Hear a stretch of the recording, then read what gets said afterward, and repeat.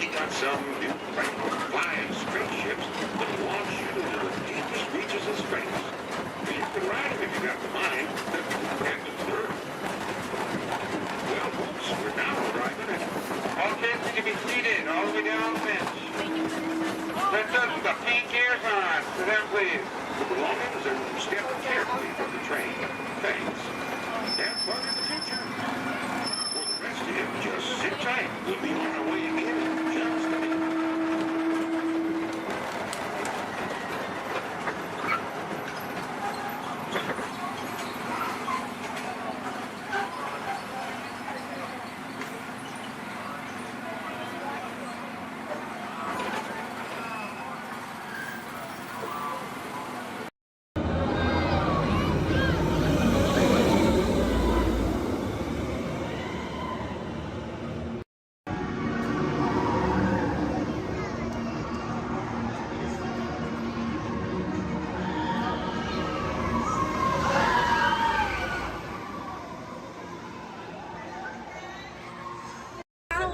That means thank you. Another word that we say here on the reserve is Twin Day, and Twin Day means let's go. Jumbo everyone, my name is Selena. I'm going to be your safari guide here today. Before we get out on the reserve, I do have a few safety reminders. Please make sure that we keep our hands, arms, feet, and legs inside the vehicle at all times so that we remain fully seated throughout our entire journey today. Now, if you take a look above your head, we have an animal spotting guide. You can use that guide to help me spot some animals out here on the reserve. I can't promise that we're going to see all of them, but I usually have some pretty good luck. Now we're going to be heading into the Little Terry Forest here first, and this area is home to animals that tend to be shy. They like to use camouflage to blend in with their environments, but we're going to see what we can find today. And I already see, looks like we're going to see that saddle-billed stork. They're high up on that left-hand side of the road there. And the saddle-billed stork gets its name after the little yellow patch that's on its beak. It's shaped like a saddle. Those birds are 5 feet tall and have a wingspan of 9 feet, about the same width of the canopy that's above your head. Now on that right-hand side there, we have the okapi. And the okapi have stripes on their legs that make them look like they're related to the zebra, but they're not. They're actually related to the giraffe. They have long, prehensile tongues that they use to grab vegetation. Their tongues are so long, they touch their eyeballs and clean their ears. As we're looping around here, you can see we have some greater kudu way up there, as well as the bongo. Now, the bongos are going to have that deep, almost penny colored coat to them, with those antlers over there, and then the greater kudu, the tan colored coat right there. Now, the bongos are known as the ghosts of the forest because of how rare they are to spot in the wild. And their antlers, they angle backwards, and that's to help them get through thick vegetation and underbrush very quickly. Now, the greater kudu that we see right there, the greater kudu are one of the tallest antelopes in Africa, or the second tallest antelope here on the reserve. They stand at 55 inches tall at their shoulder, and they can leap about 8 feet forward. Now, coming up here on the left-hand side, we're going to see the black rhino.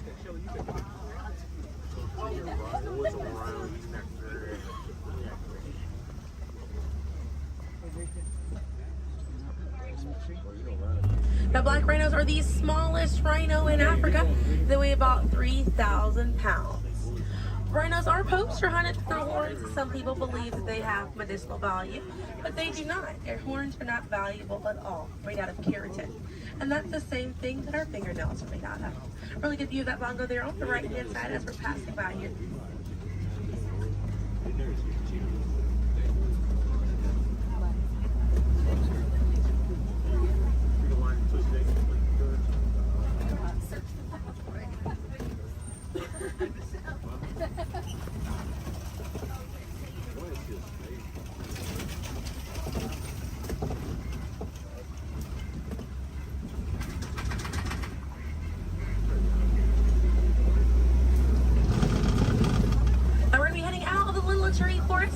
But we're going to be on our way to the Safi River, and animals in this area like to hang out in and around the water.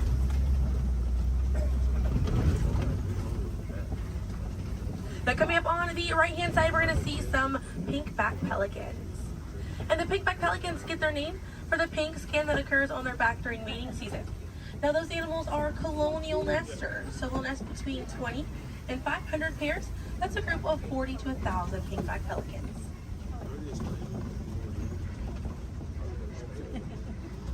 A view of the Savi River coming up on the left, and we have some Nile hippopotamuses. Now, a group of hippos is called a bloat. and they spend most of their time submerged in that water to avoid overheating, but they will come out to graze.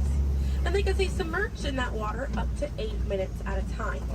And instead of swimming through the water, hippos will actually walk or run along the bottom of the riverbank, helps them glide through that water right there. One of the ways you can help out your waterways is by checking your sunscreen to see if it's reef safe. Another way is just being aware of how much water that you use and trying to conserve as much as possible.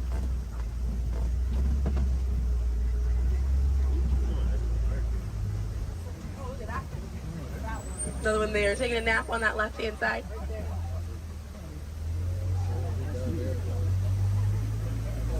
Now coming up on the left, we're going to see the Nile crocodiles.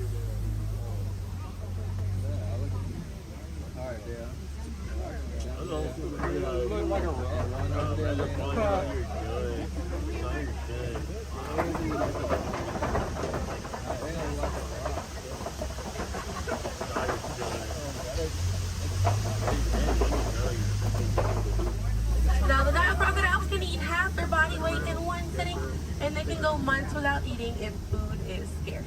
Now mother and father crocodiles are great parents, and they'll gently roll their eggs in their mouth. It softens up their shell, and it makes it easier for their babies to hatch. But we're going to be heading into the savannah now, and the savannah hosts millions of migrating animals every year. And it's home to Africa's most well-known animals, such as zebras and giraffes. I'm hoping that we'll be able to spot some today, but as we're getting out here, we have a pretty good chance to identify some animals with that animal spotting guide. We have lots of wide open spaces. Already see, looks like you can see the elands are out there. Wondering what other animals. I'm hoping it'll be a pretty busy day out there.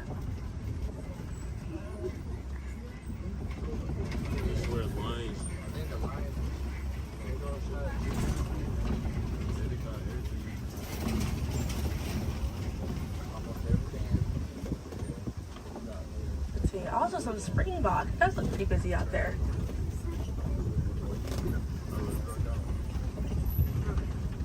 So we're still looking around here. Keep an eye on the right. They're going to be past this kind of rocky area. It's a herd of wildebeest way back there in that pathway. And the name wildebeest means wild beast in Afrikaans. And they'll travel in groups of 1.5 million, and they'll go about 500 to 1,000 miles every year. That's roughly the distance between here and New York. And during a wildebeest's great migration, they can kick up so much dust that their dust cloud can sometimes be seen from space. Now, wildebeest are very impressive animals. They're able to run about 15 minutes after they're born. But this group of trees there on the right-hand side, they're all kind of pruned underneath to the same height, and that's about as far as those giraffes can reach. Like the vegetation on these trees all around this area here. Now that's going to be the Maasai giraffe, and the Maasai giraffes have an irregular coat pattern. They don't have those clean lines around their spots like the reticulated giraffe that's on your animal spotting guide does.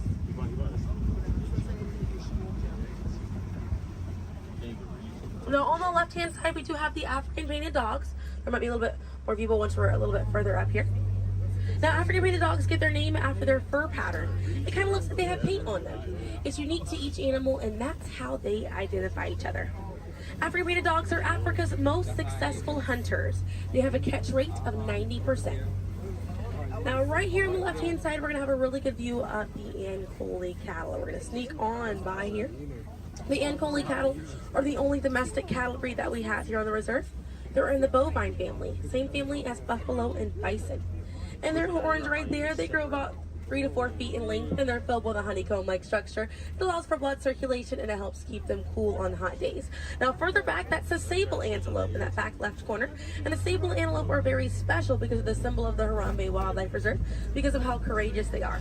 So in a choice between fight or flight, the sable antelope will choose to fight, just how we should fight to protect these animals and the environment that they live in. And their antlers are angled backwards to deter animals like lions from jumping on their backs. And we have a really good view there of that Maasai giraffe. We're going to have another pretty good view there on the right up ahead too. Maasai giraffes stand about 18 to 20 feet tall when they're adults. And when they're born around 6 feet tall. They have about a 6-foot drop the moment that they're born.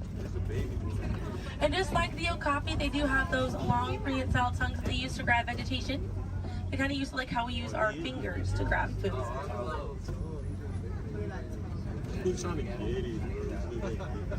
Really good view of them right there. They're actually the same number of neck bones or vertebrae in their neck as we do in ours. Theirs is just bigger.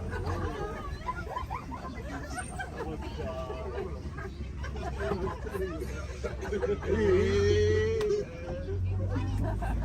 of giraffes is called a tower.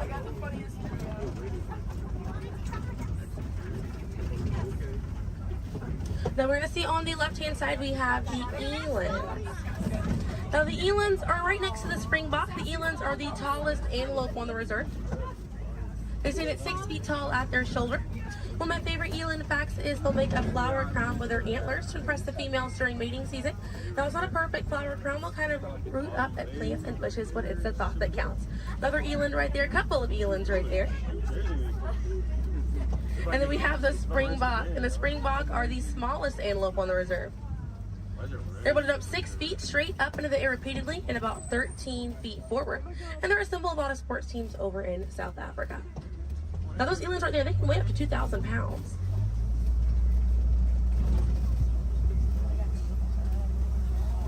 Another view of that Maasai giraffe right there.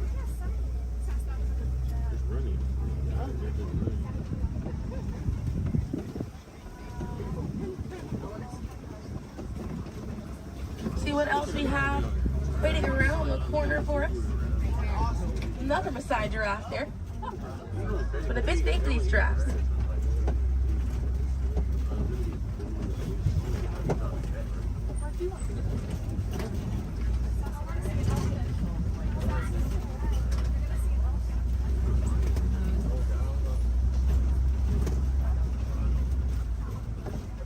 We're going to see the African elephant up here. It's going to be on the right-hand side of the truck.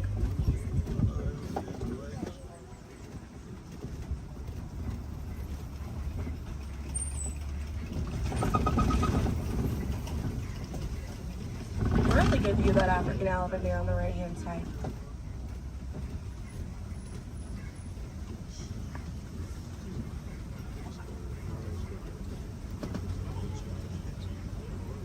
And on the left we have the mandrill. That's the male mandrill on the left. Lots to look at right here. Male mandrills weigh about 100 pounds. Females grow up to 30 pounds. And they can bare their teeth at each other as a sign of aggression, but they usually don't. They usually do it as a friendly gesture.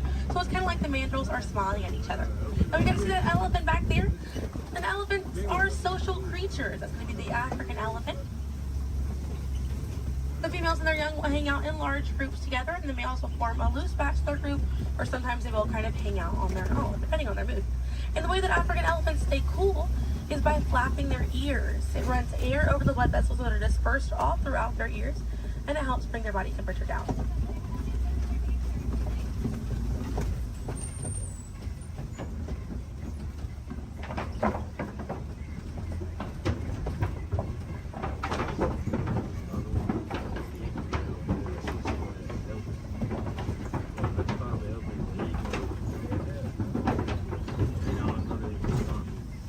We're going to be looping around this area here. We have lots of red clay on this right-hand side.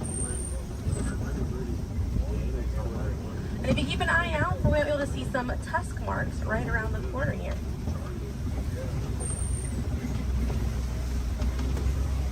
So those tusk marks on the right were caused by African elephants. And they'll scrape up against that clay and they'll eat it. More elephants there on the left-hand side. And they eat it because it contains the minerals that they need, sort of like how we take vitamins.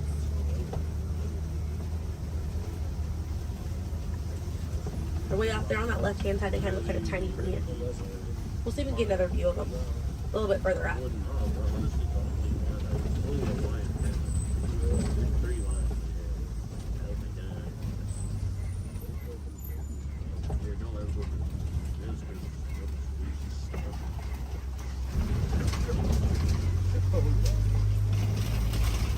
So on the right-hand side, we're going to pass by a couple of trees. There's one on the left by those elephants as well. And these trees are baobab trees. And baobab trees survive by storing water in their trunk, and they stay leafless about 9 months out of the year. Now, baobab trees have a few different nicknames. One is the upside down tree, and the other one you might be familiar with is the tree of life.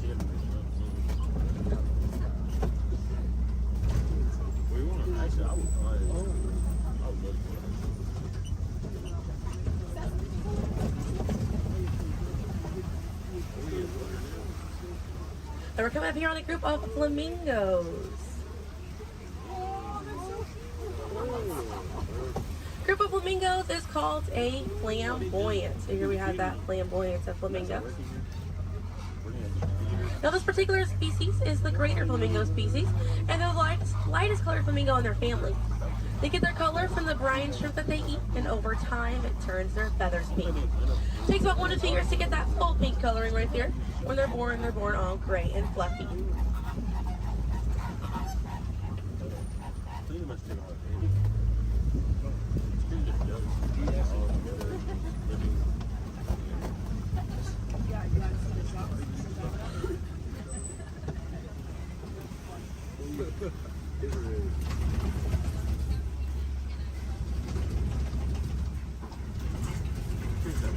We have some white rhinos right around the corner here.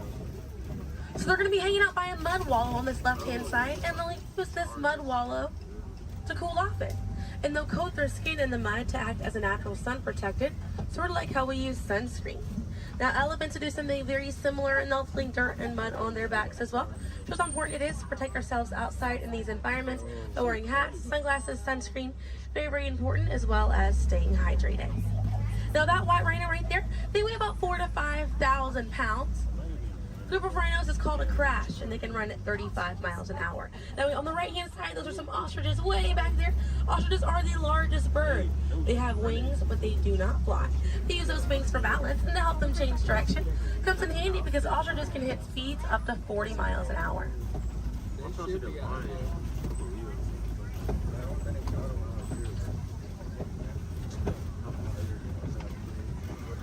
You see some cheetahs right around the bend here.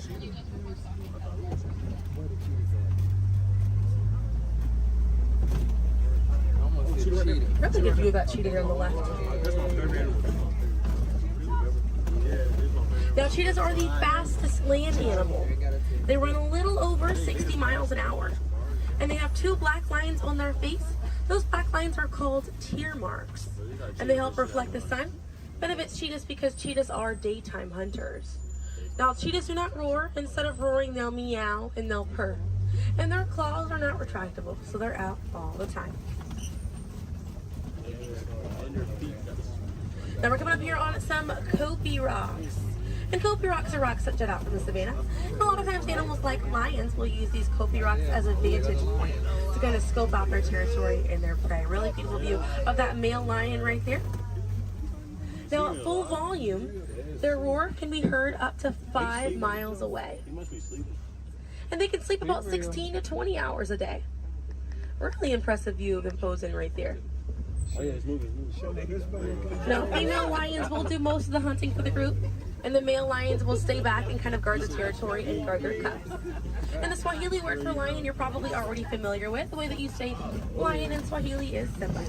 And we're going to see some more ostriches. We have some white rhinos over here too, and the lioness is there on the left. Looks like she's posing for us as well.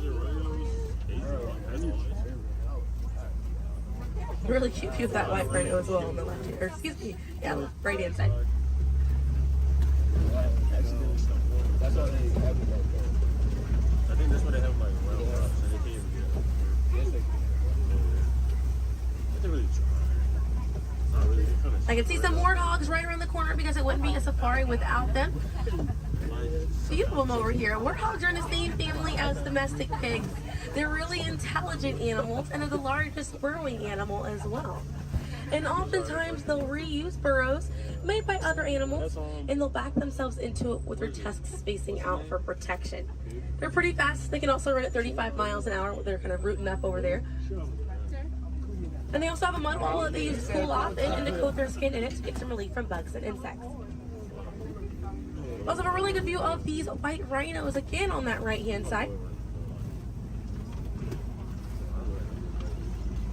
Now the white difference between a white rhino and a black rhino because they're both the same color. So the shape of their mouth.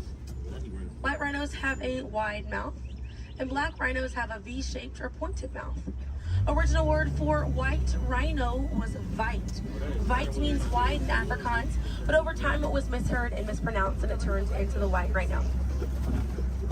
I have a few of those warthogs as we're passing by on the left-hand side, but on the right we're going to see some ostrich eggs in that tall grassy area. And each one of those eggs right there weigh 3 pounds, and it's the equivalent of 2 dozen chicken eggs. Now those shells are so strong that the average man can stand on them and they will not break.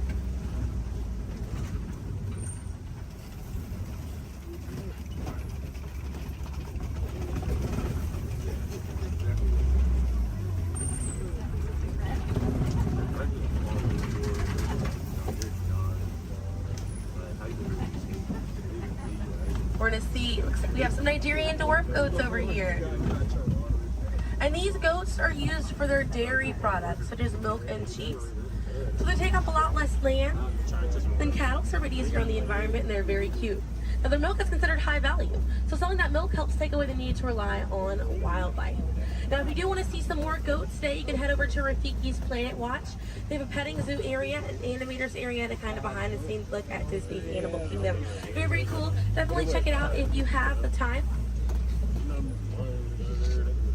They have a conservation station over there, and inside that they do have an animal hospital as well. Pretty cool. It's going to be a train right away through the Wildlife Express. Those trains are going to start running at 9:30. The last train leaves at 4:30 today.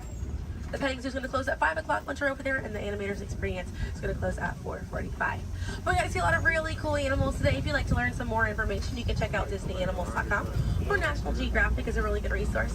Some ways to help out these animals at home include volunteering at your local nature center, or a conservation organization, or even joining a local beach or river cleanup. Some more simple ways to help out at home include turning off the water while you brush your teeth, or using reusable water bottles instead of disposable ones. Now, those small changes really add up to make a big difference. And on behalf of Kilimanjaro Safaris, my name is Selena. I'm from Pensacola, Florida, and it was an honor to be your safari guide here today. I hope that you were able to see the importance of these animals and the environment that they live in. Now here in the reserve, we don't like to say goodbye because goodbyes are far too sad and far too final. So I will leave you with the Swahili word, kwaherini. And kwaherini means to go well, with the intentions of seeing each other again one day. So kwaherini, my friends. Another word that we say here on the reserve is asante sana.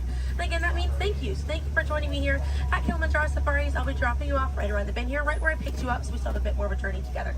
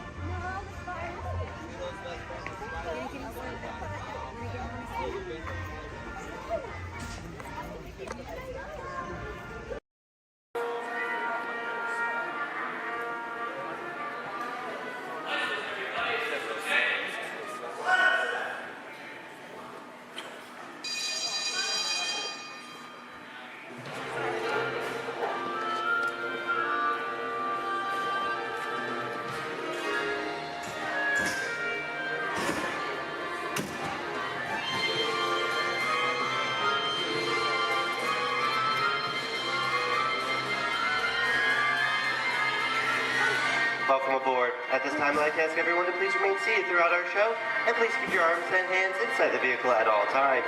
For the safety of our cast, we ask that you please refrain from the use of flash photography and external video lighting. Now that we've taken care of business, let's talk about me. My name is Patrick, and I'll be your guide on this magical journey into the movies. It's the perfect job for me because I love movies. Is everybody ready? Yeah! Great, because it's showtime. Ready when you are, CB?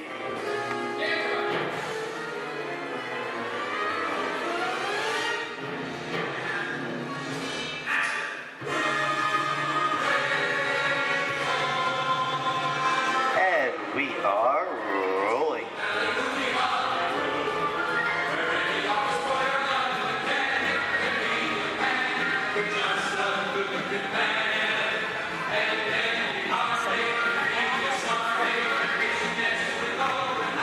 Hello everyone, and welcome to the Great Movie Ride. Once again, my name is Patrick, and I'll be taking you from this Hollywood soundstage into some of the greatest movies of all time, all on one tour. But between you and me, this is no ordinary tour, because the Great Movie Ride brings these movies to life and puts you right in the middle of the action.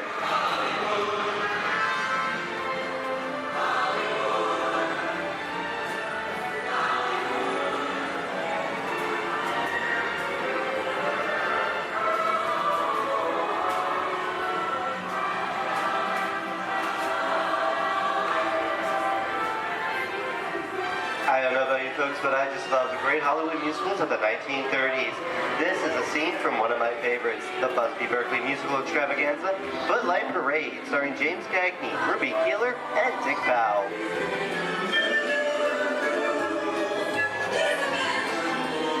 In 1952, Gene Kelly was Singing in the Rain with Debbie Reynolds and Donald O'Connor. Did you know that Gene Kelly co-directed this movie? Who can tell me what movie this is? That's right, it's Walt Disney's Academy Award-winning film from 1964, Mary Poppins, starring Julie Andrews and Dick Van Dyke. Julie Andrews won an Oscar for her portrayal of the nanny who was practically perfect in every way.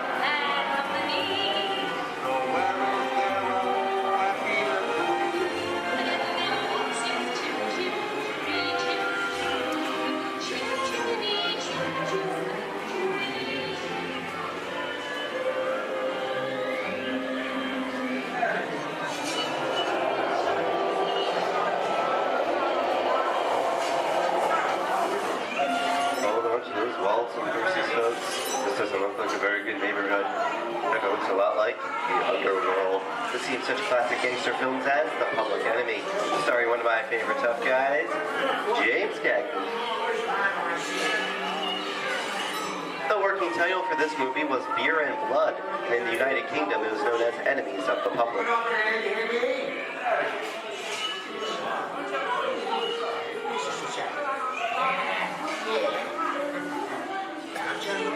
Very nice time.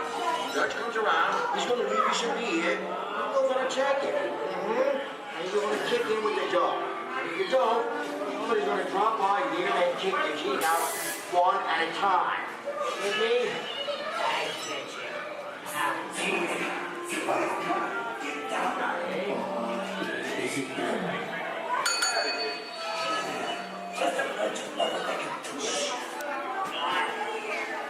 Sorry about the delay, folks, but I don't want to run a red light, even if it is just a movie. You talking to me? You talking to me? That's okay. I'm talking to the demon who's putting me out for the day. I'm talking to me. I'm about to mislead my vehicle. I say get away. Oh, okay, Muggsy, whatever you say. Hey, how'd you know my name anyway? I've seen this movie before. Oh. I've seen fancy cats like thinking out of here some patience. You make a mistake about this. Come out of here. You gotta get out of here. Look at the middle of the movie. I'm beating you, son! Here they come, boss! Get out, you grinders!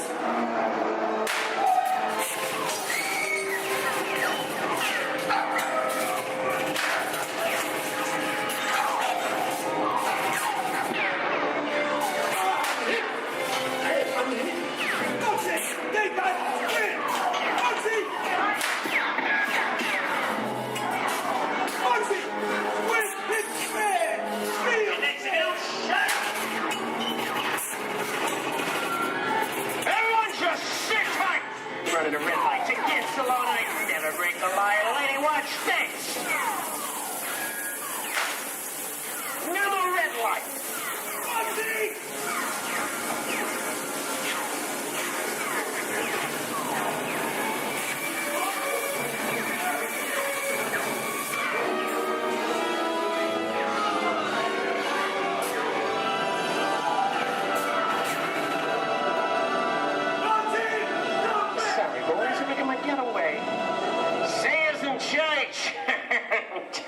What are you looking at? Everyone mind your P's and Q's, and maybe you won't get hate. What is this? Tracy? And now, the Old West, and two of Hollywood's legendary stars, Clint Eastwood and John Wayne.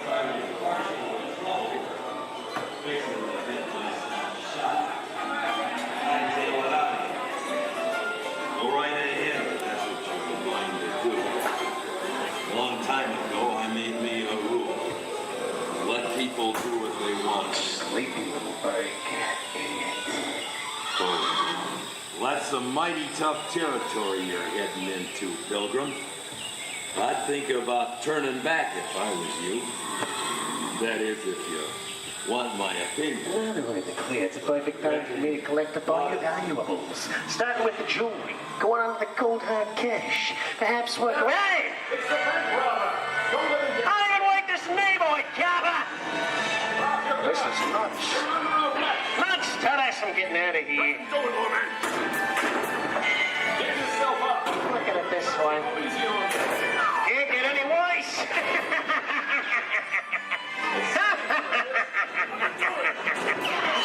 I think you're the loose.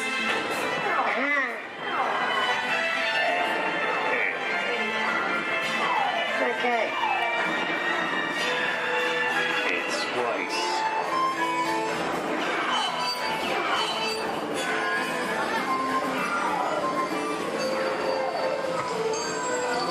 I don't know about you guys. This is kind of creepy.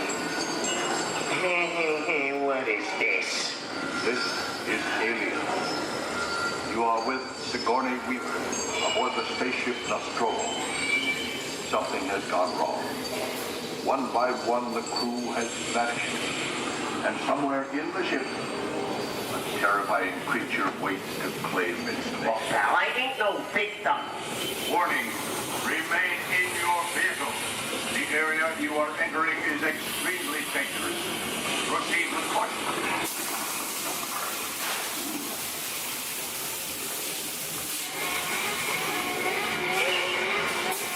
The emergency distress system is now activated. The ship will detonate in T-minus 10.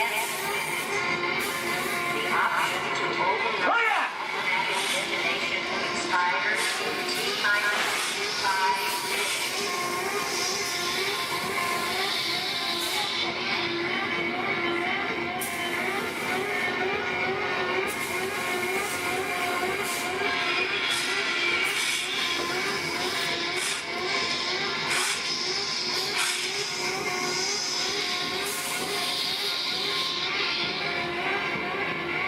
There it is again! Okay, that's enough creepy crawly things for one day, huh? Hey, stop! Wrong! Here in Raiders of the Lost Ark, amid 1,000 deadly snakes, Indiana Jones unearthed a great treasure. Will Harrison Ford escape with his discovery? And what will be your fate? Beware. Snakes. Why did they have to be snakes?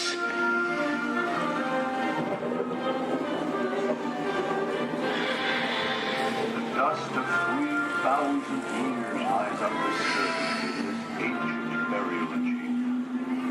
And on the chest of the great stone god, a priceless Get jewel. over that chunk of ice. Time for me to get back to work. Don't nobody move while I go get the goods. I don't think they'd notice a few extra bodies around here. Know what I mean? But the jewel is guarded by a curse.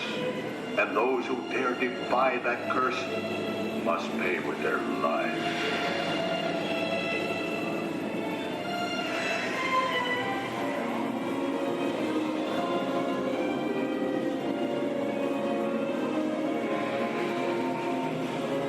Halt, unbeliever.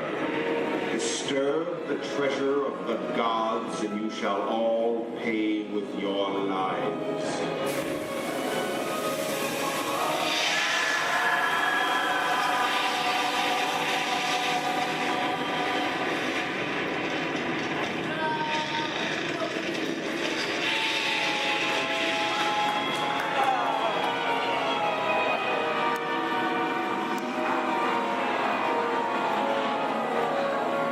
So just let's go for popcorn. Well, this just goes to show anything can happen in the movies. Now let's get on with the show.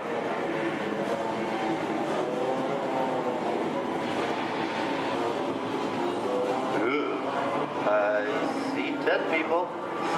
The horror movie is my all-time favorite genre.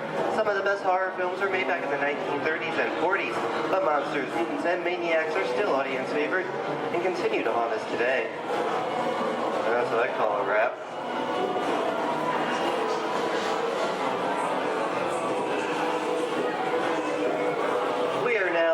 jungle home of one of the most beloved characters of all time. Now inside George's the Jungle. Actually, it's Tarzan, portrayed here by Johnny Weissmuller. Over here, we have Maureen O'Sullivan as Jane, and the lovely and talented Cheetah as herself.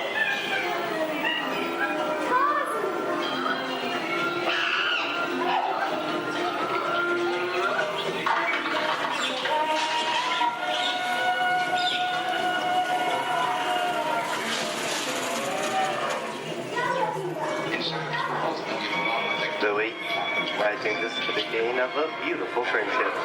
Best last line of a movie ever. Humphrey Bogart and Ingrid Bergman in the classic romance, Casablanca. Oh, Champagne. You didn't have me. You lost it until you came to Casablanca. You got it back last night.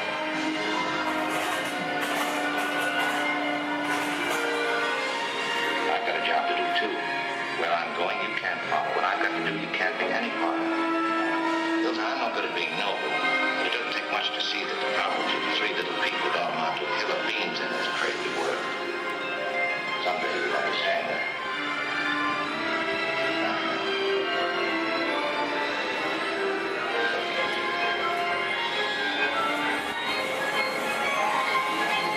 And here's one of my favorite movie stars, Mickey Mouse, in one of his greatest roles, the Sorcerer's Apprentice in Fantasia.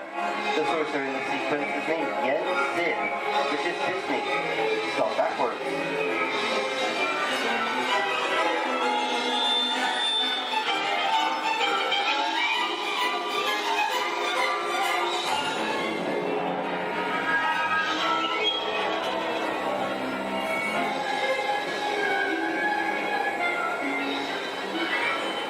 Toto, I have a feeling we're not in Kansas anymore. How often do you get to say that? I'd say we are definitely somewhere over the rainbow in one of the most beloved movies of all time.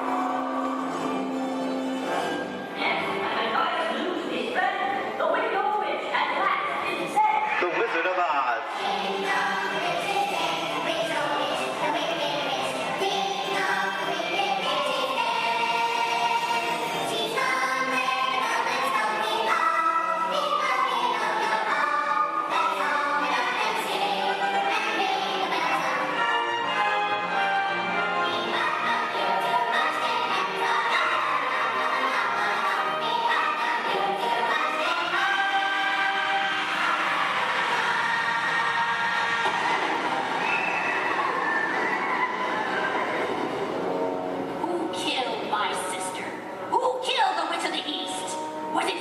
No, it was an accident. I didn't mean to kill anybody.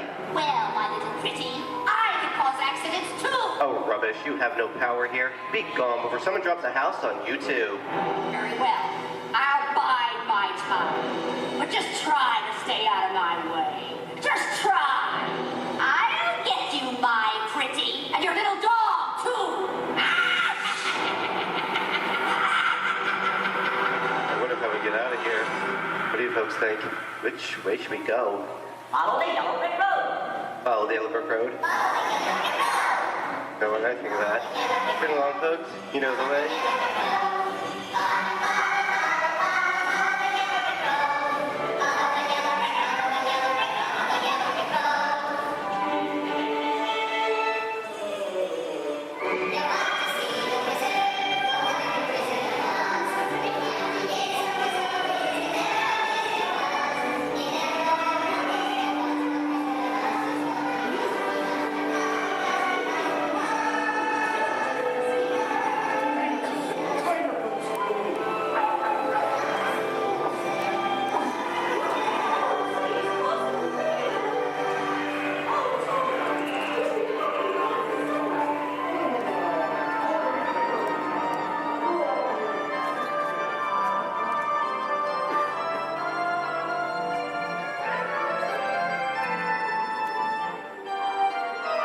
I hope you enjoyed our tour of these great moments at the movies, but we've only scratched the surface of what Hollywood has to offer. There are thousands of great movies out there just waiting for you to discover, and here are just a few of my favorites.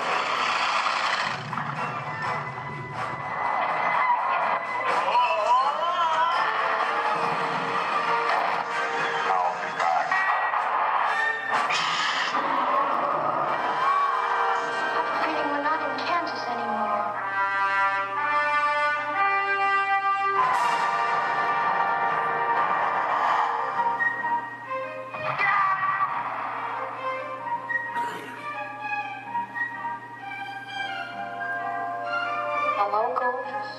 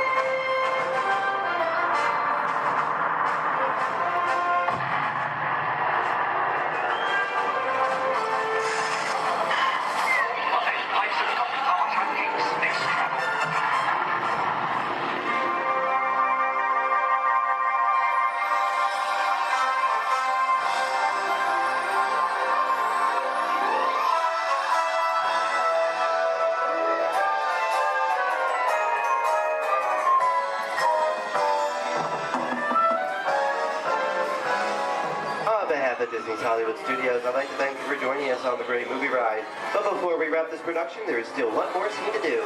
It's called The Exit. The action begins with you remain seated until we come to a complete stop.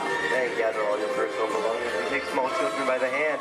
When these doors open, rush dramatically to your feet and make a grand exit directly to the rear of your vehicle.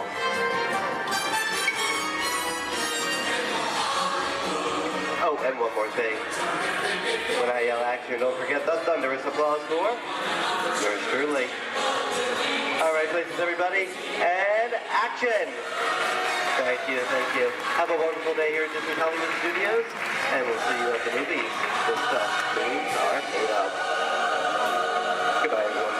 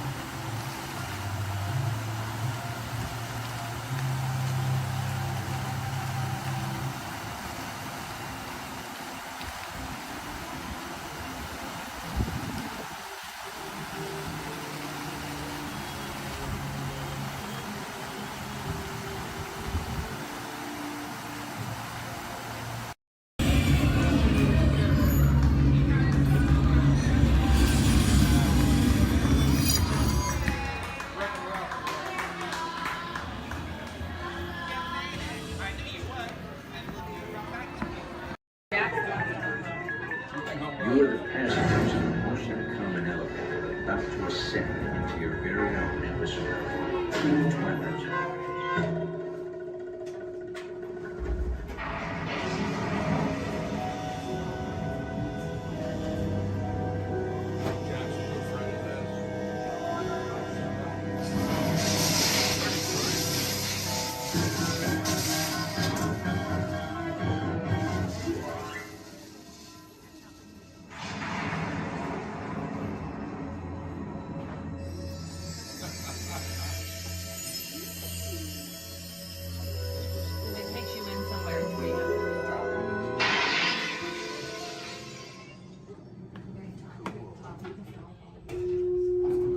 One stormy night long ago, 5 people stepped through the door of an elevator into a nightmare. That door is opening once again, this time.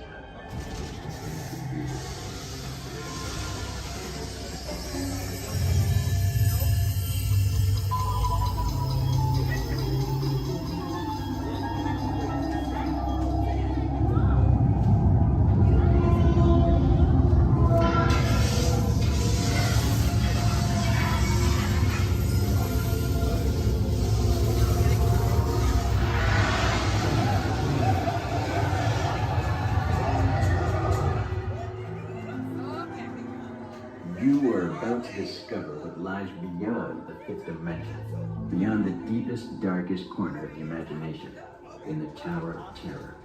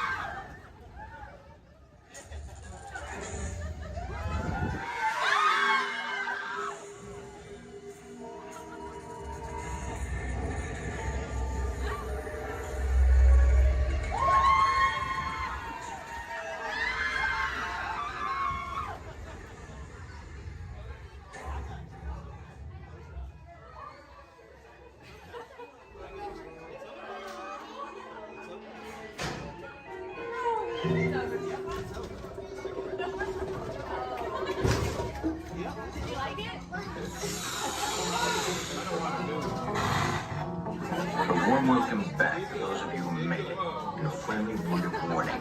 Something you won't find in any guidebook. The next time you check into a deserted hotel on the dark side of Hollywood, make sure you know just what kind of vacancy you're filling, or you may find yourself a permanent resident of the Twilight Zone.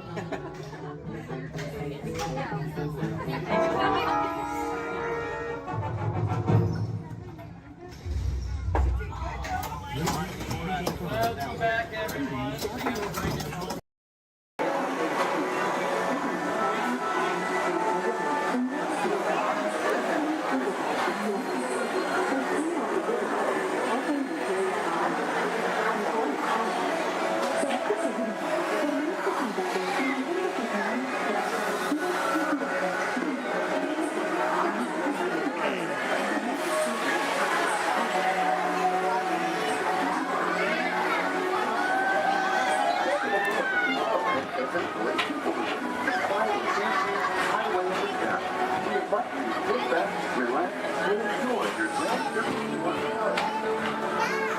Along the way, you can preview many of the exciting places you'll want to be sure to enjoy today while visiting this land of tomorrow.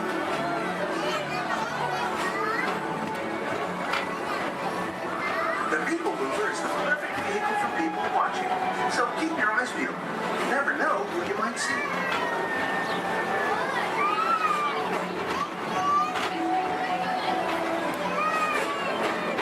Coming up, Stacy's Great Escape, where you can report your duty as a security agent for the Galactic Federation.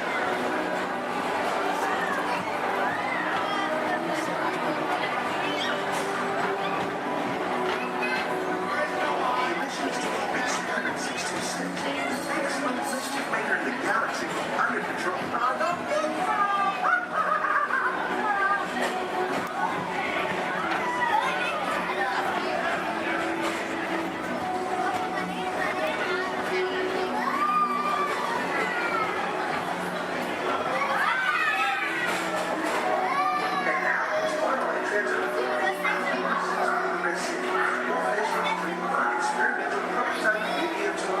Progress seems the inspiration for Epcot, and many of its forward-thinking ideas have been brought throughout Walt Disneyland.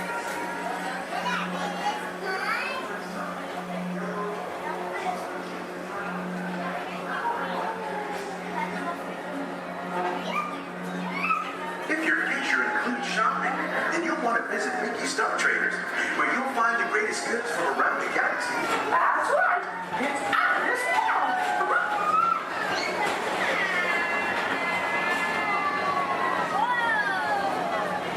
At the Disneyland Speedway, put the pedal to the metal and speed towards the checkered flag in your very own race car. Young or old, this is your chance to drive in the fast lane without worrying about getting a speeding ticket.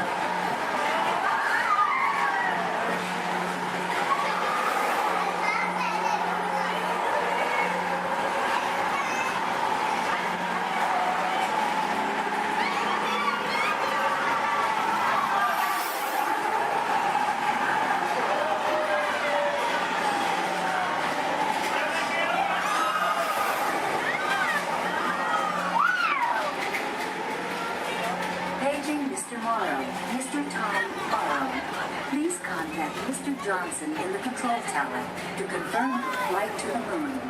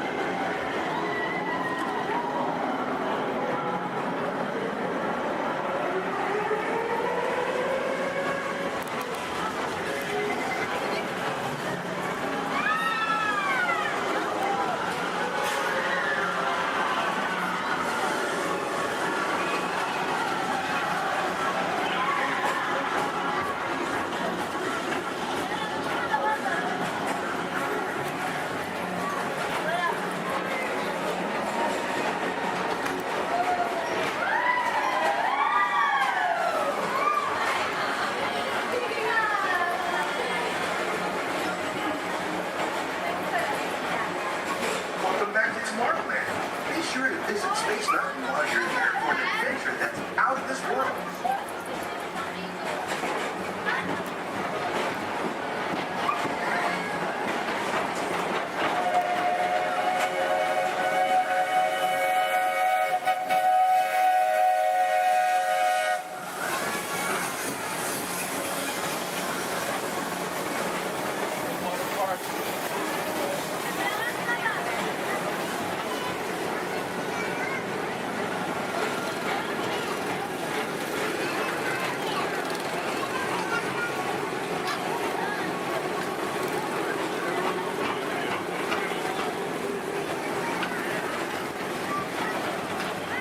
What a different high-flying adventure. Hop on board the Astro Orbiter. Pilot your own spacecraft as you take a spin around the planet and ascend to otherworldly heights.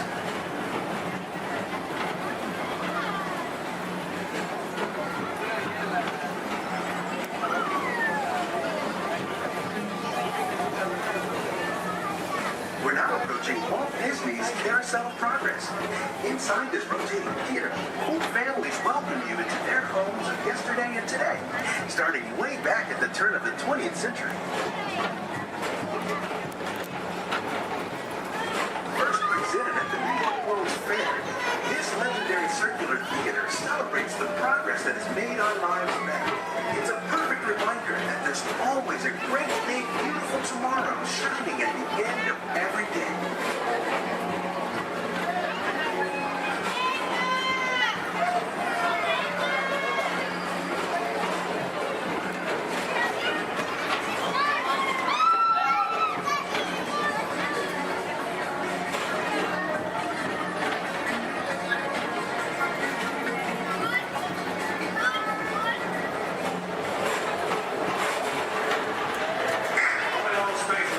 This is Buzz Lightyear, reporting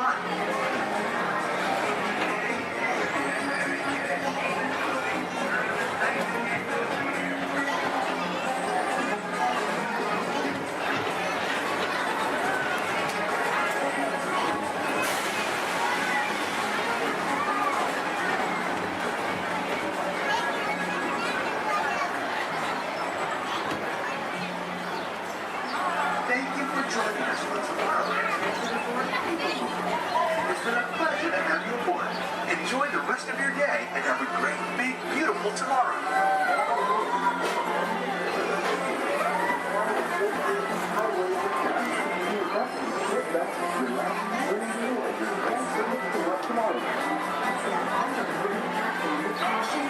Exit by stepping away from the car.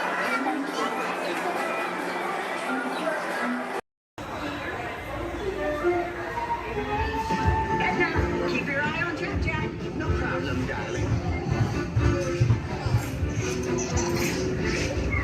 And the baby is gone. Edna? Dash, go get him. Edna, get started. Hold on. 5, 4, 3, 2, 1, go!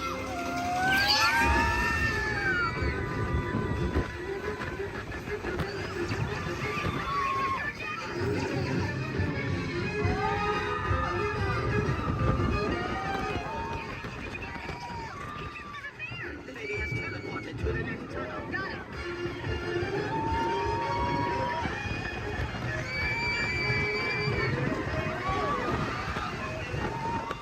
Hey, sweetie, come to mommy. No, don't go, Cooey. Oh, Jack, Jack.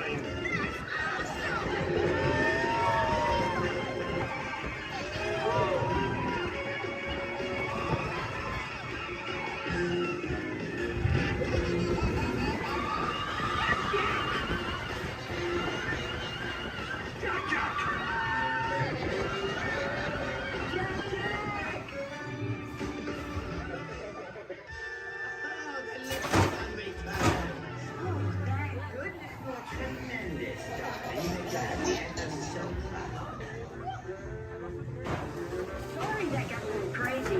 Babies can be unpredictable. Yeah, Mom. Super babies. Please remain seated until the coaster comes to a complete stop. Remember to gather your belongings. And safely exit your vehicle. Have an incredible day.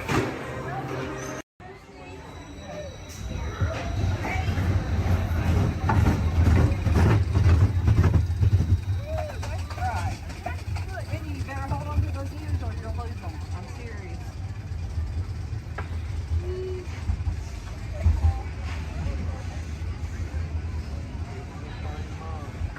Probably ears laying down there.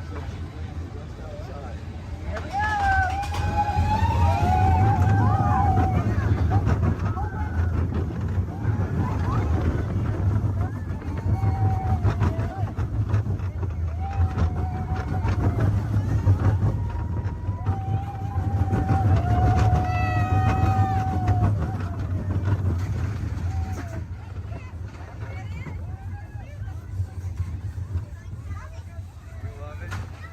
I don't know that I understand for that. I bet you we need to come for 6:30. Now what? You see all the ears laying down there? The bunch. The big Some cute ones, too. Donut ears. I see Minnie Mouse ones. Donut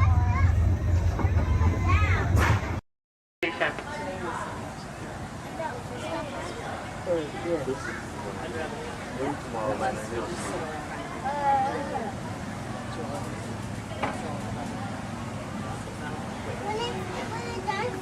Maybe we're two rides.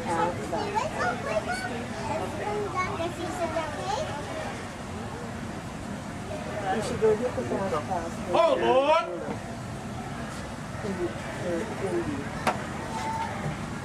Because they're all right there.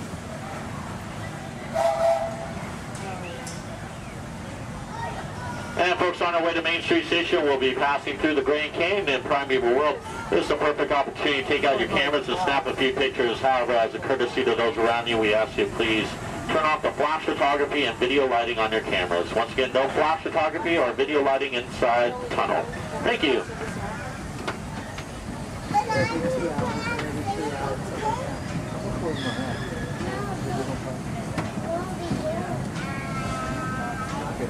To those joining us, welcome aboard.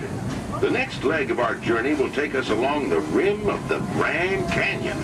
It's a mighty long drop to the canyon floor, so for your safety, stay seated with your hands, arms, feet, and legs inside the train.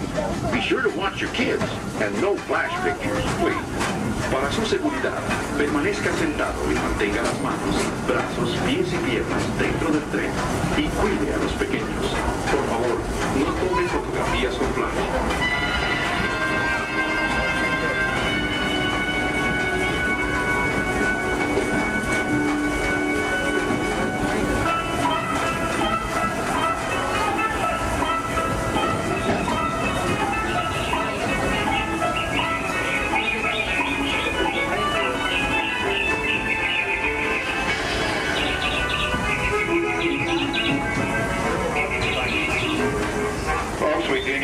To please remain seated at all times. Thank you.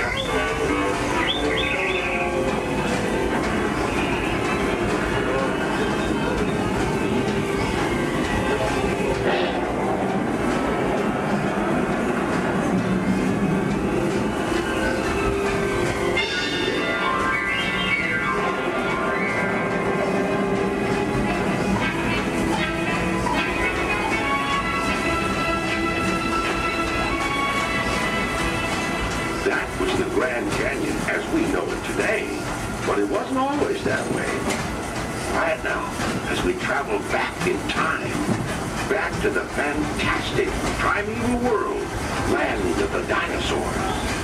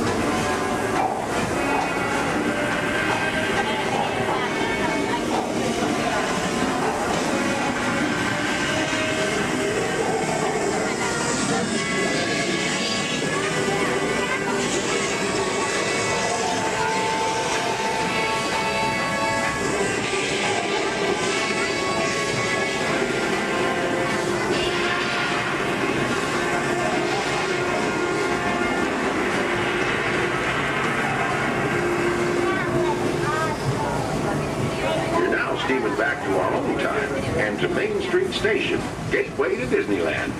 If you'll be leaving us here, stay in your seat till we come to a full stop. And remember to gather all your personal belongings, including the young'uns if you got any, and step carefully from the train. I'd especially like to thank those of you who've been with me for the Grand Circle Tour of Disneyland. We surely hope you enjoyed your travels with us and that you'll come back and see us again real soon. For those of you traveling on, we'll be on our way again in just a few minutes. This is Main Street Station, Main Street, USA.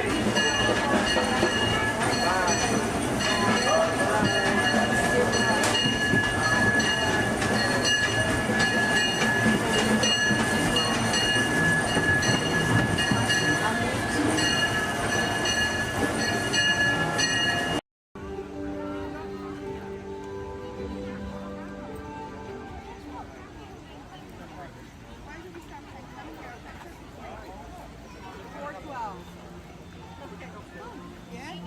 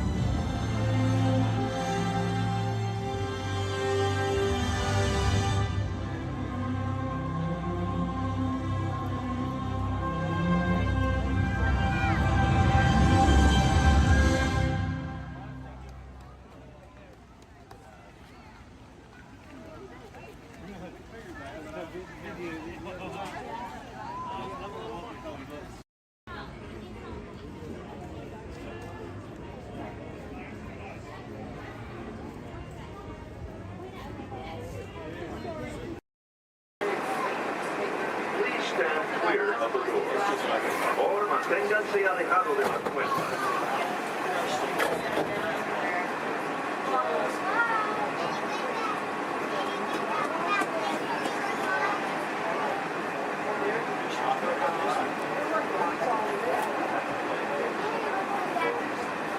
Welcome aboard the Walt Disney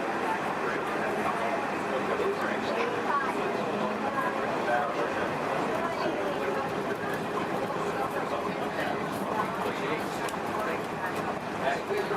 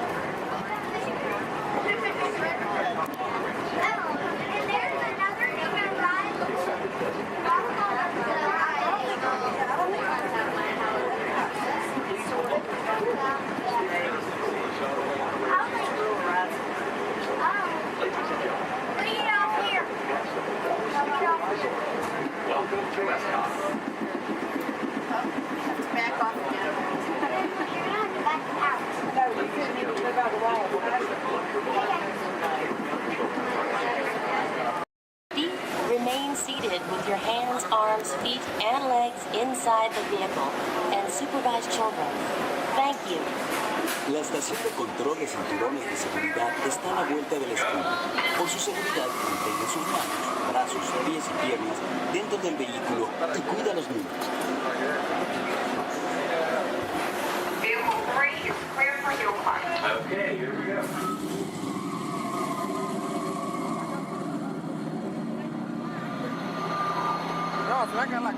The torque and transmission load data are looking good. Great. Let's proceed to the rough road tests. You got it.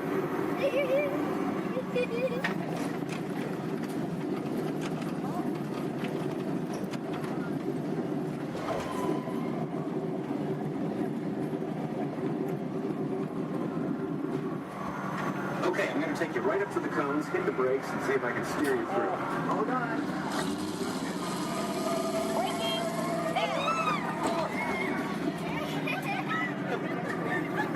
Okay, we're back on track. Let's do that other sequence. Okay, let's try it again, this time with the anti-lock brakes. ABS reactive. Braking! All right, that's the way it ought to be. You see how ABS lets you keep control of the vehicle while braking?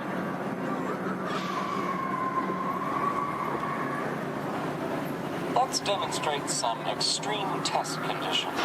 Okay.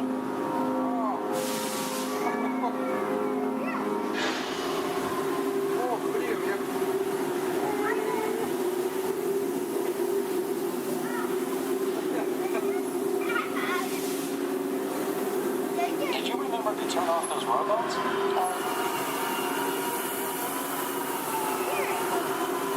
Clear for track course A. All right, let's pick up the pace. Increasing speed. 10%.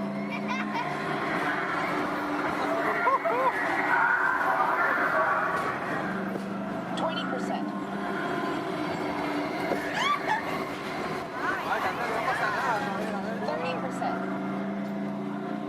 Are you seeing an increase in lateral forces? Sure am.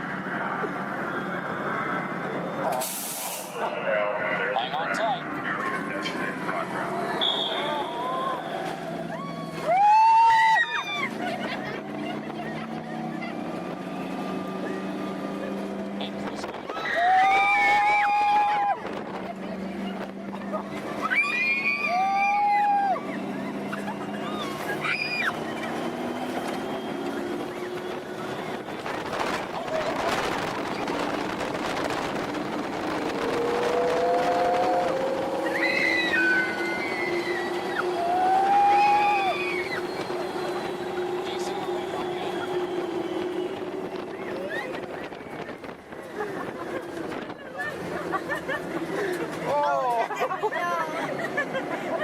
feo, eso terminó. Ah, no terminó. As long as they're viewing, let's grab a thermal image. Will do. Camera's on. Qué ocupado, sigue. Looks like all test parameters. Well, all right. That completes our test schedule. Let's download the data. Hey, thanks for being such a great test crew. Come back and ride anytime. Bye now.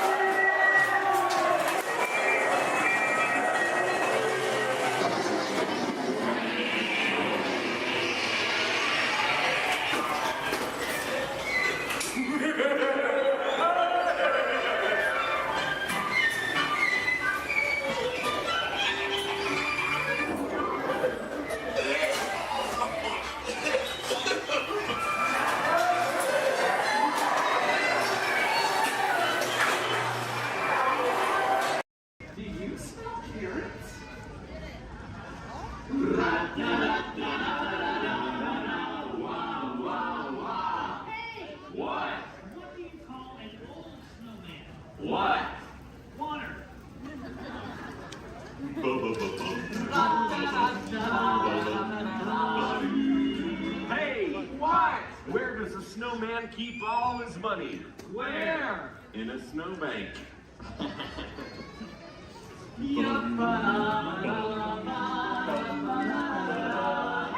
What? Who's the snowman's favorite relative? Who? His Antarctica. You to walk and get that movie star treatment, there you go. That you know you deserve, and you know what, you might look and see. And see. This could be the start of something wonderful.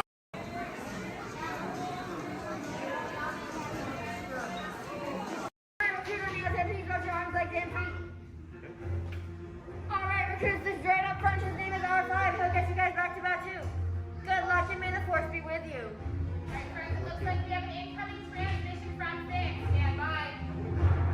Okay, take this corridor to the turbo lift, then head down to the escape pod base. Those droids are programmed to return you to Batu. Hurry and don't get caught. Lieutenant Beck will guide you. Recruits, for your safety, stay seated with seatbelts securely fastened. Keep hands, arms, feet, and legs inside the transport and supervise your children. Tell them it's a prisoner transfer. Did it work? Good. Now get a move on. There's a clear path to the turbo lifts at the end of the hallway. Turn right. Probe droid. Your You're lucky it didn't spot you. Take those turbo lifts and stay out of trouble. Hey, you're not authorized. Wait, those are the prisoners.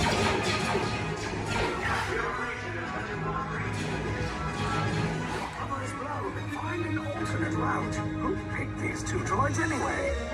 Detention blockage. Prisoners not seen and then there they are. Fire!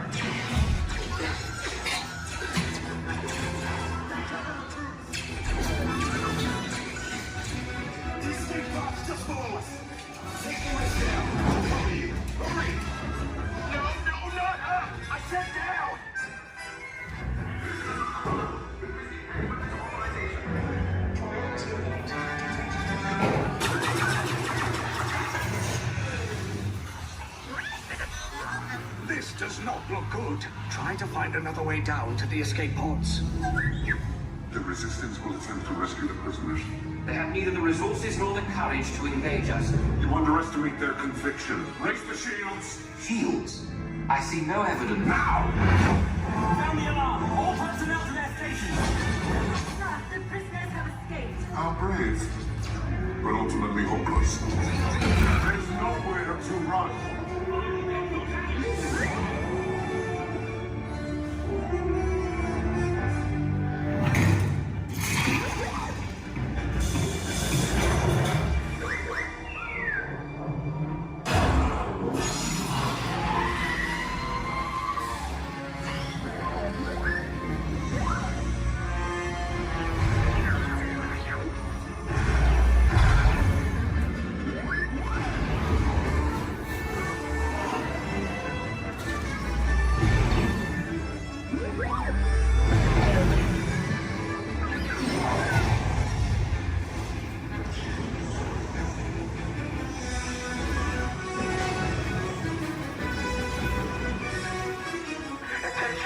Resistance personnel, abandon ship. I repeat, abandon ship. This destroyer's about. There's no escape. You will tell me the location of the secret base, and then I will destroy you and the Resistance.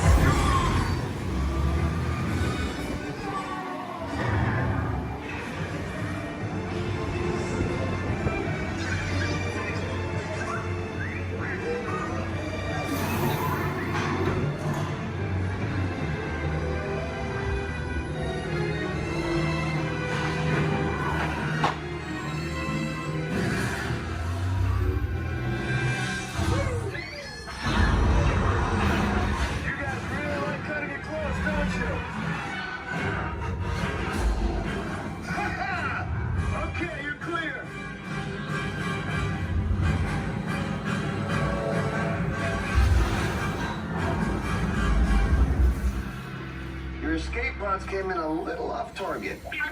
Ground crews will meet you outside the wreck. All right, nice job, recruits. Not what you signed on for, but hey, you're Resistance now. I think I have that authority. Right, Beck? Where's the lieutenant? I need eyes on Beck. Rhino, scan for his pod people. 4 escape pods down in Sector 4. Verification pending. Lieutenant Beck here. Beck! You're alive! I should hope so. Great job, recruits. Thanks to your heroism, the location of the Resistance base is secure. Bravo!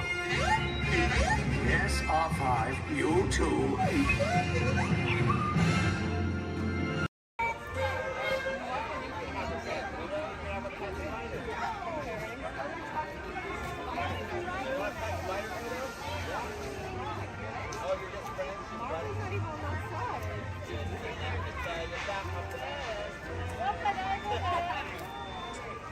No, the spiders.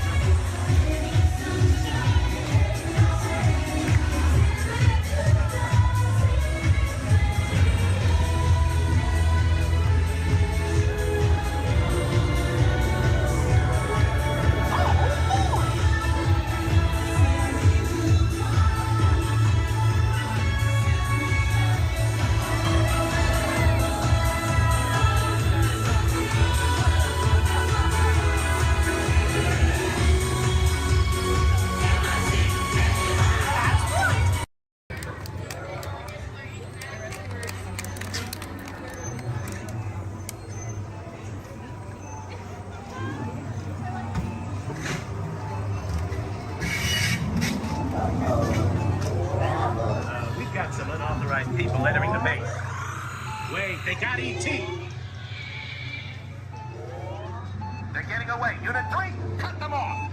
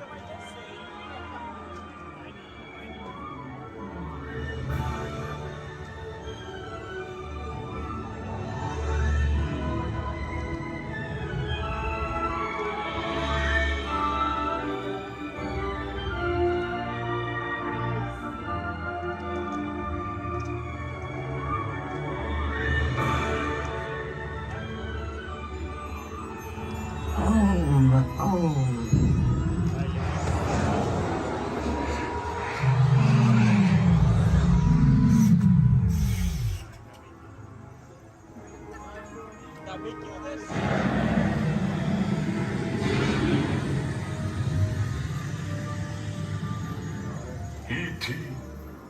Go to Dickley. Hurry.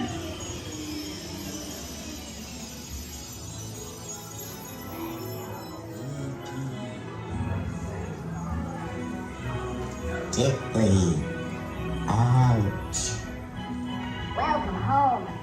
You deserve Orb dog. Welcome home.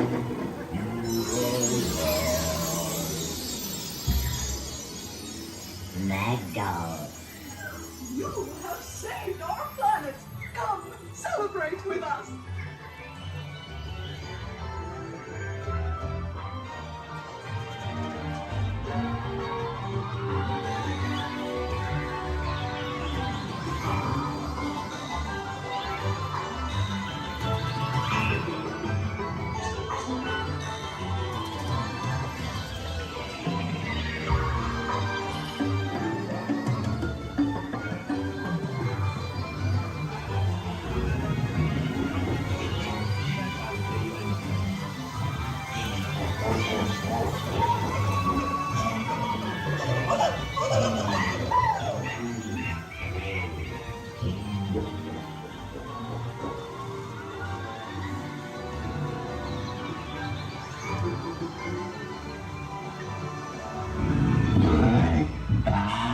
Naruto, Riley, Clan, Luffy, Key, Tara, Brandon, Amanda.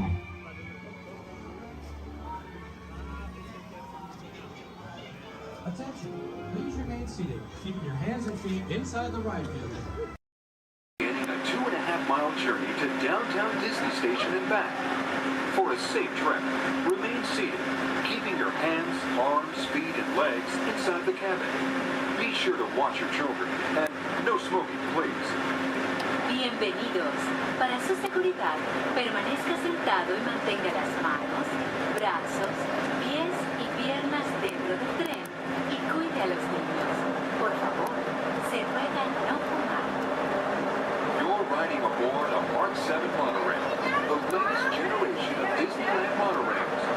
When Walt Disney introduced this attraction in 1939, it was the first daily operating monorail system in the Western Hemisphere.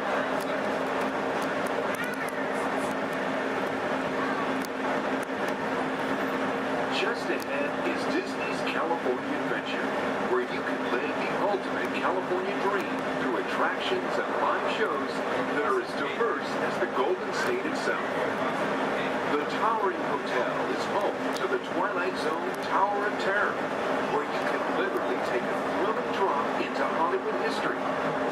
The bear-shaped rock formation is part of the Grizzly Peak Record recreation area, a haven for outdoor adventures.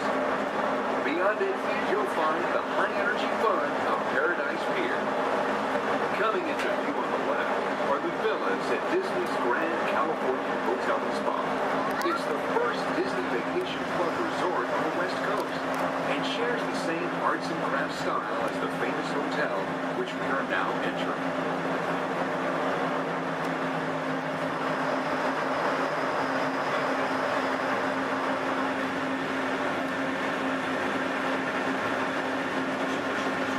Now arriving at Downtown Disney Station, gateway to the Downtown Disney District and the Disneyland Resort Hotels. If you will be leaving us here and returning later today, please hold on to your park ticket and have your hand stamped as you leave the station. You may reboard the monorail for a return trip to Tomorrowland up until 1/2 hour prior to Disneyland closing. Please remain seated until the monorail comes to a complete stop and the doors have opened. Then, gather your belongings, lower your head, watch your step, and exit to the left of the monorail. Thanks for traveling with us today, and we hope you enjoy your visit to the Disneyland Resort. For those of you continuing with us, we'll begin our return trip to Tomorrowland in just a few minutes. Thank you.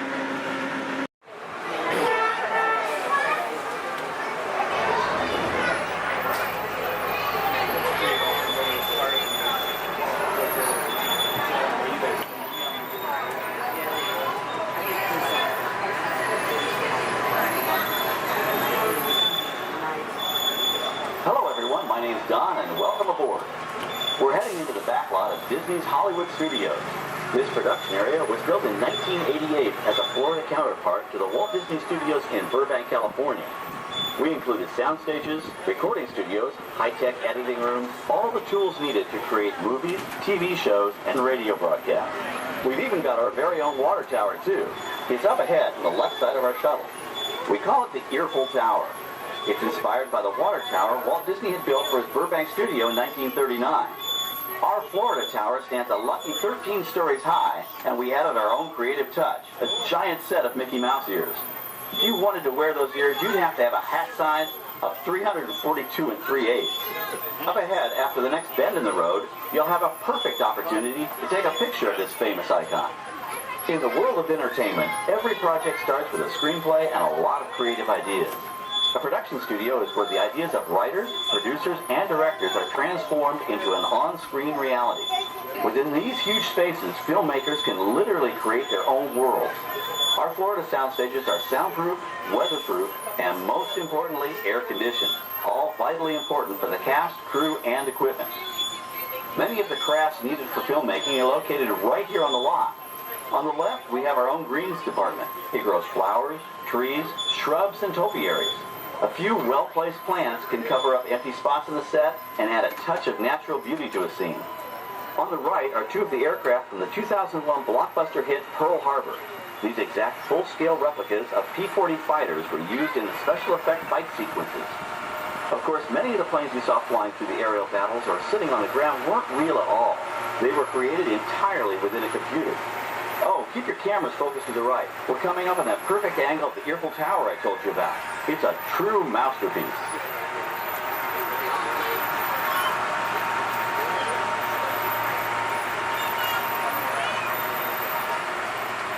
We're entering one of our most glamorous and colorful departments, creative costuming.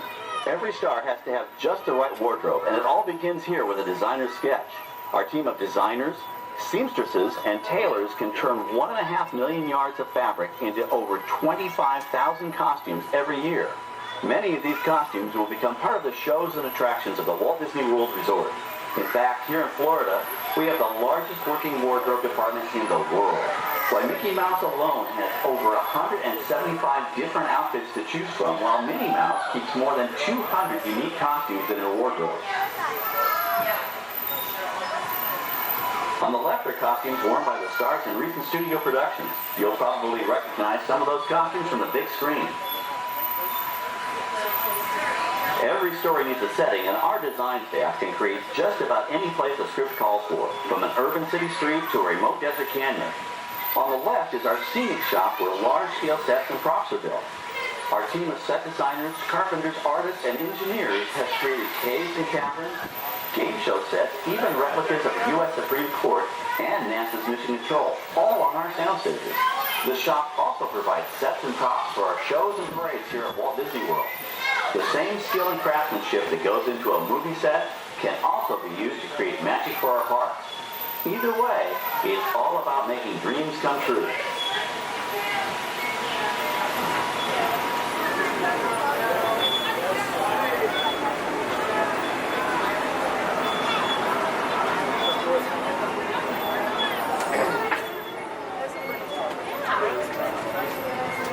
Now we're entering a zone we call the Boneyard. It's an outdoor storage area for oversized props and vehicles. Cars, trucks, boats, planes, we often save these props in case we need them for future productions. In this backlot collection, you may find real working vehicles, non-working mock-ups, and even large-scale miniatures used in special effects shots. Large-scale models create a more convincing illusion on camera. We even place small cutout passengers in the windows of the plane.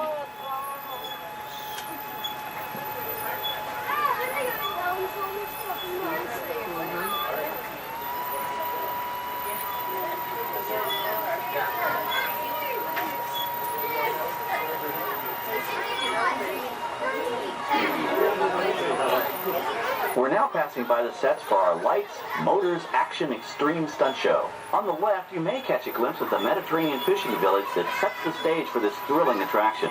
We'll get a closer look at it soon, but for now, we're approaching one of the largest standing sets on our back lot. It's over on the right. It may not look like much from this angle, but it's pretty spectacular on the other side.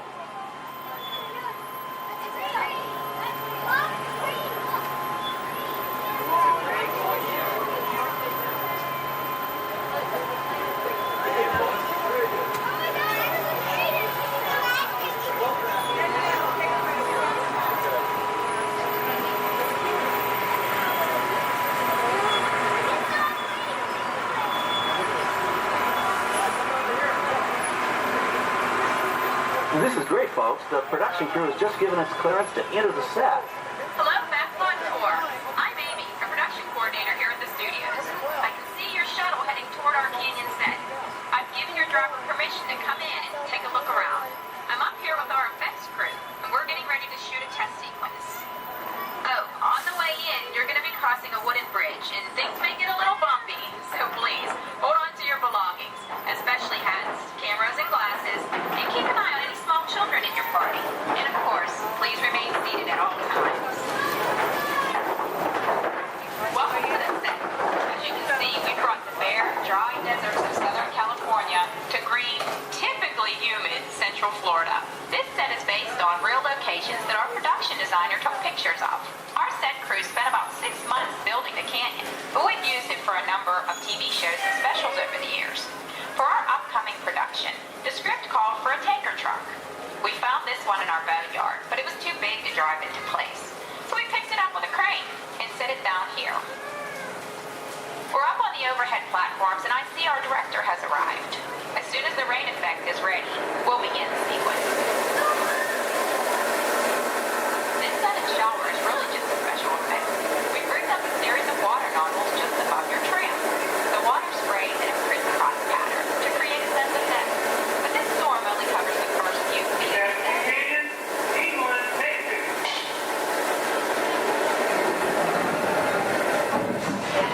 Okay, it's showtime.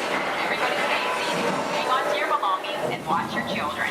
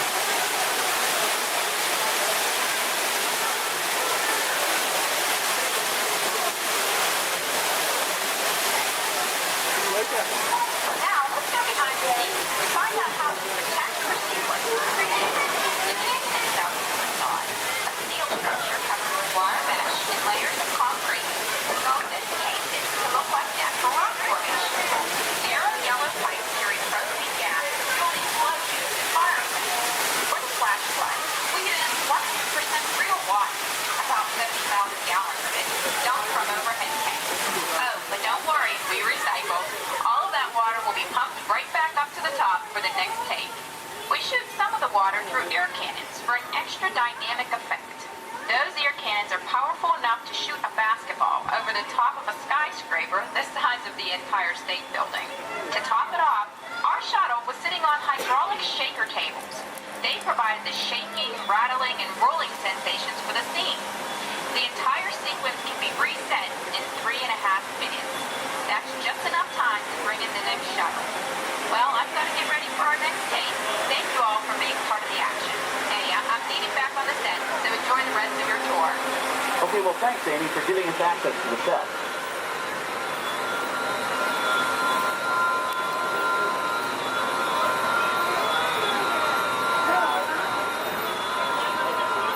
On the right, we have an authentic piece of Disney history. That Gulfstream 1 was known at airports across the country as November 234 Mickey Mouse, but we just call it the Mouse. In 1964, Walt Disney and his hand-picked team used this plane to scout locations for what he called the Florida Project. Soon, they secretly began purchasing thousands of acres of land, which became the Walt Disney World Resort in 1971. During the creation of the resort and later Epcot, the Mouse shuttled studio executives and Imagineers between Burbank and Orlando, making it the most used executive aircraft in the country. Appropriately, the Mouse retired here in 1992. As Walt used to say, it was all started by a mouse. In this case, the 234 Mickey Mouse. On our right, we once again sweep past the magnificent Mediterranean village of our lights, motors, action extreme stunt show. This high-octane attraction is based on the hit show from the Walt Disney Studios Park in France. In this action-packed production, you'll feel like you're right there on the set during the filming of a spy thriller, complete with custom-built cars, motorcycles, even jet skis. You'll experience the split-second timing, coordinated driving, and fiery special effects that make action movies a real blast.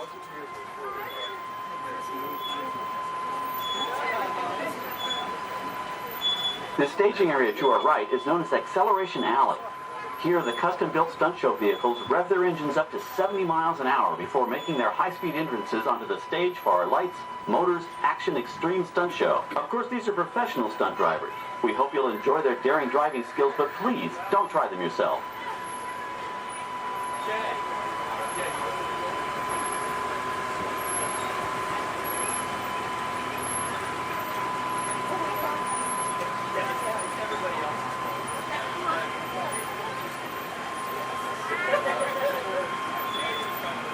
On the left, we've reached our second boneyard with more historic props and vehicles. When we reuse older props in a new production, they're often refitted with custom parts and given a whole new color scheme. You might not even recognize them the next time you see them on screen. For instance, coming up is our friend Herbie the Love Bug. He went through a special demolition derby makeover. Those dents and dings were added on purpose, but he can be polished up as good as new for his next starring role.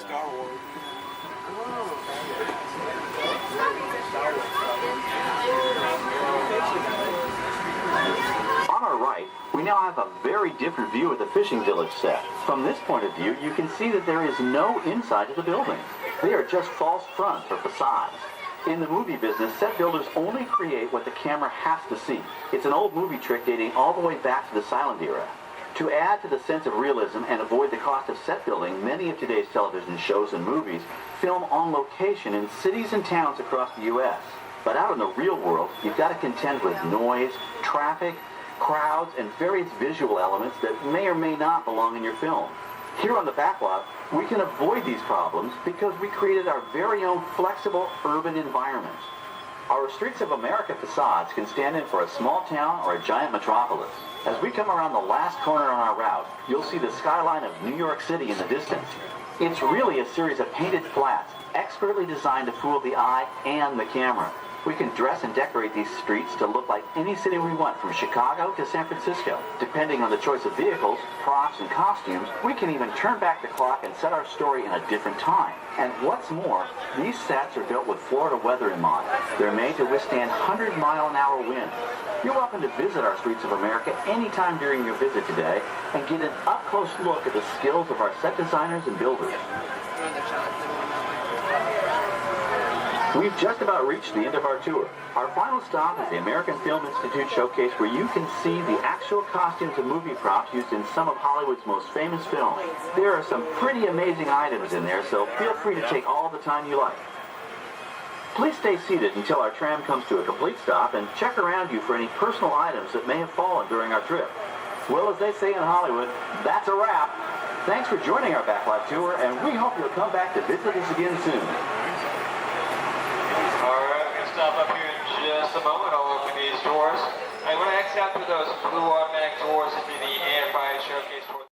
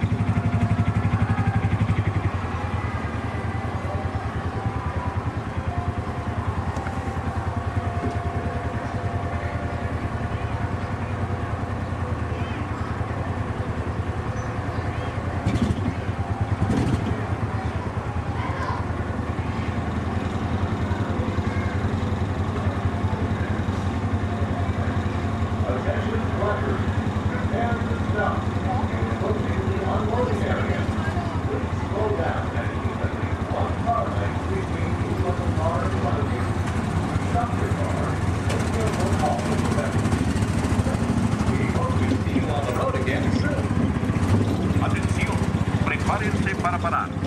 Se están acercando a la zona de...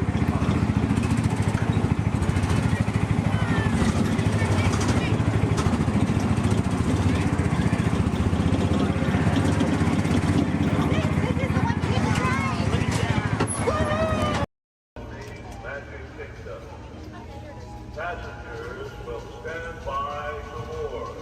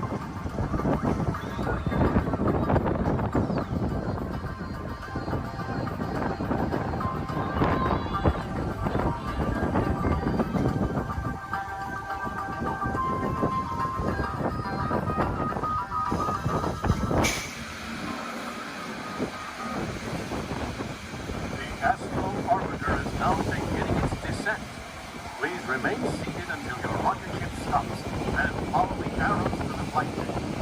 Welcome back, pilots. Travelers, for your safety, please remain seated until your rocket comes to that full and complete stop. Gather all your belongings.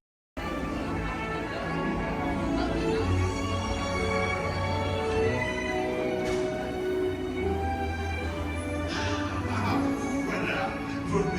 Venez. Suivez-moi.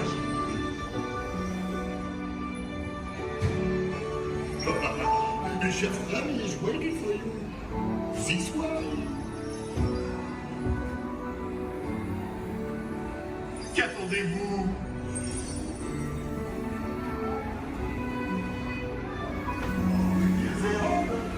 Des invités pour le dîner? Yes, but here. Vous n'aurez pas idée. Concovin? Non. Simple, oui. Too simple. Voilà. Mais oui, that's it.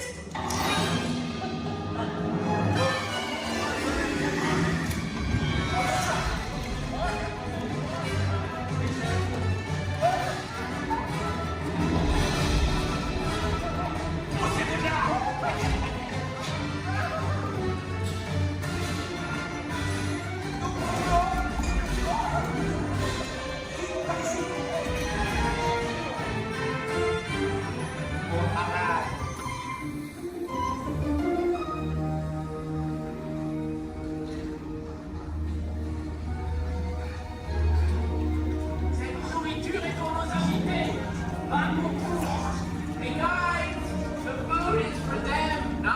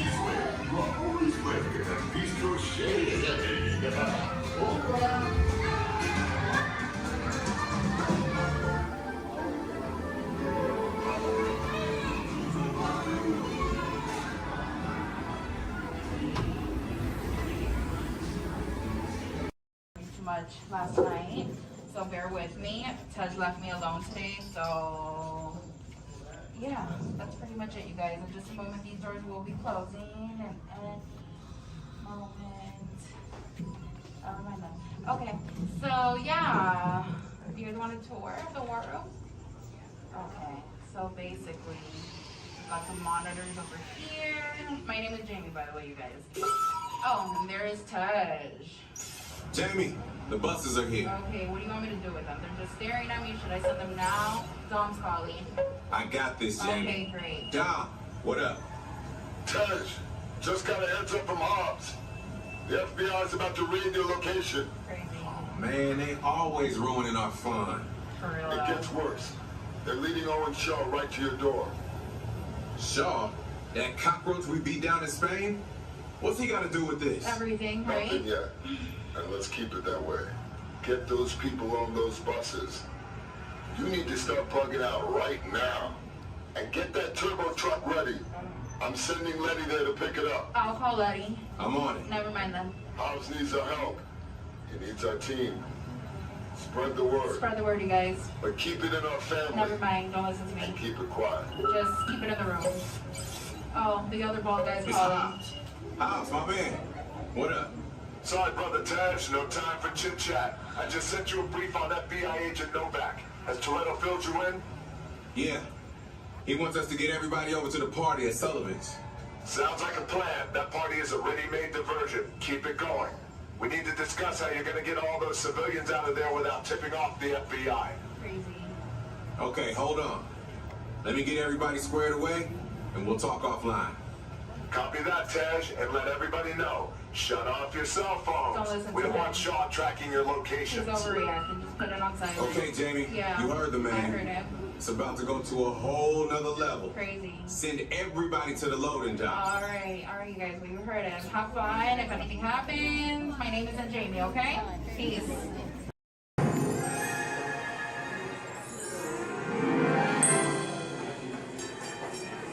Ready? What card is that? Okay, keep your eye on it. Wait. Please. Blow on it.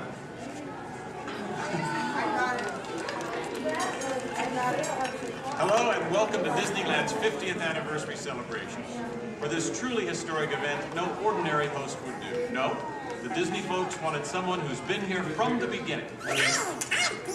They wanted a household name. A name that means family entertainment. Donald, calm down. You're just too animated. I'm referring, of course, to me, Steve Martin. Oh, really? Well, I don't remember him calling that show the Donald Duck Club. Now just waddle along. As I was saying, the Disney folks came to me because I began my career right here at the Magic Shop at Disneyland. That's me, Disneyland class of 1960. Magician, prestidigitator, and seller of fake vomit.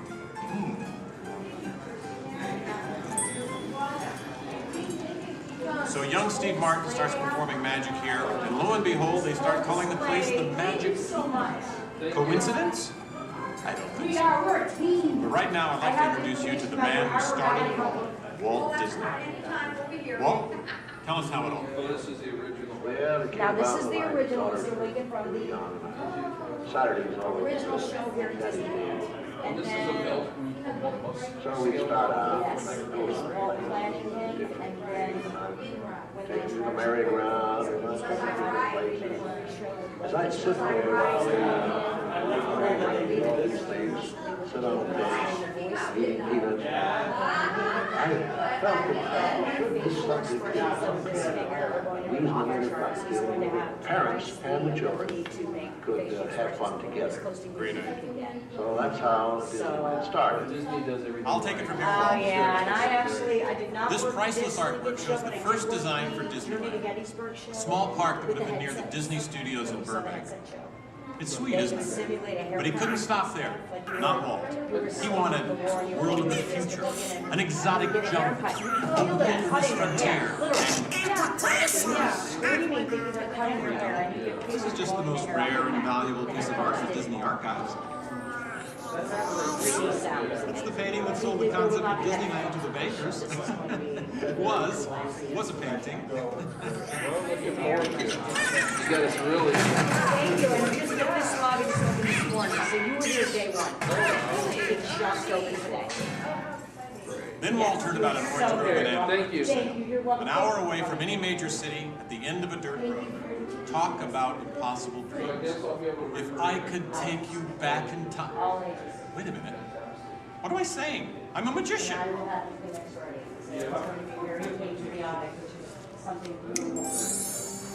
Here is the actual orange grove 1 year from opening. And that's actually Walt Disney in the actual orange grove. Let's listen in on his top secret plans. 1, 2, 3. Aha! Some sort of code. I get it. Walt also had a code for all the trees on the property. Red ribbons for the big trees he wanted to save for Disneyland, and green ribbons for the ones he wanted removed. But, as fate would have it, the bulldozer driver was colorblind! Oops. So, Disneyland, less than a year from opening. No one, in their wildest imagination, could ever build an entire theme park here in just 1 year. Yeah, I'll show ya. Watch this, Budget Boy. That kind of sound. Keep going, boys. Faster, faster. That's it, good. That's it, good. Opening day. Take it away, Walt. Walt, come to this happy place. Welcome. Walt's dream had finally come true. And to celebrate, ABC organized the biggest live telecast in history. Some of the most famous stars in Hollywood showed up, including host Art Linkletter. Frank Sinatra. Hello, Franco. Who's driving? Sammy Davis Jr. Hello, Sammy.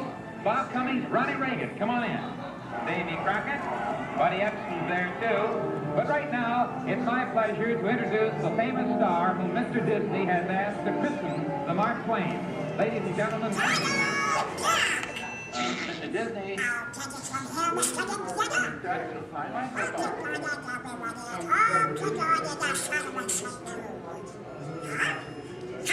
what's the big idea? I'm translating.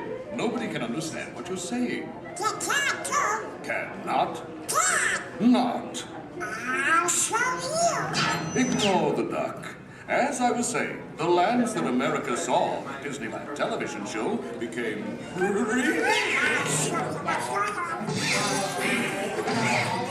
Now, where was I? Oh, yeah. On opening day, we had Frontierland, Tomorrowland, Fantasyland, and Adventureland. It was a perfect day. Oh, really? I wouldn't say perfect. It was 100 degrees in the shade, and the freshly poured asphalt was still wet. 11,000 people were invited, but 28,000 showed up. Newspapers predicted the worst for Walt and his park, and only 90 days later, 1 millionth guest walked through the gate. Disneyland not only survived, it thrived. First grade one was with Mr. Nathan Show, and then we had another show in 2008 that was called The Journey. We've been down since 2005, where we've been singing for the Steve Martin Show. This is honoring Disneyland's 50th year. So this film is what's left. It's today.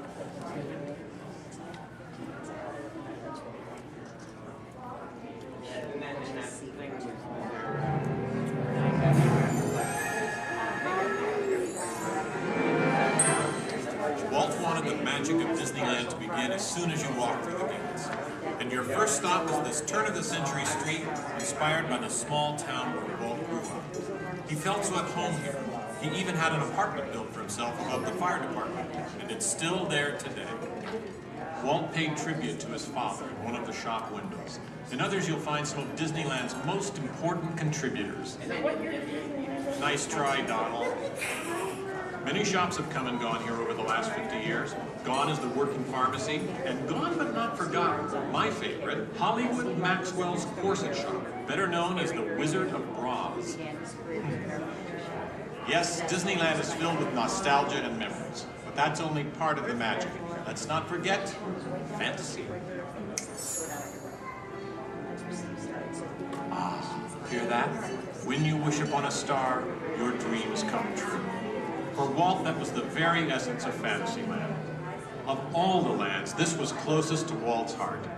He even placed the Disney family crest right above the castle gate. Fantasyland was created by the same artist who created Disney's animated films at the studio. And soon those storybook tales came to life in an orange grove in Anaheim. For the first time, we could step into those worlds and become a part of the adventure. In Adventureland in New Orleans Square, surprises happen all the time. In fact, Disneyland is the only place I can think of where you can be attacked by pirates, frightened by ghosts, and nearly crushed by a giant boulder, while keeping your arms, legs, and feet inside the vehicle at all times. And here's the adventure that started them all. Remote rivers through a treacherous jungle. Could something go horribly wrong? Only a punchline. Over the years, the Jungle Cruise has become a showcase for handsome and witty river guides. Oh no! That big elephant is coming up to us and it looks like he's going to squirt us! Everyone in the back, get down! Don't worry, it never happens.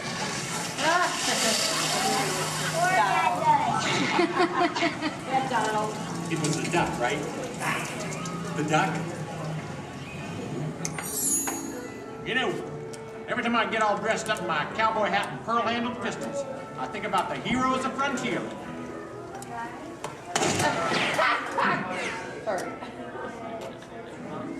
You see, Walt believed it was important to pay tribute to the pioneers who blazed a trail across frontier America. And I agree. Especially when it involves saloon girls and blazing sit-downs. In Frontierland, you could meet popular Disney heroes of the day, like Davy Crockett and Zorro. For a while, there was an authentic American Indian village. And in the little mining town called Rainbow Ridge, you could board a mine train or pack mule to explore nature's wonderland. And then the West got a whole lot wilder. Big Thunder Mountain Railroad was a thrilling addition to Disneyland's growing mountain range. The first peak was the Matterhorn, one of Disneyland's first e-ticket attractions. But the most out-of-this-world mountain of them all is right here in Tomorrowland. When Disneyland first opened, Tomorrowland gave us a preview of the amazing, futuristic world of 1986. Okay, so the 1980s didn't turn out that way. But Tomorrowland is really about imagining the possibilities of the future. So we got to go to the moon before real astronauts did. We got to travel through the mighty microscope on atommobiles, beyond the realm of normal magnification.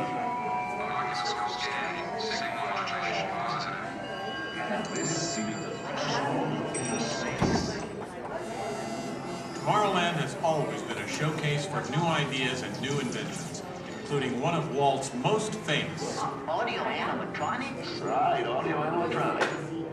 And this technology wasn't just for the birds.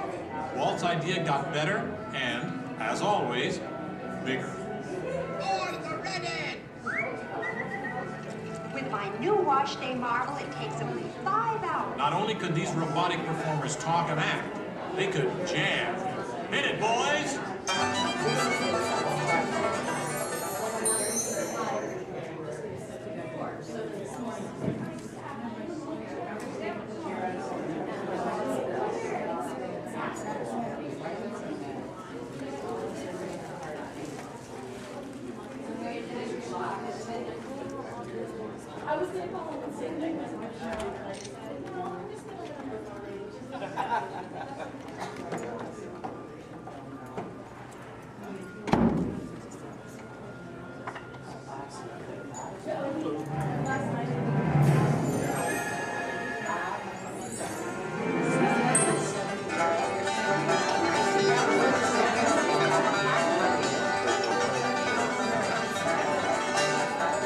Yes, Disneyland has had thousands of great entertainers over the years, and not all of them have had servos and circuit boards.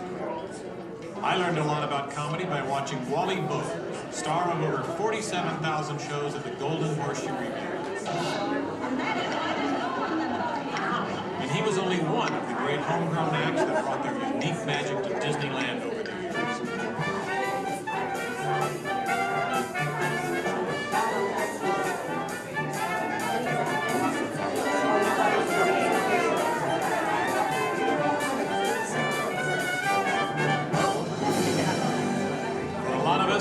Disneyland's best magic trick happens every day at dusk, when all the lights come on and the Magic Kingdom is transformed before our very eyes. You know, that's one of the great things about Disneyland. Everyone has their own special memories. For some, it's the first time they walk through these gates. For others, it's their first parade. And I'm sure for all of you, it's watching me, Steve Martin, host Disneyland's big 50th anniversary.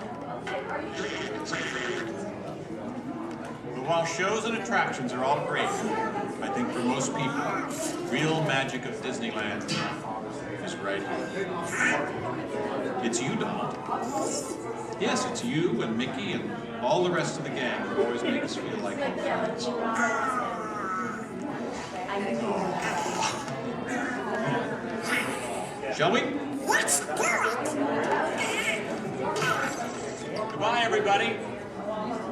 You know, I have to admit, you would have made a perfect host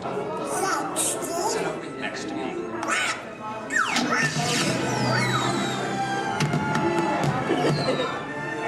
All come to this happy place, welcome.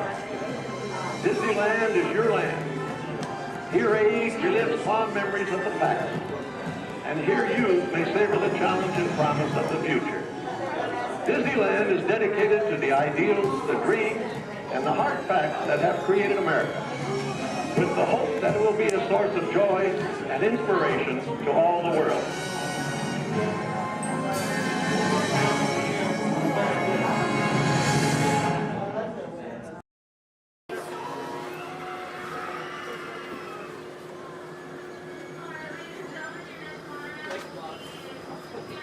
Hello, everyone.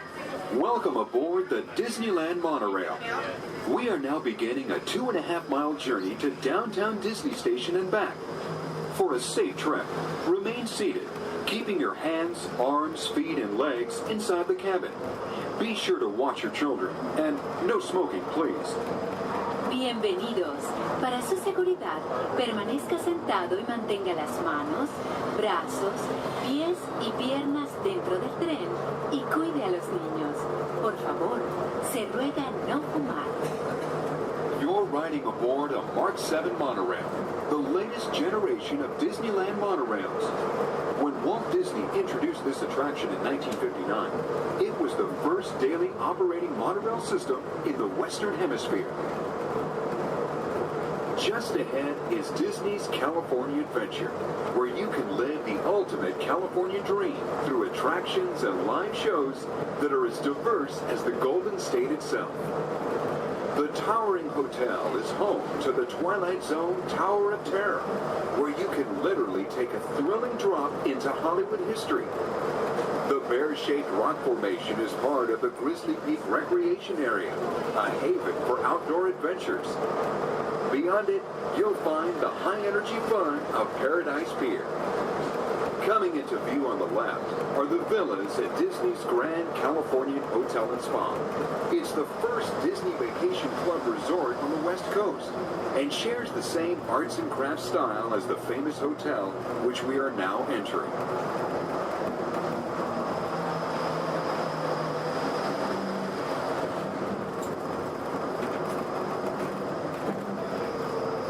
We are now arriving at Downtown Disney Station, gateway to the Downtown Disney District and the Disneyland Resort Hotels. If you will be leaving us here and returning later today, please hold on to your park ticket and have your hands stamped as you leave the station.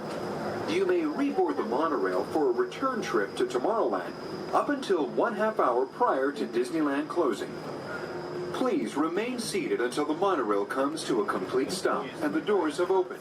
Then, gather your belongings, lower your head, watch your step, and exit to the left of the monorail. Thanks for traveling with us today, and we hope you enjoy your visit to the Disneyland Resort. For those of you continuing with us, we'll begin our return trip to Tomorrowland in just a few minutes. Thank you.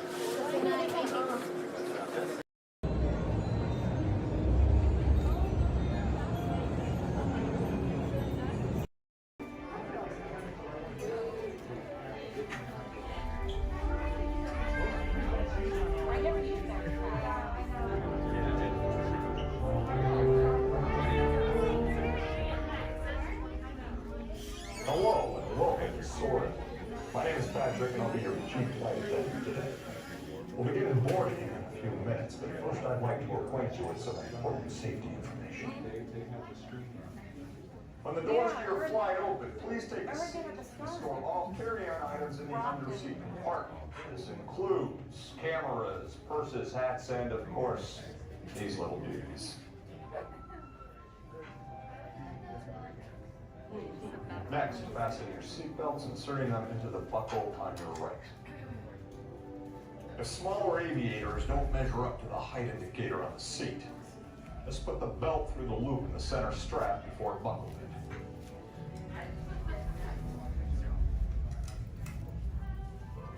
Nice work, pal. Soon you will be airborne. So if you or your little aviators have a fear of flying or of heights, you might want to wait for your party if you like. Okay, let's review. That is seatbelt, carry-on item, safety strap, fear of heights, keep your hands and arms inside at all times. Anything else? Yeah. Have a nice flight. All right, my friends, we're going to load about 3, followed by 2, then 1. Rotate, please follow me. 2, you're going to follow 3. 1, you're going to follow 2.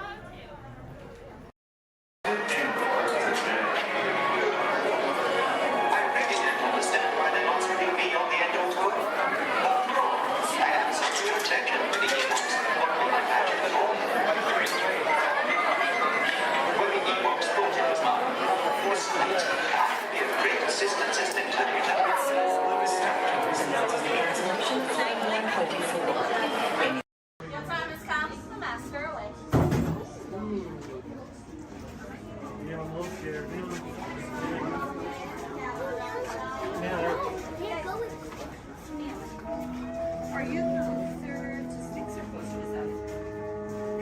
When hinges creak in doorless chambers, and strange and frightening sounds echo through the halls, whenever candlelights flicker, where the air is deathly still, that is the time when ghosts are present, practicing their terror with foolish delight.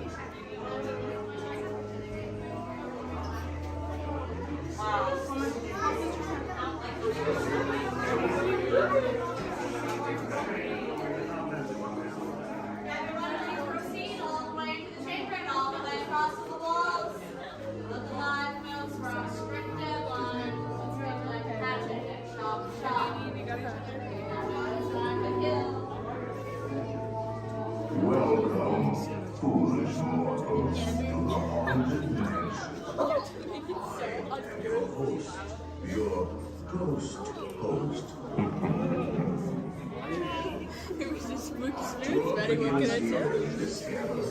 Here where you see paintings of some of our guests as they appeared in their corruptible, mortal state. Kindly step all the way in, please, and make room for everyone. There's no turning back now. Now everyone, gather your bodies away from the walls and into the dead center of the room. Your cadaverous pallor betrays an aura of foreboding, almost as though you sense a disquieting metamorphosis. Is this haunted room actually stretching? Or is it your imagination? And consider this dismaying observation. This chamber has no windows and no doors. which offers you this chilling challenge to find a way out.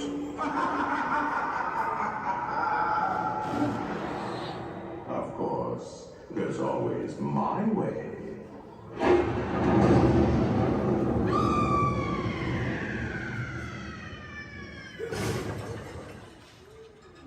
Oh, I didn't mean to frighten you prematurely. The real chills come later. Now, as they say, look alive, and we'll continue on. And let's all stay together, please.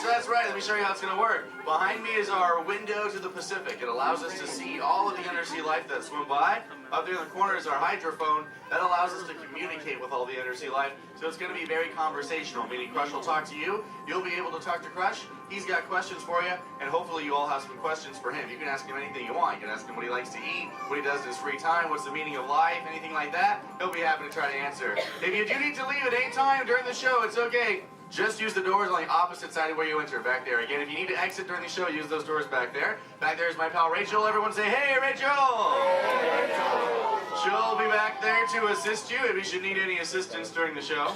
I'm going to turn down the lights and the music now so we can see and hear just a little better. We do have some last-minute rules and regulations to go over, but my friends the Moonfish have volunteered to show you the rules visually. So, hey, Moonfish, come on out.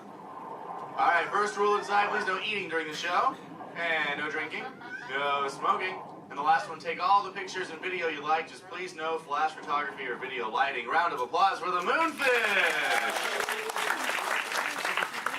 All right, Crush is up there serving. He said when you're ready, just call him down. So on the count of 3, yell, hey Crush, ready? 1, 2, 3! Hey,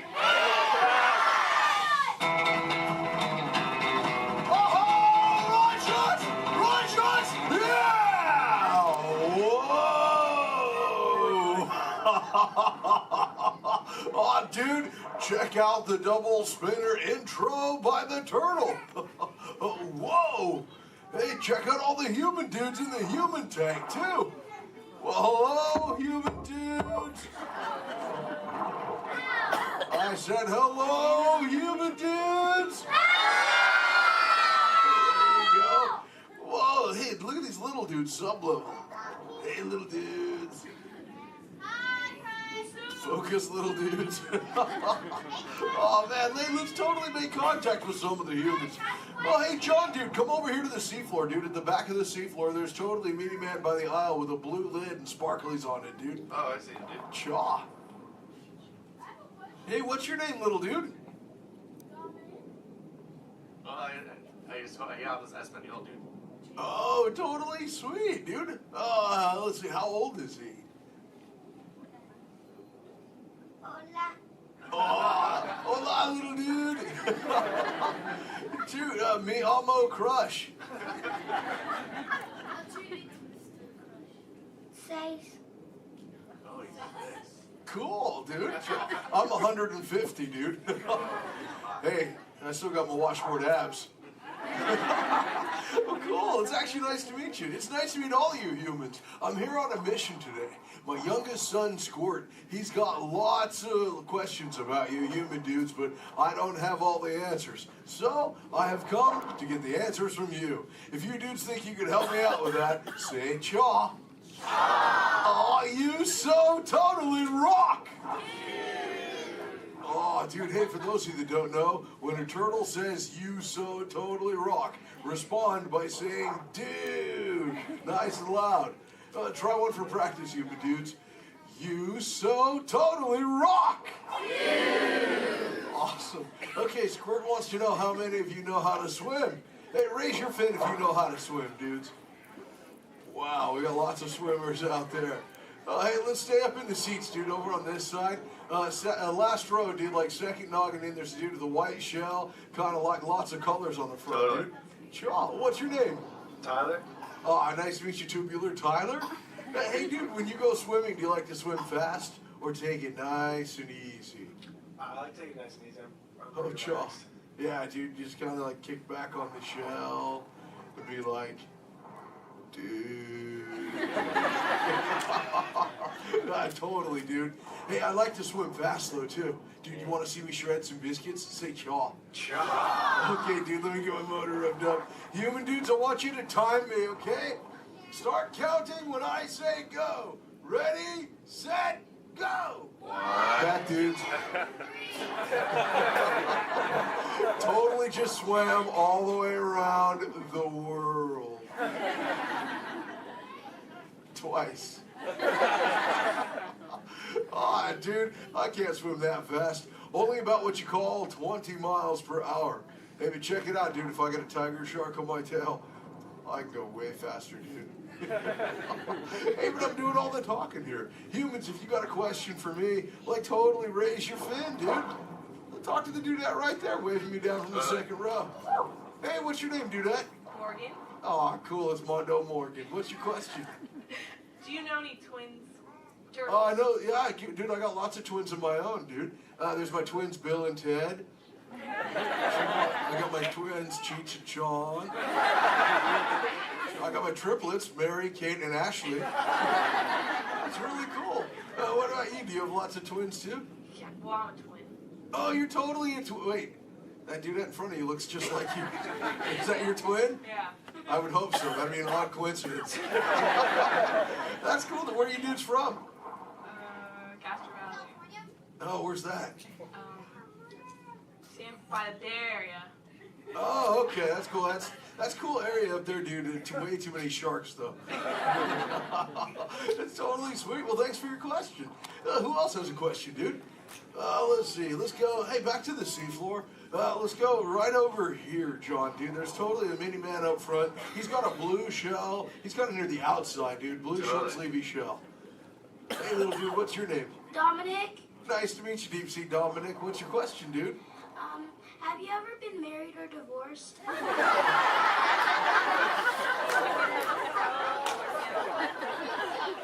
That's a pretty specific question.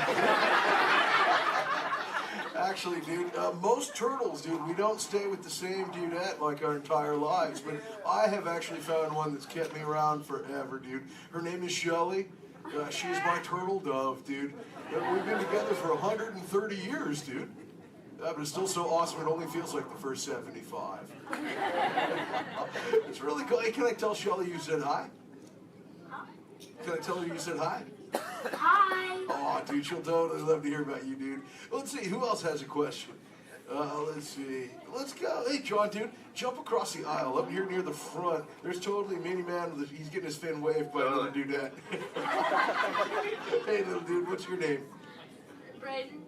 Oh, cool, dude. What's your question, Boogie Braden? How many kids do you have? Yeah, I got 65, dude. Sean, like I said, I already told you about my twins, dude. But like Squirt, he's my youngest. And then there's Sheldon, Shelby, Michelle, Herschel, Rochelle, Trishelle, Shell, Lella Ding Dong. See, I got my teenagers, Leonardo, Donatello, Raphael, Michelangelo, Zach, Kelly, Slater, Screech, Jesse, Lacey, Chris Jr. Let's see, there's John, Paul, George, and Ringo. John's going through a really weird phase right now, though, dude. He thinks he's a walrus. See, there's Michael, Janet, Tito, Jermaine, LaToya, Randy, Marlon, Chris Jr., Chris Jr., Chris Jr., Chris Jr., Chris. Well, there's lots of Chris Jr.'s, dude. All the way up to my oldest son. His name is Keanu. Keanu's not very bright, but we still love him anyway. My What's that? sister's name is Trishelle too. Oh, Trishelle, dude, that's a totally sweet name. She must be part turtle. That's Actually, hey, maybe you can help me out with something, dude. I got a question for you. I found a thingy on the beach the other day. I'm not really sure what you human dudes call it. Where did I put that? There it is. Hey, dude, what's this? That's a bikini. Oh, cool, a bikini, dude. Do you use a bikini when you go swimming? Oh, why not? Because I'm not a girl.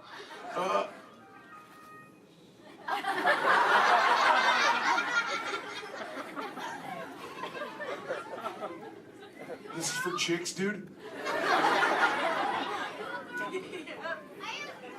Does it make me look fat?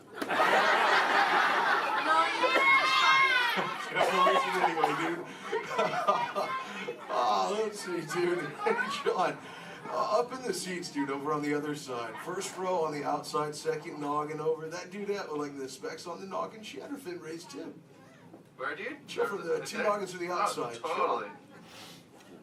Hi, dudette. What's your name? Cassandra. Oh, nice to meet you, Kahuna Cassandra. Hey, oh, did you have a question too? Yes. Do you speak a second language? Yeah, I speak a little bit of whale, some orca, and some dolphin. That's pretty cool. I'm learning, like I said, like I speak human pretty well too. You know, my friend Little Blue, she's like the best at it, dude. Hey, do you human dudes want to meet Little Blue? I think she's around here somewhere, dude. Call her out, dude. Say, hey, Little Blue! Whoa, there she is. Hey, Little Blue, dude. Check it out. I was hanging out with these human dudes. Cassandra over there wanted to know if I speak any other lingo, dude. I told her I was speaking just a little bit of whale, dude. I can speak whale. I totally Okay, know. everyone, repeat after me. Hello.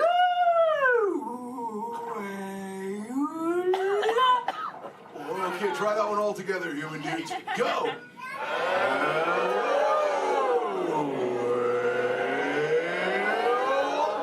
Wow, you human dudes speak whale really good, dude. That was just like excellent.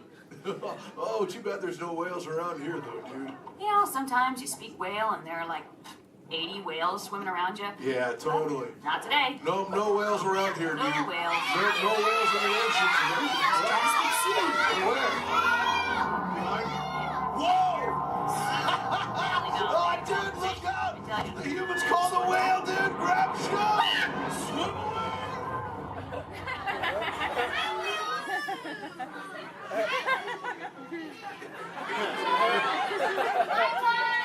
Dude, Little Blue, you're totally a squishy fishy. What should we do? Tell the whale to go away. Can't humans tell the whale to go away?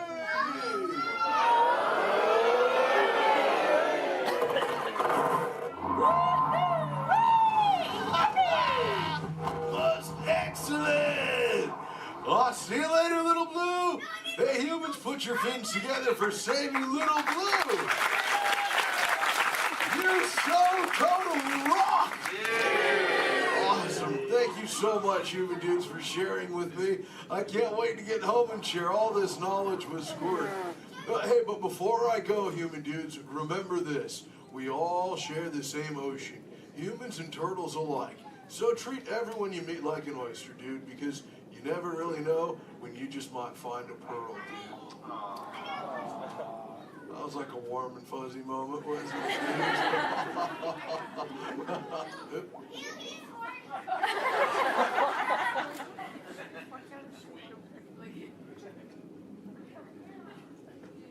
That wasn't me, dude.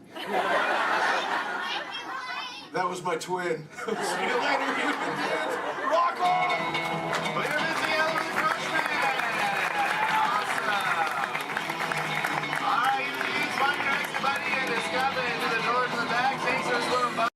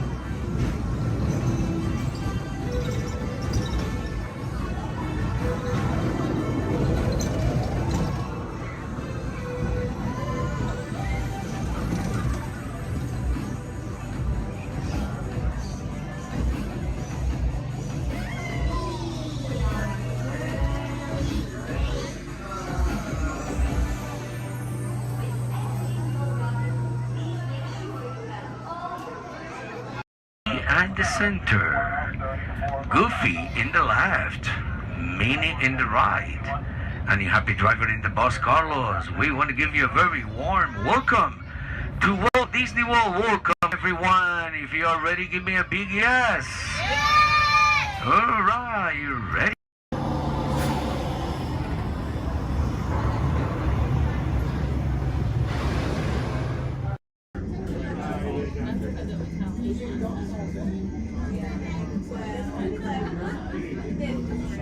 This is Disney's Port Orleans French Quarter Resort. Please find your belongings, watch your head and step as you disembark, and take some home to our fun. Thanks for riding with us, and welcome home.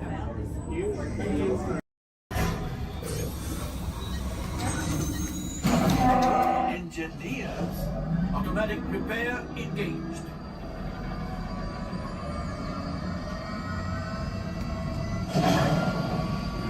Right pilot, push the flashing button to take off.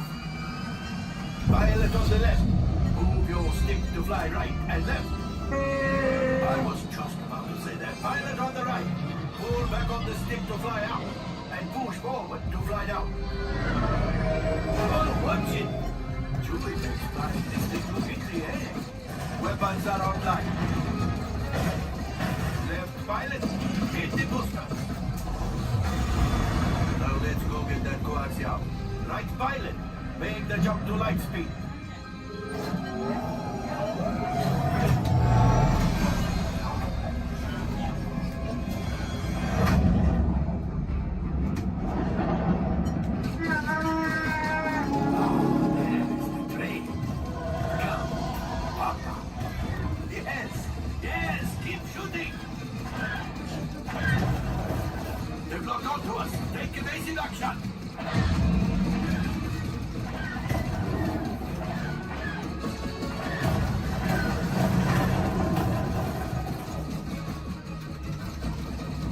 There it is, after that train. Gunners, fire the harpoon. Excellent, now gunners, shoot the cargo free. Left pilot, brakes. Well, my friends, that could have been much worse. Okay, it's much worse.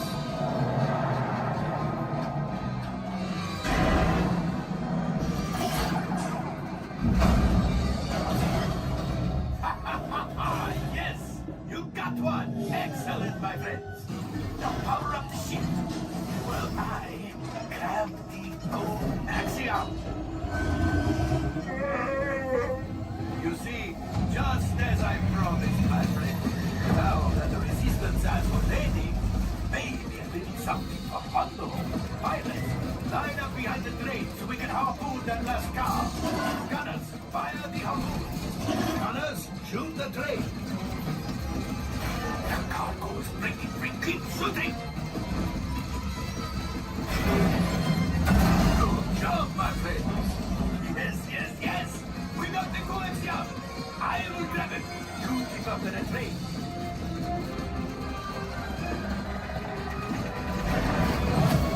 Gunship. Oh, that's ridiculous. Things are getting too hot. We got to get out of here. Yes, a distraction. Fire the missiles at the train. Hey.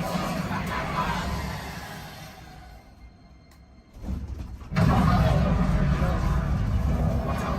The Star Destroyer is collapsing. Left pilot, hit the boosters. Boost.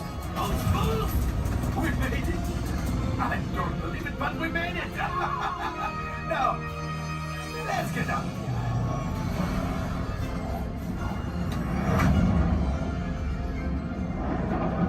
Great job, my friends. You retrieved 2 containers of coaxium.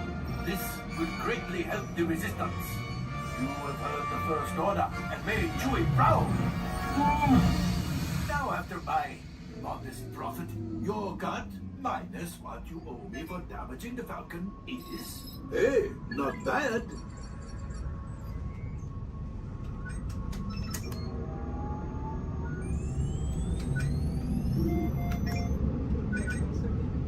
R5, damage report. Then engine failure. Alright. Hyperdrive leak. That is not too good. Multiple hull ruptures. Well, it could be worse. Alright, I'm making an executive decision. Everybody out. Go on, get out.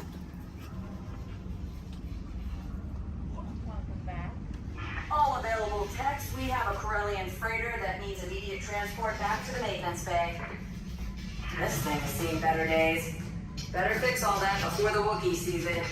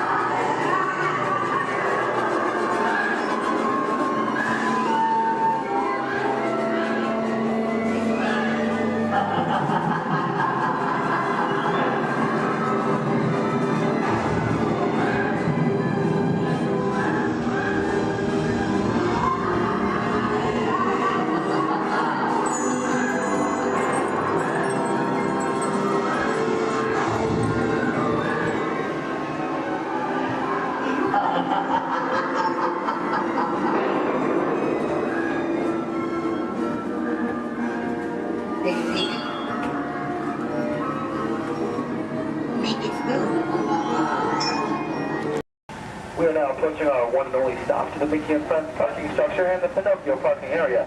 For your safety, we ask you please remain seated until the tram has come to a full and a complete stop. As soon as that happens, I'll instruct you to lower your head and watch your step, and exit to the driver's left-hand side, the driver's left-hand side only. But until then, please do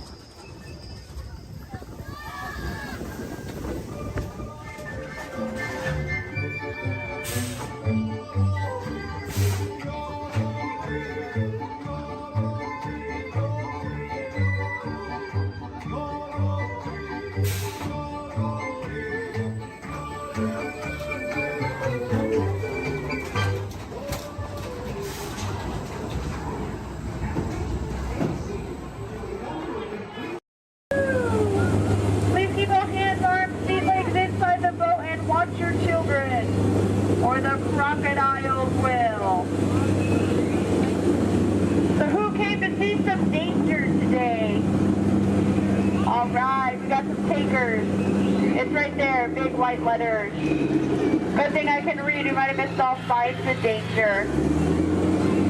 Oh, look at this to the right. You'll see our first sighting of wildlife here in the jungle. Right there's a prime example of why some wildlife destroy their children at birth. We're now approaching ancient Cambodian shrines built by ancient Cambodian Shriners. This place is loaded with crocodiles. Speaking of crocodiles, to the left you'll see a Bengal tiger, known to jump over 25 feet, but don't worry, we're like 15 feet away, he should jump right over us. Watch out for Ginger, Ginger Snap. She's the one tough cookie.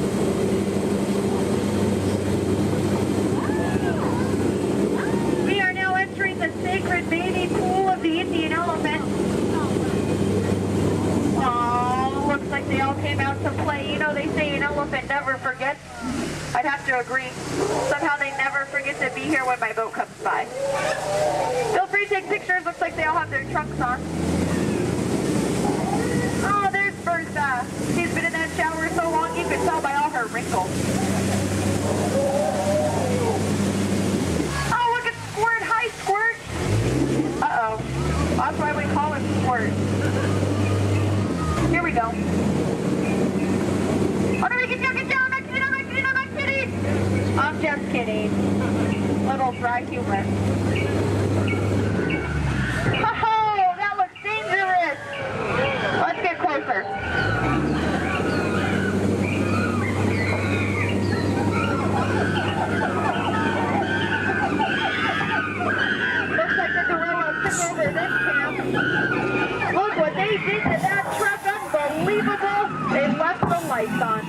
stay. Uh-oh. The monkey has a gun. Let's get out of here. Woo! As you look over here to the left, real hard through the trees, through the bushes, you'll see absolutely nothing. Just ahead is beautiful Schweitzer Falls, named after the African explorer, Dr. Albert Falls. We'll be going over that later. Uh-oh. Everybody lean, lean, lean, lean, lean, lean, lean, lean, lean, lean, lean, lean. Woohoo!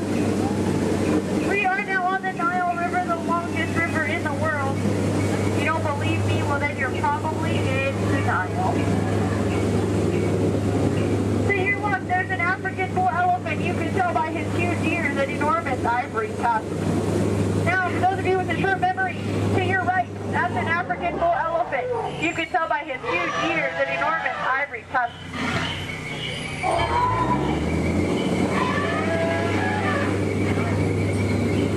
We are now in the African belt where the hand of man has never set foot. Aww, look at the pride of lions protecting the sleeping zebra. That's how zebras sleep, on their sides, eyes open, surrounded by lions. He looks dead tired. We'll let him rest in peace. Oh no, there's that lost safari they were looking for. I told them not to mess with the rhinos. They always get their point across. In the end. Hate to be the low man on that totem pole. And now we're off to the infamous pool of the hippopotami. These creatures could easily upset our boat. Just last week they knocked over 6 boats, but I don't think you have anything to worry about. Only 5 of those boats were mine. Uh-oh, this doesn't look good. Oh no, these two are charging, coming here, gonna scare them away!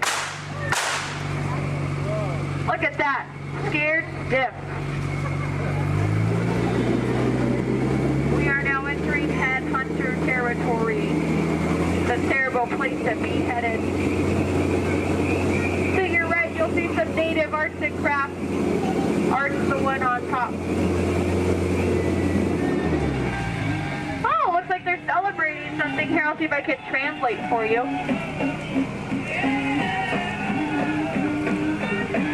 Nope. Oh no, we're being attacked by a war party. Everyone get down, all get out of here. Watch out for spears. Spears, spears, spears, spears, spears, spears. Spears, spears, spears, spears, spears, spears, spears.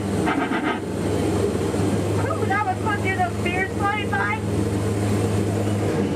And now the moment you've all been waiting for, the amazing, incredible, the backside of water. Woohoo! Get excited! Now if you look back, you can see the side of water. We're now in the Amazon. I heard it's a killer place to fish. Just stop, drop a line, and the fish are always biting.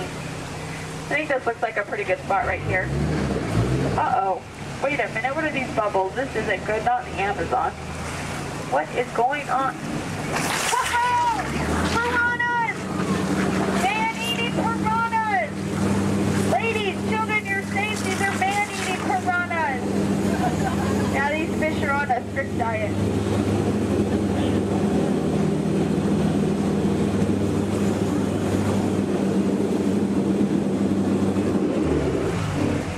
Here's Trader Sam. He's our head salesman here in the jungle. Business has been shrinking, but it looks like he's having a special today. 2 of his heads for just 1 of yours. Any way you slice it, you'll come out ahead. Trader Sam's actually... Whoa. Oh, there's Ellie! I thought she was coming with us today. Looks like she's already unpacked her trunk. You might think that's water, but it's not. And now for the most dangerous part of our journey, the return to civilization. I don't know how, but you just survived the jungle cruise. Woohoo! Please keep all hands, arms, elbows, fingers inside the boat. Don't want you to get caught between the boat and the dock. That could really, really hurt my boat. Well, here we have Matt and Matt. They're going to have professional elbow grabbers to help you out today. All right.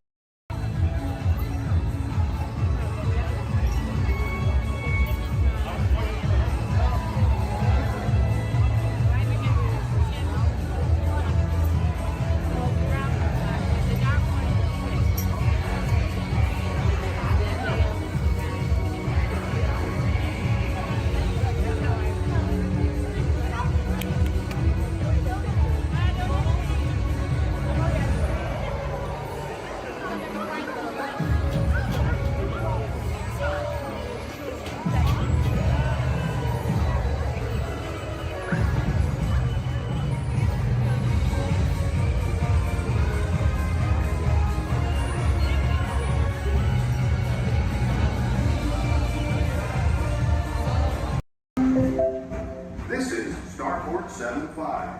Or as we locals call it, Space Mountain. Our high-speed rocket port to distant deep space destinations.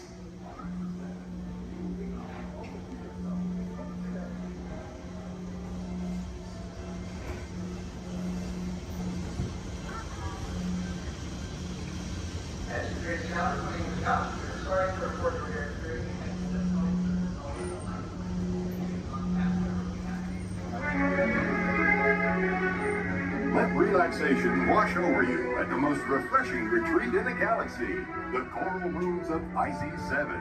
You H2O it to yourself. Book today.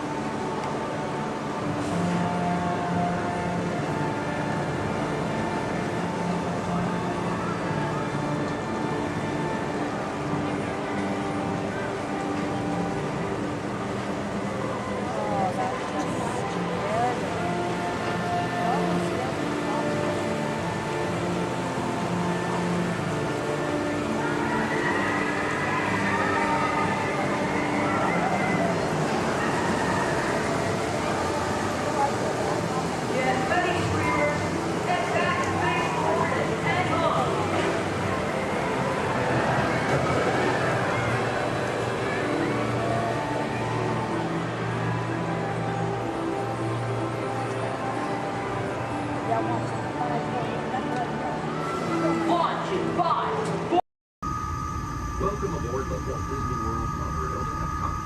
For those of you standing, please hold on to the handrails throughout our journey and stay clear of the door.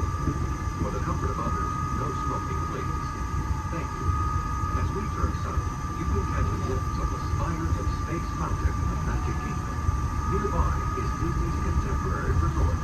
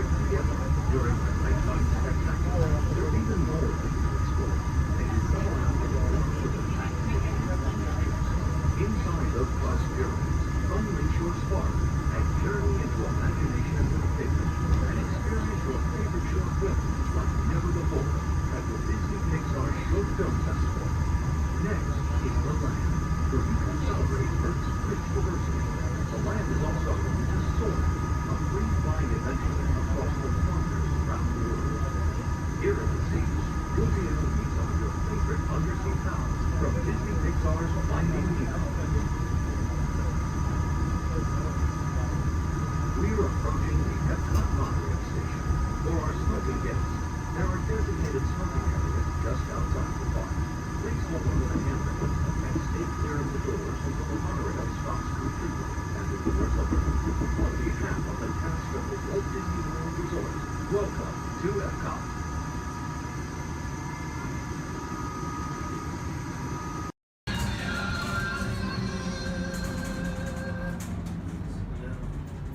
Ladies and gentlemen, this is Disney's All-Star Movies Resort. Please collect your belongings, watch your head and step as you disembark, and take small children by the hand. Thanks for riding with us, and welcome home. Star Tours announces the arrival of the Indoor Express. Once we've had a chance to service the Star Speeder, we'll begin our boarding procedures. Thank you.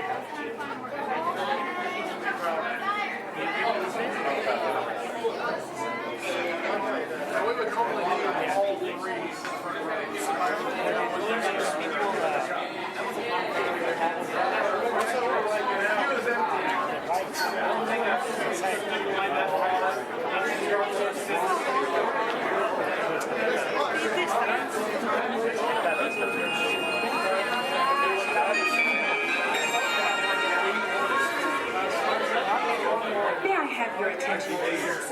At this time, I'd like to take a moment to review our boarding process with you. When the automatic doors have opened, please proceed directly across the ramp into the cabin.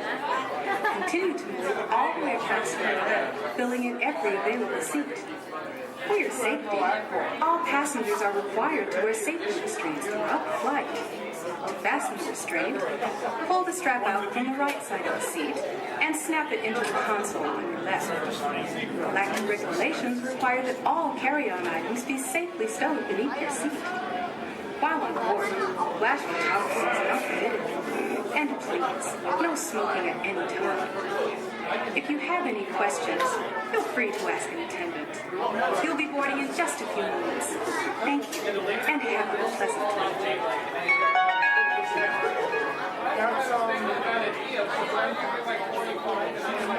Welcome, Space Travelers, to the Indoor Express. My name is Eric, and I'll be assisting you this afternoon.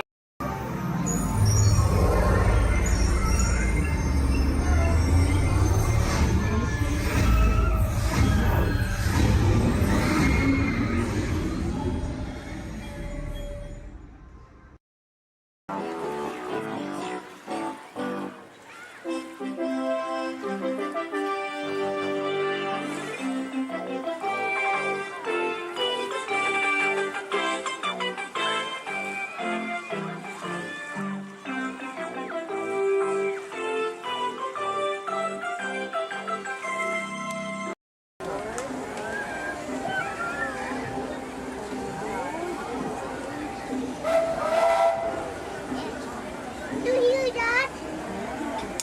It says choo-choo. Go!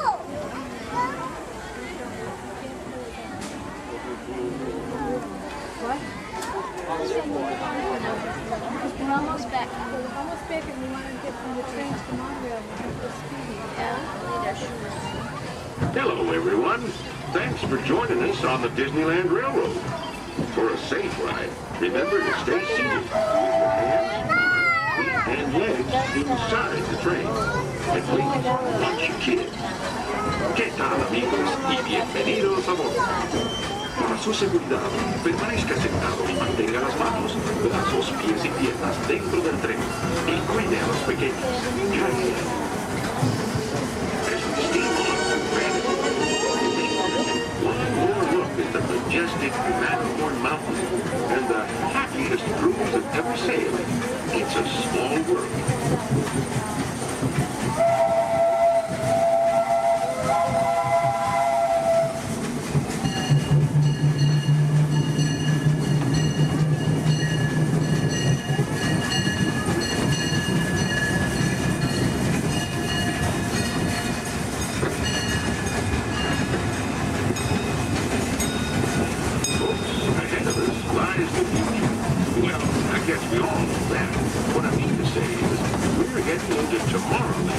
Where everything is possible.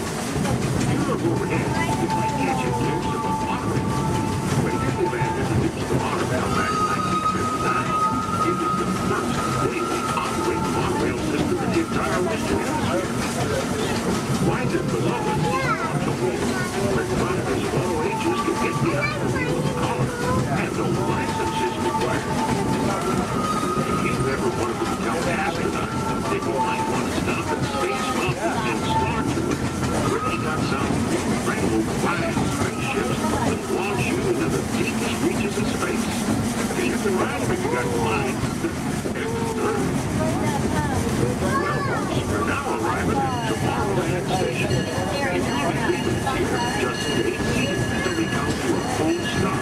Gather your belongings and step carefully from the lane. Thanks. Have fun in the future. For the rest of you, just sit tight. We'll be on our way again in just a minute.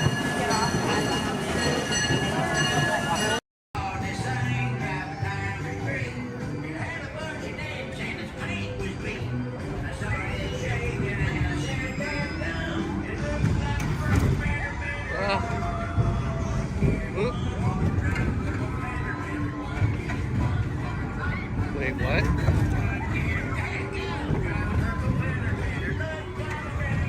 What?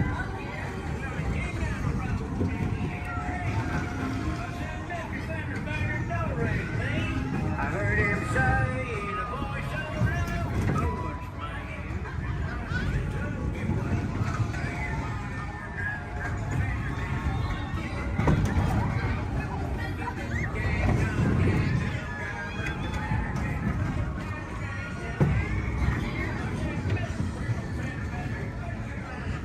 What?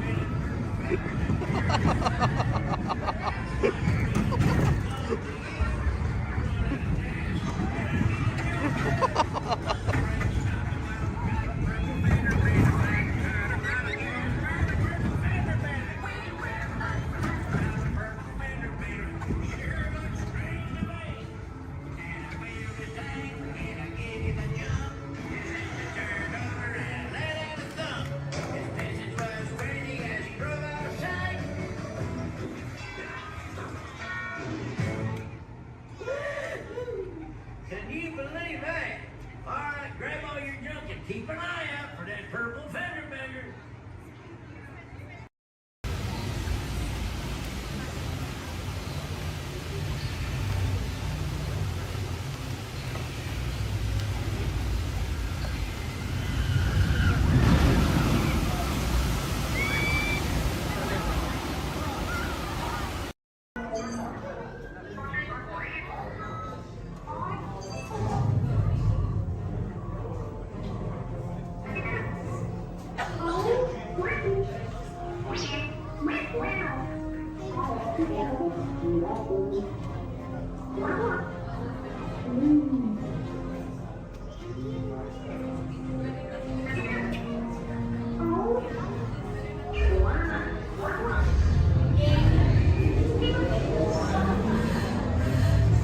Incoming transmission from Ray.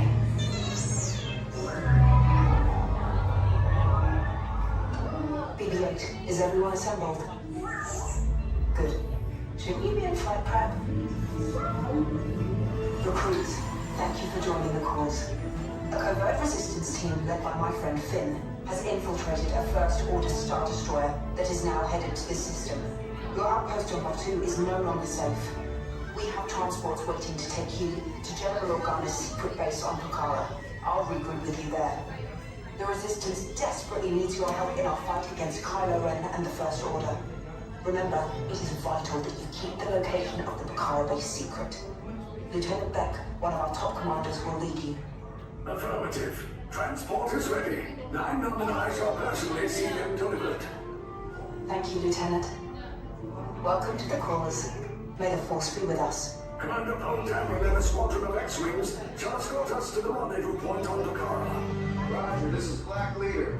I hear you're a fine-looking group of recruits. Well, no time to waste. Let's get you on your way to the General. Stand clear. Deck doors opening now.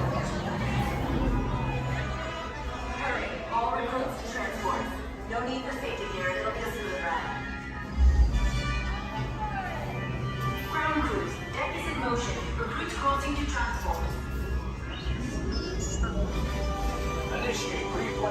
Reports on Deck 3 for Picard.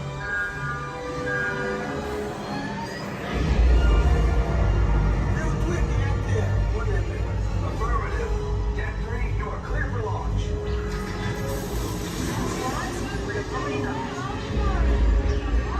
Picard personnel, this is your final call on board.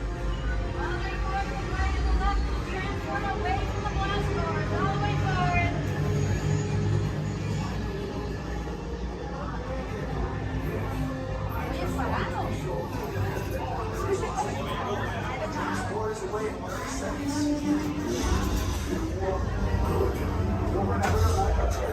Yes, check the hyperdrive also. Transport takeoff in 20 seconds. Good. Airspeed sensor? Thank you, Nina. Black Leader, are you and your team ready? Affirmative. Engines are hot. Red 2, blue flag, reporting. Red 2, check. Blue 5 standing by. Engage repulsors and hold on, recruits. More ships. Launch.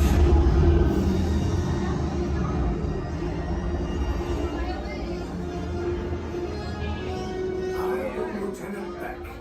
As you heard from Ray, I have been tasked with getting you to Vakara. Red 2, blue 5, keep tight now. Let's get ready to make that jump to light speed on mark. Black Leader, we're picking up an unusual signal. Are you spotting anything? Yeah, I see it. We'll check it out. BB-8, what do you got? There appear to be a number of small craft heading our way. Raise the shields. Repair company, first order TIE fighters. Reroute, reroute. Red 2, blue 5, we got a clear path, so transport, make the jump. They're all over us. I'm hit. We lost Red 2, more incoming. Blue 5 taking evasive action. Try to shake him, Blue. I'm trying. We lost blue 5. I'm gonna try to draw him away. Copy that. Get us clear so we can make the jump. Be ready. You won't have much time. Where are all those TIE fighters coming from? Star Destroyers. We can't. We're caught in a tractor beam. It's pulling us in. Our knights are friends and make us a fair fight. Don't worry, I'll come back for you. Stay strong. Cargo vessel TR-141, identify yourselves and prepare to be boarded. This is TR-141. We are a civilian vessel. By whose authority are we being detained? By the authority of the First Order, resistance scum. Now bring down your shields and prepare to be boarded. They'll want a location of our secret base. Tell them nothing. The future of the resistance is at stake. I have a bad feeling about this. Stand back from those doors. Attention, passengers of the TR-141. You have been identified as enemies of the First Order. You will disembark immediately and prepare yourself for interrogation. Proceed forward, now. Keep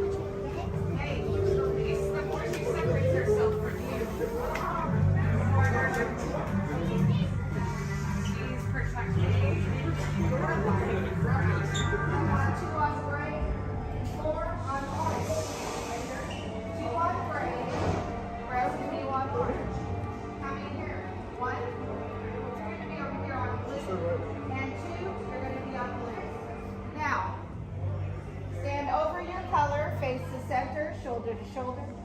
Now remember the color you've been assigned, blue, red, gray, and orange. It'll be an important part of your interrogation process. You're going to need to know that color at the end of your interrogation and possible long-term motive. How many? Maybe it's time blue. Quickly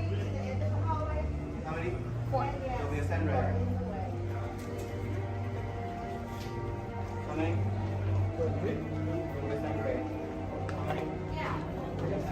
cell door opens, I will call you in by your side. And you will tell us everything.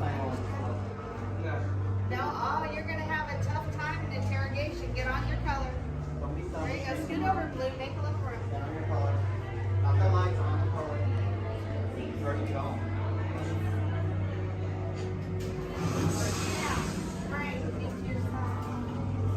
Everyone has to decide a color. Look down and memorize it. Do not forget it. This was Bruce interrogation.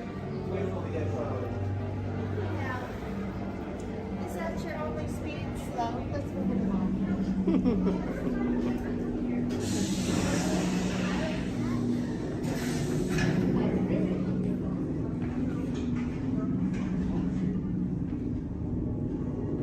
Leave us. Yes, General.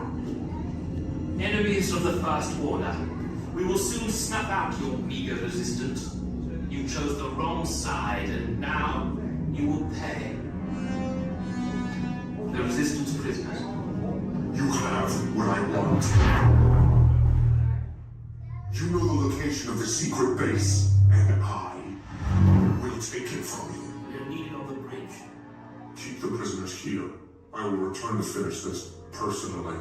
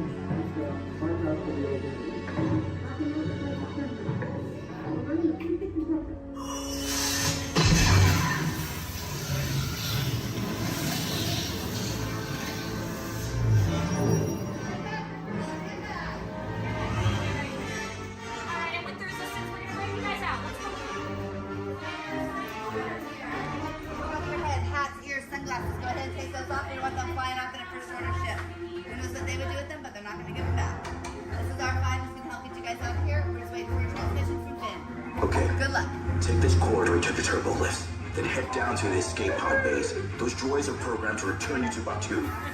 Hurry and don't get caught. Lieutenant Beck will guide you. Recruits, for your safety, stay seated with seatbelts securely fastened. Keep hands, arms, feet, and legs inside the transport and supervise your children. Tell them it's a prisoner transfer. Did it work? Good. Now get a move on. There's a clear path to the turbo lifts at the end of the hallway. Turn right. Probe droid. You're lucky it didn't spot you. Take those turbo lifts and stay out of trouble. Hey, you're not authorized. Wait, go to the prisoners.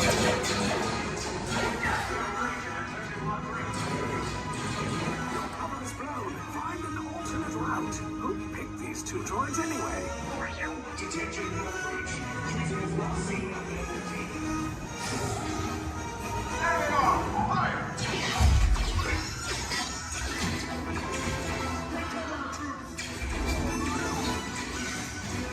These escape pods just follow us. Take those down. Copy. Hurry. No, not up. I said down.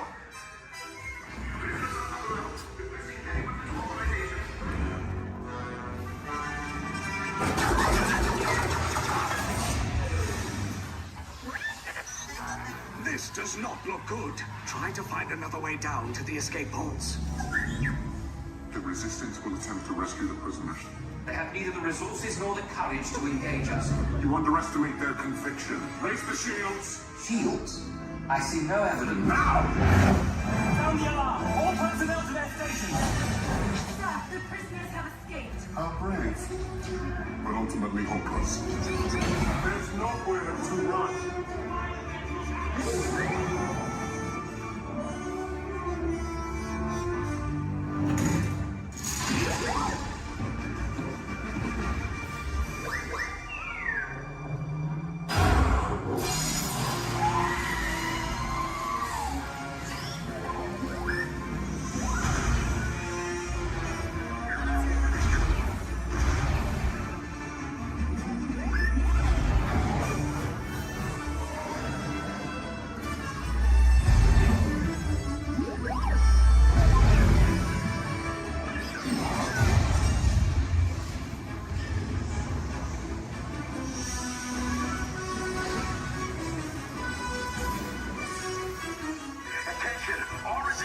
personnel.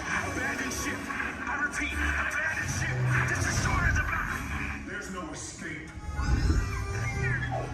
You will tell me the location of the secret base, and then I will destroy you and the Resistance.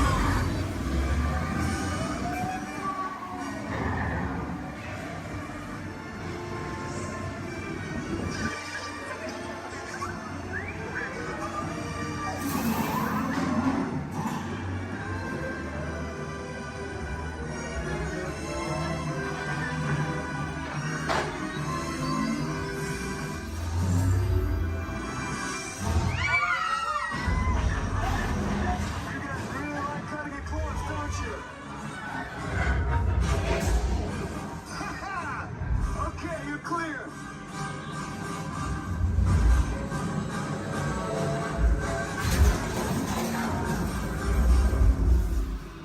Your escape pods came in a little off target. Ground crews will meet you outside the wreck. All right, nice job, recruits. Not what you signed on for, but hey, you're Resistance now. I think I have that authority. Right, Beck? Where's the lieutenant?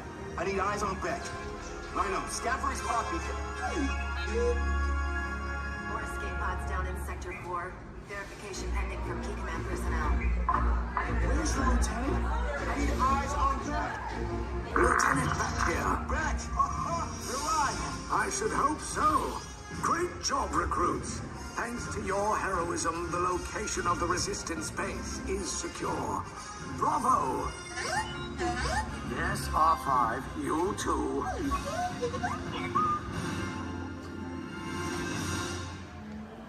I cannot wait to get to go back and ride Horizons. Also want to see the energy, dinosaurs, and of course, hear the Veggie group. Boy, is the best. Okay. Spot, so let me ask, how's everyone doing today? Sweet. Welcome everyone to the Aquatorium and welcome to Turtle Talk. My name's John, I'll be your host. You're all here to have a conversation with the coolest sea turtle in the entire ocean. Do you know his name? That's right, it's Crush. Let me show you how it's going to work. Right here is our window to the Pacific. It allows us to see all of the undersea life that swim by. Up there in the corner is our hydrophone that allows us to communicate with all the undersea life. So it's going to be very conversational, meaning Crush will talk to you. You'll be able to talk to Crush. He's got questions for you. And hopefully you all have some questions for him. You can ask him anything you want. You can ask him what he likes to eat, what he does in his free time, what's the meaning of life, anything like that. He'll be happy to try to answer. If you do need to leave at any time, it's okay. Just use the doors on the opposite side of where you entered or right back here. Back there's my pal Brian. Everyone say hi, Brian! Hi! Brian will be back there to assist you if you should need any assistance during the show. I'm going to lower the lights and lower the music here so we can see and hear just a little better. My friends the Moonfish are going to be coming out here and showing you some rules. First rule inside, please no eating during the show. And no drinking. No smoking. And the last one, take all the pictures and video you like, just please no flash photography or video lighting. Round of applause for the Moonfish! Excellent. All right, Crush is up there serving. He said when you're ready, just call him down. So on the count of 3, yell, hey, Crush. Ready? 1, 2, 3. Hey! Righteous! Righteous! Yeah! Dude! Scope out that double spinner intro by the turtle, dude. Yeah. Chaw. Whoa, dude. Check out all the humans in the human tank. Hello, human dudes. Oh, whatever. Hey, dudes. Oh, dude, there's even little grommet dudes, sob level. Hello, little dudes. Focus, little dudes. Awesome. Dude, it's John. What's going on, dude? Hey, dude. Hey, do you think you can help me talk to a grommet right over here? Right down front, kind of in the middle, wearing like a greeny color shell, dude. Brown moss on the noggin. Hey, what's your name, dude? Rudy. Nice to meet you, Rockin' Rudy, dude. Hey, do you know how to talk like a turtle? No. Oh, no worries. I'll teach you. Can you say totally? No, I can't. Okay, then. Let's go over here. John, dude. Yeah, let's talk to the dude right here in the pinky shell, dude. Let's see if she can say totally. Hey, what's your name, dude? Gabby. Nice to meet you, Groovy Gabby, dude. So can you say totally? Totally. Whoa, you're good. Okay, now can you say sweet? Sweet. Okay, put both those words together, Groovy Gabby, and say totally sweet. Totally sweet. Whoa, dude, give me, dude, put your fins together for Groovy Gabby for totally talking turtle, dude. Dude, you're like bilingual. Hey, so like, where do you come from, Gabby, dude? Where do you live? Canada. Ooh, dude, you come from Canada, dude. That's excellent. I have no idea where that is. So how's the surf in the Canada, dude? Why are we whispering? Well, no worries, dude. Hey, so like, who brought you here on this fine day from the Canada, dude? Who'd you come with? With my family. Oh, excellent, dude. You brought the whole familia. Wouldn't it be cool if I talked to, like, your parental units? Totally say chaw. Chaw. Awesome. Okay, let's find out where they are. Parental units of Groovy Gabby, where are you at? Raise your fin. I want to talk to you. Over here, dude. Oh, dude, excellent, dude. They're, like, way over there. They're, like, taking a mini vacay from the little one over there, dude. Hey, what's your name, dude? Walt. Nice to meet you. What relationship are you to the Groovy Gabby, dude? Father. Oh, you're the Papa Bear. Excellent. Hey, so how many little ones do you have? 2. Oh, you're just getting started. Excellent. Dude, the Crush Man's got 65. You should totally try that. Well, hey, I was wondering, do your little ones ask you a lot of questions? Oh, yeah. Do you always have the answers right? Oh, dude, I'm totally the same way, dude. My youngest son, Squirt, dude, he asks me questions all the time, and I'm like, I do not know. In fact, human dudes, that's totally why I'm here today, to answer all those questions Squirt has about you human dudes. So if you can help me, and so I can take it back to him, totally say chaw. Oh, dude, you so totally rock! Dude! Whoa, dude, we got some advanced turtle talkers out there. Excellent. But for the rest of you dudes, whenever a green sea turtle says you so totally rock, you reply by saying, dude, really loud. So, you so totally rock! Dude! Excellent, now you're all talking turtle. Let's move on to Squirt's first question. Numero uno. Squirt saw you human dudes at the beach the other day, and he wanted to know what you dudes do when you go to the beach. So shout it out, human dudes. What do you do when you go to the beach? Dude, kill the motor, dude. I heard some surfers, swimming, tanning. One little dude over here was like, boogie board. That was awesome. Well, let's see you swimmers out there. Raise your fin if you know how to swim. Oh, not many adults know how to swim. Okay, this is muy importante, human dudes. Raise your fin if you've ever swam or swummed or swam it in your entire life, dude. Oh, that's more like it. Hey, John, dude, let's go to this side of the tank in the first row, fourth noggin. That dude, that looks like a most excellent swimmer. Hey, dude, what's your name? Me? Sandra. Nice to meet you, Surfing Sandra, dude. You should have seen your face when I first called on you. You were like... It was totally awesome. Oh, go ahead, Sandra, dude, what's up? Are there any sea creatures you're actually afraid of?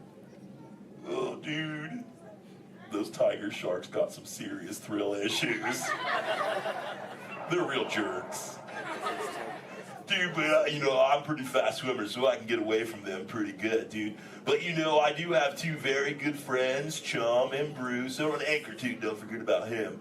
Well, Bruce and them started this 12-step program called Fish Your Friends, Not Food. Oh, you know it, dude. You you took it too. That's excellent. It's spreading onto the land. Very cool. Well, hey, I was wondering, dude, do you ever go swimming? Do you like to go fast or slow? I like to slow down my fast. Oh, dude. I like your style, Sandra, dude. There you go. It's kind of like flip back and close your lids and be like, dude, I'm Sandra. I hope there's no tiger sharks around. Dude, that's excellent. But you know what? I am a green sea turtle, and because of those tiger sharks and my love for the thrill of speed, I totally love to go fast. Hey, you dudes, you want to see how fast I can swim? Totally sexual. Excellent. I'm going to go get my motor running, and human dudes, I need you to time me. So start counting when I say go, and count nice and loud so I can hear you. Okay, dudes? Ready, set, go. 1, 2. Back, dudes. Dude, I just swam all the way around the world. I did, dude. Right through Canada.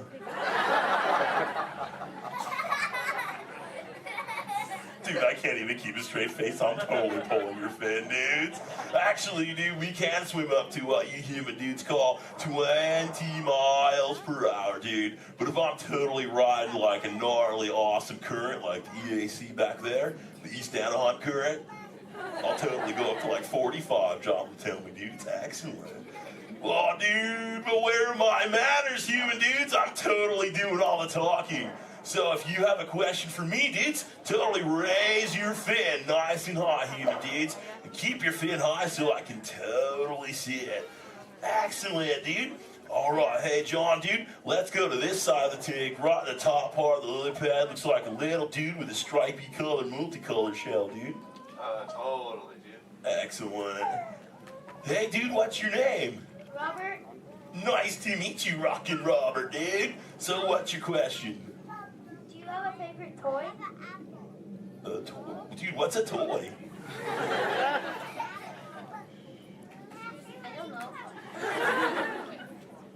Something you play with? Oh, dude. Yeah, dude, when I first got into the ocean from the beach, dude, I totally loved to play with this sea star, dude. It was excellent. We used to, like, totally have fun together. Do you have a favorite toy, dude? Yeah. What is it, dude?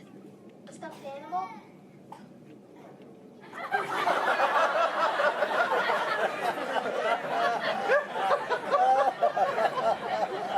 What kind of animal? One from Disneyland? What's Disney? You know what, dude? You got some serious thrill issues, dude. We're just gonna stop it right there before I go any further. Dude, that's excellent. Hey, actually, dude, do you think you can help me with something? Say chomp. Chomp. Okay, the other day I found this thing. I don't know what it is. It's hoping you can tell me, dude. What is this, dude? A Buzz Lightyear toy. Oh, dude, so this is a toy, dude? Excellent, dude. So, like, what does he do? He flies. No way. Let's see if I can make him fly. Dude, that was awesome! Dude, the other day when I found this little mini man, he started talking to me, dude. He was like, I don't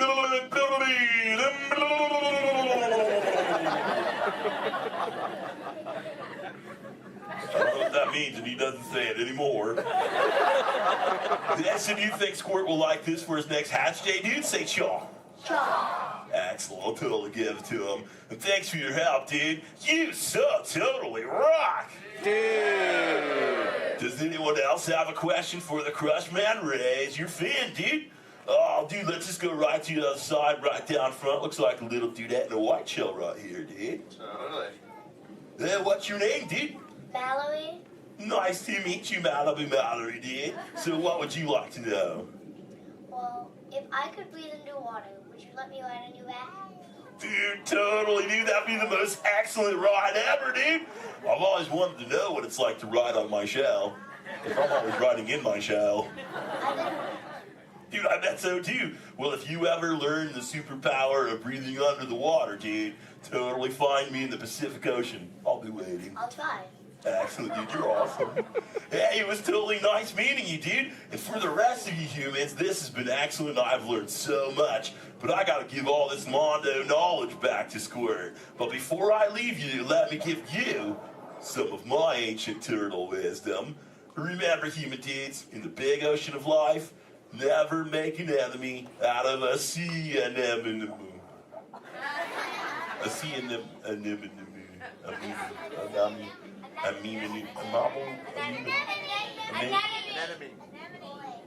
Stay in schools, dude! And remember, you so totally rocked! Give it up for the Crush Man! Alright, give it to you your exit money, the scumbag, the doors in the bag. Boys doing this. I had a bandana complete full of we got the army to help. With patches of feathers, it's like that can look. We got the army to help. Yo, a pirate's life for you. He pick out a hat and he rig it with blue. We got the army to help. Like earrings and medals and dreadlocks to boot. We got the army to help. Yo, a pirate's life for you. That's up to you, mateys. That's up to you.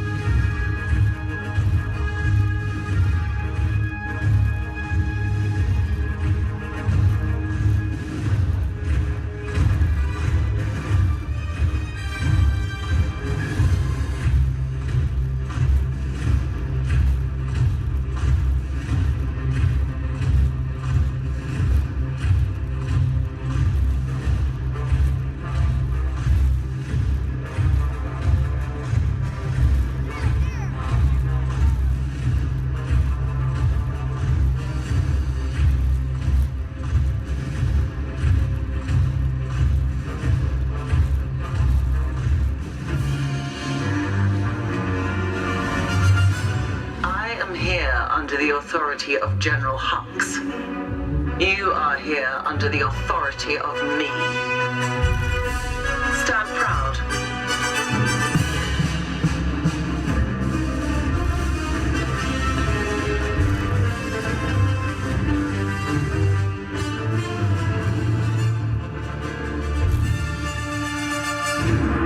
Troops in this division are held to the highest standard. Mine. Show me fearless.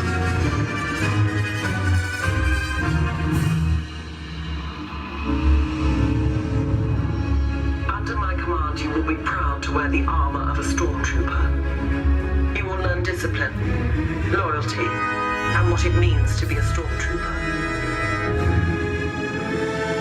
Battle starts.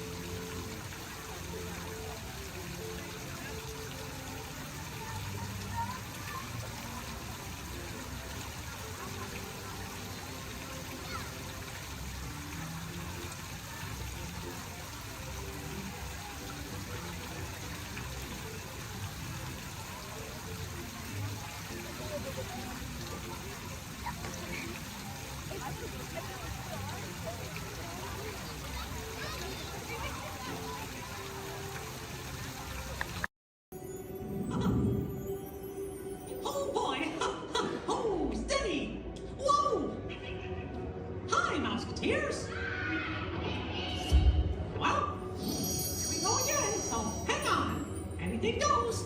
You ready? And let the show begin. Here's my pal Walt to tell you how the magic is made.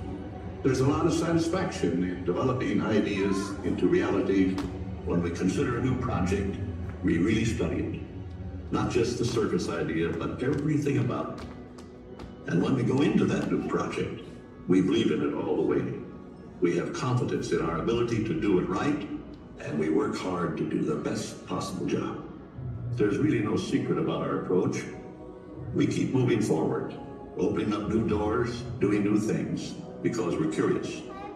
And curiosity keeps leading us down new paths. We're always exploring and experimenting.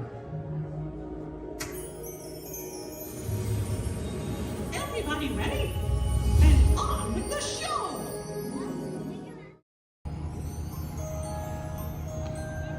Your attention, please. Disneyland has now ended its normal operating day. We thank you for your visit to the Magic Kingdom and that the memories you've made will bring you back again soon. While the rest of the park closes, Main Street will remain open for your shopping convenience. Thank you. Su atención, por favor. Disneyland ha terminado su día normal de operaciones. Les agradecemos su visita al Reino Mágico y esperamos que regresen pronto para crear aún más recuerdos. Mientras que el resto del parque comienza a cerrar, las tiendas de Main Street permanecerán abiertas para su comodidad. Gracias.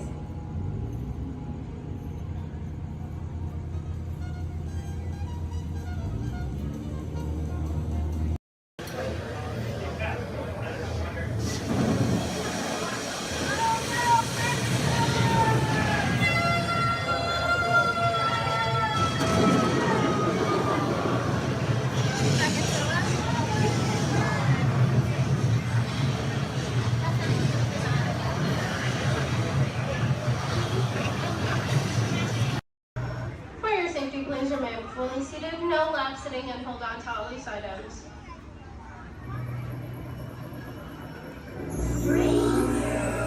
From the outside.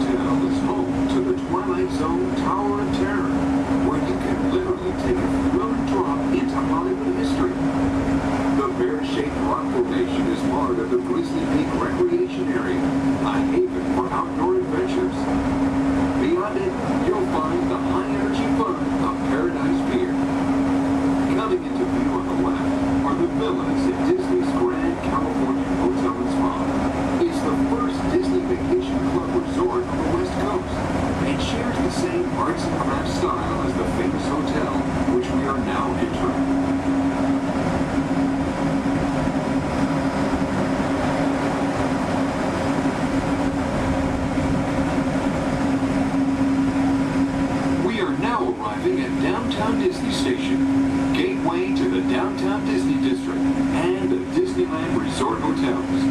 If you will be leaving us here and returning later today, please hold on to your park ticket and have your hands stamped as you leave the station.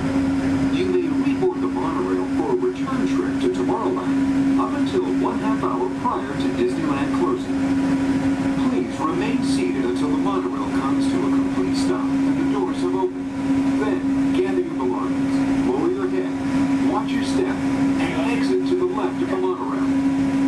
Thanks for traveling with us today, and we hope you enjoy your visit to the Disneyland Resort. For those of you continuing with us,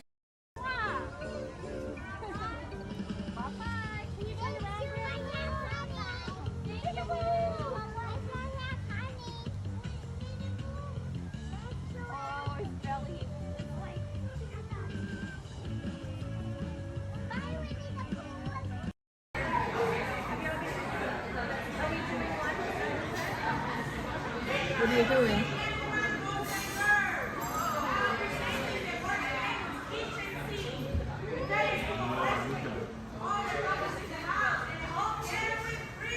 The whole can?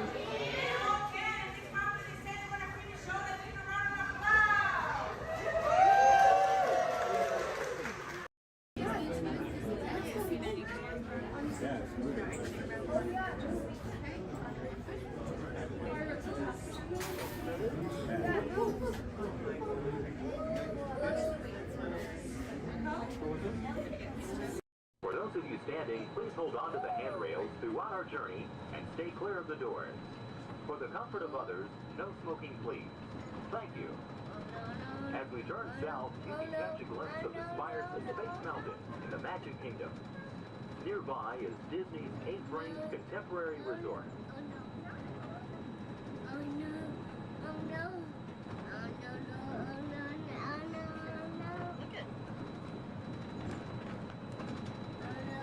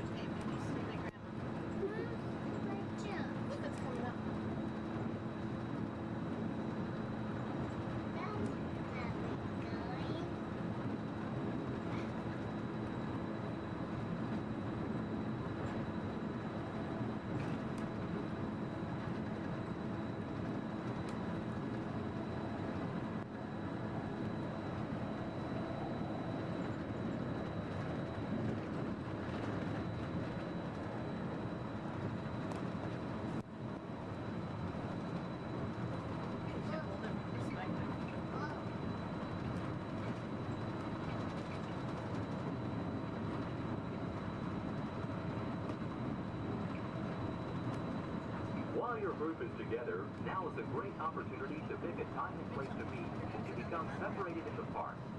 If you should need any assistance, please go to Guest Relations, located in Interventions East. Guest Relations can also assist you in making dining arrangements, provide special tours of Epcot, or make other suggestions for planning your visit to Walt Disney World.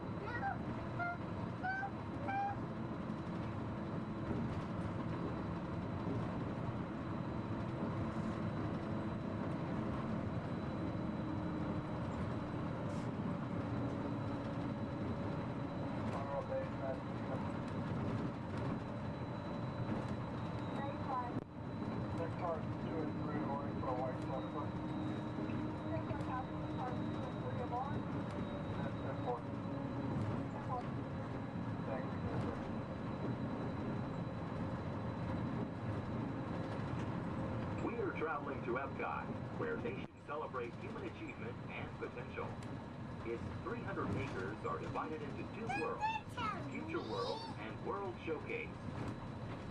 Future World offers fascinating explorations into realms of energy, transportation, and imagination. You'll also find adventures in communications, sea exploration, food production, and other vital topics. World Showcase is a community of nations, highlighting the accomplishments and cultures of people around the world. On the banks of the 40-acre World Showcase Lagoon are Mexico, Norway, China, Germany, Italy, the American Adventure, Japan, Morocco, France, United Kingdom, and Canada. Young adults from each nation represented in World Showcase are among your hosts, making this a true international exchange.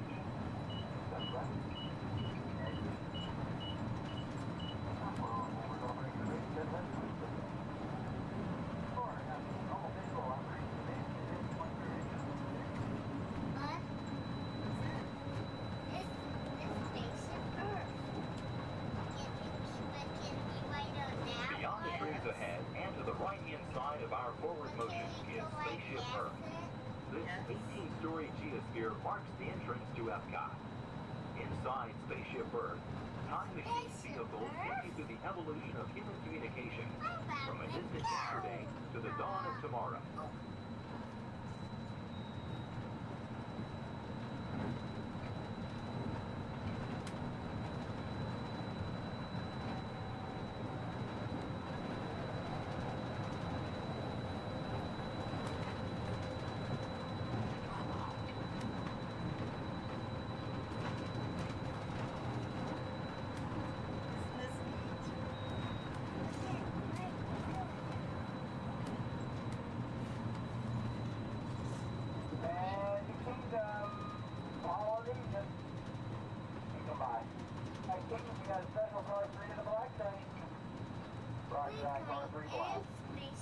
Coming up behind Spaceship Earth is Innovations.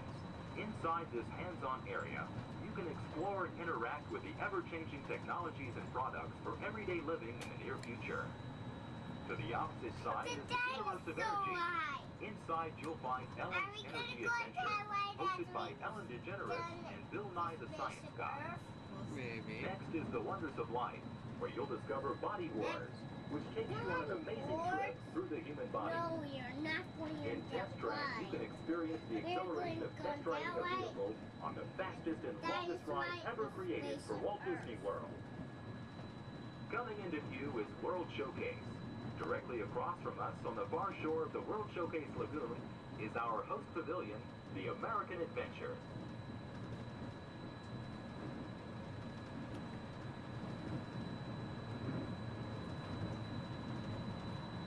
I'm still thirsty. Well, I'm sure we can find something for you to drink.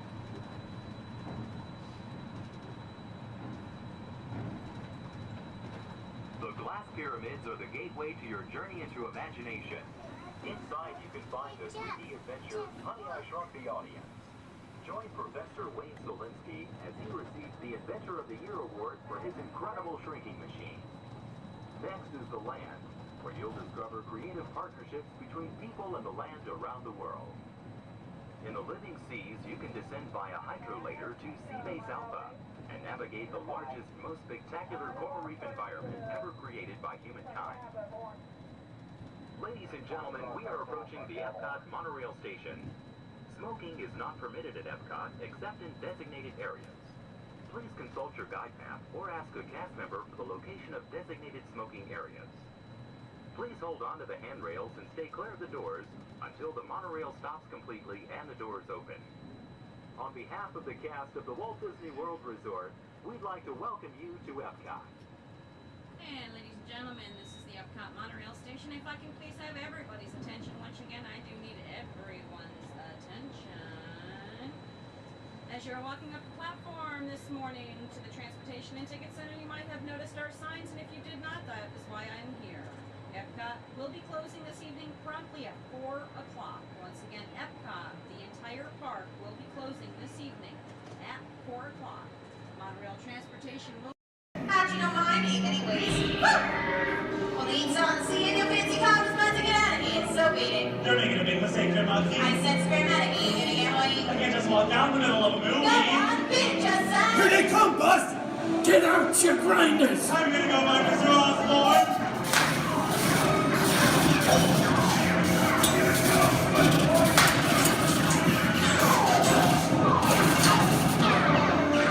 I'm hit! Hey, I'm hit! Foxy! They got it! Foxy! Foxy! Please hit the bag! Reel the bag!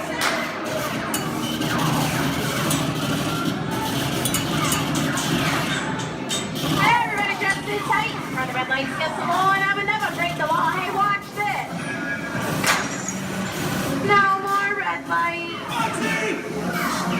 So move a little if you can't. Before we send you to the link chamber, let's watch this piece by Dr. Ogden, who runs the program. Welcome, everyone. I'm Dr. Jackie Ogden from the Pandora Conservation Initiative. You're about to experience a ceremony that's very special to the Na'vi, flying on the back of an Ikran, or as we call it, a banshee. To the Na'vi, connecting to an Ikran and flying on its back is an incredibly important rite of passage they call Ikni Maya. With permission from the Na'vi and in partnership with Alpha Centauri Expeditions, we can now bring this amazing experience to you.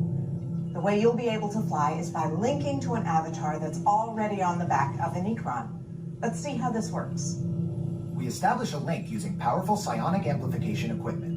A human driver is connected to an avatar, which could be physically hundreds of kilometers away. When you follow our technician into the link chamber, you'll see a series of 16 link chairs. Please go to the number that matches the number you're standing on now. First, stow your gear in the storage containers on the back wall. This should include all bags, cameras, and other items, including cell phones. It's important to push them all the way into the bin. Then get onto the chair as you would a bike. Straddle the seat, step forward, and sit down. Slide your hips forward until you are against the chest pad, and then move your feet all the way forward. Wait until you're seated before you put on your flight visors. Hold onto the hand grips as shown. It's important to hold onto the hand grips at all times. After you're seated, back and leg restraints will be firmly engaged. For your safety, throughout this entire experience, always remain seated and supervise your children. Once the link takes place, you'll be connected to your avatar and sitting on the back of an Ikran. It'll feel like you're really there. Moments later, you'll begin your flight. A Na'vi guide will lead you out. You'll experience the breathtaking beauty of Pandora, but you might also face some of its greatest challenges. Some of this flight might be intense, but trust your guide and be brave. As the Na'vi say during this important rite of passage, Sivak Ho, rise to the challenge. Good luck. All right, you ready? Let's get you into the link chamber. We head out. Please remain seated at all times. Please keep your hands, arms, feet, legs, and elbows inside the vehicle, and please supervise your children. This is a one-way trip to Main Street, USA, and enjoy your ride.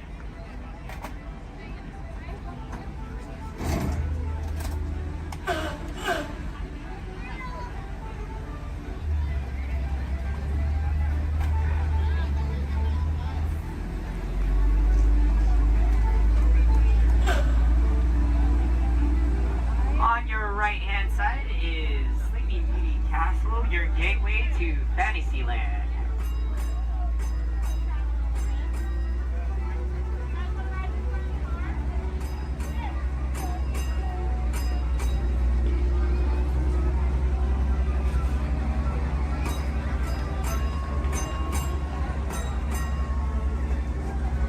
Coming up on your right-hand side is Frontierland and Adventureland. Beyond that, Critter Country, Darling Square, and Star Wars Galaxy's Edge.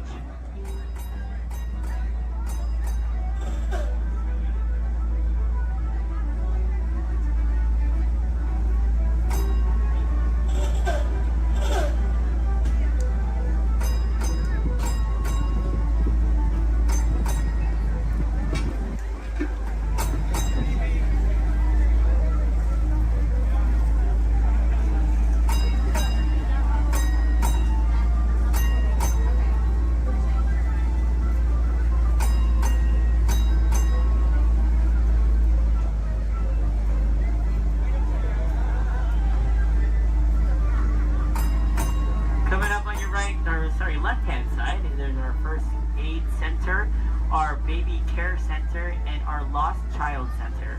On your right hand side, if you enjoy ragtime piano, we got some music going on over at the Coca-Cola Refreshment Center on your right.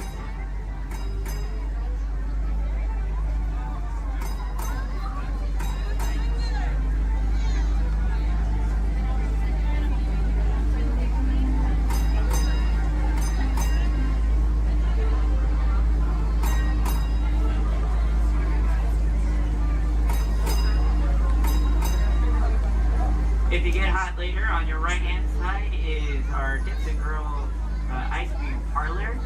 And on your left is Market House, where you can find our Starbucks coffee and tea. Beyond that is our locker station.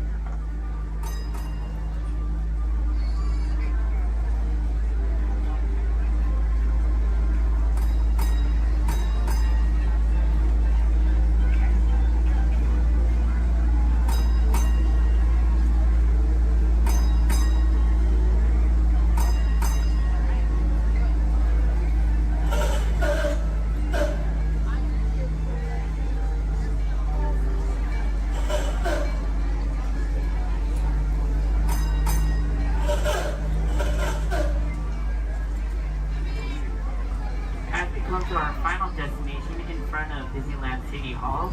Please remain seated until the bus has come to a full and complete stop.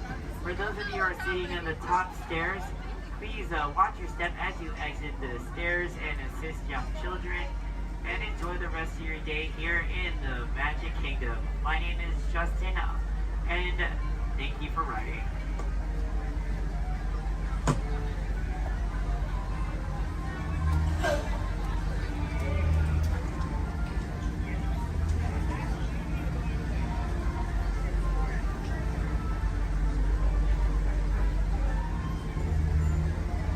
Thank you. Please remain seated, folks. I do need a park deck right over there. Yeah. Please remain seated, folks.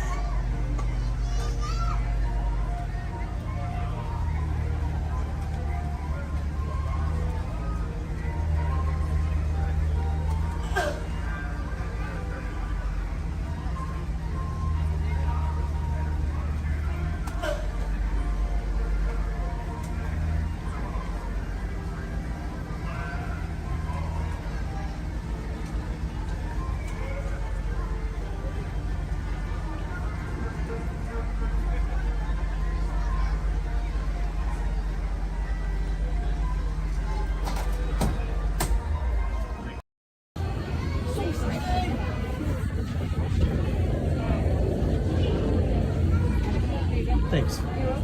What'd you say? You did? Oh! So I said, like, no. I knew so. I'm like, motion tracking, assigning individualized color profiles, blood sugars calibrating. Woo! You there, Spider-Man? I'm here. Where are you? On our way. Okay, please sit back and enjoy your ride until we reach the intimidating disaster. Wait, I thought you were going to start exponential. Disaster sounds right. I'm not here today.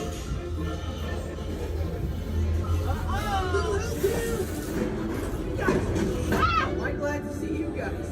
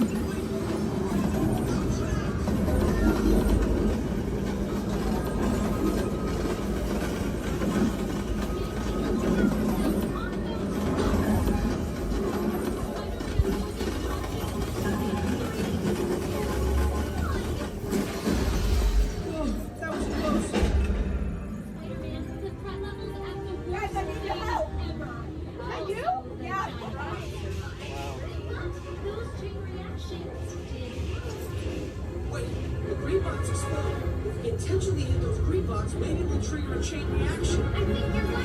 That should stop it.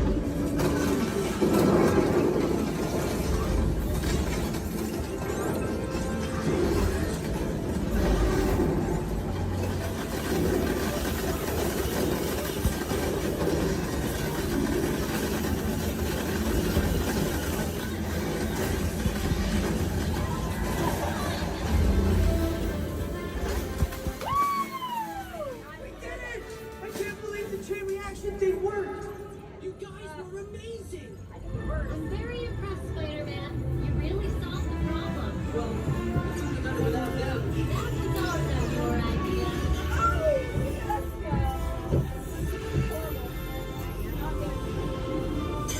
Dang it!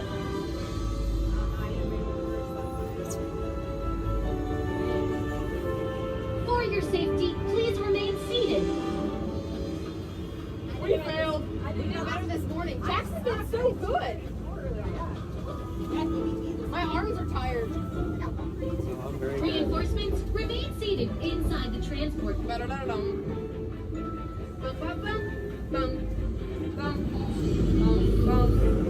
Hey, thanks for attending our open house presentation and preventing the destruction of the world as we know it. Please collect your wits and any personal belongings as you exit the vehicle. See you later. On top of your head, hats, ears, sunglasses. Go ahead and take those off. We don't want them flying off in a first order ship. Who knows what they would do with them, but they're not going to give them back. This is our 5. We can help get you guys out of here. We're just waiting for a transmission from Finn. Okay. Good luck. Take this corridor to the turbo lift. Then head down to the escape pod base. Those droids are programmed to return you to Batu. Hurry and don't get caught. Lieutenant Beck will guide you. Recruits, for your safety, stay seated with seatbelts securely fastened. Keep hands, arms, feet, and legs inside the transport and supervise your children. Tell them it's a prisoner transfer. Did it work? Good. Now get a move on. There's a clear path to the turbo lifts at the end of the hallway. Turn right. Probe droid.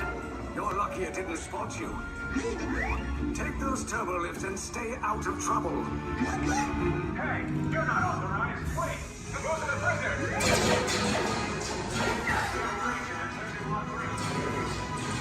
Your cover is blown. Find an alternate route. Who picked these 2 droids anyway? Detention approach. Prisoners not seen on the fire!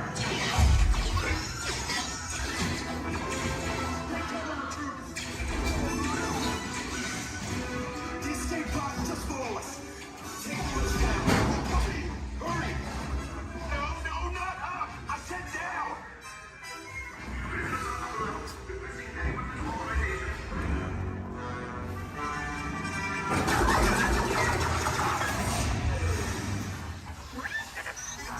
This does not look good. Try to find another way down to the escape pods.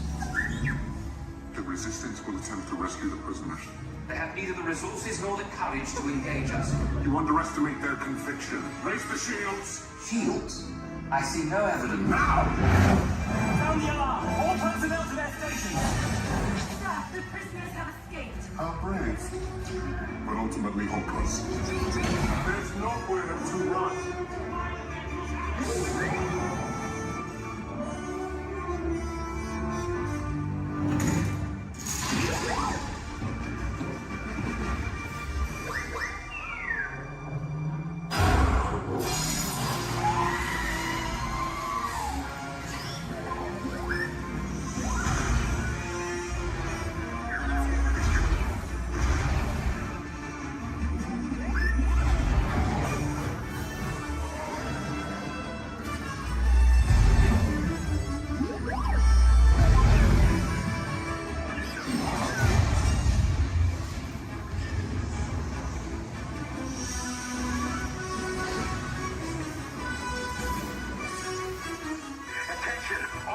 Personnel, abandoned ship. I repeat, abandoned ship.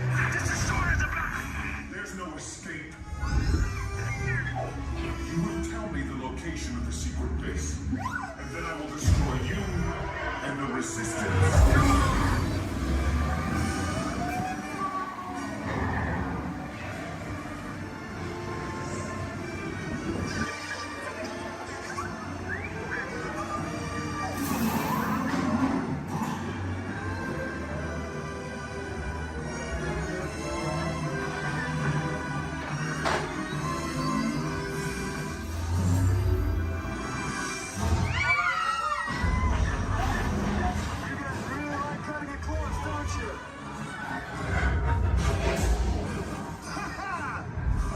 You're clear.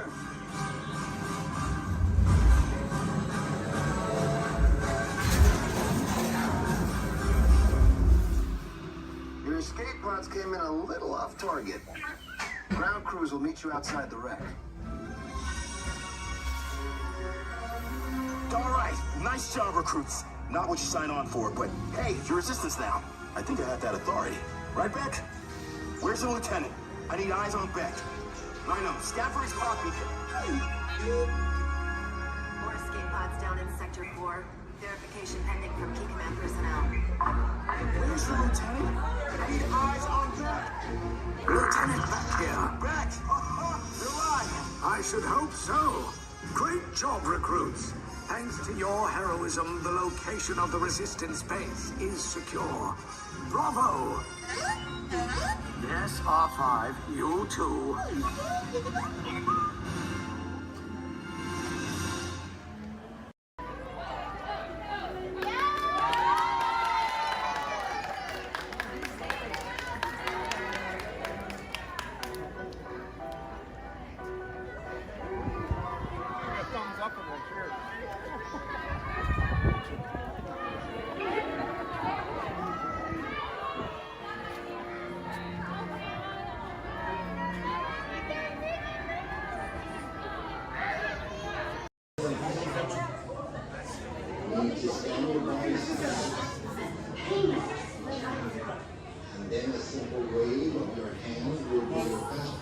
Raise your hands for security clearance.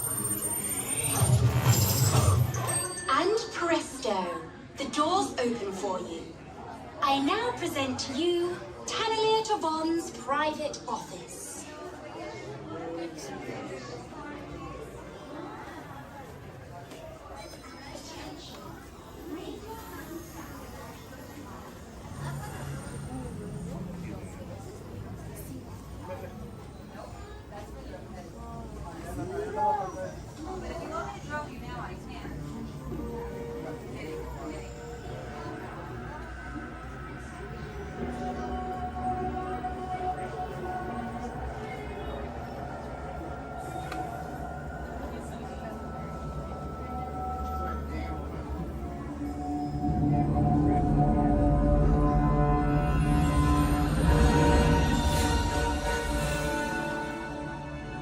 My friends, you're one step closer to your exciting encounter with the Guardians of the Galaxy.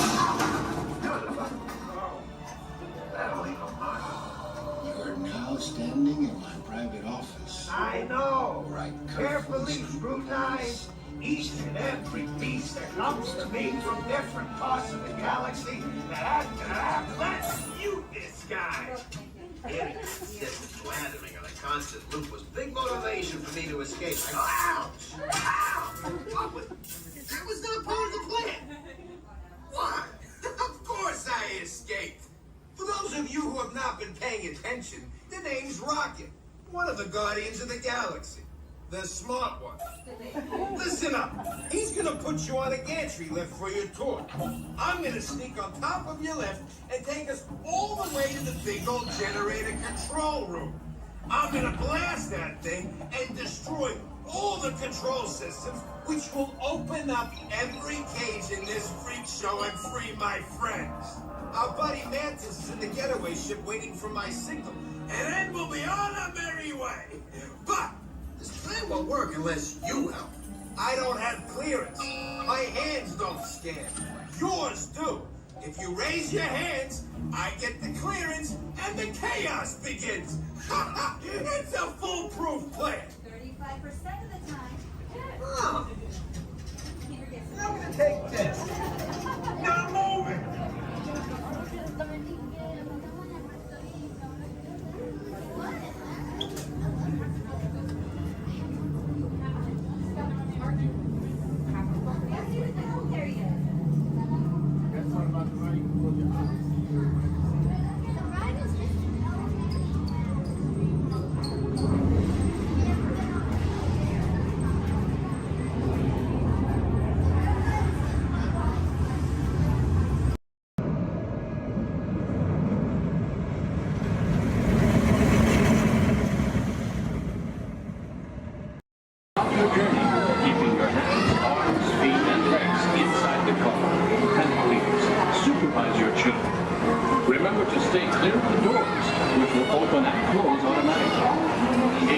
your trip aboard the Metroliner.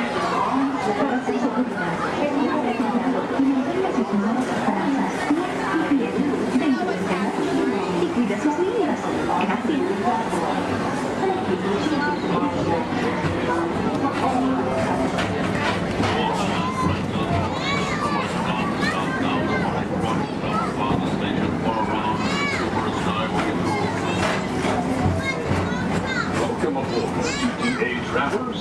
We hope you enjoy Tomorrowland Transit Authority's Super Skyway.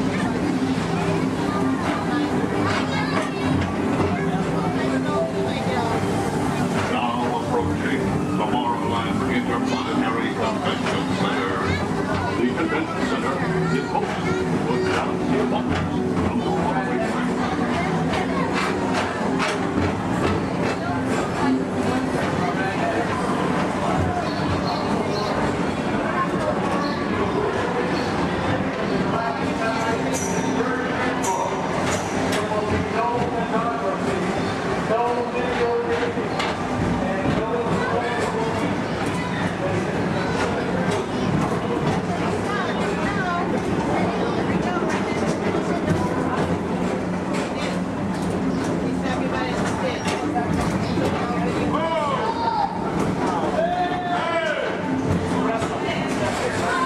The Tomorrowland Retro Historical Society presents Walt Disney's 20th century vision for the future. This model city dared to dream the perfect community in which to work, live, and play.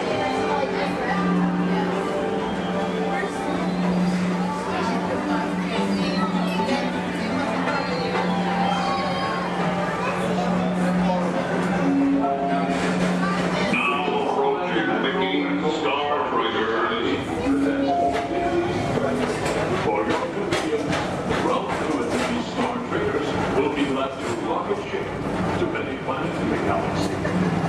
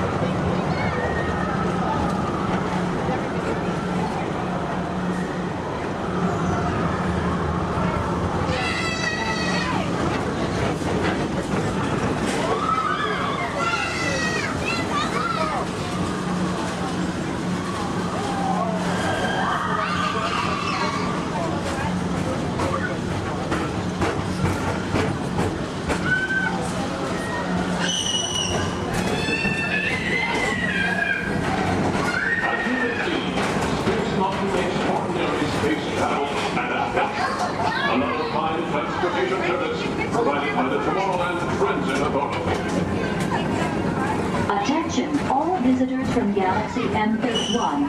Please keep forward-facing tentacles clear of oncoming Metroliner vehicles. Thank you.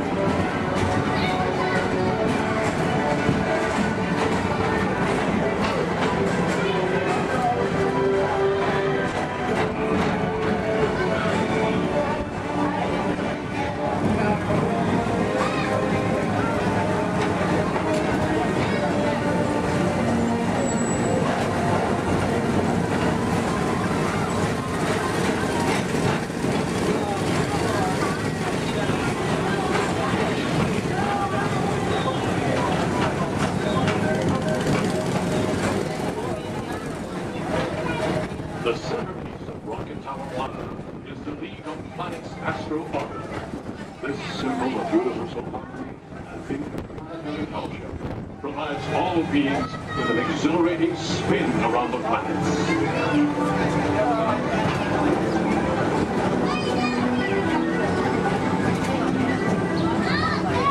Remember, Blue Line passengers, for all your future travel needs, the TTA services all of Tomorrowland's outlying areas, including the personal rocket ship docking lot, and of course, perfect parking, the latest Paging Mr. Morrow, Mr. Tom Morrow. Your party with Saturn has arrived. Please give them a ring. Now approaching Walt Disney's Carousel of Progress.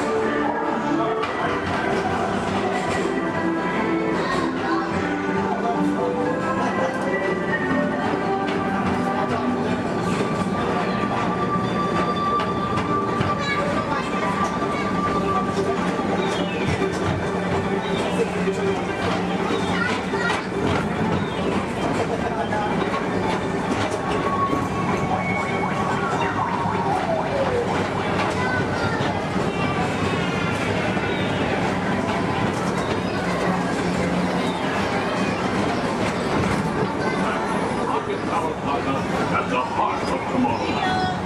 Come now, rejoin us and believe in the promise of tomorrow.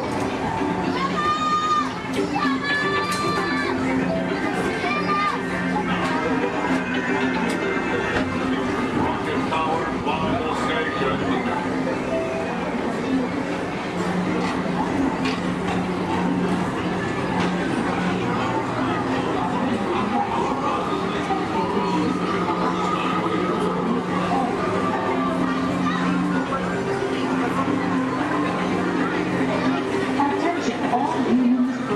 Intergalactic beings.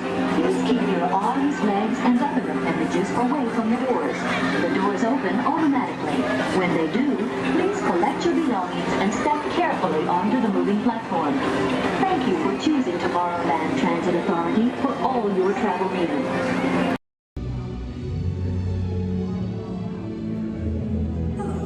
My name is Becky Klein, and I'm the director of the Walt Disney Archives. Here at the Archives, it is our mission to protect, preserve, and make available the history of the Walt Disney Company. So in celebration of 100 years of Disney magic and entertainment, it's my honor to welcome you to Disney 100, the exhibition. This very special exhibition will travel the world for 5 years in 2 units, one in North America and one in international locations. Both Both units feature hundreds of iconic Disney artifacts from throughout its history, including props, costumes, models, attraction vehicles, and artwork, as well as our original immersive activities that are sure to please visitors of all ages. We hope you'll enjoy your visit today and look forward with us to the next 100 years of Disney Magic.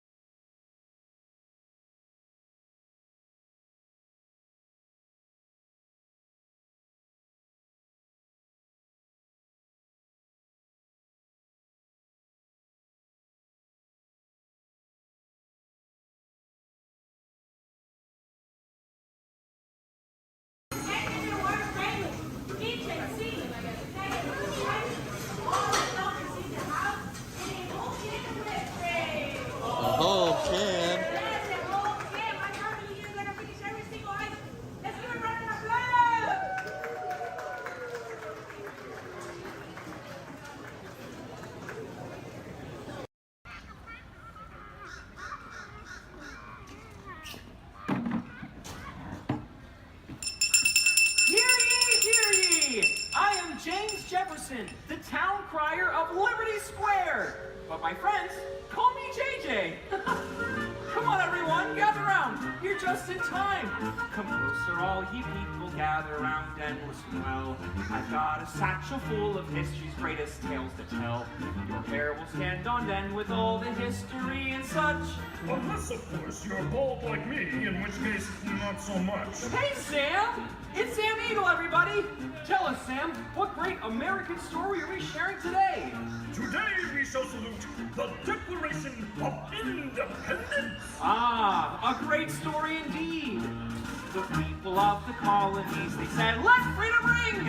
Declared their independence. And they overthrew the king! There were battles, there was violence, there were spies and traitors too! We won't speak about all that. This is wholesome through and through! Right, let's bring out some friends to help us. Hey there, that's your cue! Welcome! Hiya! Woo! Great moments in history! Tra-la-la-la-la! Great moments in history! And this one features more! And here's what you will take away in all your minds and hearts. Great moments in history! Great moments in history, but just the American parts.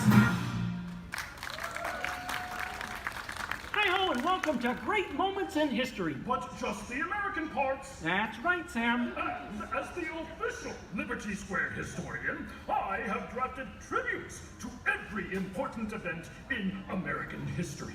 JJ, please remind everyone which great moment we are sharing today. The Declaration of Independence! Excellent! I read it every night before bed, and so should you. And now I will recite from memory the entire Declaration of Independence. When in the course of human... Excuse me, Sam? Kermit, you are interrupting America. Sam, the gang and I were talking, and we had some ideas to make your show more entertaining. Entertaining? Mm-hmm. In a theme park? Yeah. Highly unusual. Aw, please, Sam? JJ, I could use a little help here. Sure, Kermit. Let's put this to a vote. All those in favor of making Sam's story a little more entertaining, say aye! Aye! The ayes have it. Oh, it appears democracy has spoken. All right, Kermit, you and your band of weirdos can come. Okay. But please, do it with dignity. Oh, sure, Sam. We always do things with dignity. Hey, Kermit, the all-chicken chorus is ready for their big number. The cluck heard round the world. Get it, girls! Back to the dressing room. Oh, Kermit! What part will Walt be playing in today's performance? Well, Piggy, this is a story about the Founding Fathers. There's no part for you. No part for moi? Oh, we'll see about that. Sheesh. Okay, places, everyone. Sam, JJ, take it away. All right, friends, what do you say? Want to help us make some Some history. To the patriotic music. The year is 1776. 1776. We are in Philadelphia. Philadelphia. JJ, why are you doing that? I'm the town crier. Well, cheer up and allow me to continue. The year is 1776, and the Second Continental Congress has convened. Roll call, Thomas Jefferson. Hi-ho, Jefferson here. John Adams. Hey, that's me. Woohoo! And the highly quotable Benjamin Franklin. Ah, Ben Franklin here. A penny saved is a penny earned. And if at first you don't succeed, then skydiving is definitely not the sport for you. Let's hear it for your founding fathers. Sam. The delegates are discussing the question of America's independence from England, and there is much debate. Psst. Hey, that's you guys. Oh, right. Debate. Debate. Point of view. Opinion. Says you. Argument. Point. Counterpoint. Order. Needlepoint. I'll take 2 hot dogs with extra mayo. A banana sounds appealing. Waka waka. You get on with it. Okay, Sam. Guys, look, let's get down to business. Does anyone have any arguments in favor of independence? I do. Our continued association with England has grown intolerable. King George has altered our government, enforced cruel repression, and abolished our rights.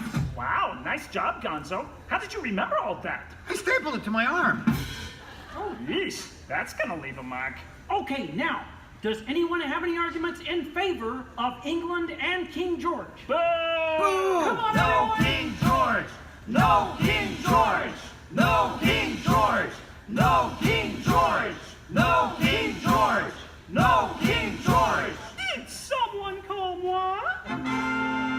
Piggy, what are you doing here? I told you there's no part for you in this show. Of course there is. After all, who better to play royalty than moi? All hail King George! Piggy, women aren't kings, they're queens. Fine! All hail Queen Georgette! Good grief. I protest! This is not historically accurate. The king was not at the Congress. You got a bear playing Ben Franklin. And doing a great job at it. Let's hear it for the bear, huh? Go Fozzie! Go Fozzie! Go Fozzie! Go Fozzie! Go Fozzie! Go Fozzie! Continue, please. Oh, Sorry. Sorry, Kermit. King George, Queen Georgette, you are not a good ruler. Who? What? Yes, you. You mistreat the colonists. You raise taxes. You are drunk with power. You might even say she's intoxicated. That was pretty good. Queen Georgette, can't you see? The colonists are angry. We are angry. The colonists are irate. We are irate. The colonists are revolted. We are revolting. And say that again. We are revolting. Sorry. Okay, it's time to vote. JJ, if you please. All right. All those in favor of declaring their independence from England and Queen Georgette say aye! Aye! The ayes have it. Let's declare our independence. Yeah! Queen Georgette, it appears you lose. Wait, what? I lose? Well, sure, Piggy. You see, in the American Revolution, England loses, which means the king, or the queen, loses. Excuse me? It is I, Georgette Washington, and I cannot tell a lie. I look fabulous! Piggy. This is a Oh boy, nice outfit. Enough of this nonsense. Can we please move on? Sure, Sam. Now, we need someone to write the declaration. We need someone with the brains, someone with the wit. Someone with a pen. Sheesh. Okay, I, Thomas Jefferson, will write the declaration. But I'm going to need everyone's help. Let's start with a list of demands, shall we? I demand a new cell phone, a bigger dressing room. I want a case of rubber chicken. Somebody say chicken. Okay, girls, hit it. A case of banana.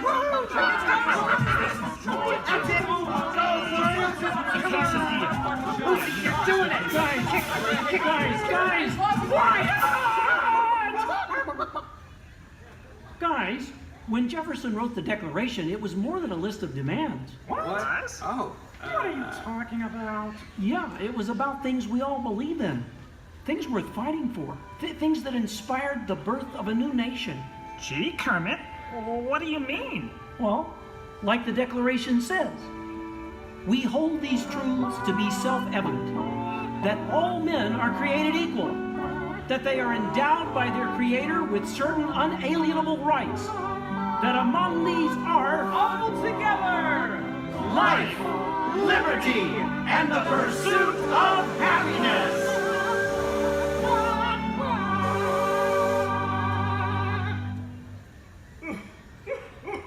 Sam, why are you crying? I thought that was pretty good. It wasn't good. It was glorious. Yes! Way to go, everyone. Hey, Sam, looks like now you're the town crier. Just ring the bell. Let freedom ring! Great moments in history, the 4th day of July. Great moments in history, we said King George goodbye. And here's what you will take away in all your minds and hearts. Great moments in history, great moments in history, great moments in history. Great moments in history, but just the American parts. Thanks, everyone. We couldn't have done it without you. And to England, no hard feelings. You're still one of our best friends. Thank you all for joining us for a great moment in American history. We hope you come by again soon and have a magical stay here at the Magic Kingdom. Bye-bye. Bye-bye. Bye-bye. Bye-bye. So long, everybody.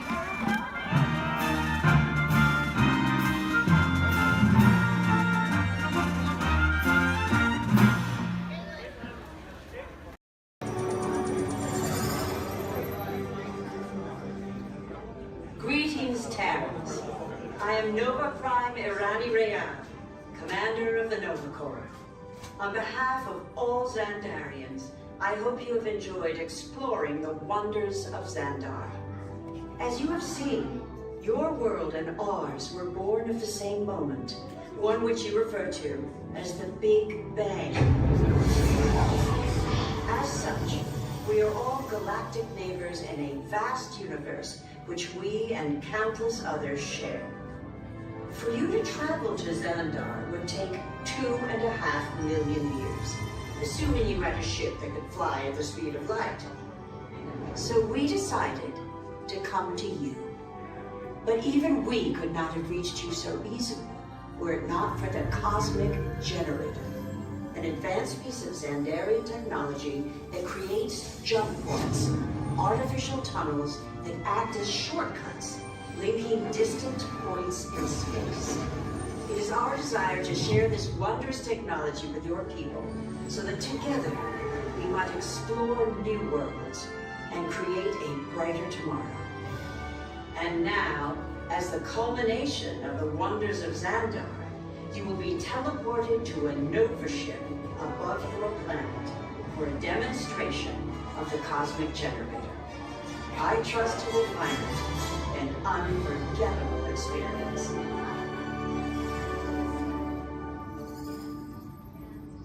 Welcome, people of Epcot, Epcoters, Epcotians, citizens of Epcot.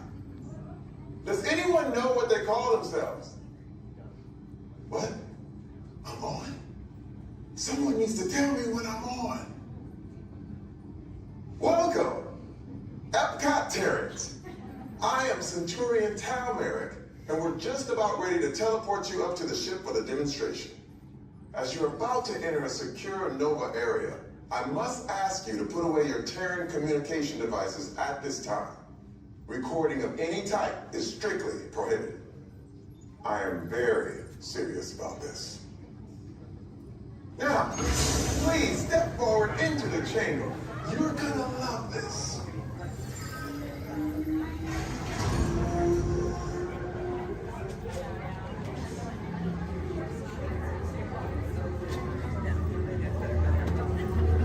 Okay, before we begin, I should warn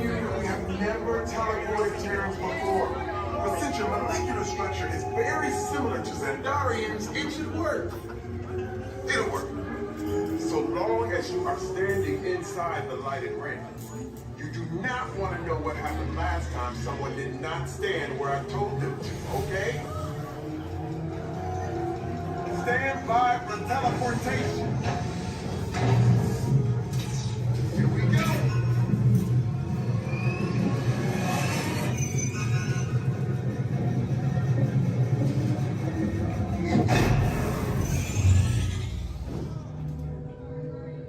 You made it.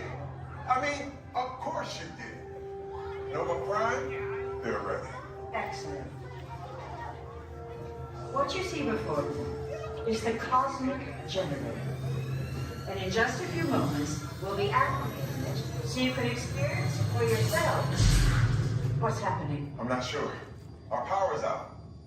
And the cosmic generator is gone. Cheer Monarch. Go to Code Red. Prepare the fleet. And call the Guardians. Now. There is no cause for alarm. Turn off that alarm. I've got an important transmission coming in. Hey, what's up, Nova Corps? Our cosmic generator has been stolen. What? How? Why didn't we think of that? That thing's gotta be worth a fortune. I am Groot. Good question. Yeah, who do you think took it? Perhaps that really big man outside your ship. Well, that is a big man. I need to alert Nova Prime. I've been watching Terrans for dogs. That's not creepy at all. This species has failed. Wait, whoa. We didn't even know there was a test. He's got the cosmic generator. He's creating a new jump point. Jump point to where?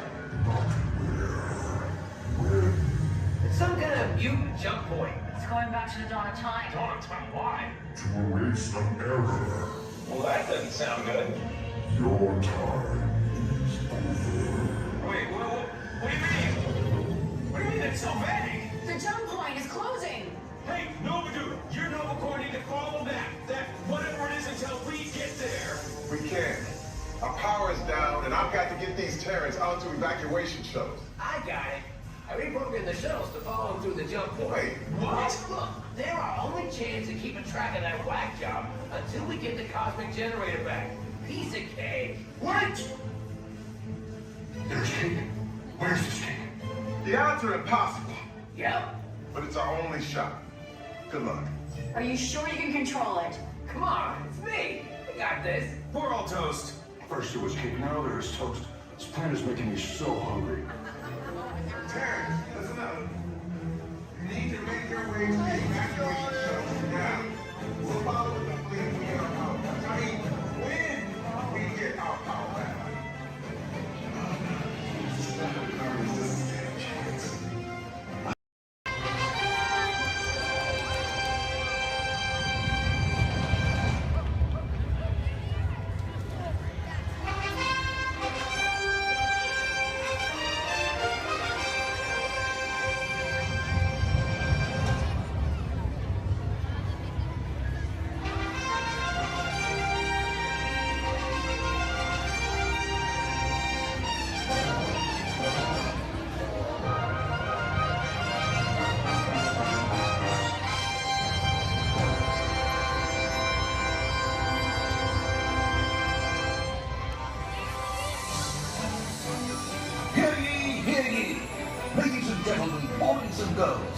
Welcome to the Magic Kingdom. You are warmly invited to join Mickey Mouse and his Fantasyland friends for a magical celebration in the streets. Dreams will come true, hearts will soar, and you will become a part of the magic. For the time has come to take your places and prepare to welcome the wondrous and wonderful Disney Festival of Fantasy Parade!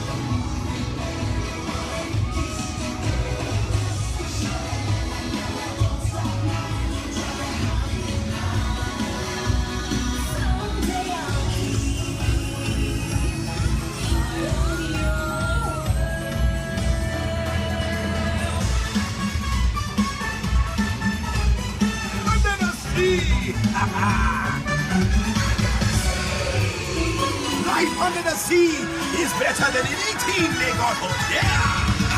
Under the sea, with the sun.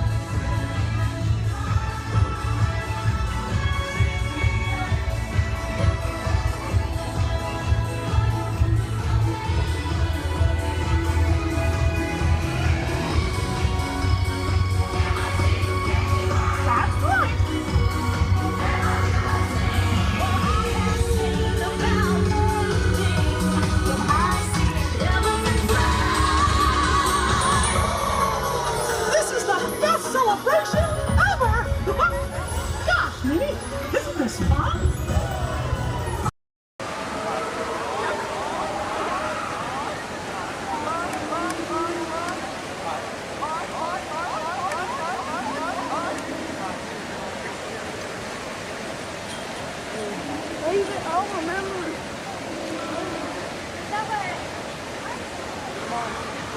How much longer do we have?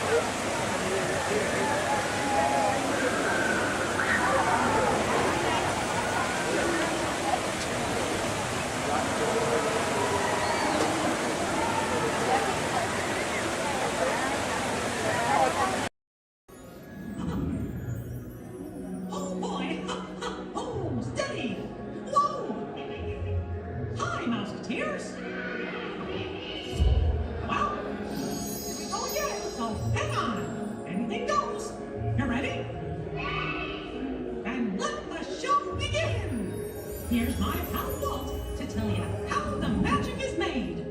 There's a lot of satisfaction in developing ideas into reality. When we consider a new project, we really study it. Not just the surface idea, but everything about it. And when we go into that new project, we believe in it all the way.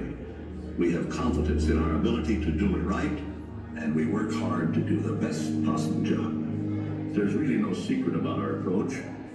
We keep moving forward, opening up new doors, doing new things, because we're curious. And curiosity keeps leading us down new paths. We're always exploring and experimenting. Everybody ready?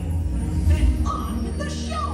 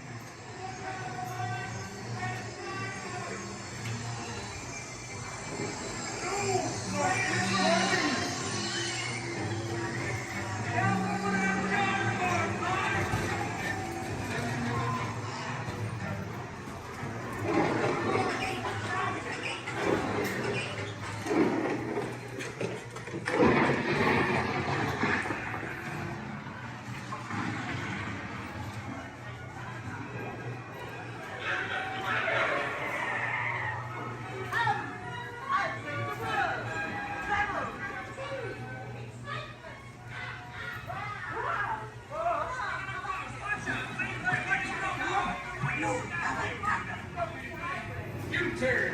Thank you, that is all.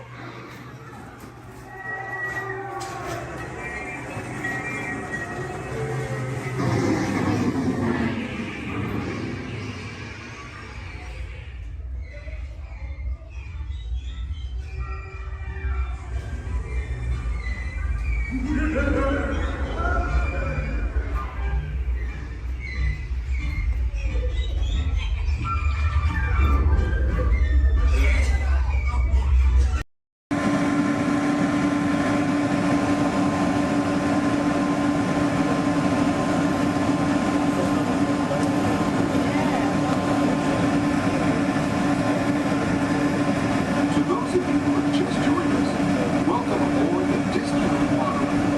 For your safety, please remain seated. Keep your hands, arms, feet, and legs inside the train. Watch your children and no smoking, please. Bienvenidos a bordo. Para su seguridad, permanezcan sentados en primeras filas. Gracias. Pies y piernas dentro del tren y cuelgues. Por favor, se quedan cómodos.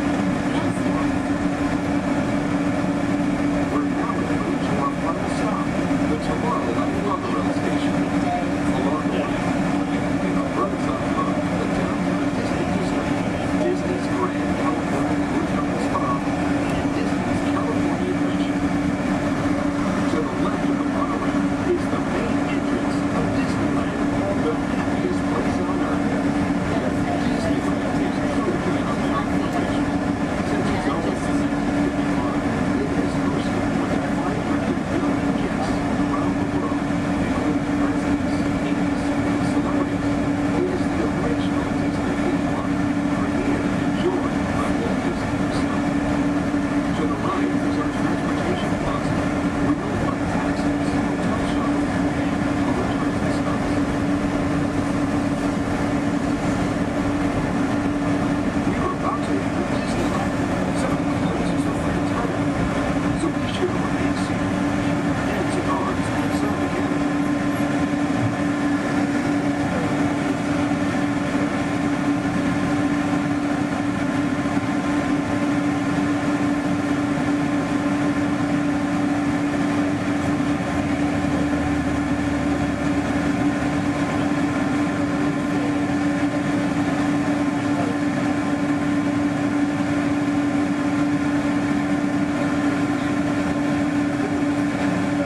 Ladies and gentlemen, before we top this morning, hope you break the call real soon. Meantime, receipt, please remain seated. Give you our tips and trade off next.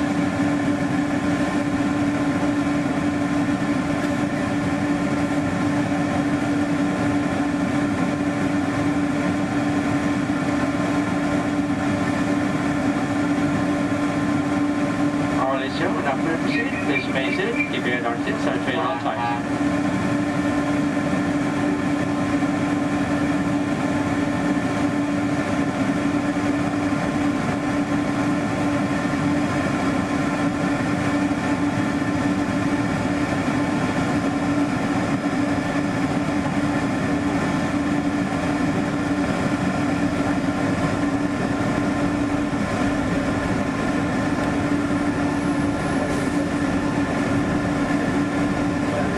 This is Tomorrowland, a land inspired by science fact and fantasy.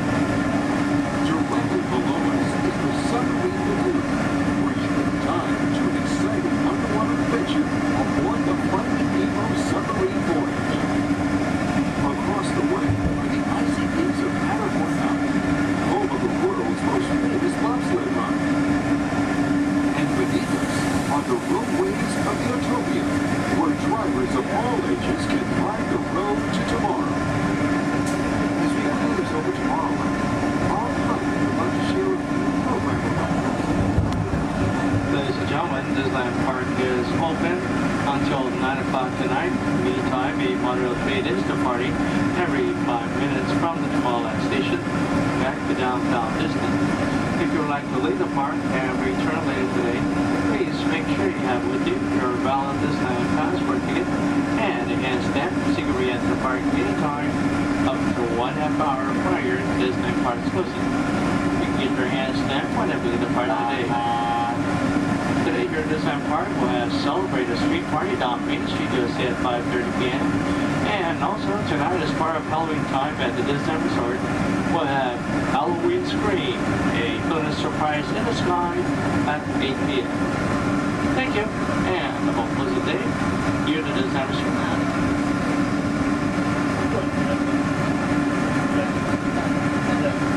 Just into the right of the train are the sparkling gold spires of one of Disney's most beloved attractions. It's a small world. Beyond it is the wacky world of Disney's classic cartoon characters, Mickey's Toontown. We're now riding alongside the happiest kingdom of them all, Fantasyland, home to Pinocchio, Snow White, Peter Pan, and other storybook characters.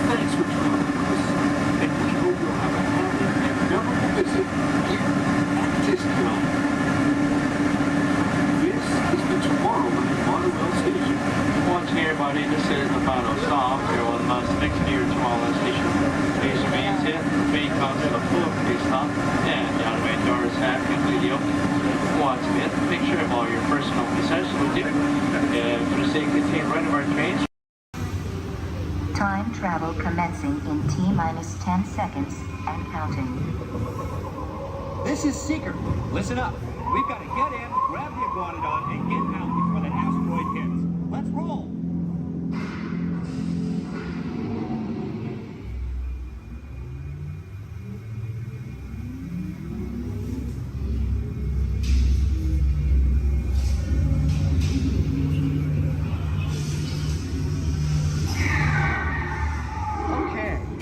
Let's go get that dino. Computer, what are you tracking? Styracosaurus. Not our dino. Warning, meteor shower in range. Just little one. Oleoramus. Hadrosaur. Raptor. Time to get serious. Locking autopilot on homing signal now! Hang on! I'm tracking a big dino on the scope. Could be ours. Computer, full stop. Identify. Carnotaurus. Definitely not our dino. Go, go, go!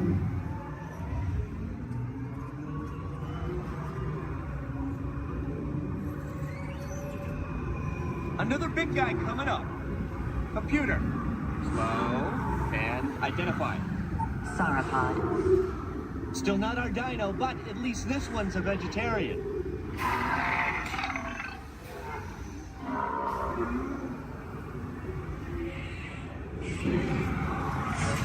Asteroid impact in 90 seconds. We better move it. Pterodactyl. Incoming!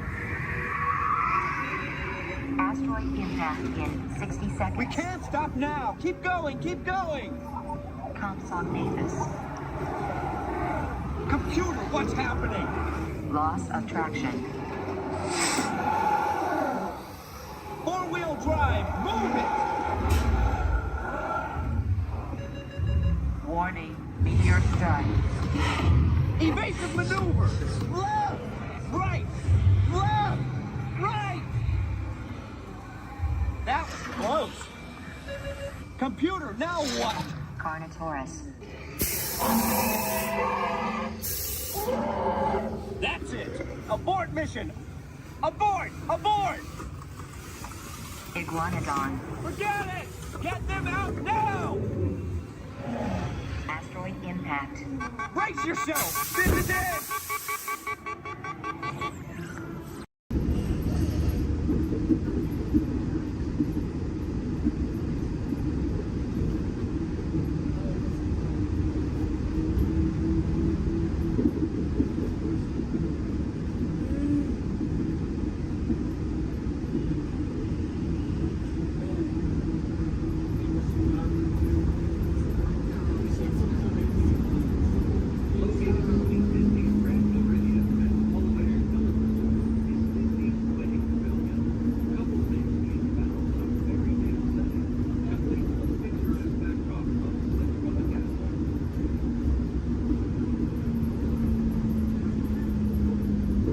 Those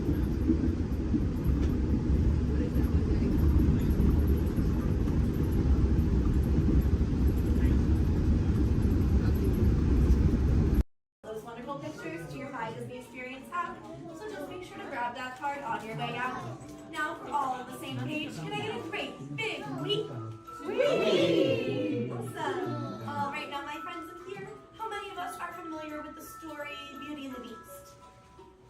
Awesome, most of us. Are we all ready for a Beauty and the Beast pop quiz? Yes, awesome. Do not worry, my friends. This is not work and this is not school, so you don't have to worry about raising your hands. If you know any of the answers, just feel free to shout them out. My first question is, which princess grew up here? Belle. Belle, that's right. And does Belle still live here? Yes. No. No? Yes? Well, if Belle doesn't live here, then where does Belle live? The castle. The castle, that's right. Are we all ready to go visit Belle in the castle? Yes. Yes, awesome. Now right behind me is an enchanted mirror, and this was a gift given to Papa Maurice by the Beast. It lets him visit Belle in the castle at any time he wants, and I know the perfect time we can go back to. So everyone, please repeat after me. Take me back to the day Belle and Beast fell in love. Take me back to the day Belle and Beast fell in love.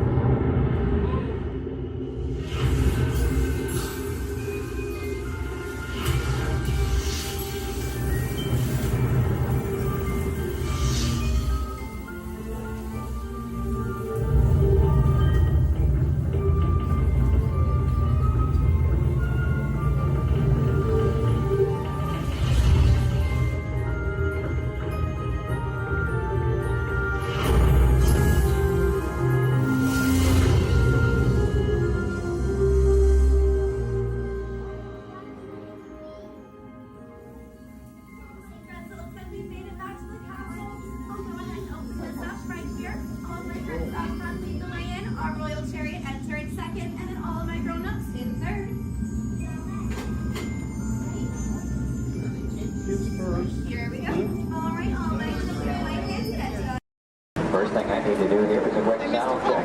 You can hear me up and down the shuttle waves. Give me a wave if you can hear me. All right, thank you.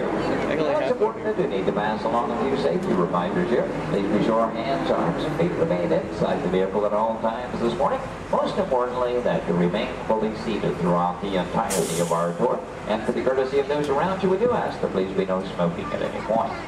Now we also have just a little word of caution as well. For those of you on the right side of the shuttle, and that's the side I'm on this morning, now be aware we could be getting a little bit wet on the tour today, okay? However, for those of you on the left side of the shuttle who are smiling about that situation, now realize on the left side, you could get soaked. On the left side is the wet side. In reality, if you do need to do any seat rearranging, please go ahead. Do that right now before we get underway. Once our shuttle goes into motion, I will ask everyone to remain fully seated throughout the tour. The left side is the wet side. The left I won't promise you so necessarily. However, the best chance to get a little bit wet on this tour is on the left side of the shuttle, so please take that into account. For those of you wanting to get wet today, that'll be your best opportunity. And I'd also like to take the opportunity to welcome you here to Disney's Hollywood Studios. They deploy the counterpart of Walt Disney Studios in Burbank, California. My name is Jerry, and I'll be your guide on the tour today. Behind me at the wheel of our vehicles, our driver Ashley, and she'll be steering us behind the scenes of our working production facility. We'll be getting underway here in just a few moments. If you would, please listen to these additional safety announcements. Welcome to the Studio Backlot Tour. For a safe trip, please remain seated with your hands, arms, feet, and legs inside the tram. And be sure to watch your children. Thank you. Bienvenidos.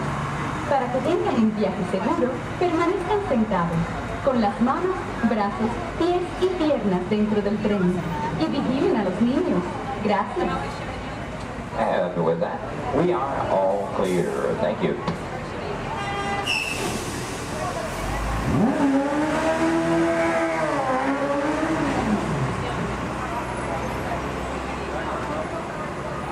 Once again, a very good morning, ladies and gentlemen. Welcome to the the second portion of the studio's backlot tour. Might also mention there are no photo restrictions of any type on the tour, so please feel free to shoot as much film and video as you like. Go ahead and get those cameras out and ready. Matter of fact, that first photo opportunity is coming high in the sky. Take a look up toward the front of the shuttle. As you round the corner toward the front to your left, you'll see the symbol and the landmark of our studios, our award-winning year-old tower.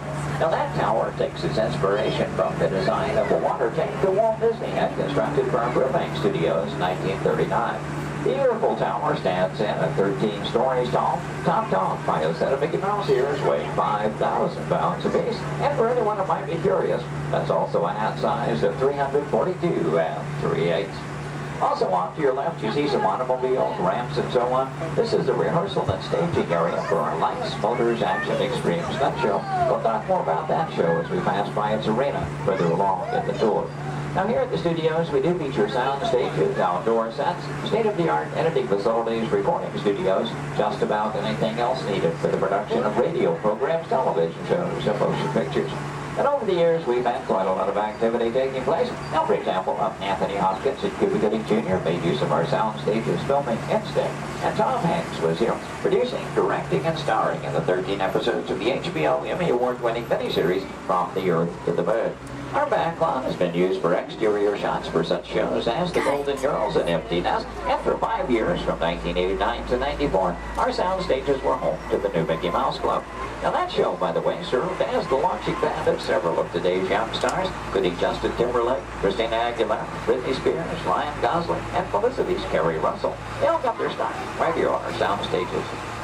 Now, as you make your way around this turn off to the right, you'll see 2 surviving P-40 aircraft from Touchstone Pictures Pearl Harbor, starring Ben Affleck and Josh Hartnett. Taken from the mold of a real P-40 Warhawk, these full-scale replicas are produced in fiberglass over a steel frame. You might be interested to know there were actually only 16 of those full-scale replicas produced for the filming of Pearl Harbor. If you've seen that movie, you know there were a lot more P-40s than that on the screen. The remainder were all computer-generated. We're now entering one of our most glamorous departments. This is the world of creative costuming, and notice the window displays on the left. Now here in costuming, the process begins with artist designs.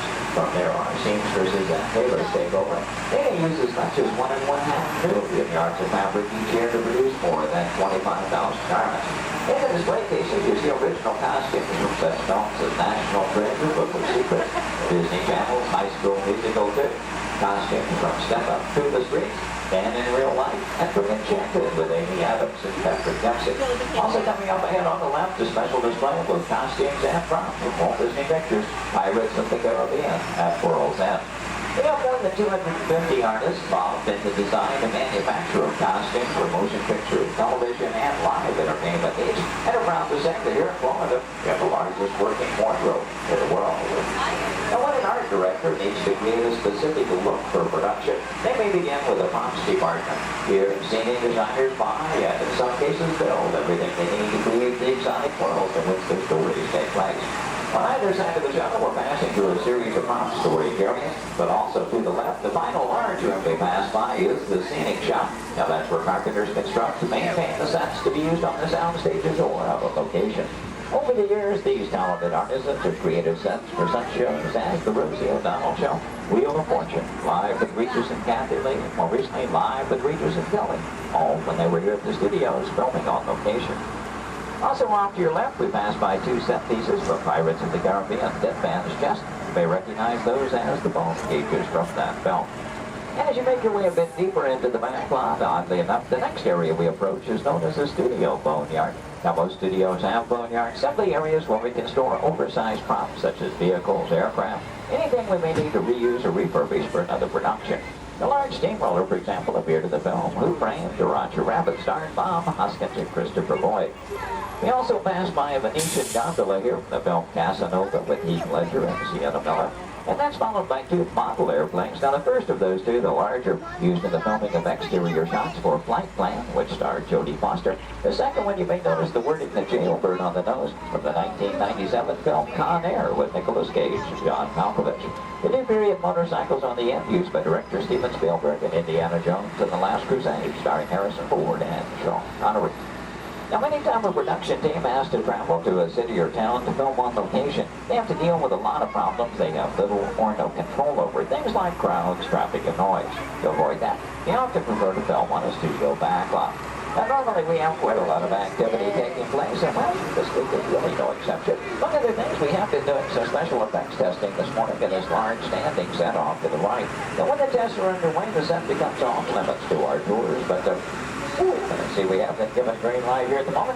You know that Ashley is in contact with our production coordinator, so apparently the between takes here. In case that gives us the opportunity to go inside the set, we'll get a look around and hopefully a good photo opportunity for you as well. Now, we will be going over a bumpy bridge, so please hold on to loose items like cameras and purses, and especially hold on to small children, please. For the safety of everyone, please remember to remain fully seated throughout the entirety of our tour. Now, this is a large standing set. That's the type of set designed to be used over and over again. This one is modeled after an actual canyon in Southern California, the special effects sector we call the Master Canyon. The large tanker truck is another large problem like those out in the boat yard area. Not an easy task to get that truck into place. We actually had to hoist it up over the canyon wall and lower it with a crane. You know, one of the reasons that production teams like to film on a backlot is because of the things they can recreate and then even influence the weather. As a matter of fact, one of the effects they were testing earlier today was a rain effect. I wonder, anybody still upstairs? You might run the canyon's rain effect for us? We would appreciate that. Now, why might we need such an effect? Well, let's say that our script calls for a real downpour, and it happens to be a nice, bright, sunshiny day. Time is money in the movie-making industry, and camera crews can't just wait around for Mother Nature. When it starts to cameras to roll, that's what we are to call. Well, thank you very much. We appreciate that. Now, this effect is being created by some high-pressure water drops over an outlet down in the camera lane. Then it can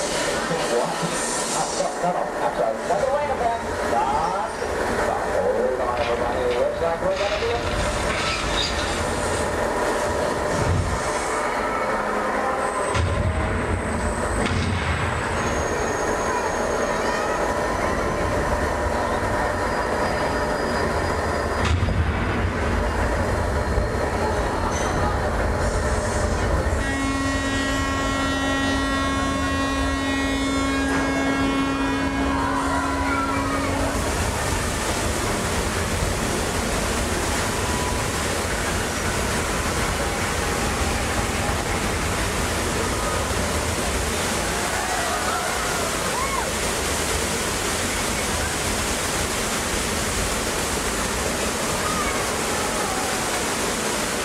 could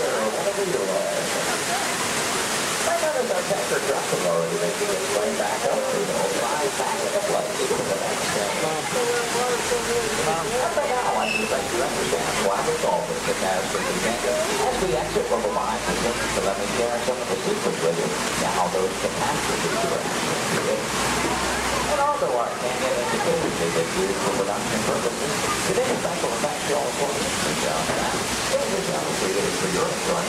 No, I'm sorry. Wait a minute. Stop. Hold on, everybody. It looks like we're going to be From behind, you'll see the canyon is really a steel structure covered in wire mesh, and adjoined by a layer of textured cement and tar creates a natural rock formations up in the canyon. The small yellow pipes carry the gas to the fires up above. The large gray pipes the water to the flying blind. Now, to start that flood in motion, you'll see 3 large holding tanks up at the top of the canyon. When we open the gates to those tanks, that allows 70,000 gallons of water to come rushing down toward our tunnel. And they have even more dramatic impact. Some of that water was blown at you by hurricanes. The earthquake effect created by large hydraulic sugar minerals underneath the bridge. The Astrophy Canyon was originally put together with the help of a Hollywood special effects team, so that what seemed to be an out-of-control disaster was really a very safe, computerized sequence of events. Yet entire sequence can reset in just 3.5 minutes. During that amount of time, the 70,000 gallons of water gets recycled to begin our show all over again.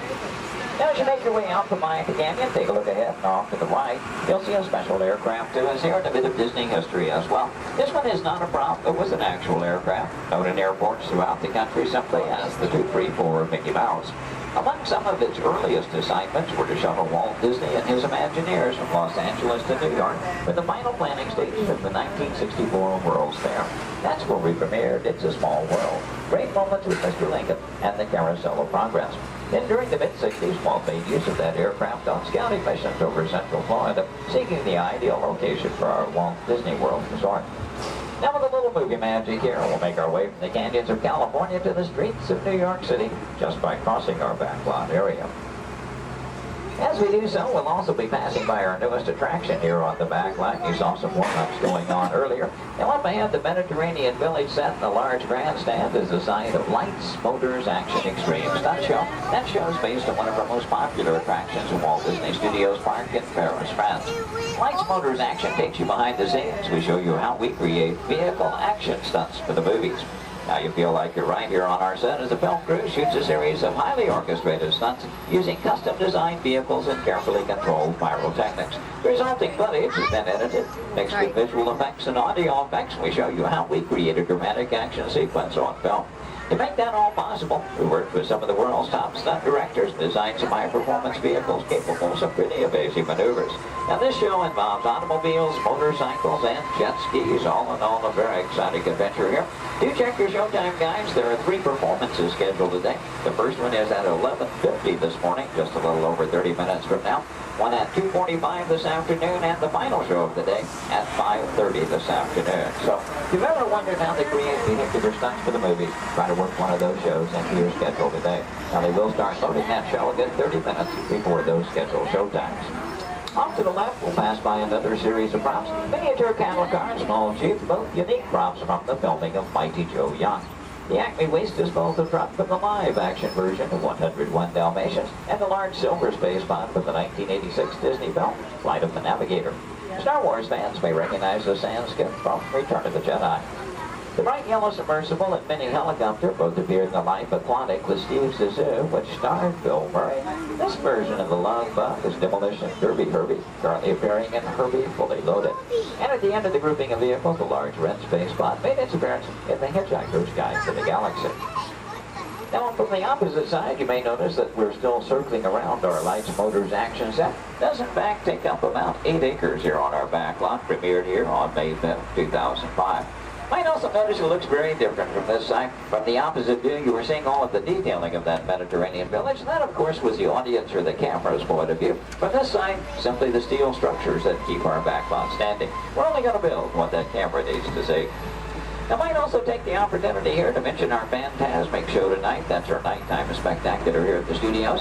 Fantasmic will be presented twice tonight. That will be at 9 p.m. and again at 10:30 p.m. this evening. Now, Fantasmic is an excellent and very popular show, also a limited capacity show. So I do recommend, especially for that 9 o'clock show, want to be there a good 45 minutes to an hour prior to showtime, proceeding in the amphitheater area. Once it fills up, it's all the folks who can see the show for any given performance. And as you make your way on around the turn, off to the right, see the entrance to Lights, Motors, Action. Looks like they're beginning to preload for that 11:50 show at the present time. You can work that one in your schedule. That'll be the easiest show to get into here today. And as you make your way on around the turn, take a look down the street. Get a view of our very own New York skyline right here in Central Florida. Now this illusion is created by an old movie trick known as forced to perspective. The skyscrapers at the end of the street are actually just painted glass. The tallest of which is about 4 stories tall from a block and a half away. You might also be interested to know we've recently redeveloped this entire section of the backlot. In addition to Lights, Motors, Action, we've added a skyline of San Francisco, soon to come one of Chicago to join our existing New York City skyline, renaming the entire area Streets of America, but all with the idea, of course, giving producers more locales to choose from when they're filming here on our backlot. Now this also signals we are coming to the end of our tour today, so please take a moment, check around, be sure you have all your personal belongings gathered up. As you exit the shuttle today, you'll take a stroll through the American Film Institute showcase. There you'll see a themed exhibit titled Villains, Movie Characters You'll Love to Hate. Now if you're heading for that Lights, Motors, Action show, your one and only exit is still through the sliding blue doors and straight on through the showcase, then around the loop. The Lights, Motors, Action. Once again this morning, your driver was Ashley. My name is Jerry. We both thank you very much for joining us today on the Studios Backlot Tour. Good evening, friends. Look around you. There is a special magic that flows through this land. A magic of fantasy, swirling with pixie dust, made more brilliant by the light that lives within you. It inspires us to wish upon stars, follow our hearts, and find our happily ever afters. Tonight, as we gather together under the spires of this majestic castle, our dreams ignite the magic to create a beacon shining out and celebrating 50 years of the most magical place on earth.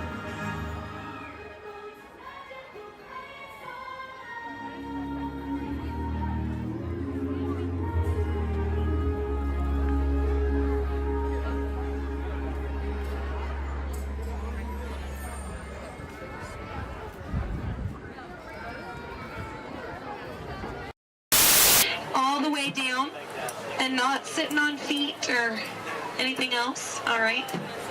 Well, here we go. Everyone say bye. Bye. Bye. Bye. Everyone say hi. Hi. Hi. Now say bye. Bye. Bye. Now say hi. Hi. Don't say bye. We're stuck together. 3 months. Yes, 3 months together. Yes, my name is Erin. I'm going to be your skipper, your guide, your social director, and your dance instructor for all 3 of these months. Now, make sure you stay seated, keep your hands and arms inside, and be sure you watch your kids, because the crocodiles, be sure they will. Now, we begin our adventure here in the Amazon rainforest. On the left and on the right, you see those beautiful butterflies. Now, they can grow to have a wingspan anywhere from 12 inches all the way up to a whopping 1 foot. Yes, we call them the rulers of the jungle. Over here, we have Inspiration Falls. If you're wondering why it's called Inspiration Falls, it's because if you stare into it long enough, it'll inspire you. Yeah, watch this. Everybody say, ooh.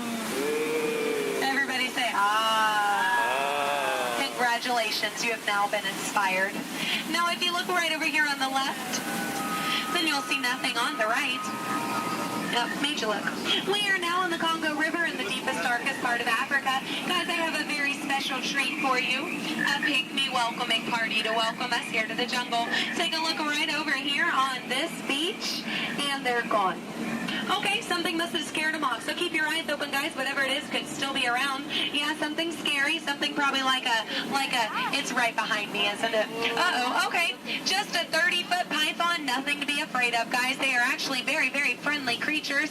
Yeah, but they can develop a crush on you. So we're going to stop here by my camp and pick, oh no. Uninvited house guests. That is the worst. But you know what? On the flip side, couldn't get that Jeep started this morning. Looks like they got it to turn over. Oh. Yeah.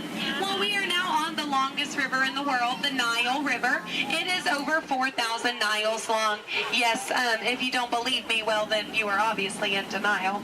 Up ahead on the left, we have a beautiful African elephant. You can tell that he's an African elephant because his ears are shaped like Africa. Yeah. He actually knows a, oh, he's not going to show off? What about this one over here? Do you feel like showing off? This one over here knows a great trick. We'll see if he decides to take attention. Speak. There we go. Louder. Stay. Good elephant. I want to point out this sandstone here. You know, many people just take it for granted. Yeah. But I definitely think it's one of our bolder attractions. This is the belt, yes, the African belt where all the animals come down for water. They won't all return to their herd, yeah, thanks to that pride of lions. Now, up here, this demonstrates a basic law of the jungle. Never, ever be a zebra. Now, another basic jungle law states that a safari on foot cannot outrun a charging rhinoceros. Yeah, I tried to warn them, but they didn't listen. But you know what? I feel like they got the point. In the end, you know, wouldn't you hate to be the low man on that totem pole? Now, danger lurks around every bend in the jungle, as as we come around this next corner, we are entering crocodile country. The big croc on the left, that's Old Smiley. Old Smiley is 75 years old. He just lays there all day looking for a handout. Yeah, I had an English teacher on my boat, try to give him one time. Now she's teaching shorthand. Up ahead is Schweitzer Falls. Now Schweitzer Falls is named for Dr. Albert Falls. Those of you in the back, you might want to lean in. Lean in, guys. Lean in, lean in. It's going to be close. Lean in, or don't move a single muscle. That works too. Paralyzes the ear, sir, I understand. Now people ask me all the time how I landed my job here at the world famous Jungle Cruise. I think it's plain to see. I took a crash course. Because when you've been here as long as I have, you just start to smell. Smell danger, that is. Like up ahead, this pool of hippos. Guys, I know they look cute, but they can actually capsize the boat. I'm going to use my gun to scare them off. Cover your ears, guys. This is going to be loud. Shoot! Shoot! Shoot! Shoot! Shoot! Shoot! There we go. Yeah, it's actually a little known fact about hippos. They are terrified of shoes. Now up ahead, headhunters. This is bad. This is bad. This is a very bad place to be headed. All right, stay calm, guys. Don't lose your heads. Yeah, there's my last crew in that boat over there. Bunch of numbskulls. Now that dance that they're doing, that does mean they are going to attack. But they only attack from the right-hand side. Stay focused on the right, and they can't ambush us. Over the top of the hill. They're on the left. Get down. Get down. Get down. Get down, sir. Don't worry about looking stupid. I'm doing it for you. Get down.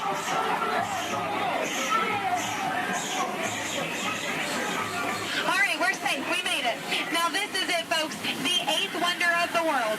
The reason you rode the Jungle Cruise today. The backside of water.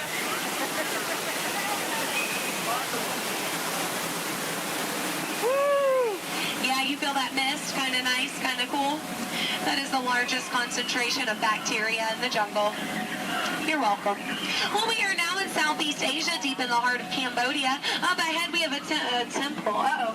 Guys, I was going to take you in this temple. I think there's been an earthquake or something. This is a new entrance. I don't know where it leads. It could lead to danger. It could lead to treasure. Should we go in? Yeah. Yes? Good. I do not know how to reverse.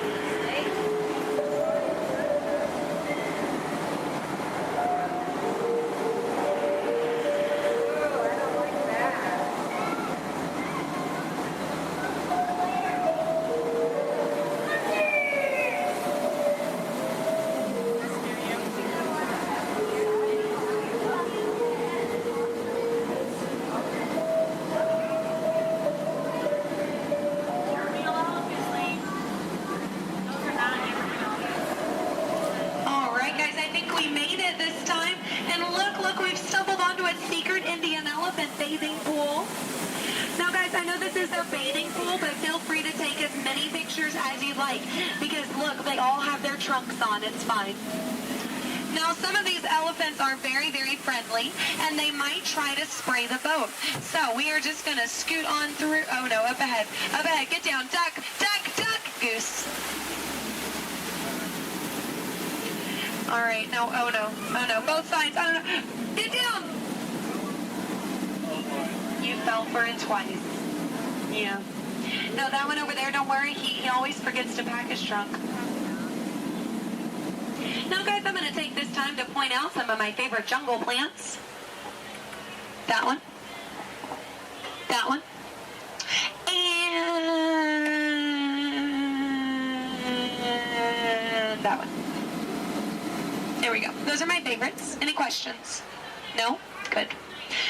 Over here on the left, you'll see our dear friend Trader Sam. Trader Sam is actually our resident head salesman here in the jungle. Yeah, due to the economy lately, sales have been shrinking. But he is offering a special 2 of his heads for just 1 of yours. Yeah, think about it, because, you know, any way you slice it or dice it, you're going to come out ahead. Yeah. All joking aside, Sam is a really lucky guy. He was the only man from his entire tribe to go to college. Yeah, he actually got kicked out, though, before getting his degree. He got caught trying to butter up one of his professors. Yeah. But he's a nice guy. He actually threw a dinner party last night. Yeah, he invited all the skippers. I got there 20 minutes late, though. All I got was the cold shoulder. Nothing left but finger foods. Yeah, and I was looking forward to it. I mean, his wife makes a great stew. I told him so, and he said, I know. I'm going to miss her. Yeah. You know what Sam's favorite Disney song is? You Got a Friend in Me. Yeah. I'm not making these up, guys. They're actually written in the script. Yeah. Yeah. Now we are approaching the dock, yes, which means it's the most dangerous part of our journey. My attempt to dock the boat. So make sure you stay seated. Watch your elbows over here on this side. We don't want unnecessary peer pressure up ahead. Now, when the boat and the dock reach the same speed, you'll exit out the same way you came in. Everybody over here will use the back door. Everybody over here and in the center will use the front door. Just remember not to cross the crates. Yes, don't cross over the boxes. I don't want you to trip and fall. You'll have 2 bad trips on the same boat. I thought one was enough.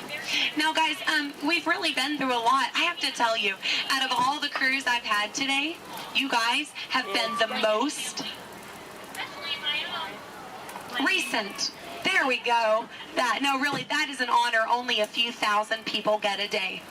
So you should feel very, very special. No, really, guys, if you find yourself passing by the Jungle Cruise later, I understand. Yeah. But if you want to stop and say hi, I'll be around. And around. And around. Stay in school. No, I'm kidding, guys. I'm kidding. 4 years of college. Yeah. My mom is so proud of my brother.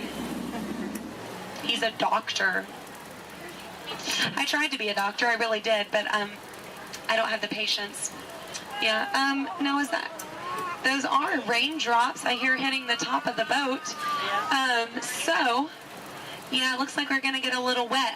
Just a reminder, our dock is made out of pure hickory. Yes, so as you exit, you will be stepping out onto a slippery hickory dock. Make sure that you watch your step on the way out. Yes, watch your step, but don't step on your watch.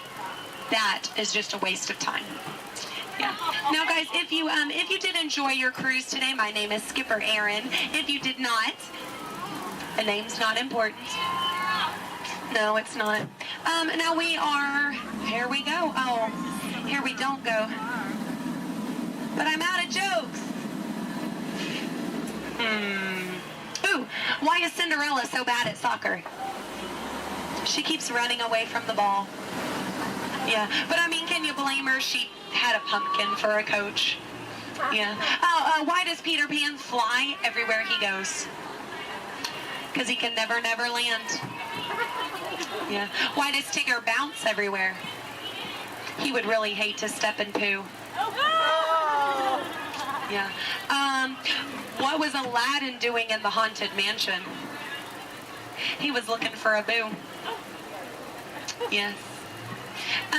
Well, I guess if we're still here, I could leave you with a few words from our sponsors. Yes, today's cruise has been brought to you by the Miracle Boat Engine Company.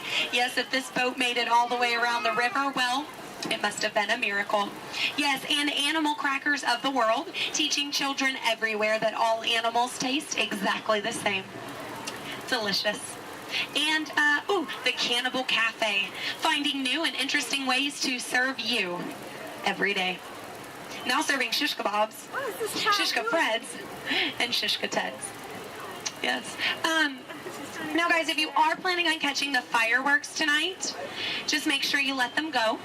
Okay? They're going to be very hot. They can explode in your hands. Yes. All right, here we go.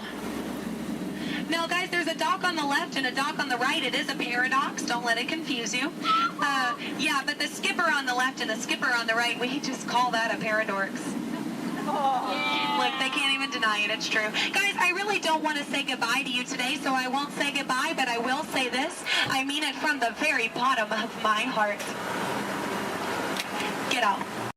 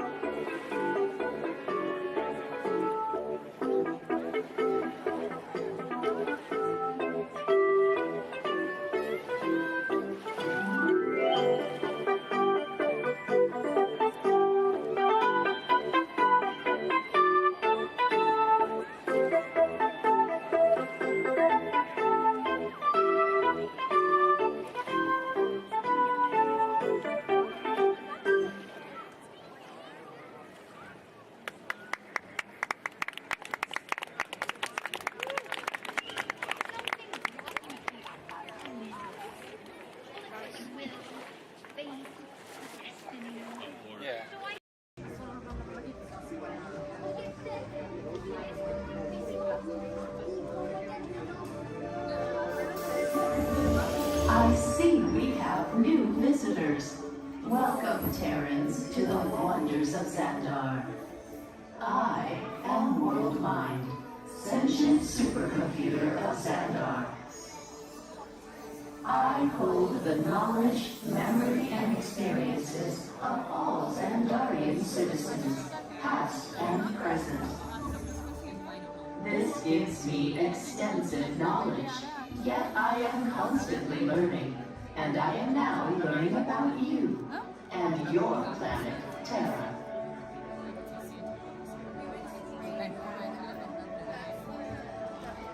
Much of my knowledge of your world came from your great scholar, Peter Quill. However, many of his facts have yet to be confirmed, such as the incredible importance of a legend called Footloose. Through my fellow Xandarians working here at the wonders of Xandar, I am discovering more about you Terrans.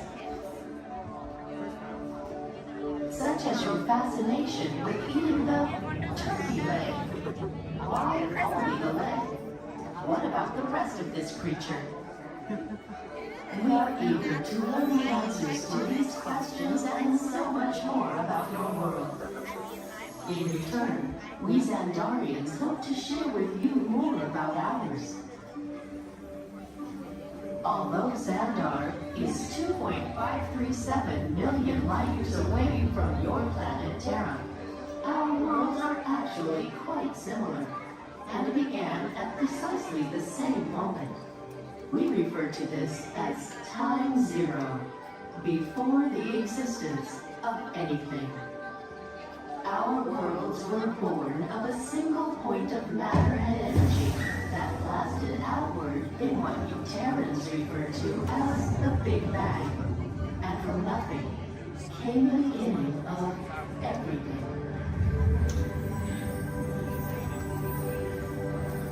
Incredibly hot and extraordinarily powerful, this explosion filled the cosmos with a cloud of rapidly moving particles.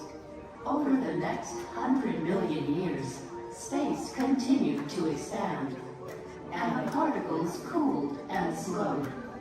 As they coalesced into huge swirling clouds, gravity pulled them into larger, denser clusters. At the heart of these clusters, the temperature rose, and the particles were compressed so tightly they fused, releasing enormous amounts of heat and light. This is how the very first stars in our shared universe were born.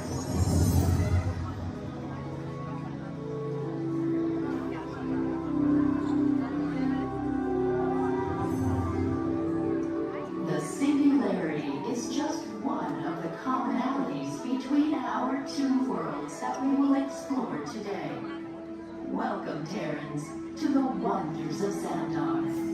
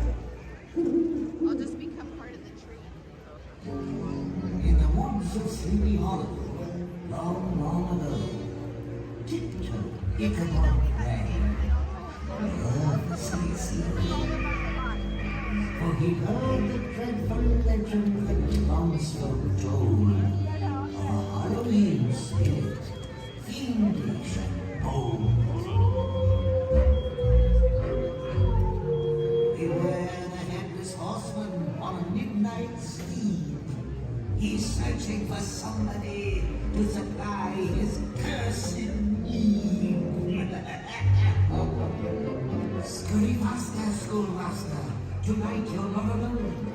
The horseman's riding after you. It's time that you end.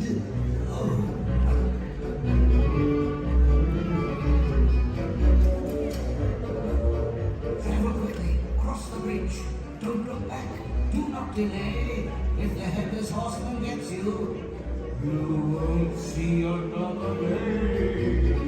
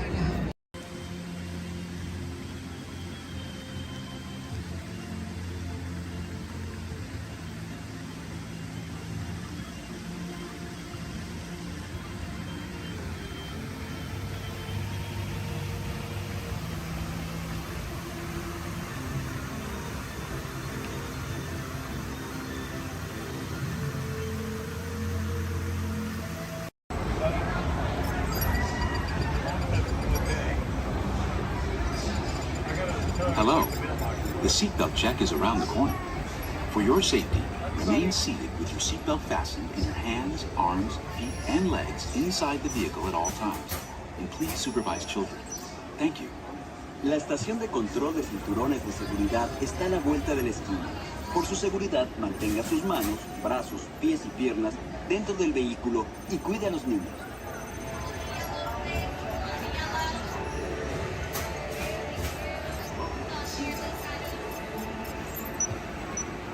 Automated driving technology activated. Welcome to the sim track.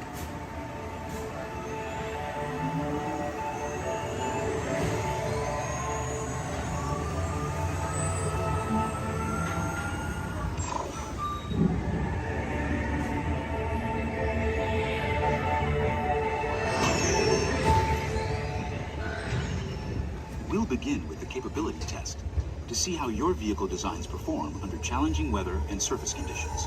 Monitoring road surface. Connecting to OnStar.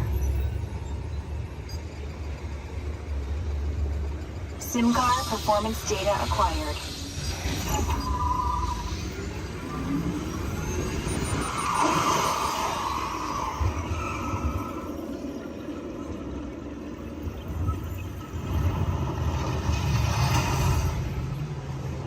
Let's see how your designs hold up now. Commencing SIM-car off-road and extreme weather sequence.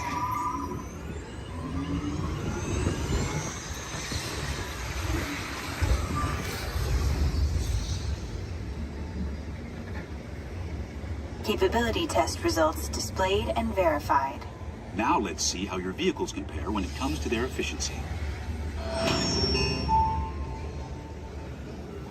Scanning SIM-car for optimal eco-efficiency.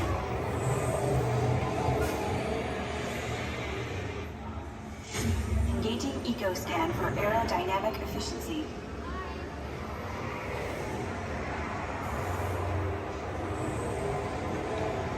Drive systems analysis. Hyperspectral imaging in progress. Calculating total enviro impact.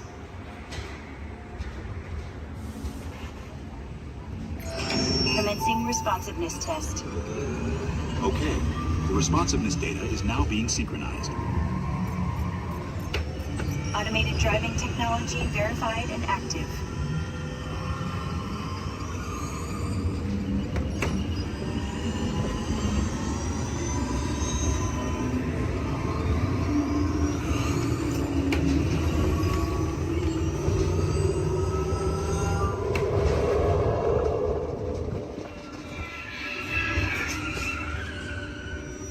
Automated crash avoidance technology disengaged.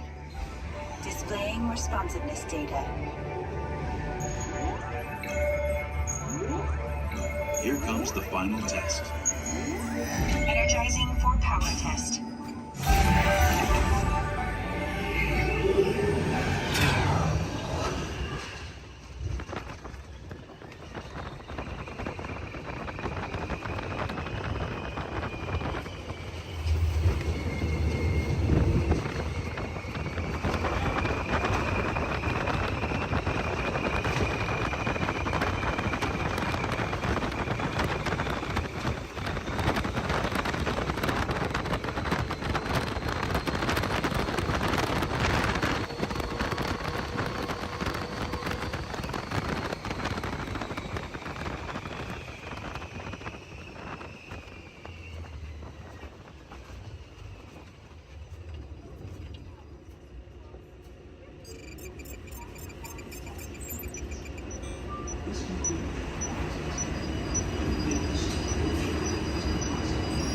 Displaying power test results.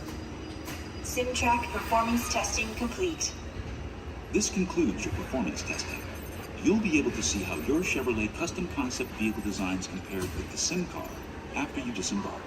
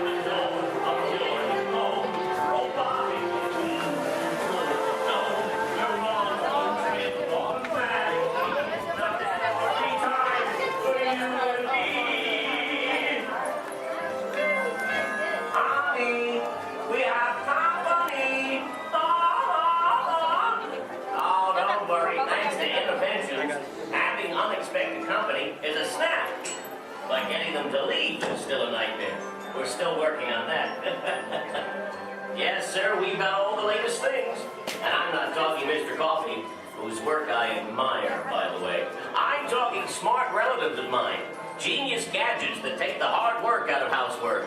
You want digital, analog, interactive, hyperactive, radioactive. Can you believe it? It's all here. You're gonna love it. I'm gonna have to ask you to leave now. I'm expecting company to arrive at any moment, so if you'll excuse me, I have to clean up this house. There's a great, big, beautiful tomorrow, headed right this way. Well, see you around and around and around and around and around. Oh, bye. Make room for everyone. Please offer available seating to those needing special assistance. If you're standing, please hold on to the handrails and stay clear of the doors. The monorail will depart momentarily for the Magic Kingdom. Thank you.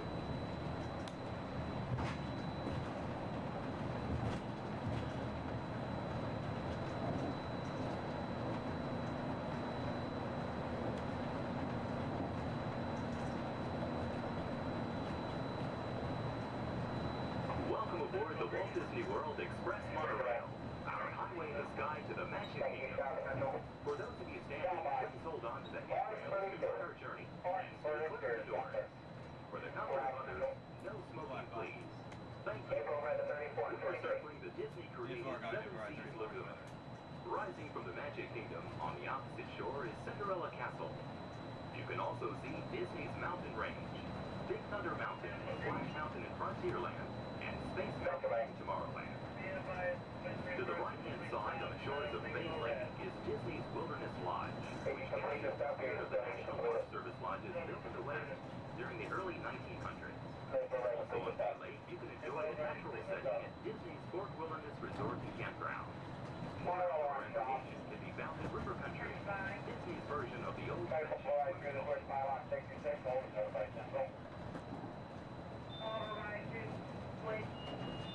Code is 66 and notify. 10-4, notify Central. Notify Central. Central 3. Command.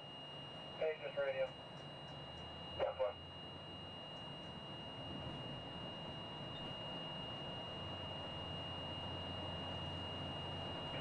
Monorail 3 contemporary. 3 by. Channel 4, please. Yeah, 4, right.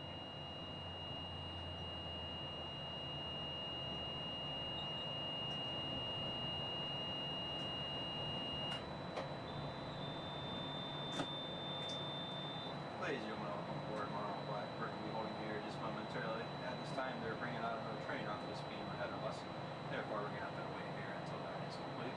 Once the train is on this beam and the line is switching back up, we'll be prepared to proceed. I apologize for any delay, and we'll be on our way as soon as possible. Thank you.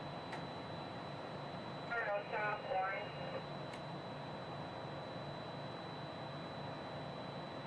Stop by. Ricky data, propulsion in upper display group D, malfunction, wide receiving tower.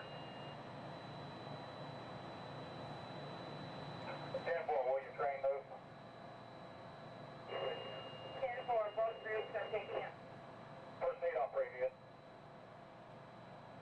10-4, proceeding on previous.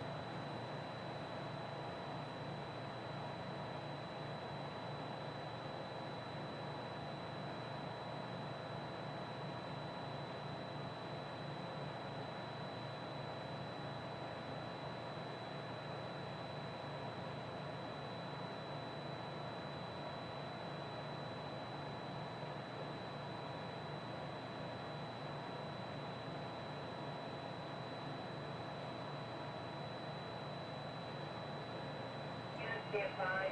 Orange is 10-7. Furline 10-8. Exterior. Right. Stop. Central. Orange. That's right.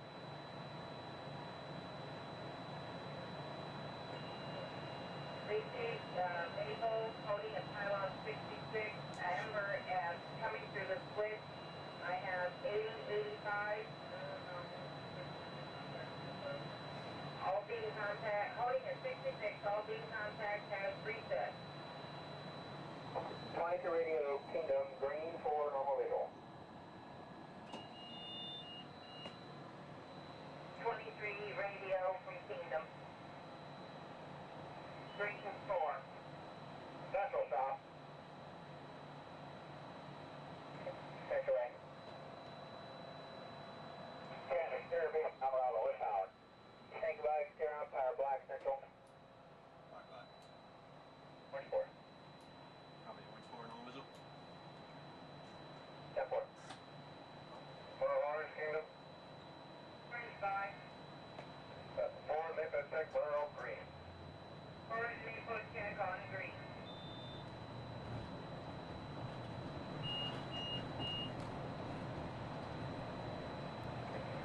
That's 23 hours.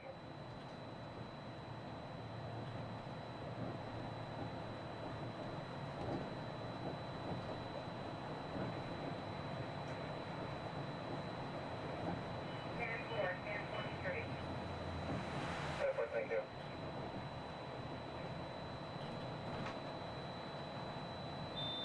Contemporary, Grand Floridian.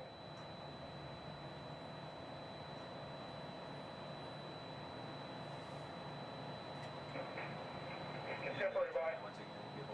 Disregard. Bring onto the switch. Personal going to Polly. Perform an EQ test. That video every time they bring it up. 10-4, thanks for advising. Contemporary clear. Probably gonna be holding one more time for that. Again, I do apologize for the delays. Orange Kingdom. This is standard procedures when we bring a new train up. We'll be on our way as soon as possible.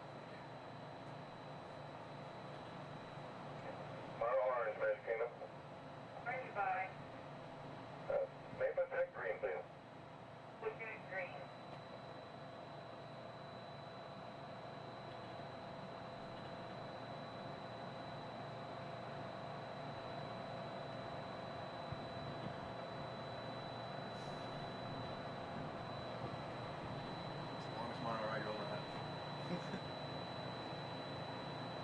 Well, the fun thing is I had the rest of my group on the boat there, and I was telling them I might beat them.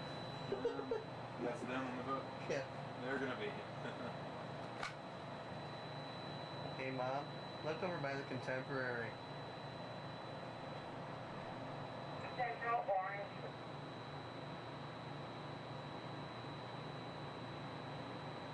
Central, right? Coding in at pylon 68 with red maple. They're docking. Yeah, I know. I'm the black monorail in front of the Contemporary. Yeah, 4 maple clear, no wiggle. Full clear, normal visual. Yeah, they can't go far without me anyway. I got the tickets.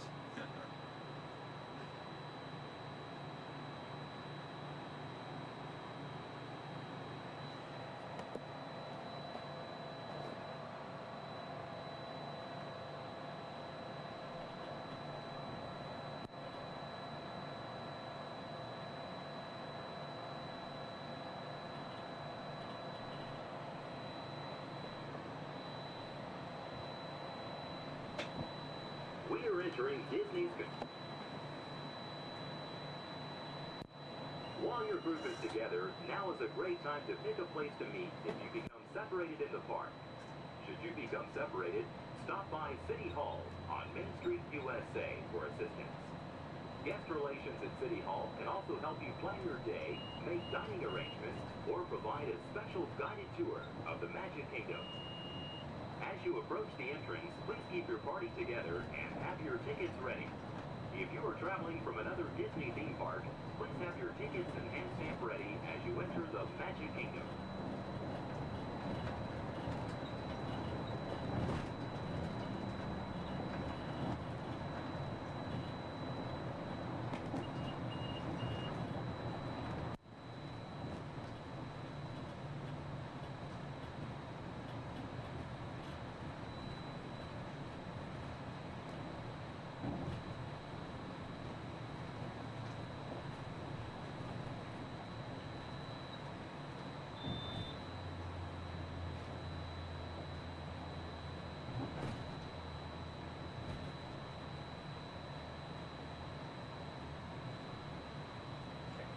Central Magic Kingdom.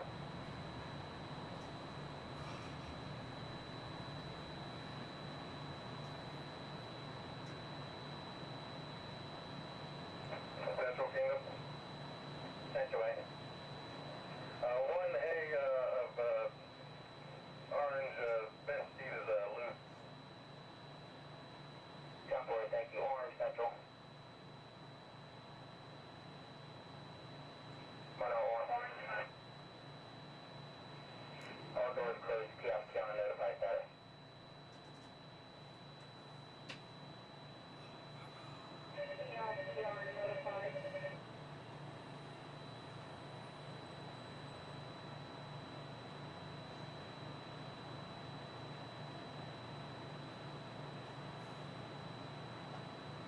See your group?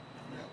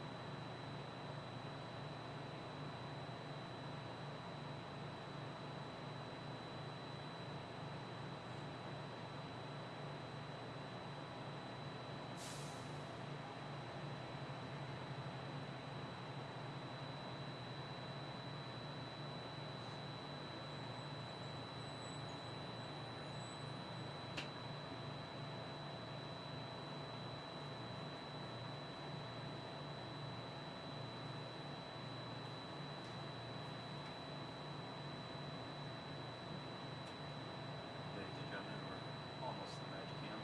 Once we begin moving, we're going to have to do a quick check of our safety systems. We'll just come to one complete stop, and I promise that will be the last stop. And then we'll be at the Magic Kingdom. Once again, I apologize for any delays. We should be on our way just momentarily. Thank you.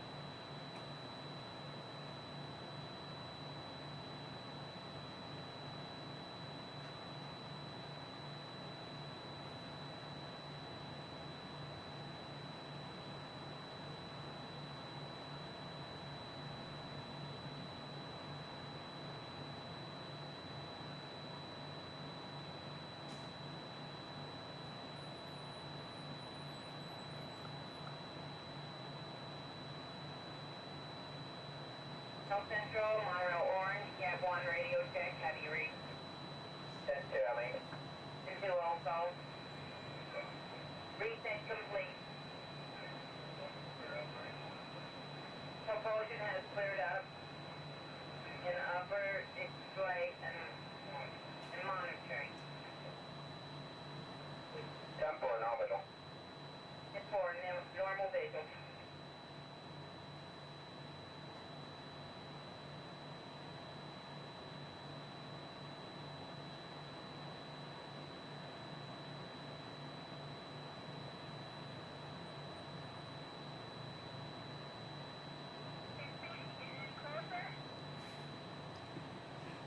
Almost there.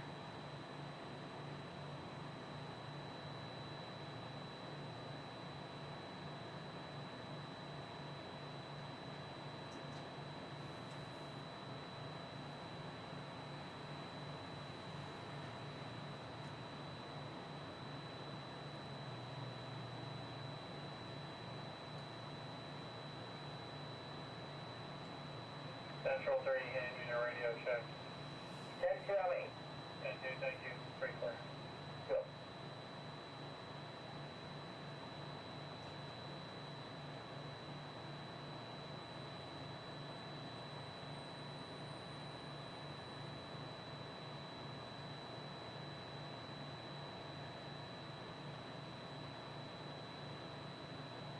Mile Black, Magic Kingdom. Black 566. And 4-4, make the take ours. Maple Circle.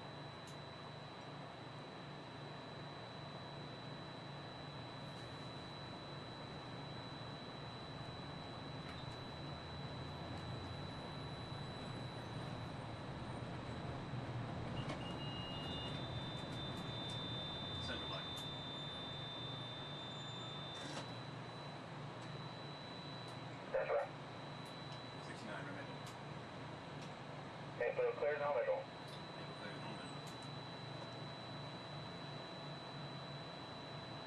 Orange Central. 6-9. Reverse made by check. 6-8 code check.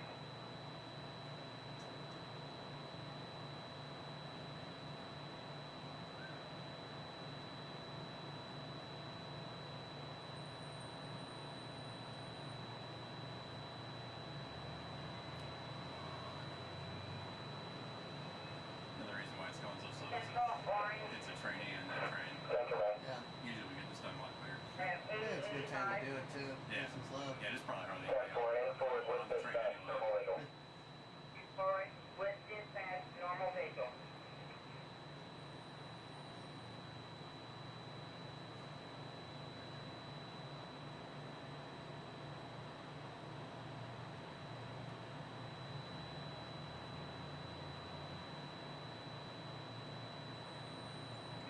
Exterior of Toronto Central, 4 trains, train order black, coral, green, and orange, break Monroe T Central.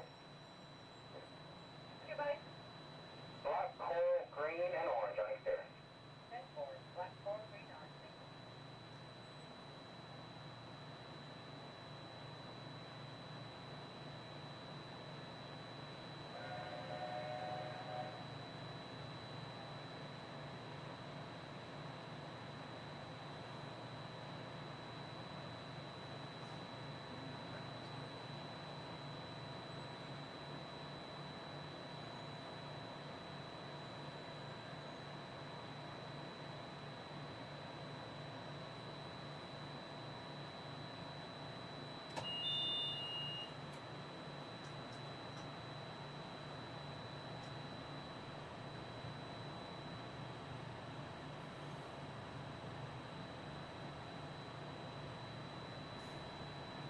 Better pull out fast enough or I make a liar out of me. Doesn't I have to stop one more time.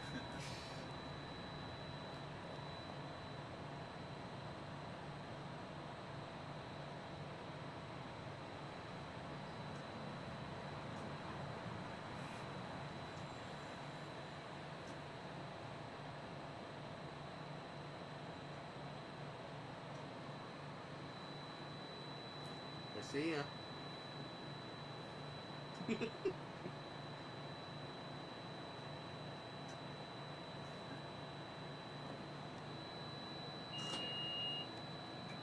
Ladies and gentlemen, we are approaching our station at the entrance to Main Street, USA, gateway to the 7 themed lands of the Magic Kingdom. Smoking is not permitted at the Magic Kingdom except in designated areas. Please consult your guide map or ask a cast member for the location of designated smoking areas. If you are standing, please hold on to the handrails and stay clear of the doors until the monorail stops completely and the doors open.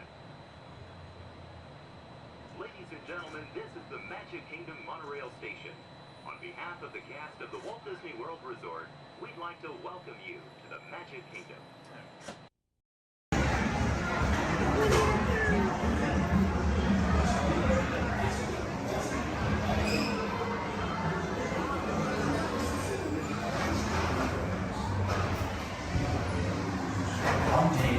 Hungry Eagle Wood, the Eastway Traded Place.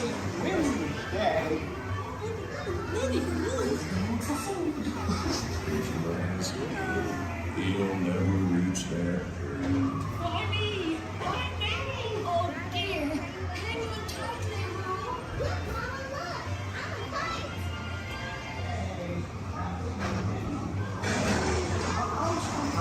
So unrolled by our secret if I mistake. Time to tell you about my Uncle Clyde. I'm Tigger. Come bounce with me.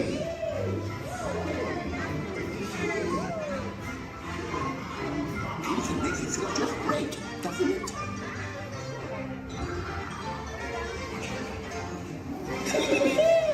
Follow me! My little fool. I almost bounced right out of the ride. Watch out for everyone in the water. They steal honey. Steal honey.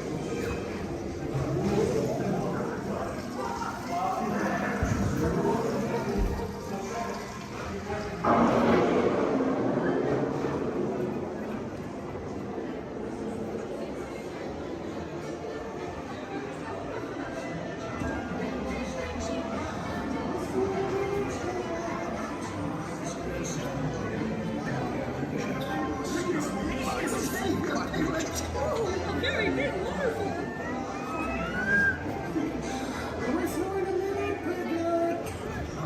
Rain went away, and everyone gathered together to say, Hooray for Boo, too.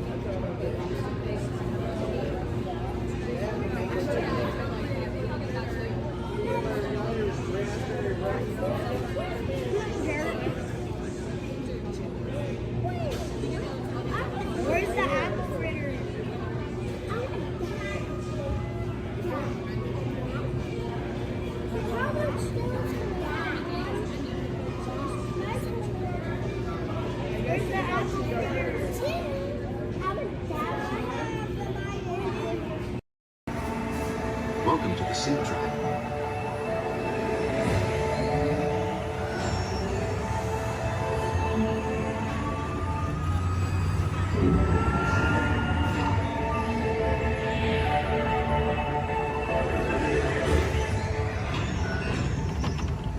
We'll begin with the capability test to see how your vehicle designs perform under challenging weather and surface conditions. Monitoring road surface. Connecting to OnStar. SIM car performance data acquired.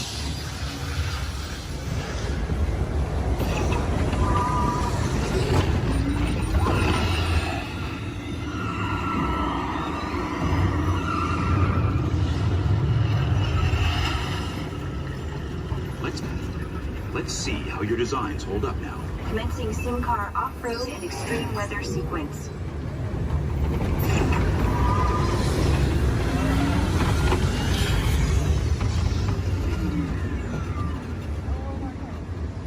Capability test results displayed and verified. Now let's see how your vehicles compare when it comes to their efficiency.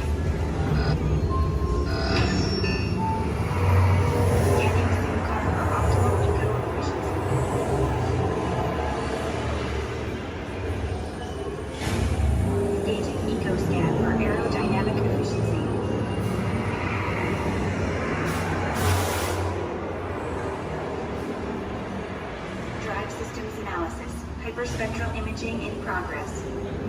Calculating total enviro impact.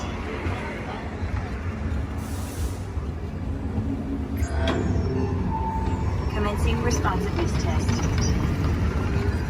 Okay, responsiveness data is now being synchronized. Automated driving technology verified and active.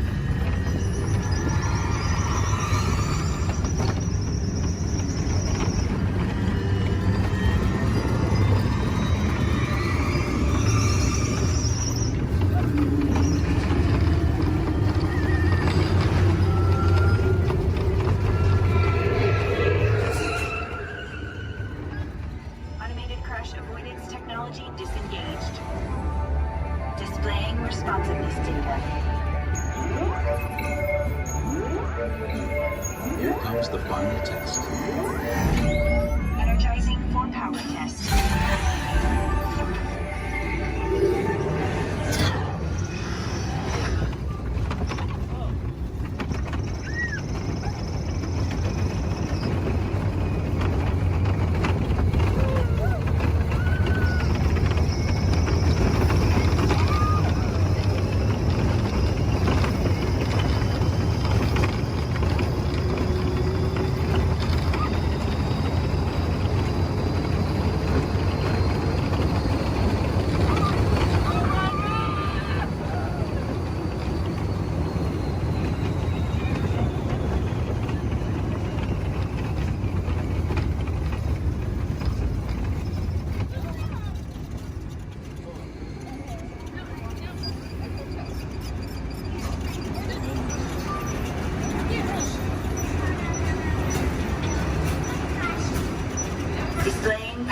test results. SimTrack performance testing complete. This concludes your performance testing. You'll be able to see how your Chevrolet custom concept vehicle designs compare to the sim car after you disembark. Please watch your step as you exit, and remember to take all your personal belongings with you. Be sure to check your final performance numbers in our scoring area.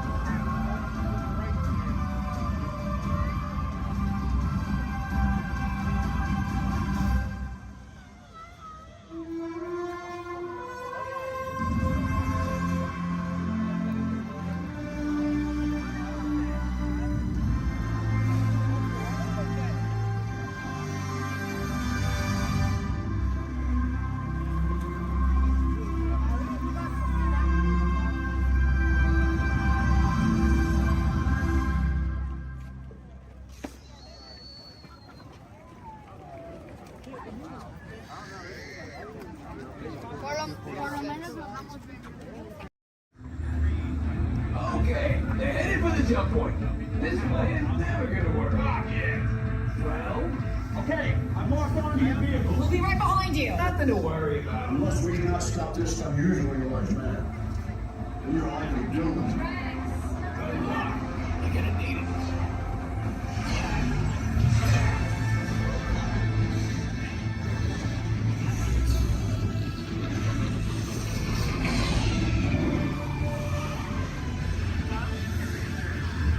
Supposed to follow me.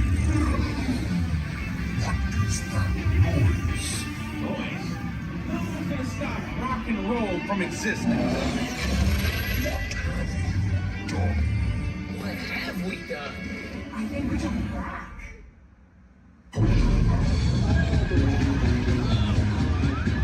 Prosecuted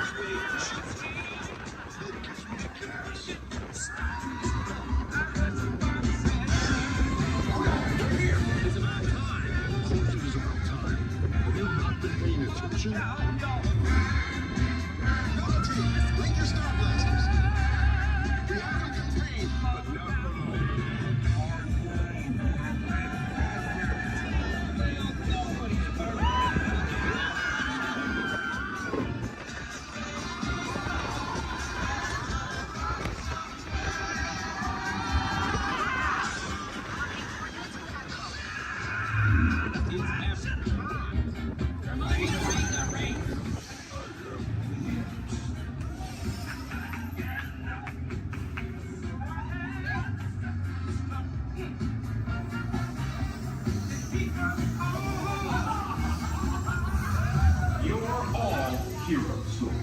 Do you really think they deserve to be called heroes? Do you see how they dress? It's just a figure of speech, Drax. You are lying to them. Now I understand. Welcome to the Guardians of the Galaxy.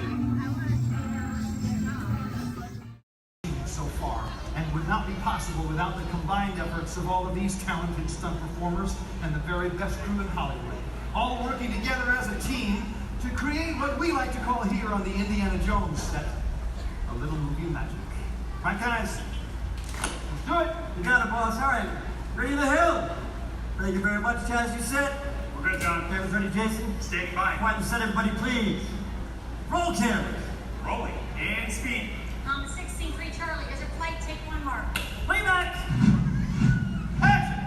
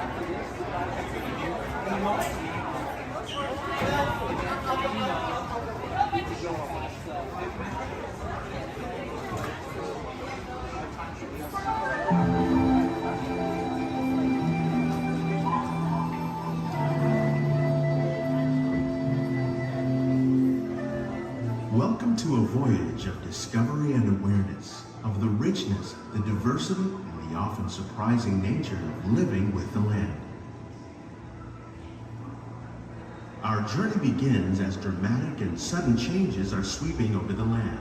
The approaching storm may seem violent and destructive to us, but to nature, it's a new beginning in the cycle of life.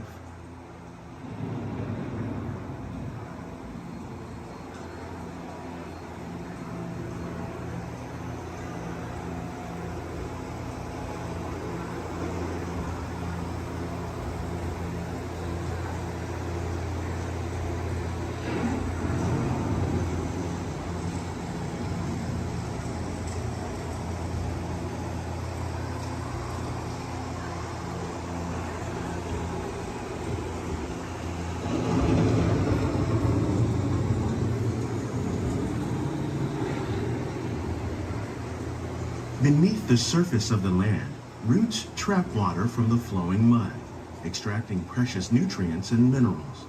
These elements, when combined with sunlight, create the diverse living systems of our planet.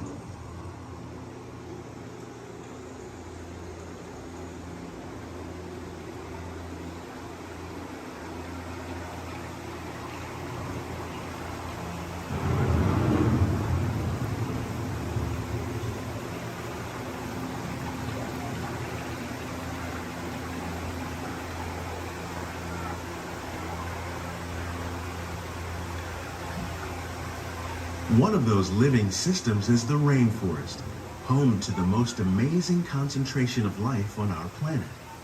These dense and beautiful forests cover only a tiny portion of the Earth's surface, but they contain more than half of its plant and animal species. Rainforests are also extremely rich in productive living systems, providing us with oxygen, food, medicines, and other elements essential to our lives.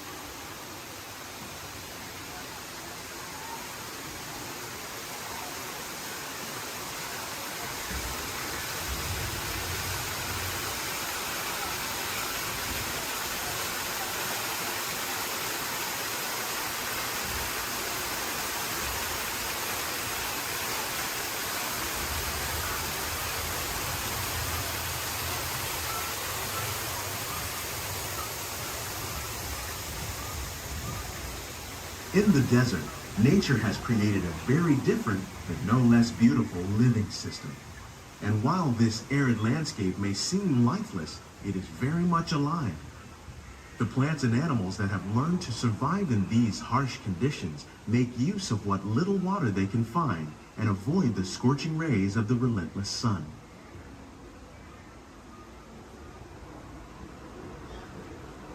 The American prairie once appeared as desolate as the desert, but over time, rainwater and nutrients gradually penetrated the hard surface of this land. Even the hooves of the mighty buffalo helped create the rich soil that would one day become home to the American farm.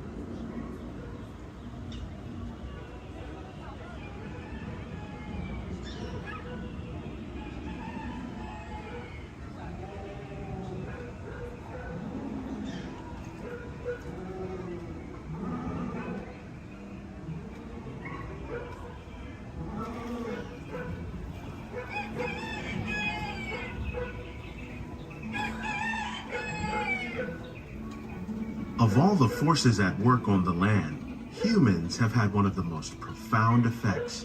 The need to produce food for a growing world led to the enormous use and sometimes overuse of the land. In our search for more efficient ways to grow food, we often fail to realize the impact of our methods.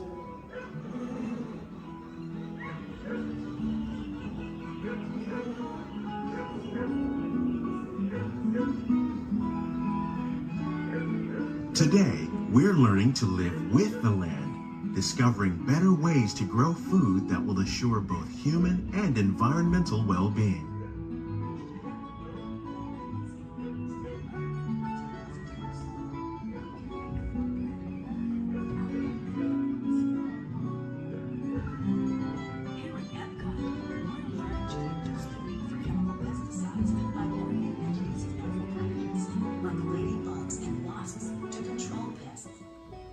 In the farmlands across America,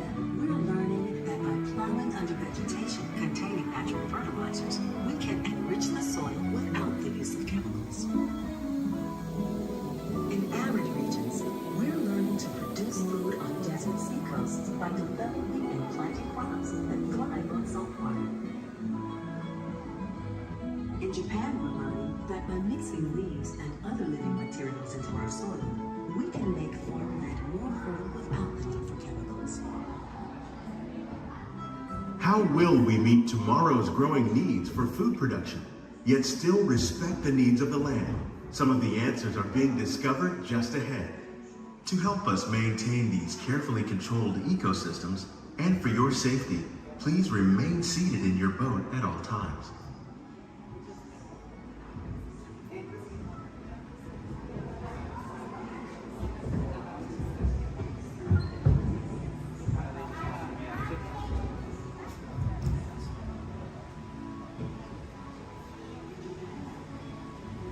Welcome to our living laboratories, where scientists from Epcot and the U.S. Department of Agriculture are exploring innovative ways to produce bountiful harvests now and into the future.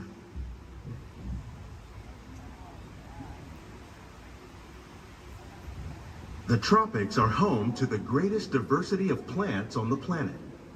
Many of these, like papaya, bananas, cacao, coffee, and rice, are well known around the world.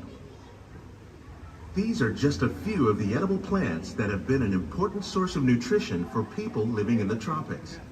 Many are rich in vitamins and minerals, while others are well adapted to growing in less than ideal conditions. Some, like the water lily, thrive in wet, swampy areas and waterways. All parts of this plant, even the flower petals, are edible. The starchy root of the plant has long been used to make flour for baking.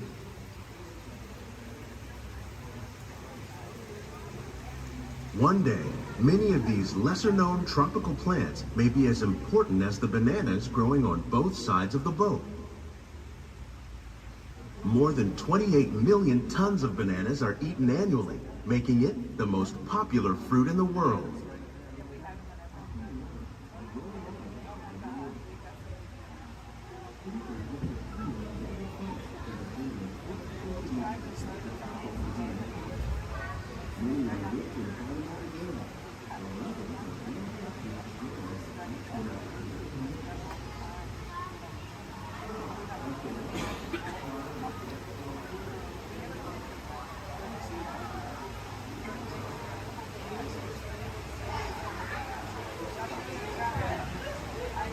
When we mention farming, you probably don't think of fish, but fish farming, or aquaculture, accounts for nearly half of all the seafood consumed globally.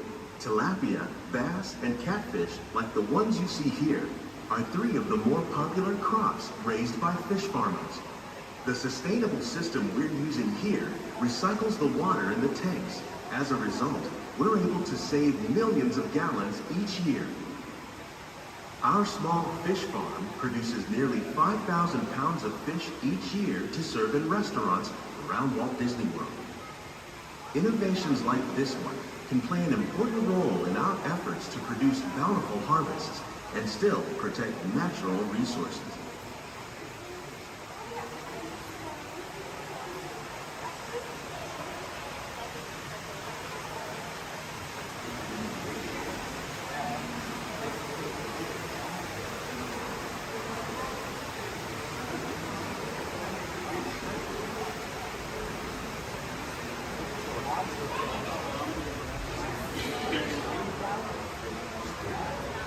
While there are more than 50,000 edible plant species in the world, most of us are only familiar with the handful that make up our everyday diet. The common grains growing here, wheat, maize, sorghum, and millet, plus rice, account for nearly 2/3 of our global food consumption. Learning how to increase yields of these staples is an important goal of research around the world.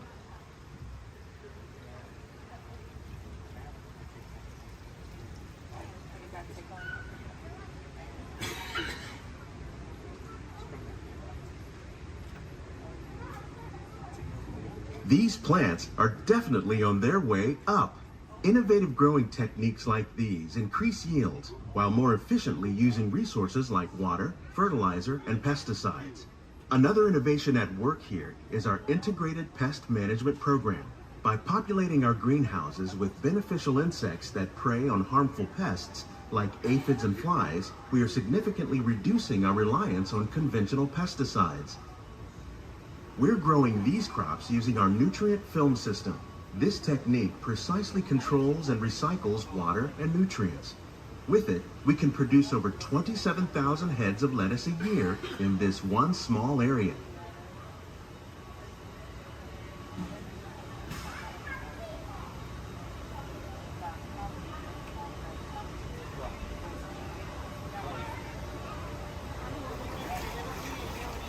Some of our best ideas have been inspired by nature, like these fruit and vegetable trees.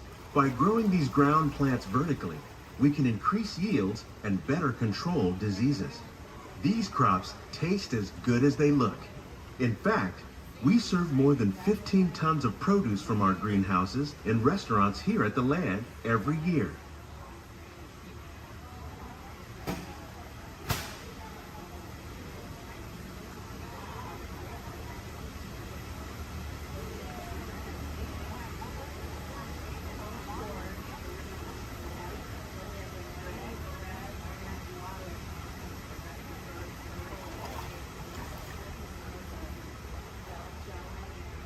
The future of agriculture may include innovative ideas like this vertical growing system.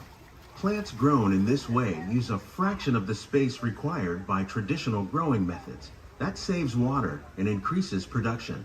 The aquaponics system on your left combines hydroponics with aquaculture. The fish provide a natural source of fertilizer for the plants, and the plants help keep the water clean for the fish. It's another great way to produce more while using less. In our lab, Epcot scientists are working with the U.S. Department of Agriculture on a number of innovative projects. The goal of these efforts is to produce higher yielding and better quality plants.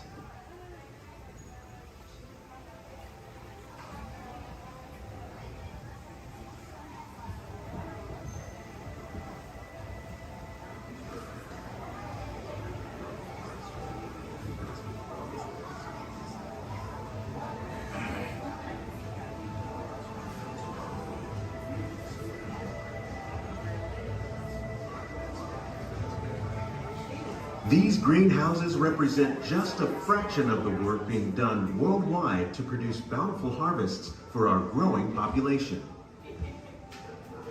Scientists, farmers, and even backyard gardeners are doing their part to improve the quantity and quality of foods that we all rely upon. Together, we can continue to find more ways to increase food production and protect our precious natural environment. Only then will we truly be living with the land.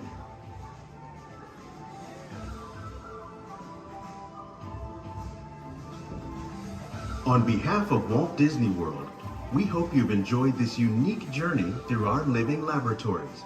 If you'd like a closer look, then check out the Behind the Seeds walking tour. It's a chance for the whole family to get up close and personal with the plants and growing techniques in our laboratories. Please keep your hands and feet inside the boat and remain seated until the boat comes to a complete stop.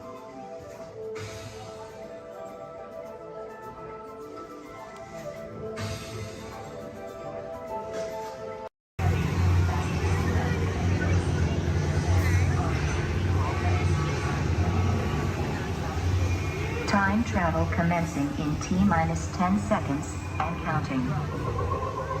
This is Seeker. Listen up. We've got to get in, grab the iguanodon, and get out before that asteroid hits. Let's roll!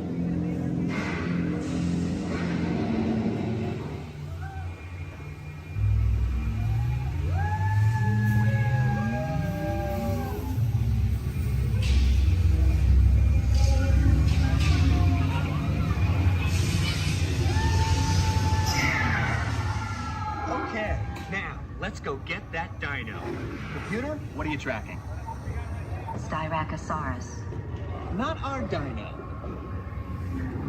Warning, meteor shower in range. Just little blow. Oleoramus. Hadrosaur. Raptor. Time to get serious. Locking autopilot on homing signal now. Hang on! I'm tracking a big dino on the scope. Could be ours. Computer, full stop. Identified. Carnotaurus. Definitely not our dino. Go, go, go!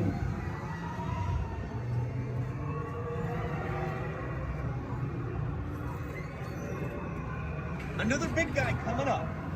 Computer. Slow and identified. Sauropod.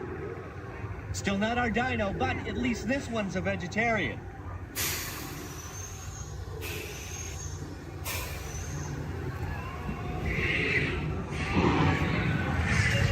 Asteroid impact in 90 seconds. We better move it. Pterodactyl. Incoming! Asteroid impact in 60 seconds. We can't stop now. Keep going, keep going. Compsognathus. Computer, what's happening? Loss of traction. Four-wheel drive, move it! Warning, meteor strike. Evasive maneuver! Left! Right! Left! Right! That was close. Computer, now what? Carnotaurus. That's it! Abort mission! Abort! Abort! Iguanodon. Forget it! Get them out now! Asteroid impact. Brace yourself! This is it! They're not gonna make it! They're not gonna make it! Mission accomplished. You made it! I knew you would, and guess who made it back with you? I better find him before security does. Thanks for everything!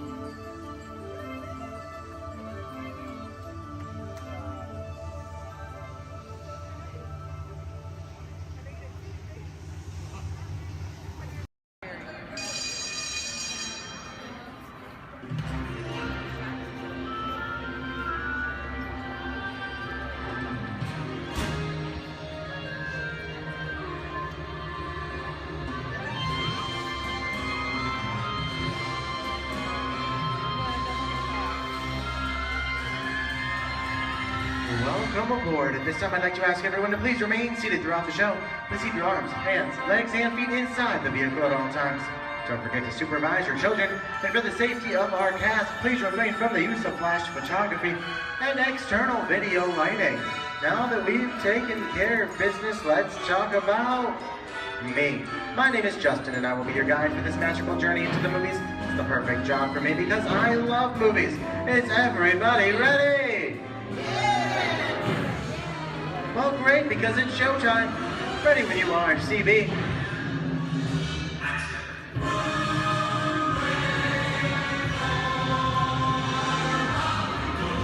And we are rolling.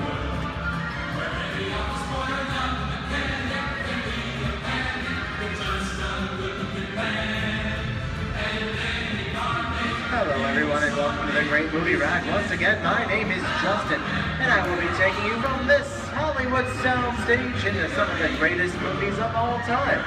On one tour. But just between you and me, this is no ordinary tour, as the Great Movie Ride brings movies to life and puts you right in the middle of the action.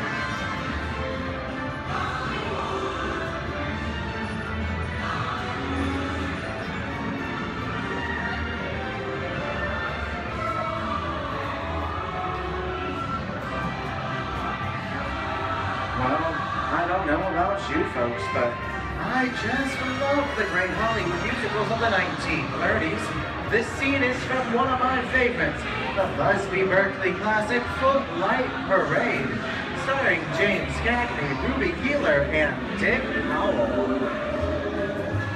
In 1952, Gene Kelly was singing in the rain with Debbie Reynolds and Donald O'Connor. Did you know Gene Kelly co-directed this movie? Can anybody tell me what movie this is? Right, Walt Disney's Academy Award-winning film from 1964, Mary Poppins, starring Julie Andrews and Dick Van Dyke. The London fantasy of Mary Poppins was shot entirely indoors on sound stages at the Walt Disney Studios in Burbank, California. There was no exterior shooting at all.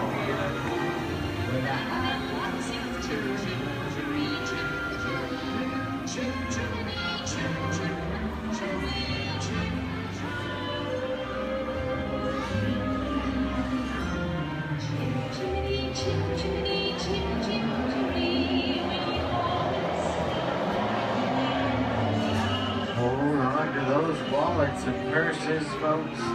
This doesn't look like a very good neighborhood. In fact, it looks a lot like the underworld, the scene of such classic gangster films as The Public Enemy, starring one of my favorite tough guys, James Cagney. The working title of the film was Beer and Blood, and in the United Kingdom it was known as Enemies of the Public. In one scene, Cagney shoved a grapefruit in Meg Clark's face. She could never look at breakfast the same way again. You kick in with the dog. If you don't, somebody's going to drop by here and kick your teeth out one at a time. With me?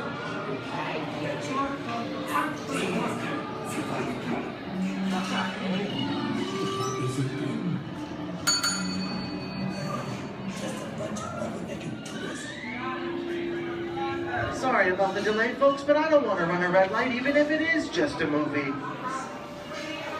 talking to me? You talking to me?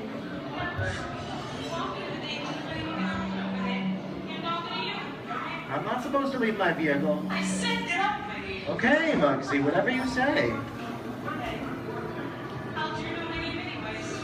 I've seen this movie before. Well, they need some. See, you fancy. Connor's going to get out of here, so be it. I said screw out of here. You're gonna get hurt. Here they come, boss! Get out your grinders!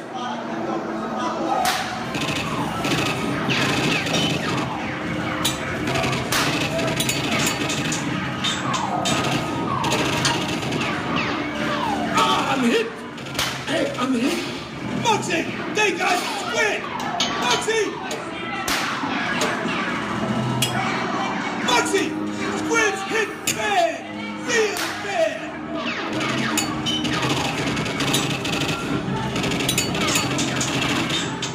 Everybody just inside. Remember, red lights against the law, and I would never break the law. Kick it. Watch this. No more red light. Muggsy!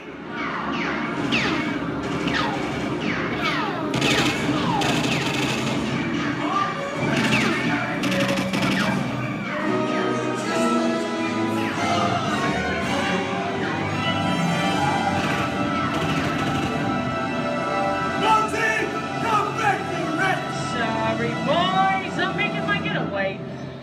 I'll see you some change. Wait, what are you looking at? Everybody mind your P's and Q's, and maybe I won't get hurt. Who's this? Jay-Z? And now, the Old West, and two of Hollywood's legendary stars, Clint Eastwood and John Wayne.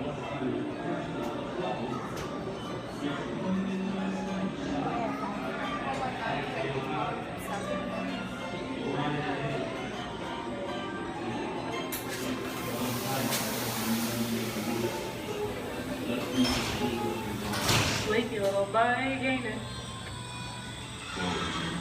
That's some mighty tough territory you're heading into, Pilgrim. I'd think about turning back if I was you. That is, if you want my opinion. But I reckon you ought to do Now that we're in the clear, it's been like time for me to collect up all your valuables. We'll start with the jewels.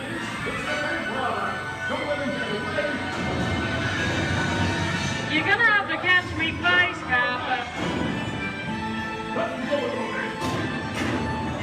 Give yourself up. This is nuts and nuts. I'm getting out of here. For this.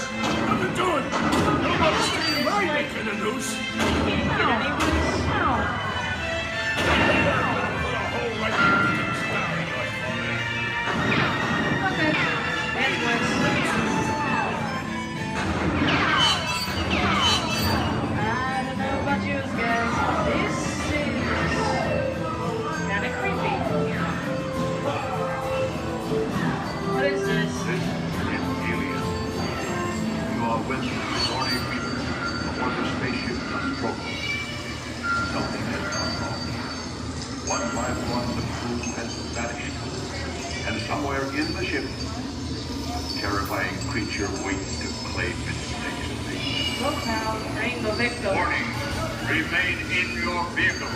The area you are entering is extremely dangerous. Proceed with caution.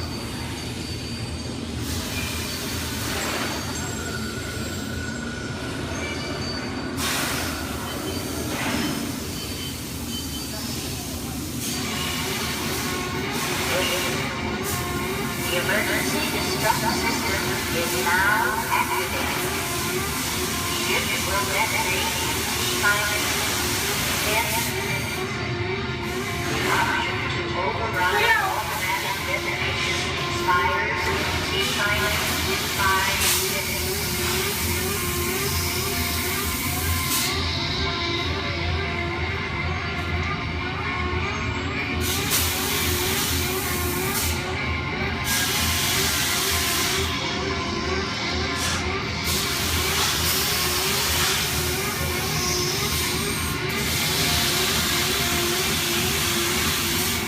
There he is again. Okay, this is a creepy boy thing for one day, right? Oh.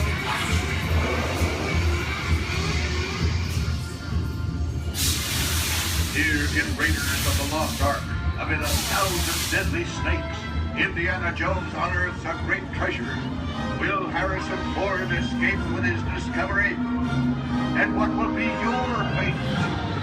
Beware. Snakes. Why did it have to be snakes?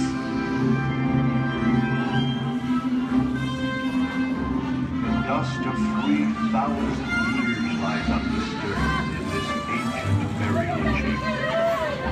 On the chest, the great stone god, priceless jewel.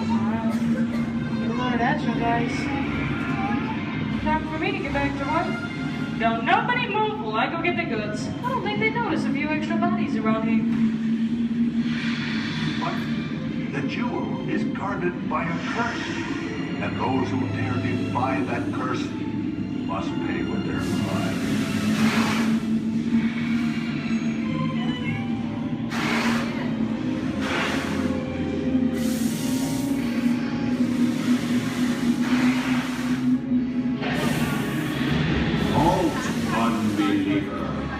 Disturb the treasure of the gods, and you shall own your lives.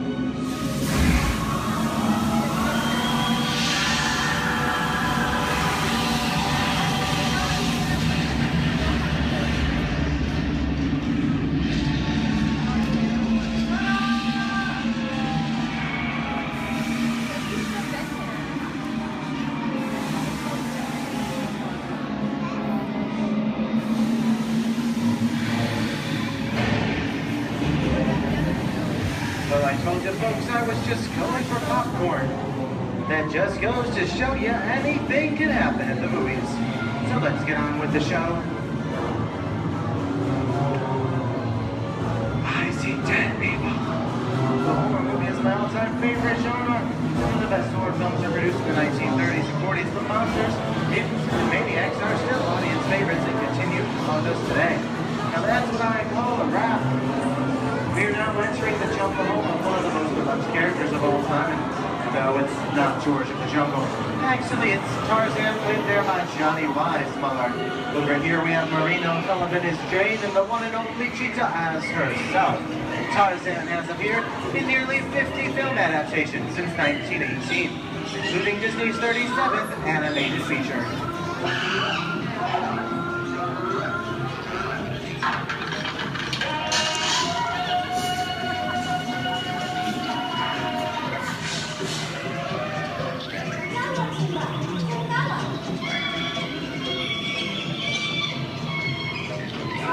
Louis, I think this is the beginning of a beautiful friendship. Best last line of the movie ever. Humphrey Bogart to Ingrid Bergman in the classic romance, Classic Bronco. Inside of us, both of you belong to Victor. We're nothing to do with you. Maybe not today, maybe not tomorrow, but soon, the rest of your life. But always have had it. You didn't have it. You lost it until you came to Casablanca. You got it back.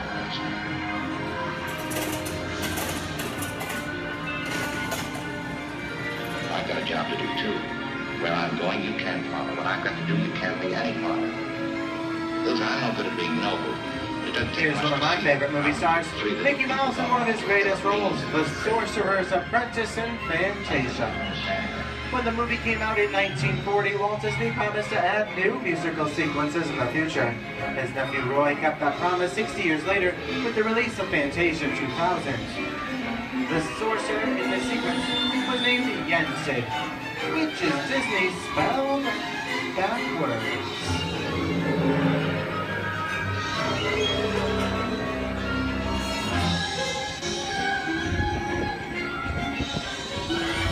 I don't have a feeling we're not in Kansas anymore.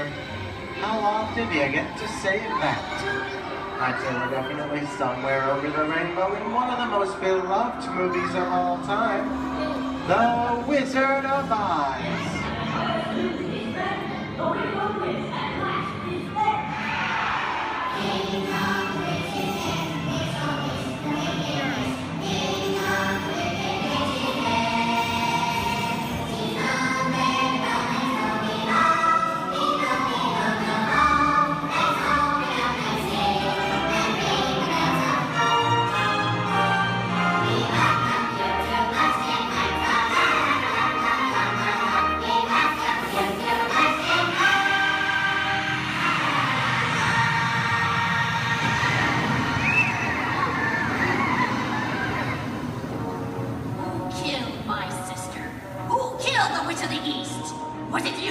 No, it was an accident. I didn't mean to kill anybody. Well, my little pretty, I can cause accidents too. Oh, rubbish. You have no power here. Be gone before somebody drops a house on you, too. Very well. I'll bide my time. But just try to stay out of my way. Just try. I'll get you, my pretty, and your little dog, too. How we get out of here. What do you folks think? Which way do we go? Follow the yellow brick road. Follow the yellow brick road? Now, why didn't I think of that? Sing along, folks. You know the words.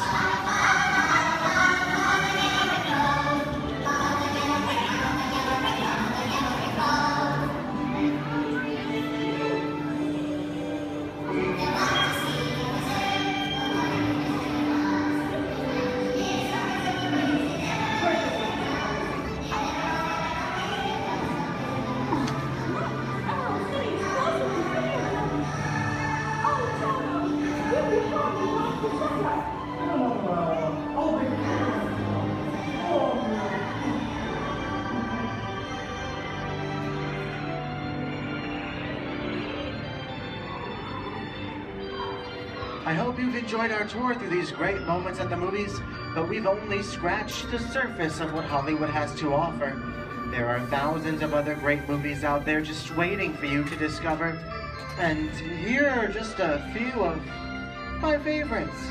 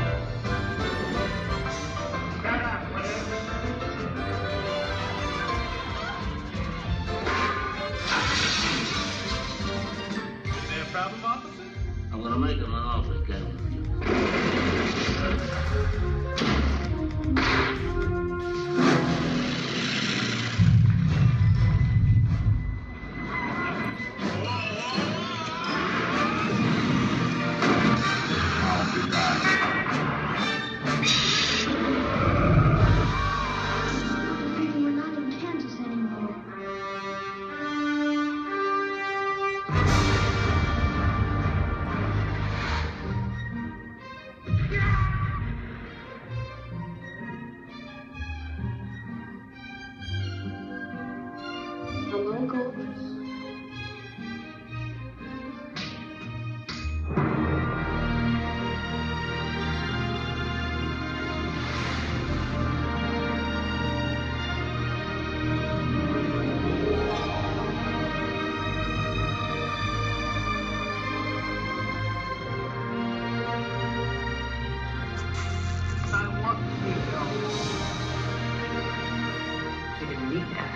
We had faces.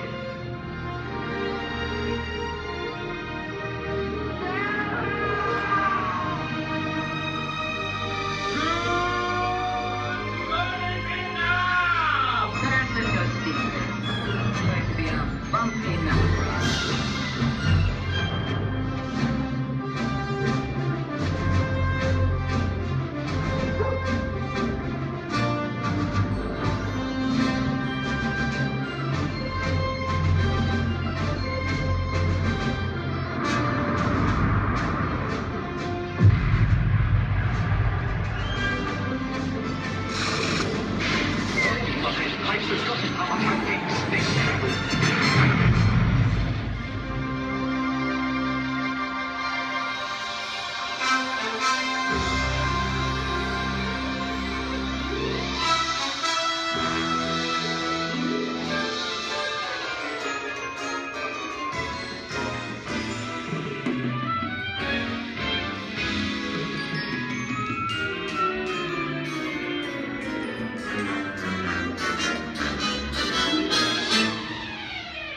On behalf of Disney's Hollywood Studios, I'd like to thank you for joining us on the great movie ride.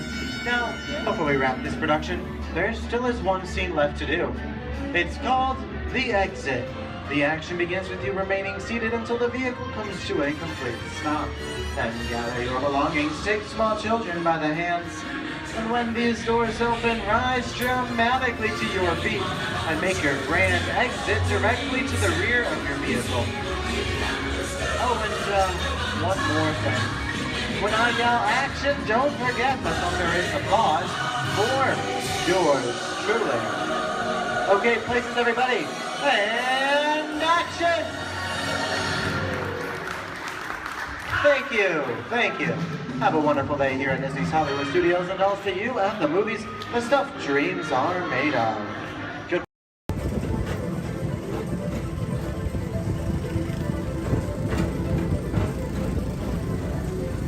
Attention all visitors from Galaxy M31. Please keep forward-facing tentacles clear of oncoming vehicles. Thank you.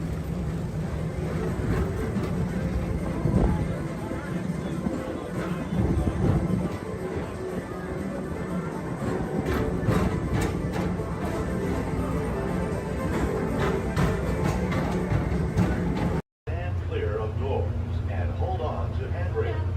The shuttle will be departing momentarily for gates 100 through 129. Orlando and Central Florida have so much to offer. There's a good chance you didn't see and do it all. So please come back and visit us again very soon. This is Orlando Mayor Buddy Dyer. We hope you enjoyed your Orlando experience.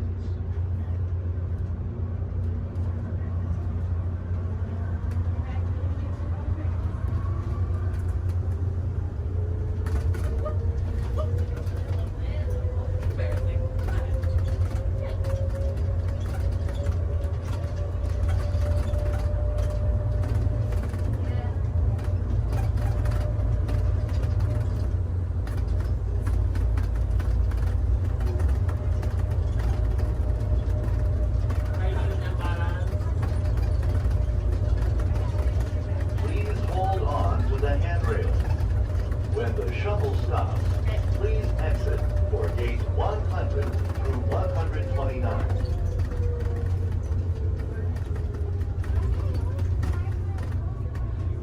Unless you want to take a picture of your ticket. Why would I do that? I'm shaking this here again.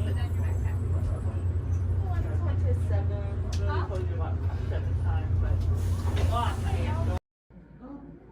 Parce que bon, ça fait cher à la fin, soit là, non? Ouais, c'est pour ça que Et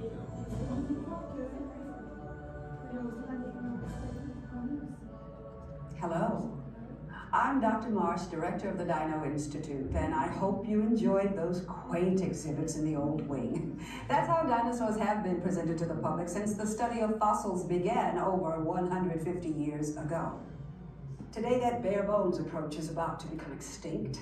In a perfect blending of science and technology, the Dino Institute has created the Time Rover, an amazing vehicle that will literally transport you to the age of the dinosaurs. How? That's proprietary.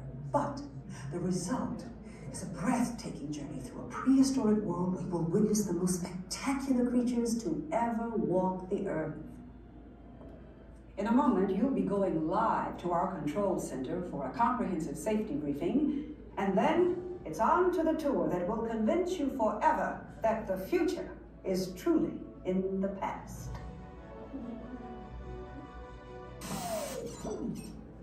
Hello there.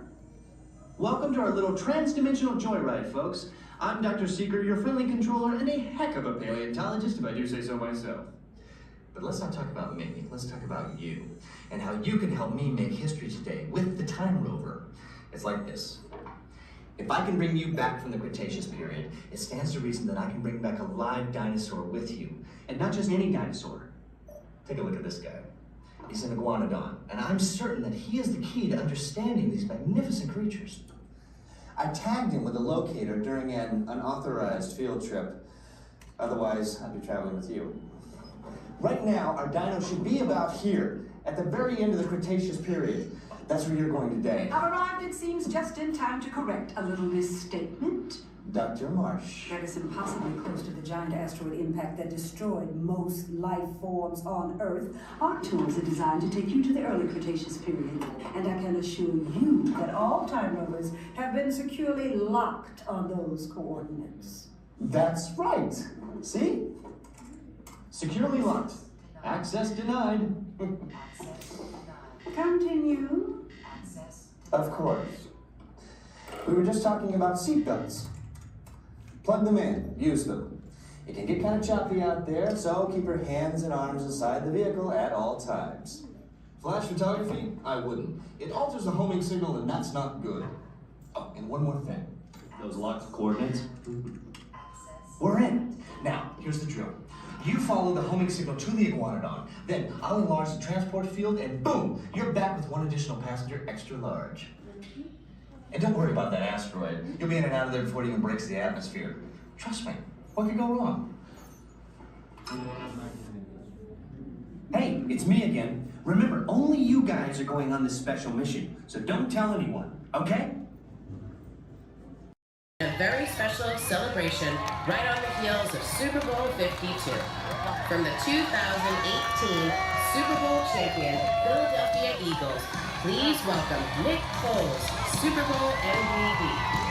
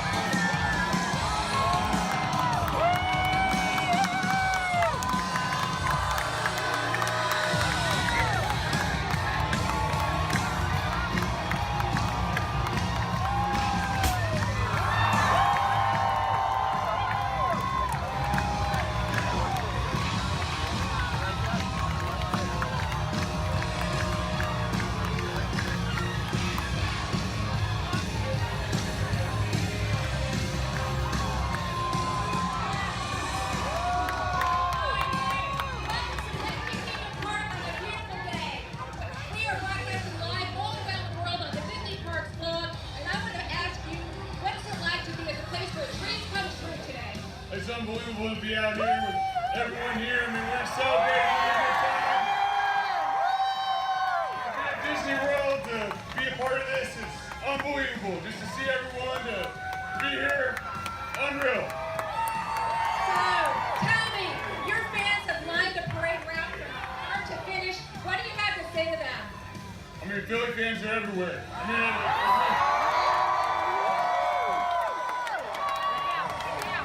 there we go. Hey, yeah, it's all right to yell we're world champs. It's all right to yell we're world champions.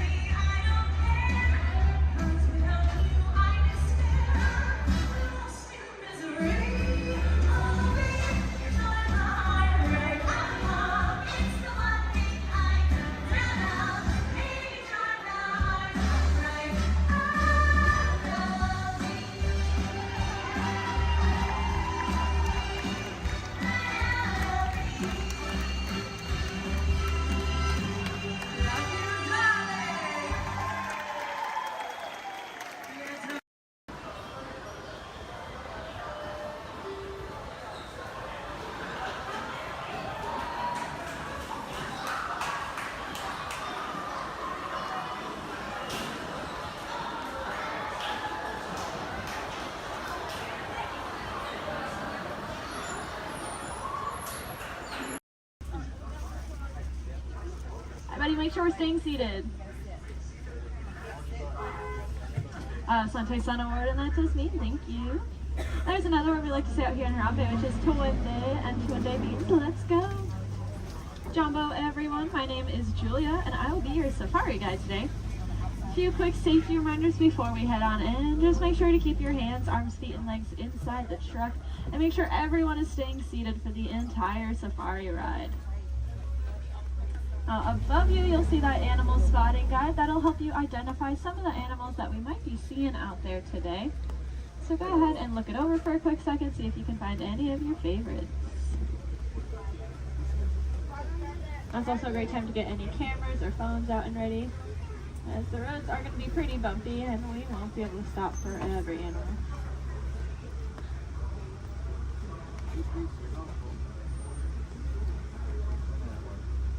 We are going to be starting our journey here in the Little Aturi Rainforest.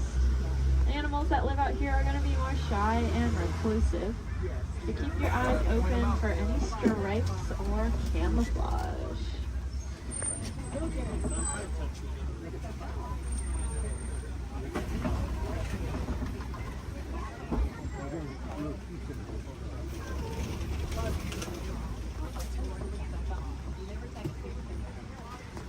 like off to the right there is that okapi. That reddish brown animal with the zebra party pants. However, they are not related to the zebra. They are the only living relatives of the giraffe. Just like a giraffe, they have a very long tongue. Theirs are so long they can lick their own eyes. And if you look down to the left, you'll see a bird standing on a nest. There's actually a couple eggs, I believe, in there, maybe. And that is a saddle-billed stork. They're about 5 feet tall, and their wingspan is about 9 feet long. And if you look up at that canopy above your head, that is also just about 9 feet long. Put that in perspective for you. Now, if we look back at the okapi over there, I said they're related to the giraffe. Just like a giraffe, they have ossicones, which are those stubby horn things on their heads. But that one that we're seeing doesn't have any ossicones. That's because she's a female. Only male okapi will have them, whereas all giraffes will have them. Up on the hill to the right are the greater kudu. And we can tell they are female. That's because they don't have any horns on them. The males will have horns that can spiral backwards up to 6 feet long. If you look off to the left against this cable wall here, you'll see a black rhinoceros. Kind of looks like one of those boulders, just a lot smoother. Now, these black rhinos are unfortunately critically endangered. There are less than 10,000 individuals left in the whole world, and that's including the one we are looking at. They don't have any natural predators, though. That is all due to the poaching of their horns. Their horns are thought to have medicinal value to them, so they'll be rounded up and used in medicine.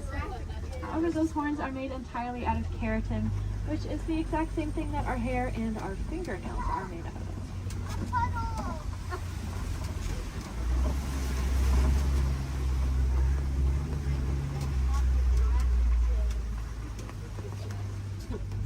I said the animals that live out here are all going to use camouflage. We saw how they use their colors or patterns to blend into the trees around us.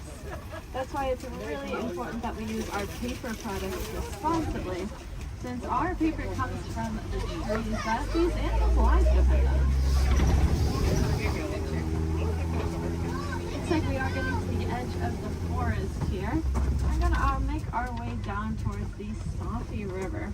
The animals that live here naturally spend most of their time underwater, which will keep them cool and camouflaged, so keep your eyes open on the surface for any bubbles or ripples that you can see.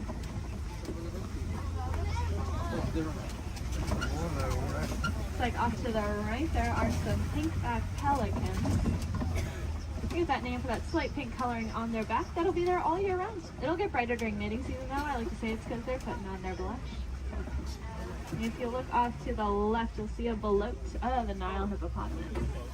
Make sure we're staying seated, friends. Make sure we're all staying seated. These hippos can hold their breath anywhere from 5 to 8 minutes at a time, which is going to allow them to sleep underwater. They'll float to the surface every couple of minutes, take a big breath of air, and then sink back down and fall completely asleep. They are herbivores, meaning they only eat plants. They'll come out towards nighttime and graze on about 80 pounds worth of grasses. And they'll go back in the water.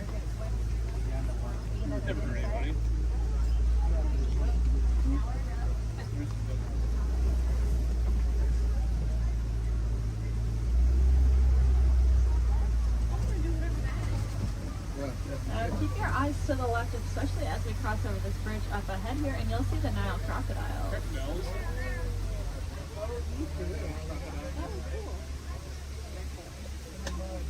Three of them.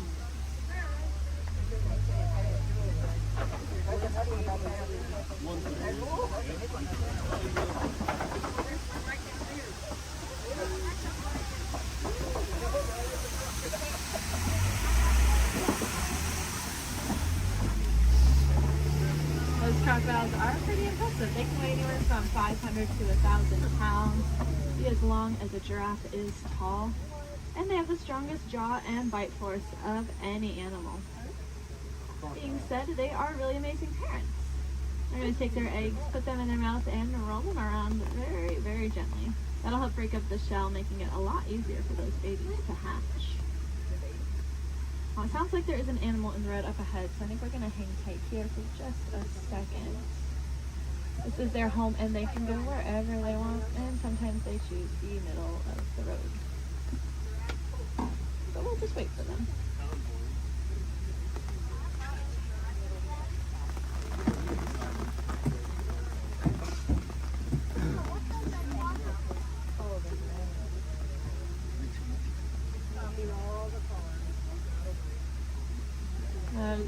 how to tell the difference between an alligator and a crocodile. Yeah, a lot of people say the shape of their snout, which is true. That personally confuses me though, because it's the opposite of what you think it would be. So what I do is I look at their teeth. When their mouths are closed, if you see teeth sticking up and out, then it's a crocodile. And if you don't see any teeth when their mouth is closed, it's an alligator.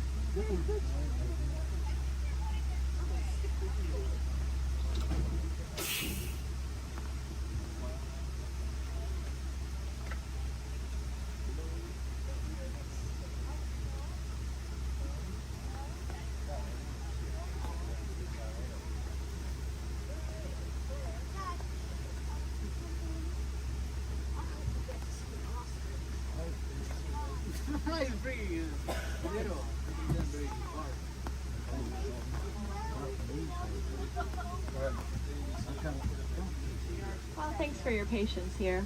Hopefully the animals will soon.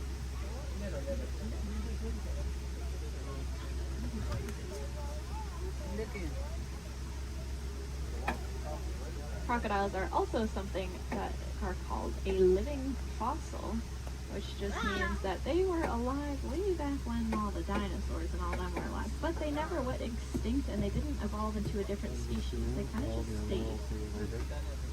A lot of other animals like that, like horseshoe crabs, cockroaches, they're all living fossils. But so are those crocodiles and alligators.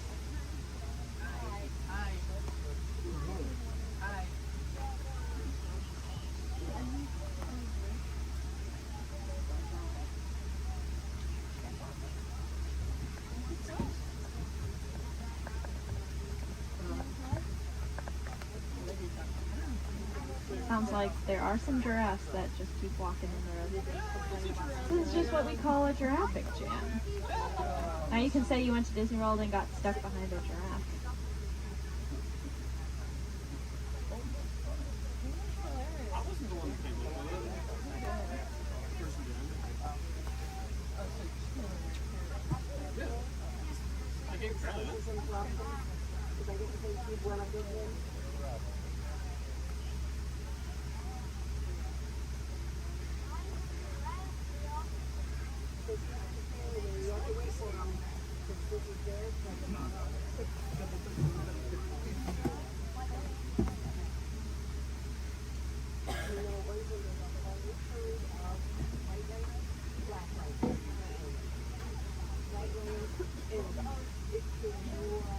Sounds like the giraffe has moved, but now there's a different animal on the road. The animals really like the rain, so they are very active. Okay, it sounds like maybe we'll be back on the road soon. I think all the animals are out of the road, at least at this very second. But I don't want to jinx it. But that's good news for us, because that means once we get down into the savannah, there's going to be a lot of cool animals really close to see. Alright. See how far we can get.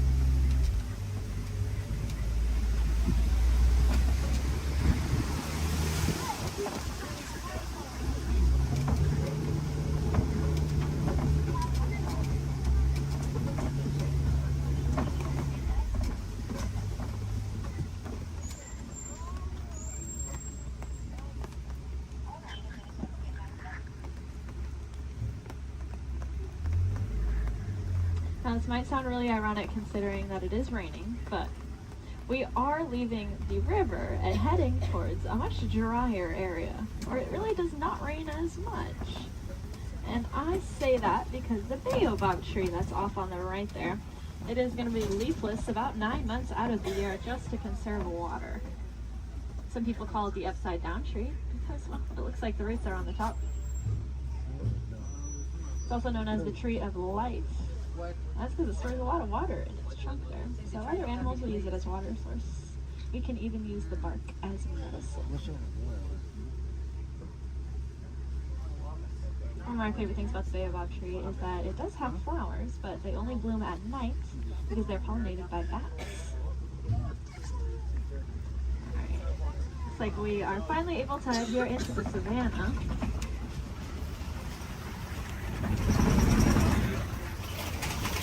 Now you may notice the trees are starting to thin out quite a bit, and that's because it doesn't rain as much out here, like I said.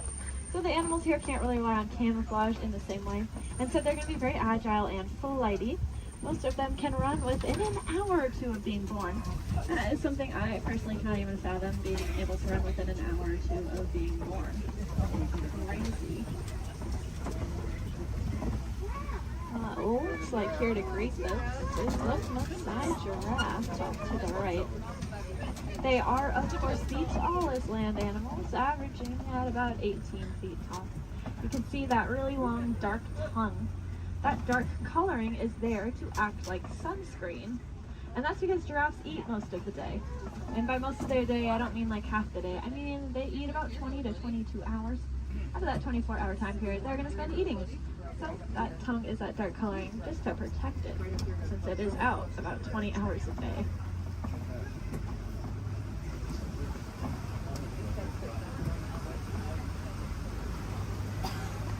Off to the left here in this den, you'll see some African painted dogs. They are the most successful hunters out here with an 80 to 90% success rate. It's so successful that their young, sick, and elderly will eat first, and the healthiest adult will wait and eat last. What makes them so successful is that they are so cooperative.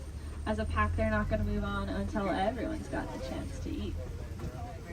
Those painted dogs are there on the left. On the right, you'll see another giraffe, as well as some Ankole cattle. I think these two were the culprits that were in the road earlier.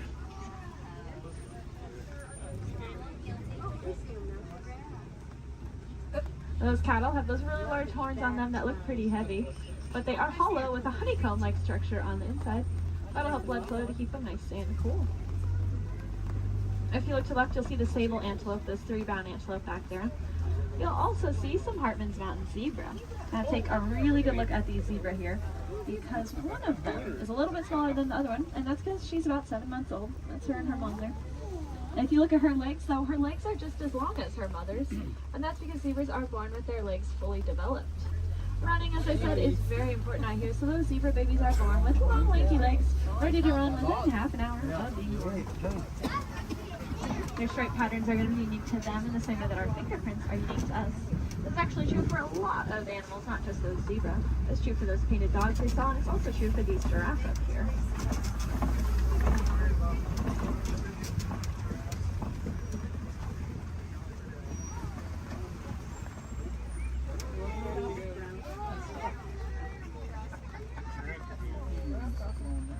See, I told you they just go wherever they want.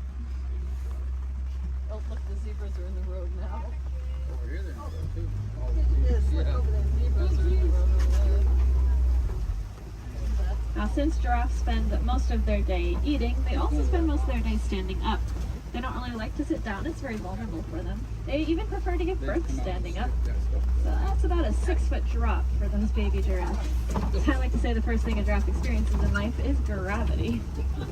Of course, when you're born already about 6 feet tall, I guess it really doesn't matter that much. It also is going to kickstart their heart, that drop. So maybe it's a good thing.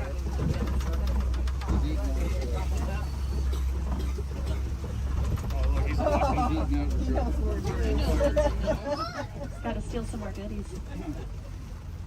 If you look to the left here, you'll see these really large tan antelope. These are the eland. Elands are the heaviest just antelope species. They're about 6 feet just at their shoulders, and they can jump straight up from that standstill position up to 10 feet in the air. My favorite thing about those eland, though, is that they make flower crowns to attract each other, and I think it's adorable.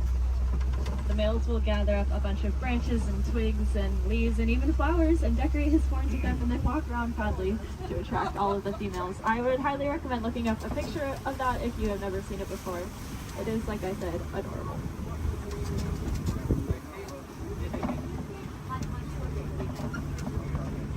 Now off to the right, there's going to be a path. We're not going down that path, but if you look down it, you'll see some little tiny antelope called the springbok. They get that name because they can jump about 6 feet up and 13 feet across. When they do that, it kind of looks like ping pong balls hopping across the savannah. It makes it really confusing to those predators out there.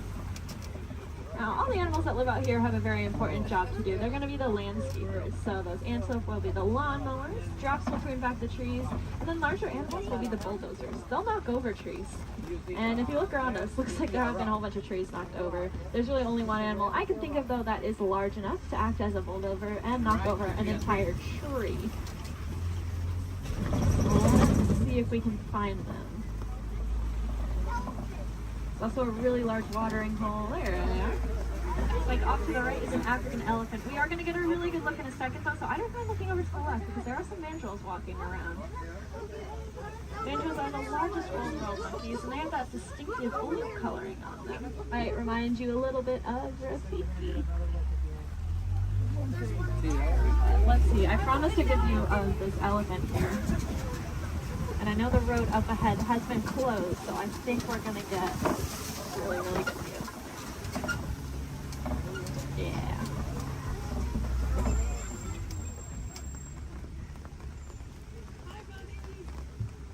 Elephants are, of course, the largest land animal. Also very, very intelligent. You can see him using that trunk. They have about 40,000 muscles in that one trunk. To put that in perspective for you, we have a couple hundred different muscles in our entire bodies. They have 40,000 in that one trunk. That is kind of unbelievable to me. And it's going to allow them to do a lot of really cool things, though. You see them eat with it. They also drink water, kind of like a straw. And then sometimes they'll suck up a bunch of dirt or mud and then spray it on their backs to help protect their skin from all those natural elements.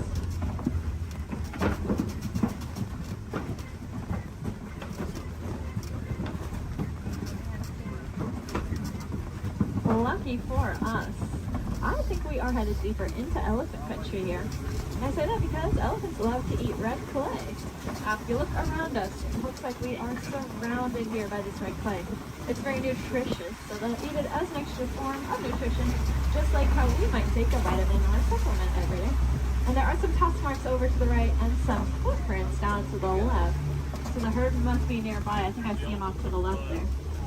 Elephants are matriarchal, and that means the oldest or wisest female is going to be the dominant one in charge. Males are going to leave the herd at about 15 years old, and if they don't do it willingly, they will be forced out by those females. They're going to go hang out in bachelor herds, which can consist of up to 140 individuals that come and go as they please.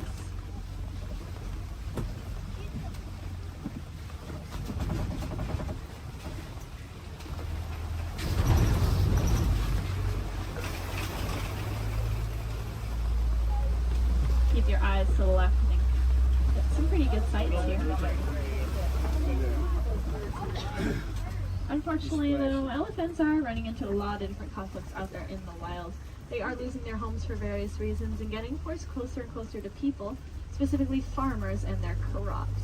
Not knowing any better being elephants, they see those crops as yummy treats and they eat them, or they stomp all over them, which of course upsets the farmers, putting the elephants in danger.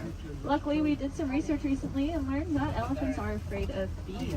They have very sensitive skin and do not like to be stung. So now out in Kenya, farmers are building fences out of beehives. That scares off the elephants, which keeps them safe, and in turn keeps the crop safe and the farmer's livelihood. And the farmer gains a new crop, which is, of course, the honey from the bees. And if you like honey, you can look up the Elephant Safe Honey Project and learn a little bit more about how you can support that. If you look to the left here, you'll see the greater flamingos. They are the largest flamingo species, but the lightest in coloring. They're going to get that pink coloring from the brine shrimp that they eat. There's a protein in there called beta-carotene, and that's what'll turn them pink. It's the same thing that's in carrots. They're going to get their food by doing something called filter feeding. So if you can picture a pasta strainer, the noodles get stuck inside and the water comes out. That's how their beaks work. They take a big mouthful of water, the food gets caught inside, and the rest of the water flows right on out. That's why it's super, super important that we keep our waterways clean, because if we have plastic or trash floating around in that water, they could take a big mouthful of that. And we don't want any of our trash ending up in those flamingo beaks.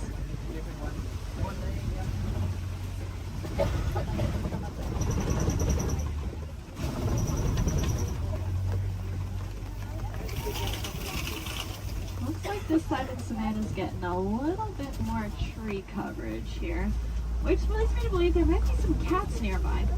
Please help them out while they are hunting. Keep your eyes open. I know I've seen cats roaming around on the hills up ahead before. Look down that path though on the right. See a white rhinoceros.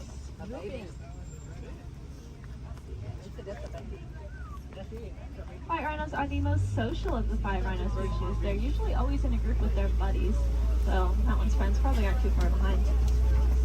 They have a really good hearing too. Their ears will wiggle independently of each other, and they look like funnels, which helps them pinpoint the exact location a sound is coming from.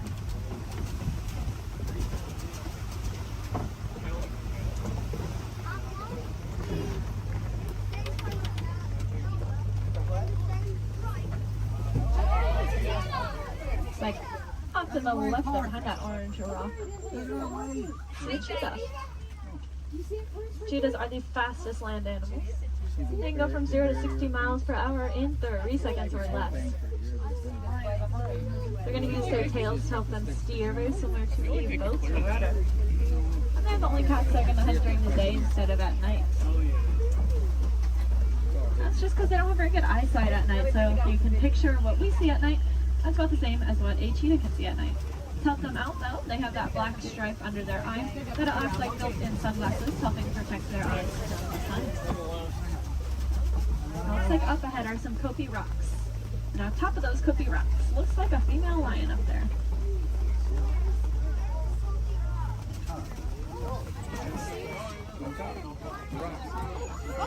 The second tallest rock on the top of it. She's laying up there. Females are going to be the ones that go out and hunt. The males are going to stay behind to protect their territory and any cubs they may have. Males have a mane on them, which is about 20 pounds of hair, just protecting his neck in case of illness. Male lions also have the loudest roar of any animal. You can be heard up to 6 miles away.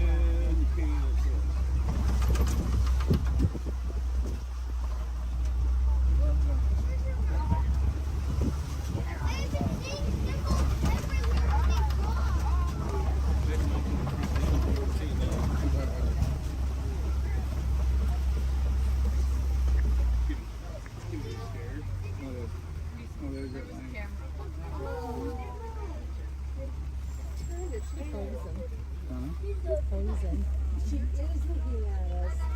That is so cool.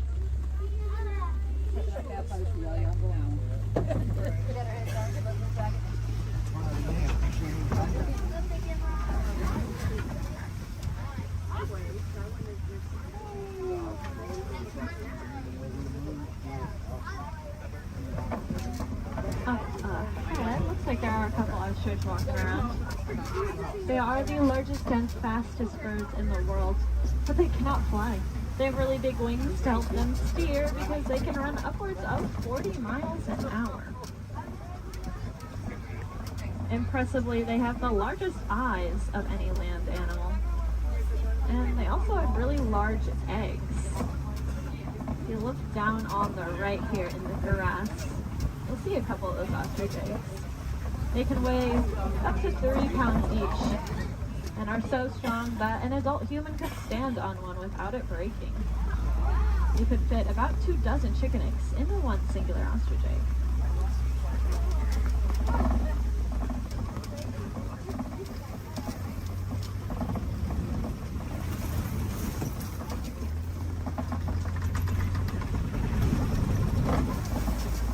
Up ahead is the warden's post. The warden takes care of all the animals out there on the reserve. There's the special ones up here with them. I bet they're all hiding under this porch from the rain now. These are the Nigerian dwarf goats. They look like cute little babies, but this is them full-grown adults. They really do not like that rain. They have a very sweet and nutritious milk that is high value in Africa, so in return for that, we'll give them a nice place to live and some animals to eat. It just goes to show that we can peacefully coexist with a lot of amazing animals.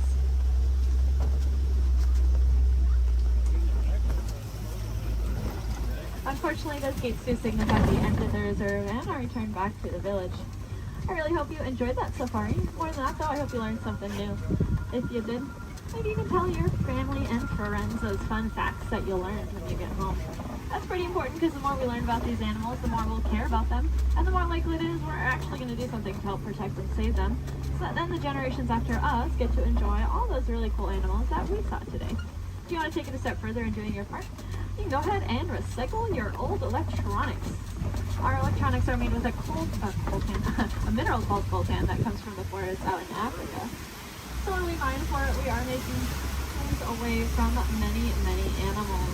That's why I challenge each and every one of you when you go home. See if you have any old electronics that you're not using anymore. Go ahead and recycle them. We'll take out that coltan and reuse it, and then we can just keep reusing what we already have instead of mining for more. That way we get to use our cool technology, and those animals, well, they get to keep their homes. I think that's kind of a win-win for everyone. Now up ahead, it looks like a bunch of docks where people would get off, but that is not us. I'm going to hang on to you a little bit longer and bring it right back to where I got you from. Just hang tight here for a couple more minutes.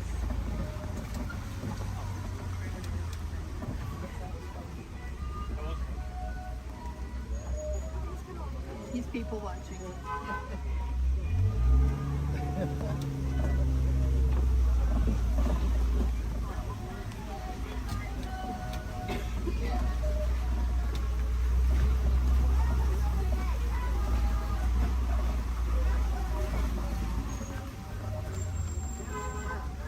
Now, if you want to learn a little bit more about the animals that we saw today, but maybe from the comfort of your own home, and you happen to have Disney Plus, there is a show I highly recommend. It's called The Magic of Disney's Animal Kingdom. It's really, really cool. It gives you a behind-the-scenes look at how we take care of all the animals that call this park home. It is one of my favorite shows, but I am, of course, not biased at all.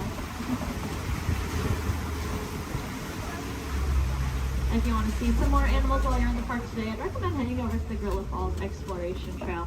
Lucky for us, it's going to be right where I drop you off. Once you get off my truck, you'll go down a ramp, and if you take a right, you'll just be exiting the area. If you take a left, though, you are magically already on that trail. It's about a 10 to 15 minute walking path, where you can see a bunch more African animals, including, of course, those gorillas. If you head over to Asia, there's an Asian version of that trail as well called the Maharaja Jungle Trek, and they have all those Asian animals that we love, like bats, Komodo dragons, and tigers. There's also an aviary in both of those trails. If I had any wilderness explorers on board, you are riding the Simba 1. That is the code you'll need to get your safari badge, the Simba 1.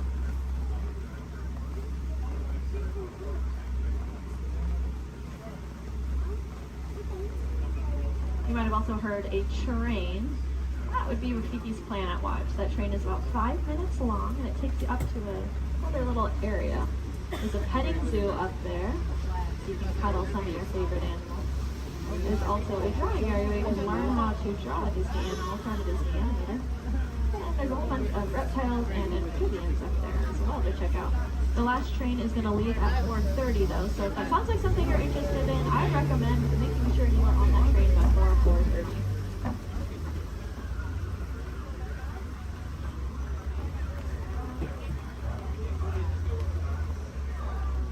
Looks like we are almost there. Thank you for your patience. I know that was a little bit longer than expected.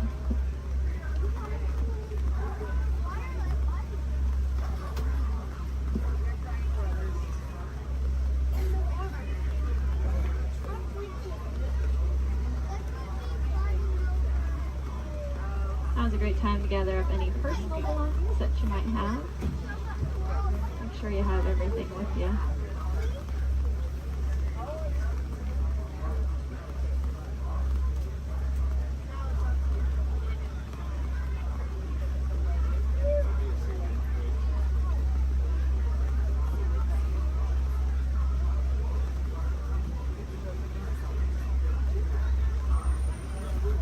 Here in Harambe, we do not like to say goodbye because it is far too sad and final.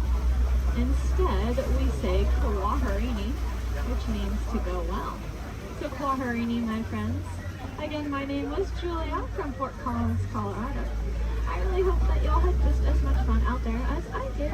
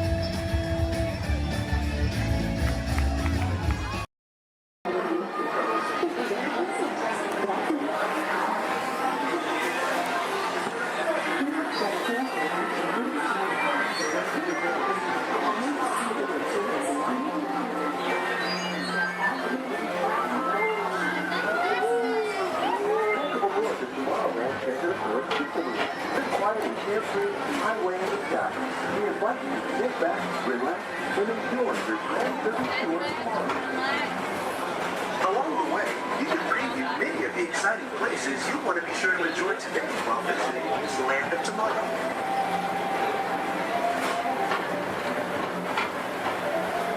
The people mover is the perfect vehicle for people watching, so keep your eyes peeled. You never know who you might see.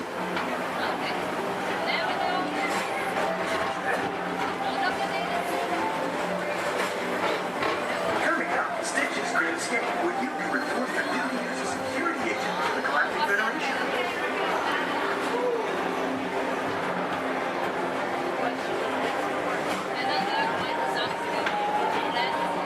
Your mission is to keep Experiment 626, the biggest little mischief maker in the galaxy, under control.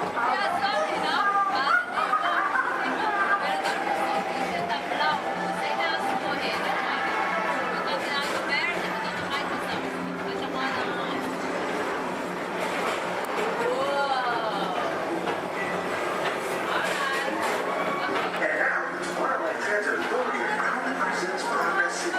Walt Disney's dream for an experimental prototype movie of tomorrow. Progress City was the inspiration for Epcot, and many of its forward-thinking ideas have been realized throughout Walt Disney World.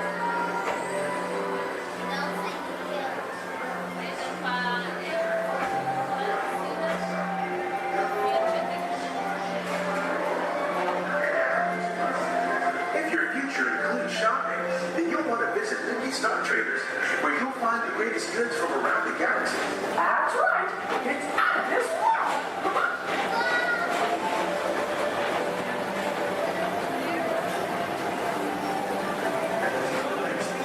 Put the pedal to the metal and speed towards the checkered flag in your very own race car. Young or old, this is your chance to drive in the fast lane without worrying about getting a speeding ticket.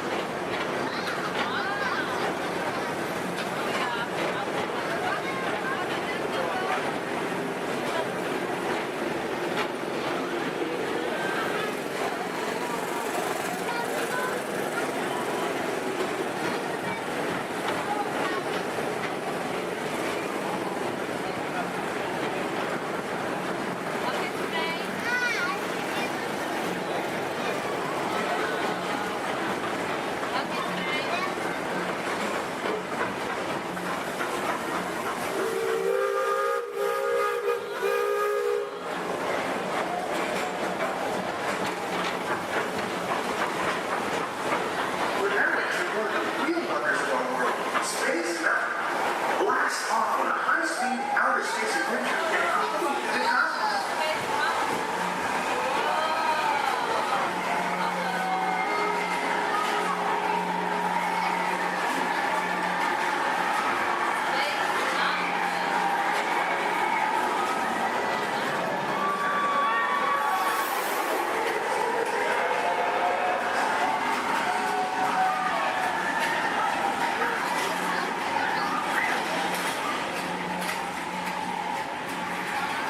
Paging Mr. Morrow, Mr. Tom Morrow.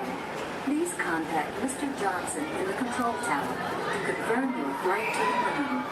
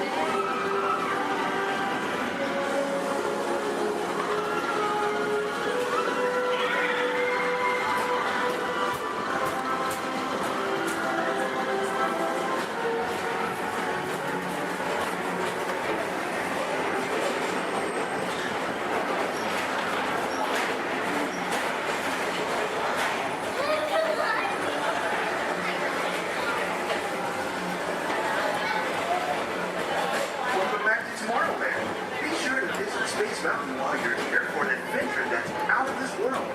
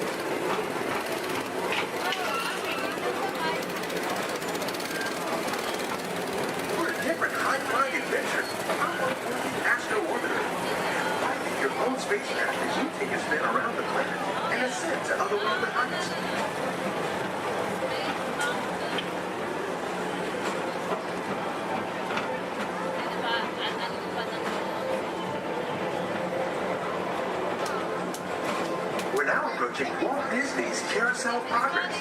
Inside this rotating theater, Walt families welcome you into their homes of yesterday and today, starting way back at the turn of the 20th century.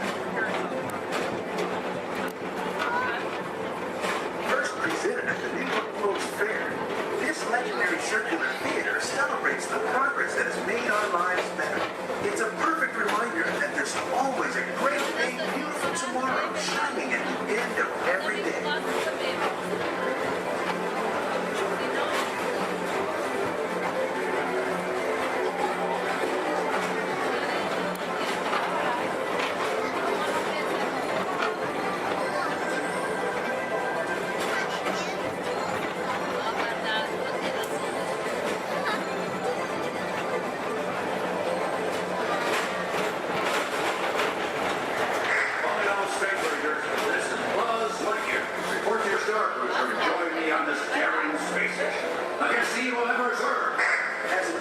Space Ranger, you'll use your own personal laser cannon to save the entire galaxy.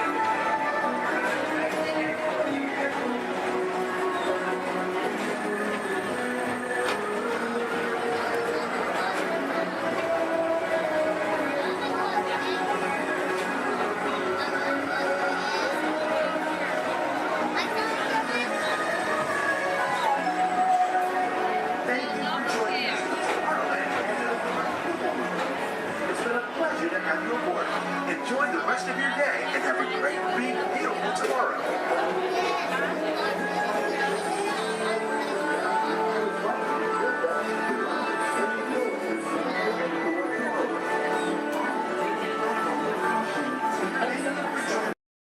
My name is Alexis. How's everyone doing this wonderful evening? Good. That was the most believable I've heard all night. But we're going to try it again anyways, folks. How's everyone doing this wonderful evening? Great. All right. Once again, my name is Alexis. I'm going to be your storyteller and captain for the evening. Just as a friendly reminder, please keep your hands, arms, and fingers inside the boat because Monstro does not like finger food. Oh, my folks, it looks like we are being swallowed by Monstro the whale. This is the very same whale that swallowed Pinocchio. But not to worry, folks, because Pinocchio was a smart little puppet. He lit a fire in here that made Monstro sneeze, and Monstro sneezed so hard that he blew his tail right off. Now, Monstro's not half as scary as he used to be. Haha. Around the bend to your left, you'll find the cave of the big bad wolf. And across the way, the homes of the 3 little pigs, the one made of straw, the one made of sticks, and the one made of 100% wolf-proof brick. Just beyond this bridge to your left, you'll find the village of Alice in Wonderland. Alice's home is the one in the corner with the thatched roof, and if you follow the small cobblestone walkway, you'll find the home of the White Rabbit. This is where Alice settled down and began her adventures in Wonderland. To the right, the center of the canal, you'll find London Park, made famous by the film Peter Pan. This is where Wendy, Donna, and Michael, with a home of Tinkerbell and a few happy thoughts, followed Peter Pan all the way to Neverland, where you never have to grow up. Straight ahead, you'll find the city of Agrabah, city of mystery and enchantment. The busy marketplace below is where Aladdin and Jasmine first met, and Aladdin, being that prince of thieves that he is, he not only stole bread that day, he stole Princess Jasmine's heart. Aww. And it's underneath these rose-covered arches where Aladdin and Jasmine took their first magic carpet ride into a whole new world.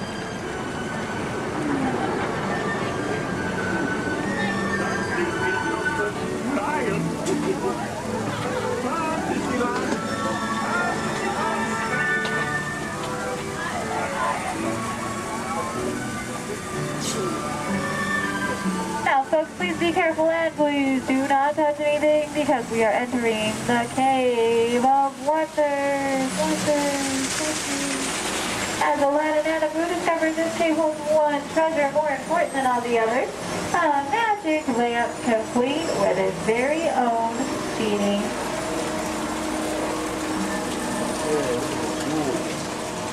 To the right, you'll find the home of Snow White and the 7 Dwarfs. The 7 Dwarfs are still back up in that jewel mine, whistling while they work. See? And to the left, you might recognize this French chateau is the home of Cinderella and her evil stepsisters and wicked stepmother. But not to worry, folks, because Cinderella now lives in that pink castle high atop the hill, where her and Prince Charming have lived. Does everyone know the rest of the sentence? Happily ever after. To the right, folks, in case you are like Dory from Finding Nemo with a short-term memory, you'll find the city of Agrabah, city of mystery and enchantment.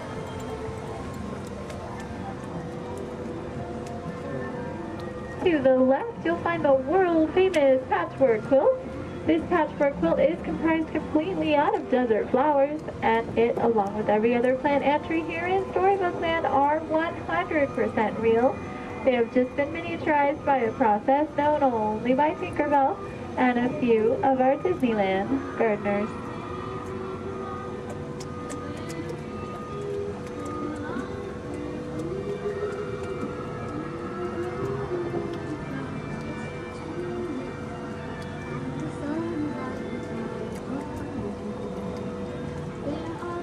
Coming up on your left, you'll find the humble home of Mr. Mole. And just beyond that, the not-so-humble home of Mr. Toad. Doesn't look like either of them are home right now. I've heard it's because they're on some wild ride. Bordering the canal to your left, you'll find the 3 Dutch windmills. The windmill in the center is best known for sheltering the local animals in Disney's animated film, The Old Mill. Straight ahead below those Alpine mountains, you'll find the village of Geppetto and Pinocchio. That workshop near the waters where Geppetto made his wish for Pinocchio to become a real live boy. If you listen carefully, you just might hear them still celebrating inside.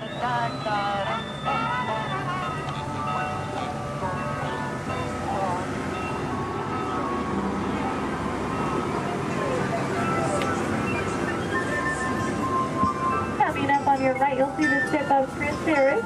The sandy beach nearby is where Ariel took her first steps on land and saved Prince Eric. That castle on top of the beach is where her and, you guessed it, Prince Eric, now lives happily ever after. And it is behind this waterfall that you'll find the Kingdom of People.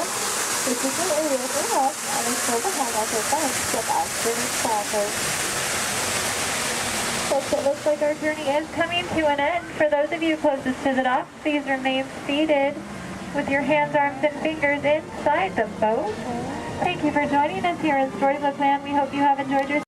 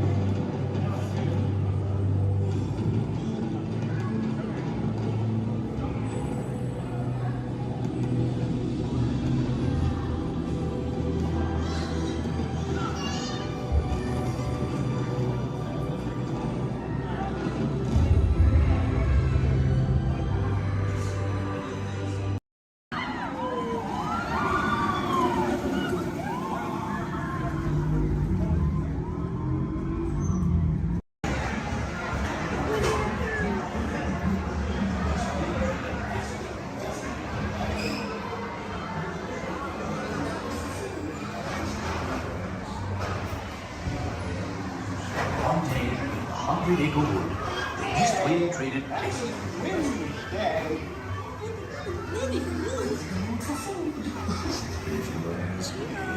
He'll never reach there. Why me? Why me? Oh dear. Hang on tightly, Hunter,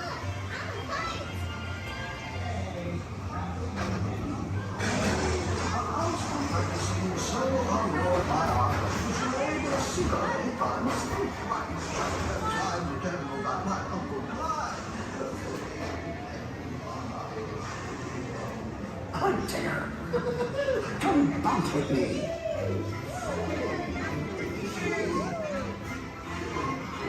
Music makes you feel just great, doesn't it?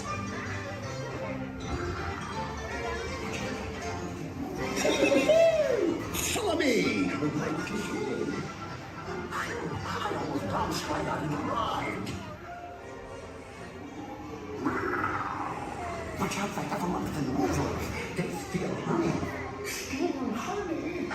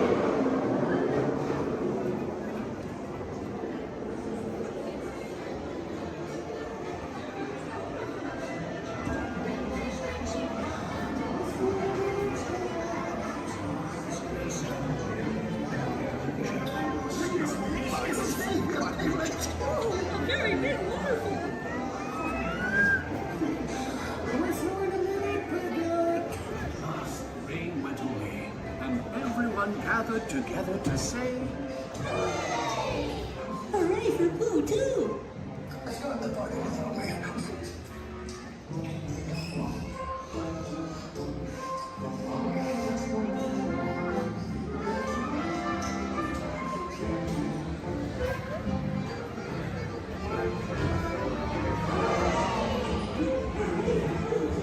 Bailey's echolocation's awesome. We're gonna do it. Everyone, both fins up, go. Okay, sub-level, really good. Back bench, solid. Grandma in the corner. This is where we put our fins up. Good job, Grandma. Good job. Fins up, eyes closed. Go. How many fins am I holding up now? No, you gotta go. Yeah, you so totally rock. Hey, look, an orchestra of penguins. Yeah, probably took the job for the hell of it.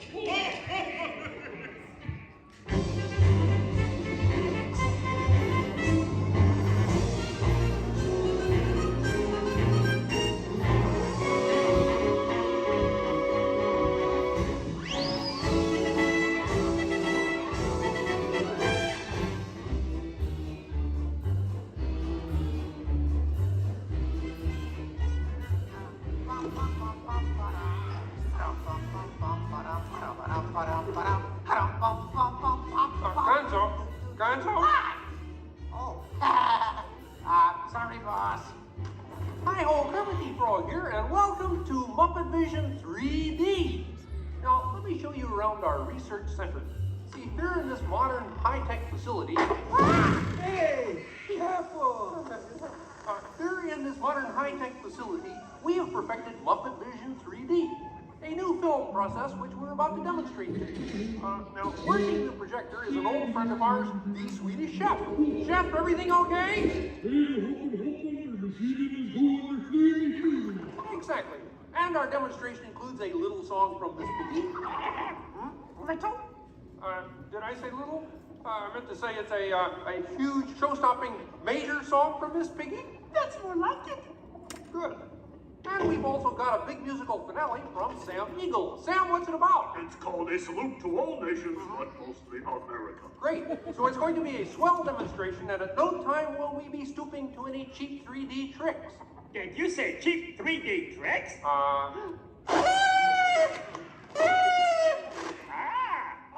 And here's something I wanted to spring on you. Walmart, it's that dumb bear again. Yeah. Hey, Bear, you're not even funny in 3D. Oh, not you guys. How did you get here? We entered a contest. Yeah, we lost. Oh, yeah? Well, my new 3DX gonna shower you all with humor. Waka waka. He's trying to drown us. What kind of act is that? An act of mercy. Well, listen, better luck next time, Fozzie. Okay? And now, if you'll come this way, I can show you our Seekers Laboratory. You see, we invited distinguished scientists from all over the world to come and work here. Unfortunately, none of them showed up. So instead, I'd like to introduce you to the guys who invented Muppet Vision, and they can show you some of their... right now, I'd like to turn you over to Dr. Bunsen Honeydew and his assistant, Beaker. Well, thank you, Mr. Kermit. Today, let's look at the advancements we've been working on for Muppet Vision. Beaker, would you turn on the machine?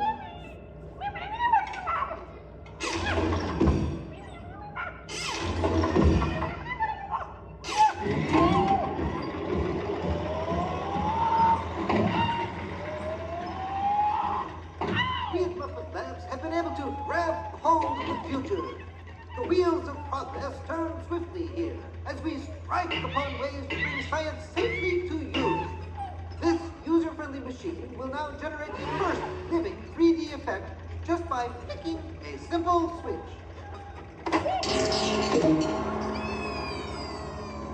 I'm Waldo, the spirit of 3D. Thank you. Here. Ooh, cute outfit. What's this? Don't you just hate it when your nose runs? You know, all these other people think I'm talking to them, but I'm really just talking to you. Well, I think that would be just about enough of Waldo, Beaker. You may deactivate. What? What are you... Watch it. Oh dear, he won't deactivate. Ladies and gentlemen, there's nothing to worry about, but please keep your heads down. I'm bouncing on people's heads. Beaker, activate the inflatomatic. The what? You... Hurry, Beaker, hurry.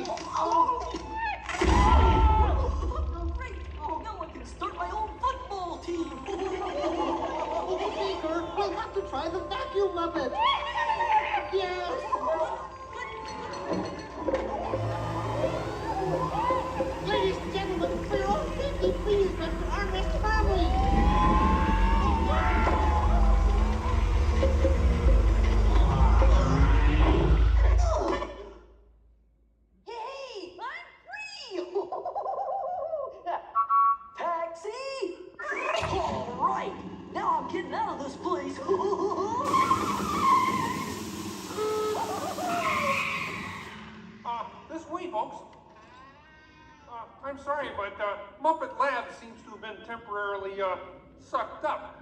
But, now what is that? Hey, Kermit, see, it's my new remote control banana cream pie. Huh? Hey, Kermit, watch this. What?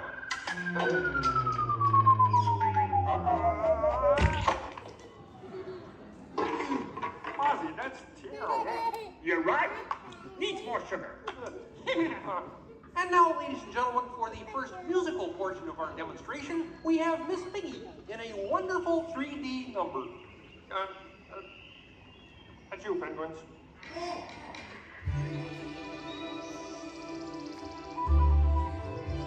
Oh, doesn't it look beautiful? Yeah, too bad they're gonna spoil it with a pig. La la la la la la. Oh, sun shining bright above you. Soft breezes seem to whisper, I love you. Birds singing in the sycamore tree.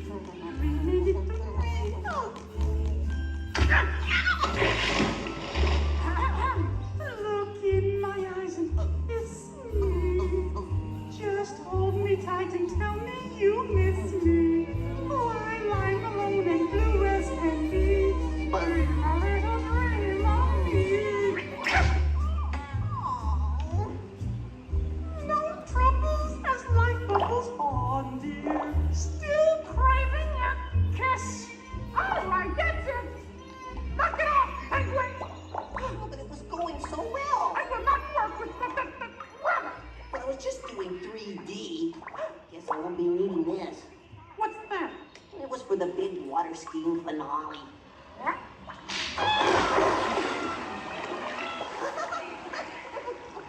Peabody, what are you doing? What do you mean? You are ruining this film. Well, I was Get just out. trying to Get help. out. I didn't mean anything. Go away. Go away. Does anybody know the way out of this film? Hey, you got a map down there? Well, you can come with me if you like. I just got fired and I'm running away. Terrific! Let's go. Okay. Hey, Bean, what's up? I'm going away forever. Oh, great. Could you give me a sandwich? Would any of you people like anything? I mean, since he's going out, he could forever? Bean? Bean? Oh, Kermit! Kermit!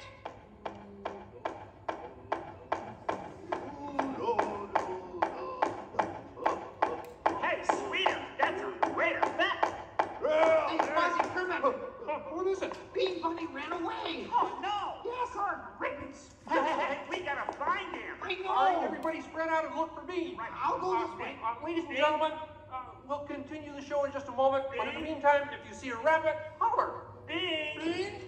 Oh, Bean! Bunny! Bunny! Bean! Where are you? Bean! Bean! Bean!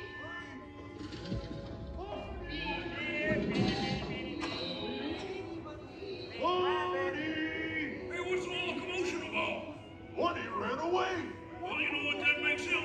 Smarter than us. Hey, anybody seen a bunny? I don't see a bunny. Where? Where? Oh, nothing up there but a bunny. A bunny? Bean! Hi, sweetie. Hey, Kermit, look! What? Bean, what are you doing out there? I'm running away. Nobody would let me help in the movie. Oh. This is a very moving moment. Yeah, I wish they'd move it to Pittsburgh. Hey, Bean! What are we doing sticking around here? Let's forever! Who's that? He's Walt, 3D friend, and we're both leaving the movie. Right, look at Bean! If you leave, you'll miss all the fireworks! Right, yeah! Fireworks? Ooh, okay, I'll stay. But I want to help. Gee, is there anything Bean can do in the final number? Oh, gosh, maybe Bean could set off the fireworks. That sounds great. Cool. Yeah, and I'll stay and help. I love fireworks. Well, okay. Sam, are you about ready? Yes, it's a glorious 3-hour finale. You got a minute and a half. Okay, everybody, get ready. Right. Ladies and gentlemen, the Muppets proudly present the final demonstration of Muppet Vision 3D.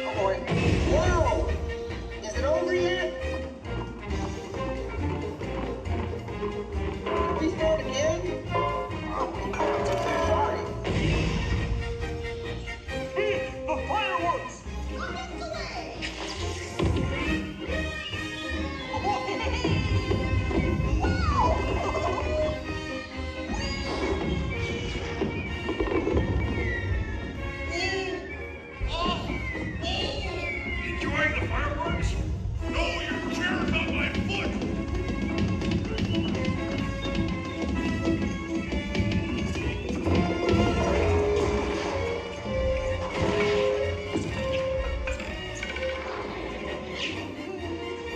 What's this?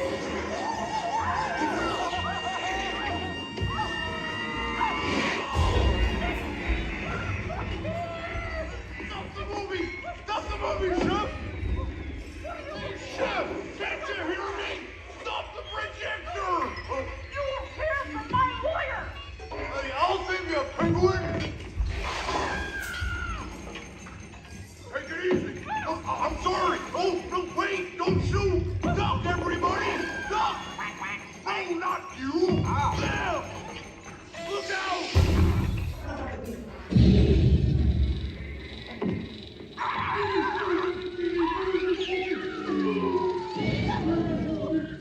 At last, I'm out of this silly film. Hey, what are you shooting at me for? It was the penguin. Hey, watch it, will ya?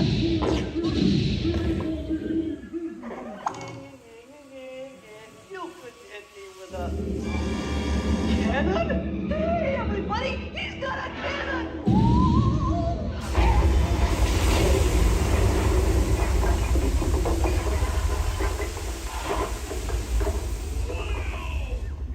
Everyone okay in here? We surrender! We surrender! What an explosion! Ladies and gentlemen, I'd like to apologize for our slight technical difficulties, but I do wish to assure you that no one was hurt and this theater suffered only minor damage. So thank you very much for coming to see this demonstration of Muppet Vision technology, and enjoy the rest of your stay and come see us again sometime.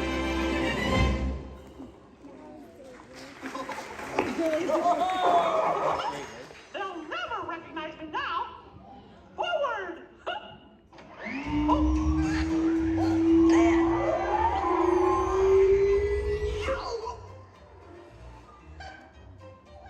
Cute ending. Well, what do you think? We have time to go to the bathroom before the next show? We can't, you old fool! We're bolted to the seats! On behalf of Kermit and the gang, thank you for joining us. Now please gather your personal belongings and walk a walk. Uncle says the doors to your right.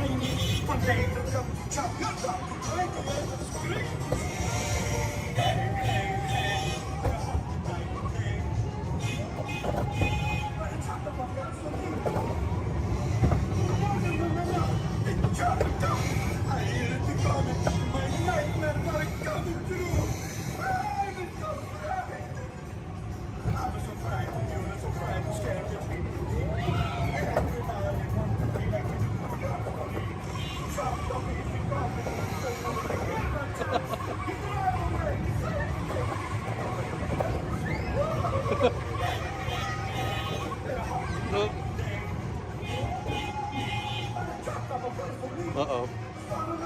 Wow!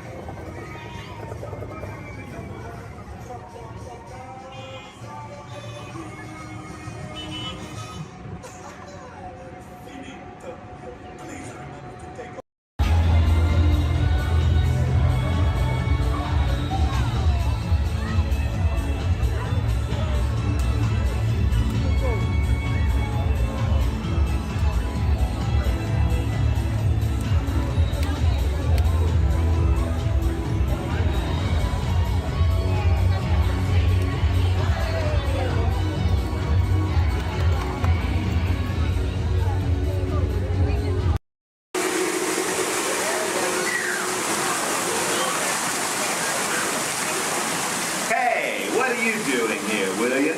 What are you doing here, Morris? I just flew in from Hollywood. My client's the new owner of this bird cage. What? Are you cuckoo? My client's the new owner. Disney gave me an exclusive. Co-exclusive. Didn't you read your contract? I gave it a bird's eye glance. And you call yourself a talent agent? I negotiated my tail feathers off for this deal. Well, my client does not share credit. He's a very big bird. Your client is Big Bird? Not Big Bird, a big bird, you bird brain. Well, your dim middle star is now half owner of the Enchanted Tiki Room with my superstar. Think again, Chickie babe. Stop grousing. Just look at these paying customers waiting to get in. Did you say paying? As in money. As in 10%? Hey, who am I to go against the status quo? Sorry to interrupt, but I would like to inform our guests about the next show that will be starting soon. Attendance will be moments for the opening and newly transferred room of joyous song and the splendor here at the Enchanted Tiki Room. Mahalo. Wait, our clients are not here. Maybe they hit traffic. Don't say that. Sorry. Anyway, babe, I gotta fly this coop and migrate back to Hollywood. My birds will call your birds. We'll do lunch. What's the rush? I'm about to sign Donald Duck. Oh, yeah? Big deal, you hockey puck. I've got the mighty ducks in the wing. You do not. Do too. Do not. Do too. Not. Two. Not. Two. Not. Two. You don't. Come Leave me on. alone, Oh, come on, William. Oh, not go, yeah. Level with me. Put the bubble between the Go lines. away. You Go don't. away. Oh. Go away.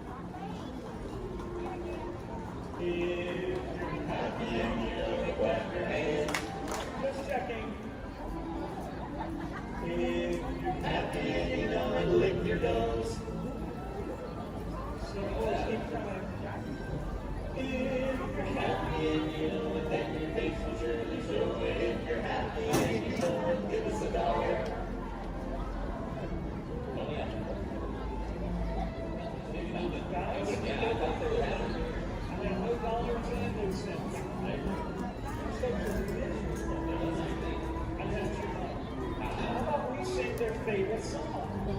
Which one is that? The last one. One of our favorite things. Yeah, 20.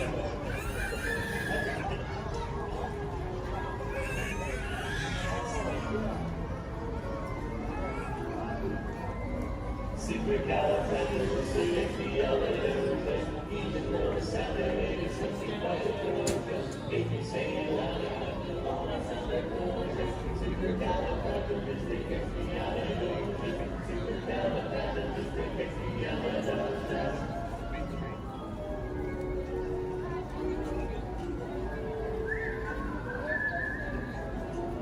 You all whistle while we work.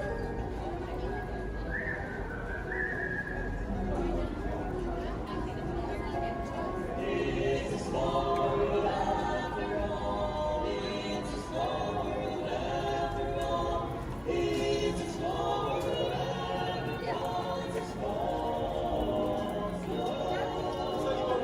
There's a leader on the boat to stay free and leave. And he came on again.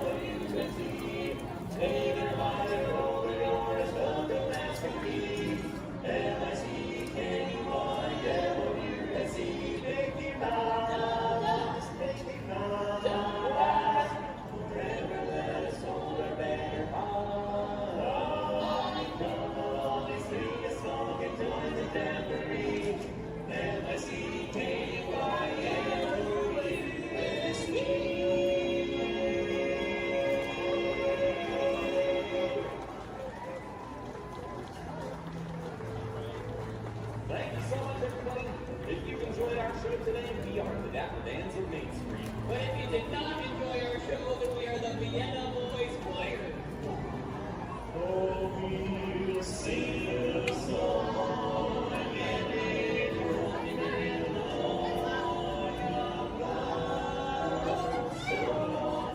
so.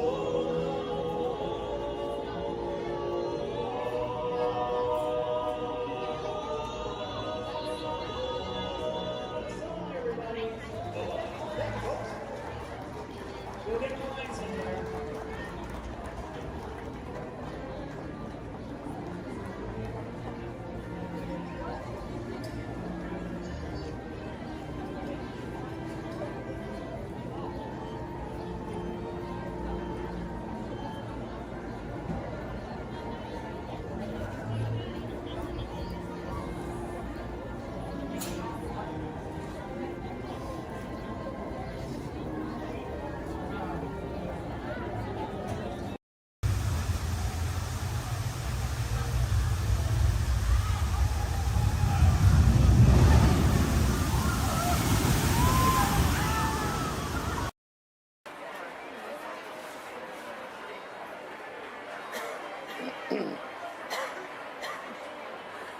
Ladies and gentlemen, boys and girls, before we do the party dance, everyone, please maintain personal time for the times of motion. As well as if you're much older, if you ask me to please take it to the center of the bench. And I welcome to the crowd today. Here we go. Our board.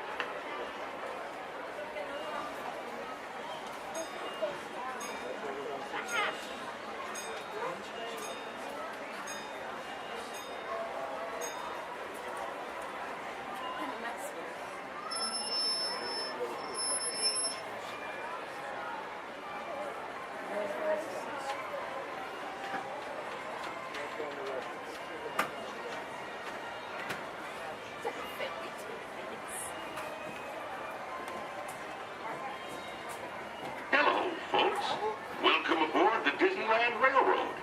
We're now embarking on a grand circle tour of the Magic Kingdom, with stops at New Orleans Square, Mickey's Toontown, and Tomorrowland, followed by a visit to the Grand Canyon and Primeval World. We got a lot of traveling ahead of us, so remember, for a safe trip, you need to stay seated, keeping your hands, arms, feet, and legs inside the train. And please, watch your children. Bienvenidos a bordo del Disneyland Railroad. Para su seguridad, permanezca sentado y mantenga las manos, brazos, pies y piernas dentro del tren. Y cuide a los pequeños. Gracias.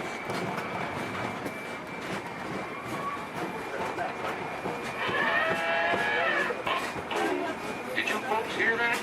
Sounds to me like we've reached the wilds of Adventureland, where you just might run into a lot of savage critters out there, including lions and tigers and tiki birds. Everybody best be on the lookout. You never know just what may show up. We're approaching our first stop, New Orleans Square Station. This station serves Frontierland, New Orleans Square, and Critter Country. If you'll be leaving us here, please remain seated till the train comes to a complete stop. Then watch your step while getting on.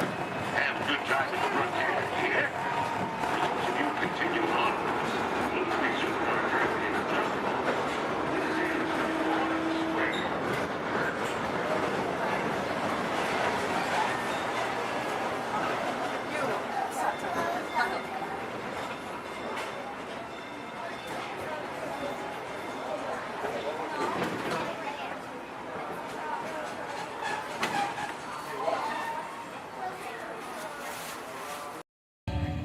Yes. Turn around. What do you have going on? Your horns are sprouting nice. Oh, a dog. Goodness, these creatures. At least he's quiet. In fact, he's almost to nothing. He's just zero. Turn it around. I don't like it looking at me. Yes. I think we all need to have a party and not invite someone. I think you're right.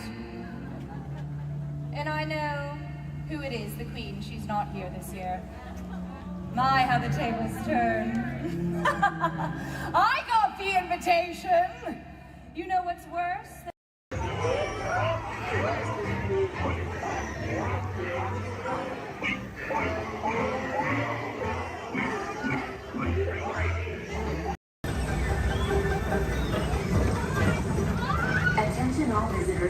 Galaxy M31.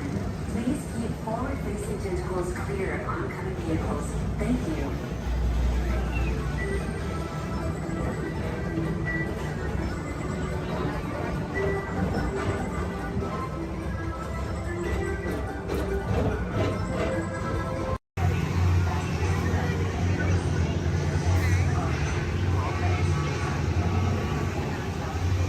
Time travel commencing in T-minus 10 seconds and counting. This is Seeker. Listen up. We've got to get in, grab the Iguanodon, and get out before that asteroid hits. Let's roll!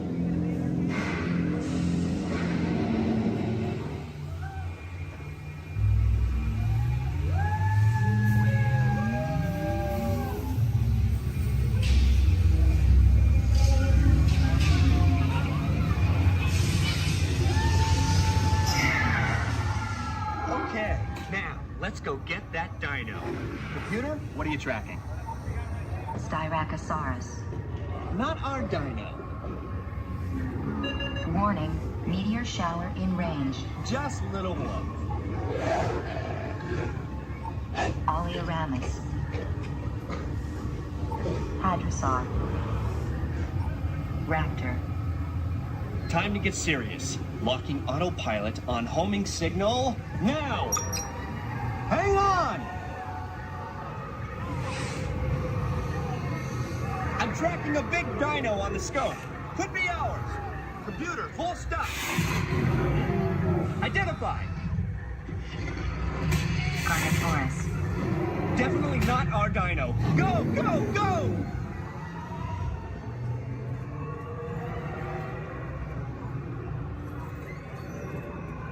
Another big guy coming up. Computer. Slow and identified. Sauropod. Still not our dino, but at least this one's a vegetarian.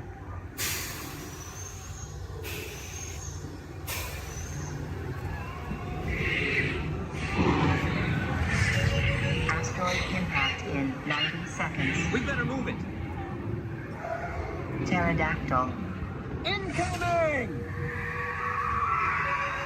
Asteroid impact in 60 seconds. We can't stop now. Keep going, keep going.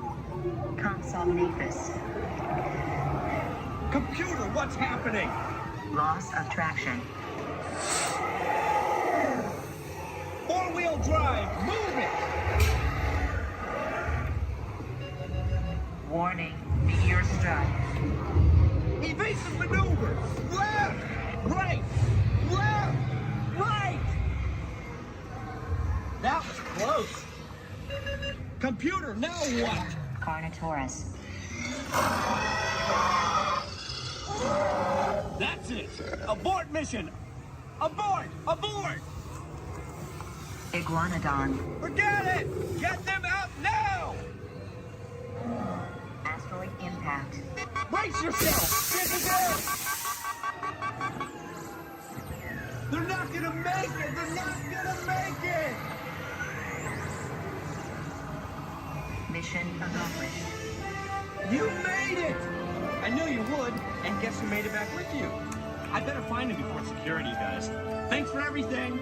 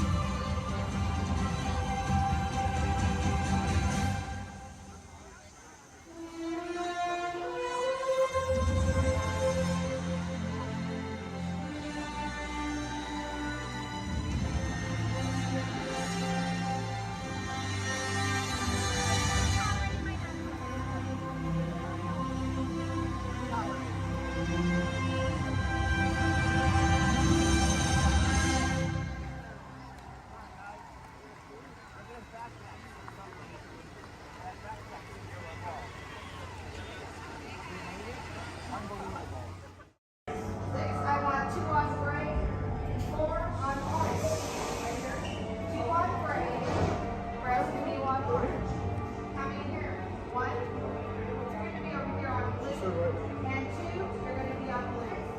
Now, stand over your color, face the center, shoulder to shoulder. Now remember the color you've been assigned, blue, red, gray, and orange. It'll be an important part of your interrogation process. You're going to need to know that color at the end of your interrogation and possible long-term motive. How many? Maybe assign blue. Quickly to the end of the hallway. How many? 4. You'll be assigned red. How many? You'll be assigned gray. How many? Now, this cell door opens, I will call you in by your assigned color. And you will tell us everything. Now, you're going to have a tough time in interrogation. Get on your color. There you go. Scoot over, blue. Make a look for him. Get on your color. Not the lights, on the color. Where do you go?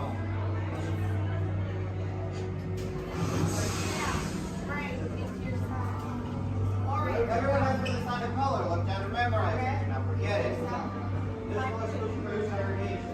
Which will be a trouble. Is that your only speed? Slow. Let's move it along.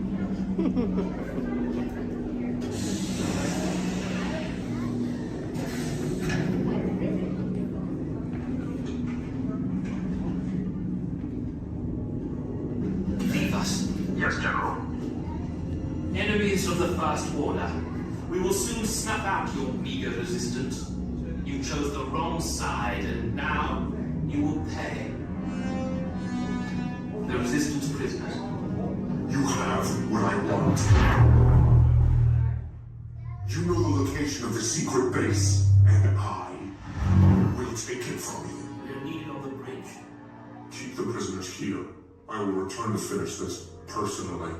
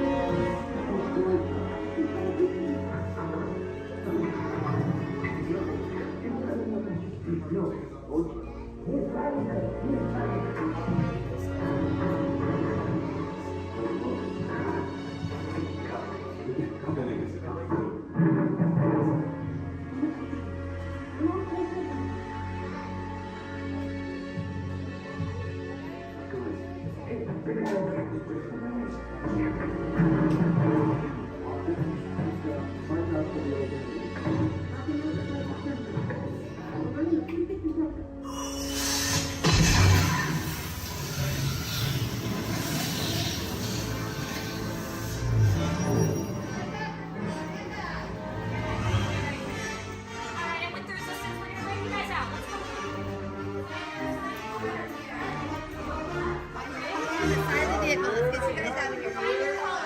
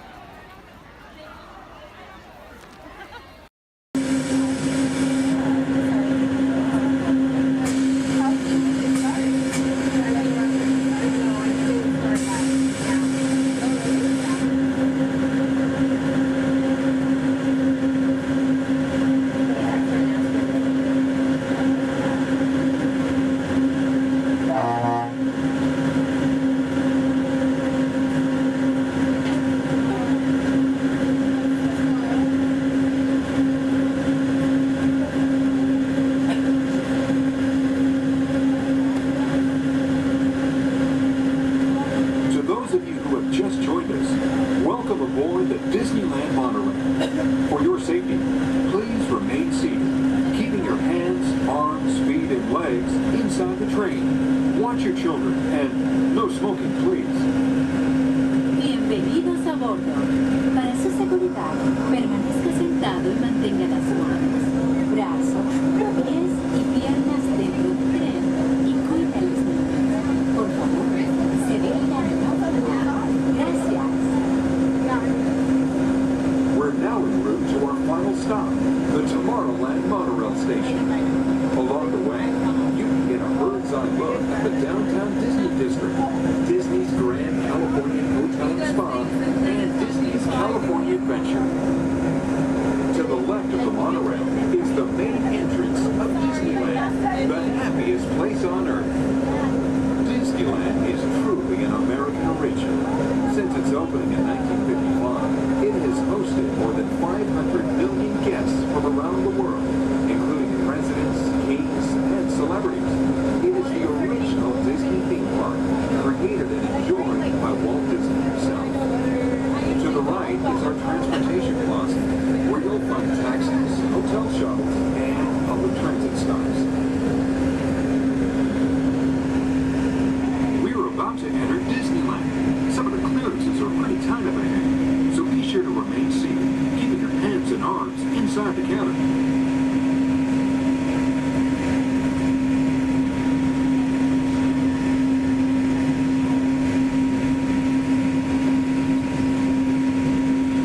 This is Tomorrowland, a land inspired by science fact and fantasy. Directly below us is the Submarine Lagoon, where you can dive into an exciting underwater adventure aboard the Finding Nemo submarine voyage. Across the way are the icy peaks of Matterhorn Mountain, home of the world's most famous bobsled run. And beneath us are the roadways of the Utopia, where drivers of all ages can ride the road to tomorrow. As we cruise over Tomorrowland, our pilot would like to share a few program reminders. Hello everyone, welcome aboard Monorail Red. For your enjoyment, this land park will remain open until 9 p.m. tonight. The park's hours has been extended to 9 p.m. Our last monorail tonight will be at 9 p.m.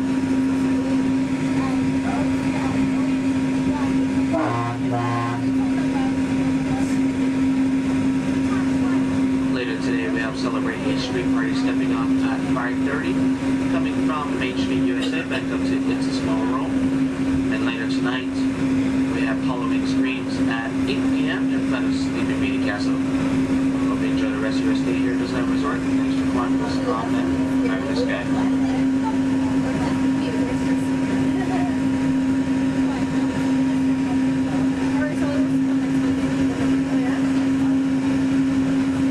Just ahead and to the right of the train are the sparkling gold spires of one of Disney's most beloved attractions, It's a Small World.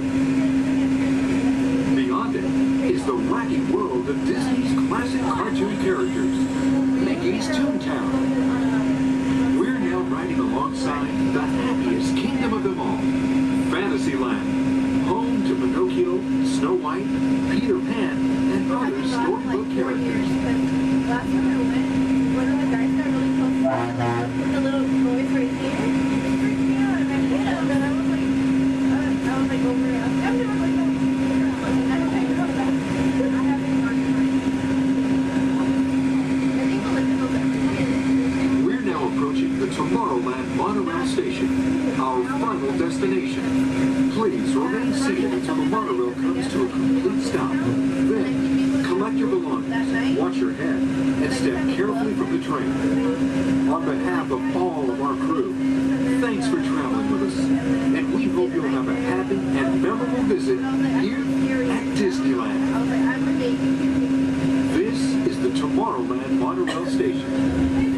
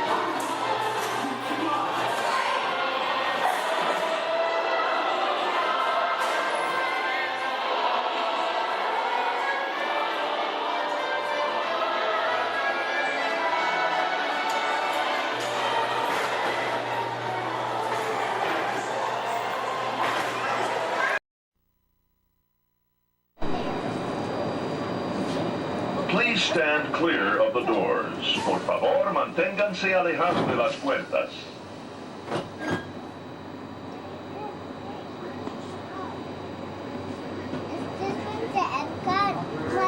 Welcome aboard the Walt Disney World monorail to Epcot. For those of you standing, please hold on to the handrails throughout our journey and stay clear of the doors. For the comfort of others, no smoking, please. Thank you. As we turn south, you can catch a glimpse of the spires of Space Mountain in the Magic Kingdom. Nearby is Disney's 8th-ranked contemporary resort. Where are we at? That's where we were just at. Is that where we at? Florida. Yeah, we weren't at the Magic Kingdom today, though. What? We didn't go to the Magic Kingdom today, did we? Yeah, we did. Yeah, we did. When?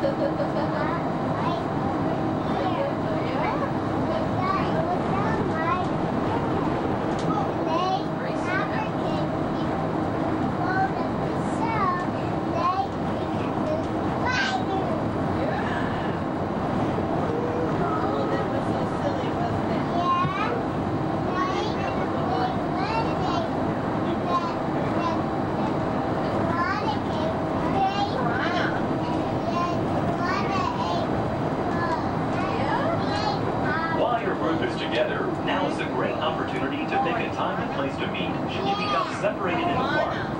If you should need any assistance, please go to Guest Relations, located in Innovations East. Guest Relations can also assist you in making dining arrangements, provide special tours of Epcot, or make other suggestions for planning your visit to Walt Disney World.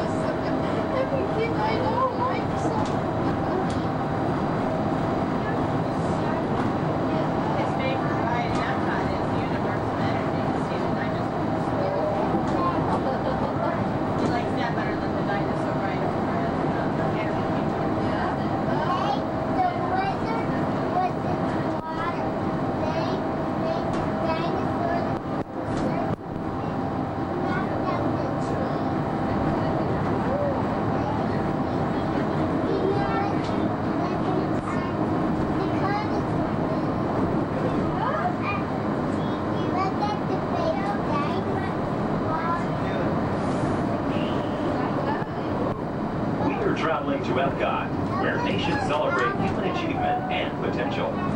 Its 300 acres are divided into two worlds, Future World and World Showcase. Future World offers fascinating explorations into realms of energy, transportation, and imagination. You'll also find adventures in communications, sea exploration, food production, and other vital topics. World Showcase is a community of nations, highlighting the accomplishments and cultures of people around the world. On the banks of the 40-acre World Showcase Lagoon are Mexico, Norway, China, Germany, Italy, the American Adventure, Japan, Morocco, France, United Kingdom, and Canada. Young adults from each nation represented in World Showcase are among your hosts, making this a true international exchange.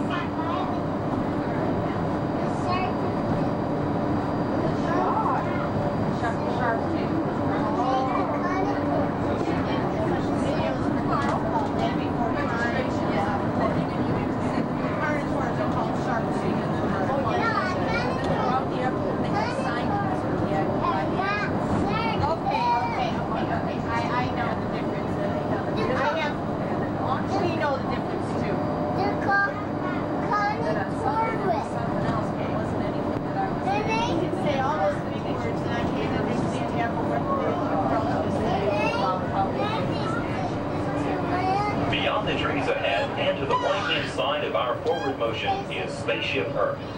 This 18-story geosphere marks the entrance to Epcot.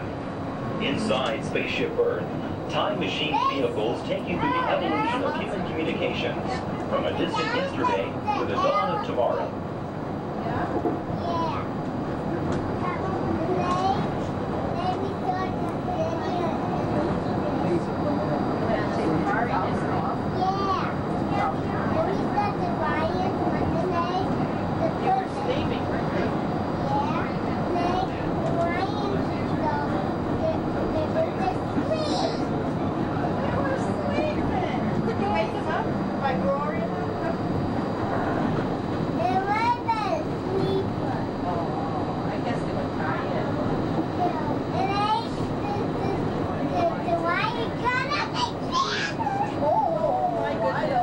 Coming up behind Spaceship Earth is Innovations. Inside this hands-on area, you can explore and interact with the ever-changing technologies and products for everyday living in the near future. To the opposite side is the universe of energy. Inside, you'll find Ellen's Energy Adventure, hosted by Ellen DeGeneres and Bill Nye the Science Guy. Next is The Wonders of Life, where you'll discover Body Wars, which takes you on an amazing trip through the human body.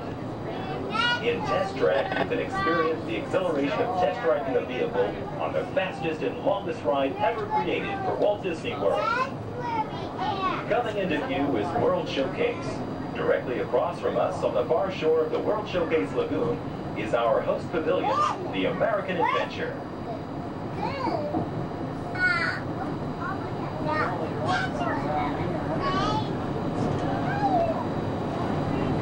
The glass pyramids are the gateway to your journey into imagination. Inside, you can find the 3D adventure Honey, I Shrunk the Audience. Join Professor Wayne Zelinsky as he receives the Inventor of the Year award for his incredible shrinking machine. Next is The Land, where you'll discover creative partnerships between people and the land around the world.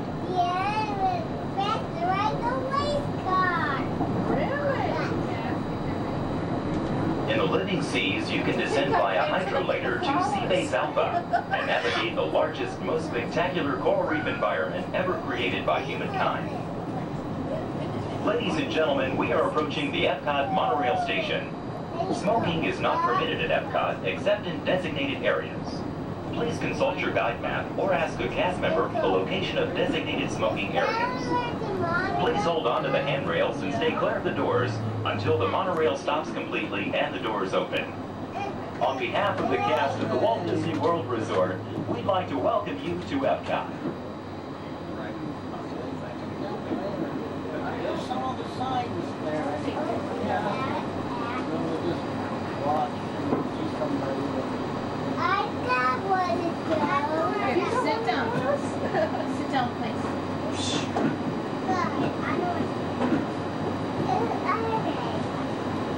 Ladies and gentlemen, please remember to collect your belongings and take young children by the hand. As you exit, please lower your head and watch your step. Thank you. What is it now?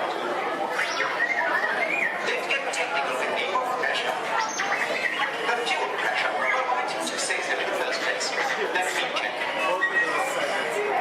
I am getting a bomb. Yeah. Yes, I'm jumping off the main line right now.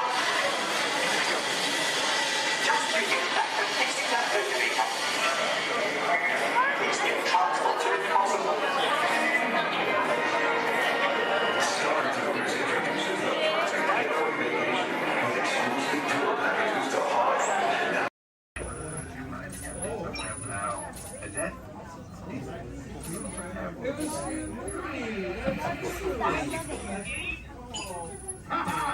Gotcha. Oh, what are you guys still doing here? Tour's over. The cages are open and the creatures are loose. You gotta get out of here. Wait. Don't get out of here. I could use a hand. My little pal Groot is lost in the fortress somewhere, and I need to find him before he gets ate. I found his tiny little heat signature, see? All those other heat signatures are, well, don't worry about them. Listen up. You guys can be a big help while I look for my pal. A gantry lift full of warm Karens makes a really great distraction. I just need you to wave your arms, scream, whatever it takes, and then all these things will, never mind. You in? It doesn't matter. That was rhetorical. Now let's move. Meet me at the gantry lift. Yep, I'm gonna go back that way.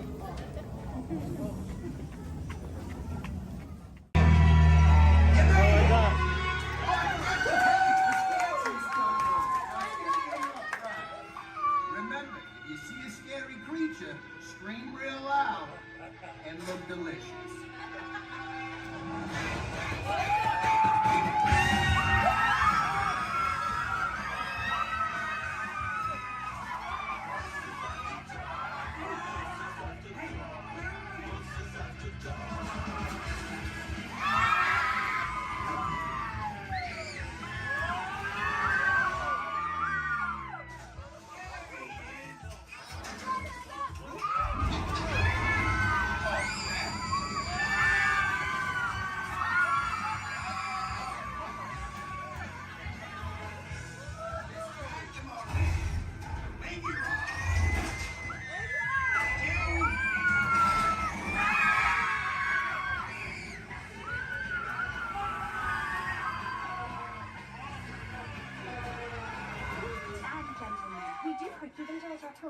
Please gather your purse souvenirs.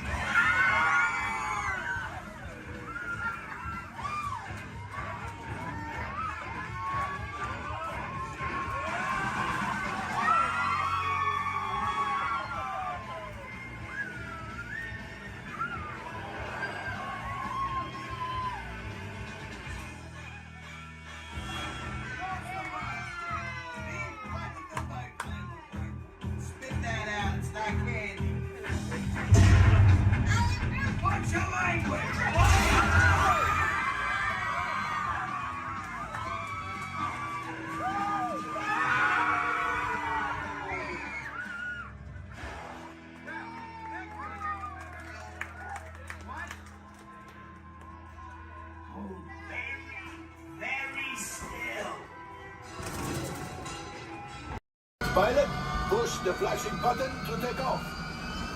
Pilot on the left. Move your stick to fly right and left.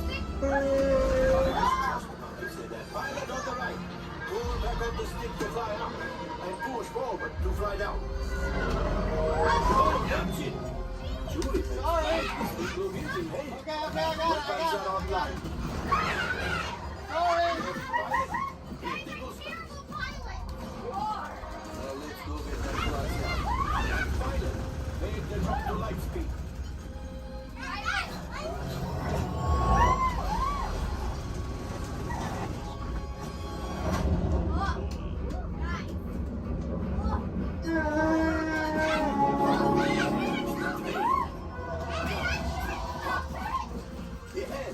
Yes, keep shooting. They've locked onto us. Take evasive action.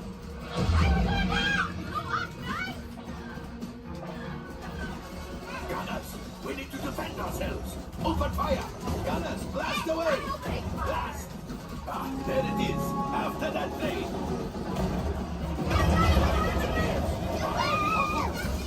Excellent. Now, gunners, shoot the cargo free. Left pilot brakes. I can't stop. That could have been much worse. Okay, it's much worse.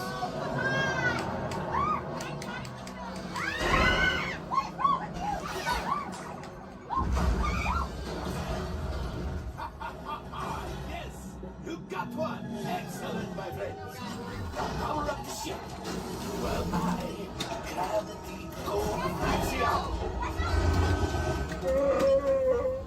You see, just as I promised, my friend. Now that the resistance has what they need, they put something from one door. Pilots, line up behind the train so we can harpoon them left. Gunners, shoot the train. Engineers, realize closer. Cargo's pretty, keep shooting. Job, my friends. Yes. We got the coaxium. I will grab it. You keep up to the train. A gunship? Oh, that's ridiculous. Things are getting too hot. We're going to get out of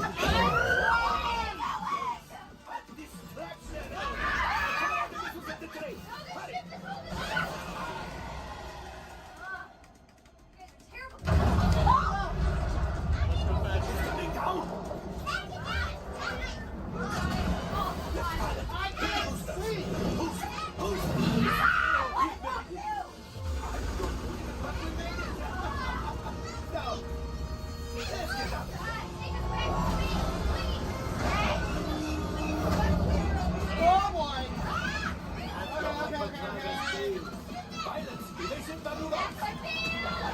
We've got company. Who is right? We lead them back to the fighting the resistance. Only 3 left. He's the last. Watch out!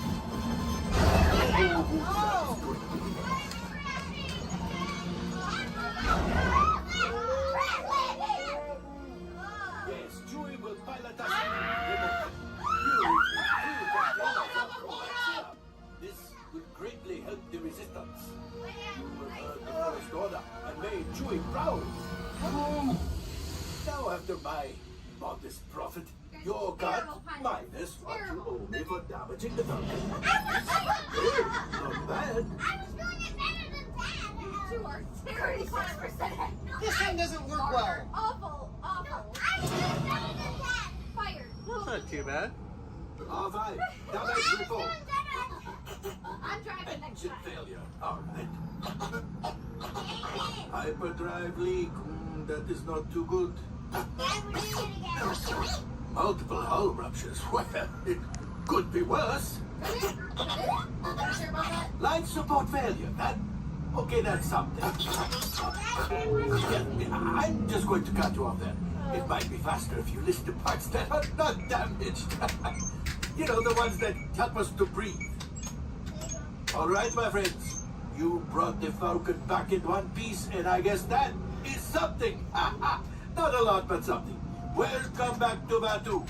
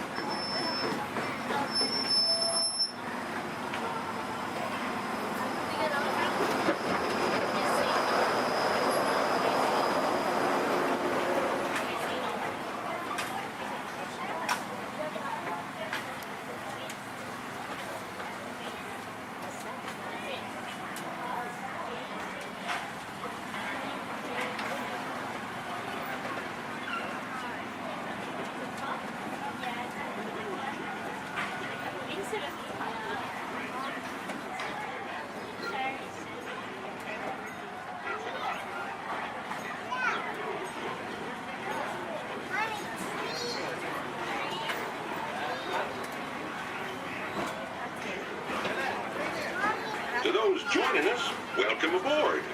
The next leg of our journey will take us along the rim of the Grand Canyon. It's a mighty long drop to the canyon floor. Okay, ladies and gentlemen, friendly reminder, no flash pictures. And legs inside the train. Be sure to watch your kids and no flash pictures, please. Para su seguridad, permanezca sentado y mantenga las manos, brazos, pies y piernas dentro del tren y cuide a los pequeños. Por favor, no tome fotografías con flash.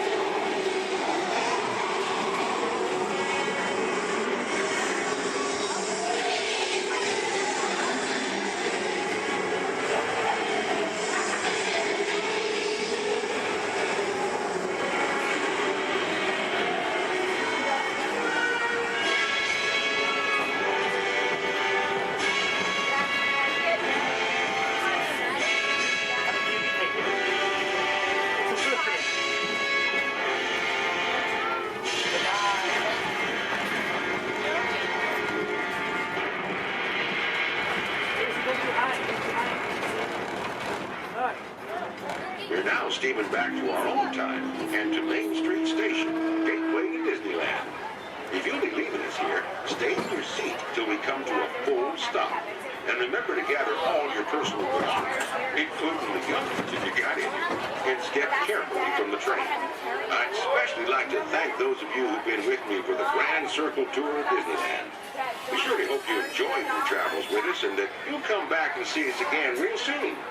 For those of you traveling on, we'll be on our way again in just a few minutes.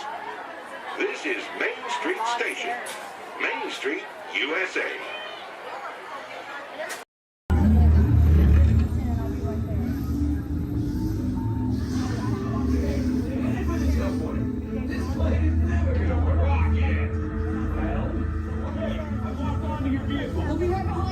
Nothing to worry about. Unless we cannot stop this unusually large man. Then you're likely doomed. Good luck. You're gonna need it.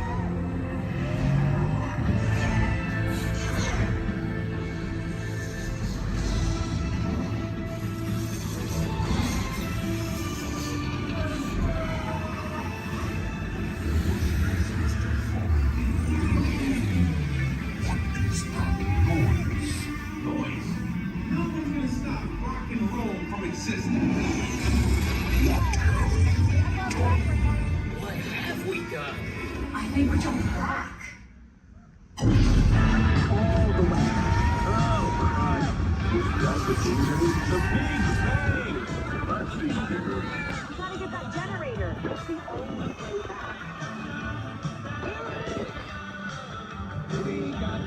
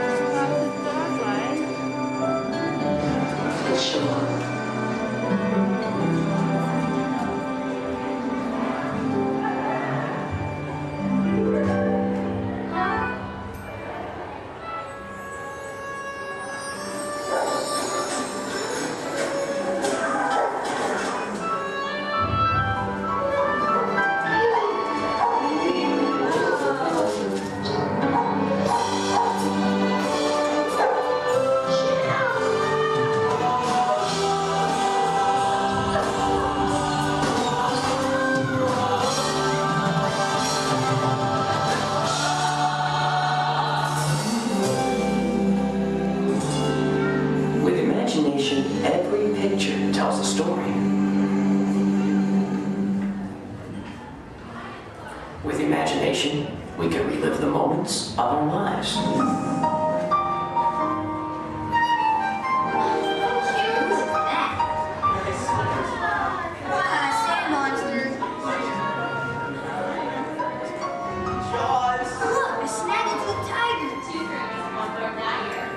Here's my little shortstop.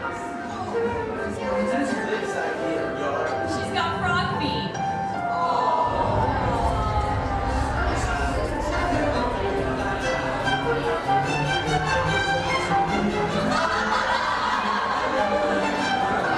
I think we should call this Jerry's picture.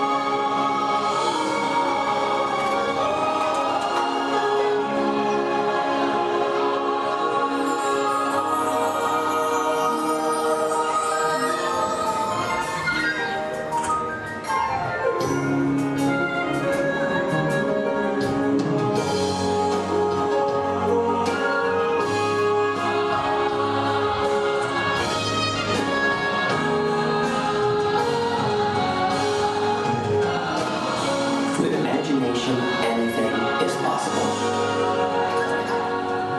Well, imagine that.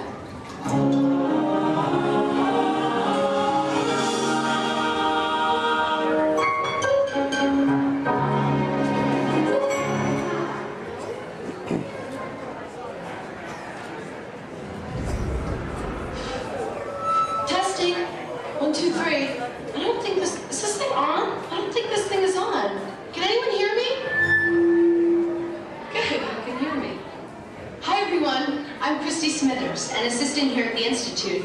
We're just about ready for you next door. But before we go in to see today's presentation, here's a message from my boss, the head of the Imagination Institute. Hello, Dr. Nigel Kemp here. Welcome, welcome, welcome to our annual open house. It is my pleasure to have you here, just as it is your pleasure to be here. For over 100 years, the Imagination Institute has honored the world's leading thinkers, dreamers, and innovators with the Inventor of the Year Award. This year's recipient, Professor Wayne Zielinski, holds patents on numerous unique, one-of-a-kind inventions, including the hands-free phone helmet, the hands-free personal grooming helmet, and his newest creation, the video camera helmet, which, if I'm not mistaken, is also hands-free. But what brought Professor Zielinski to our attention was not headwear, but his incredible shrinking and enlarging machine.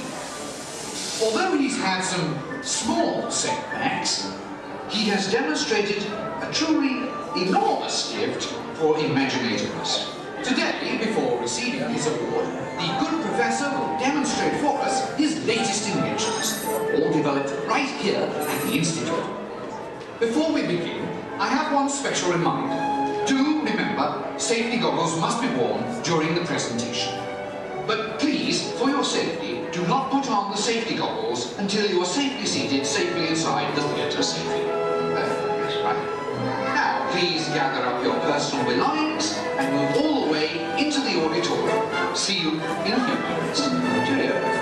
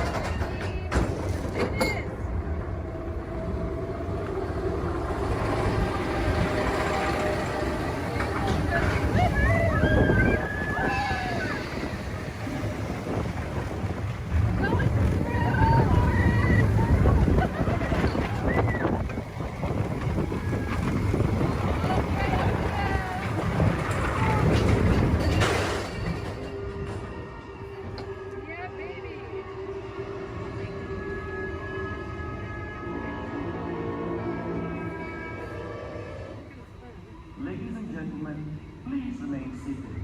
Your train has made an unscheduled stop. It will be moving again shortly. Thank you.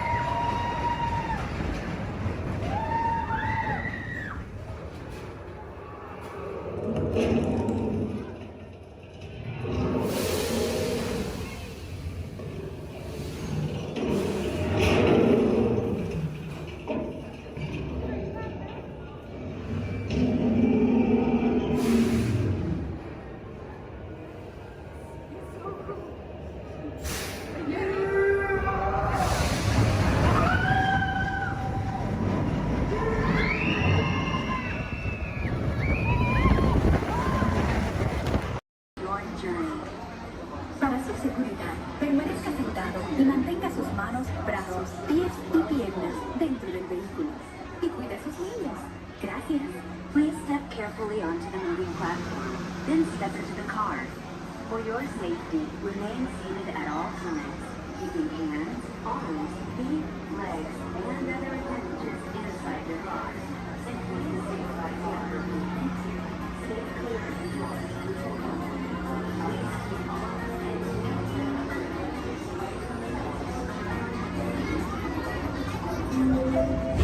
This is the TTA Blue Line, non-stop service around Florida.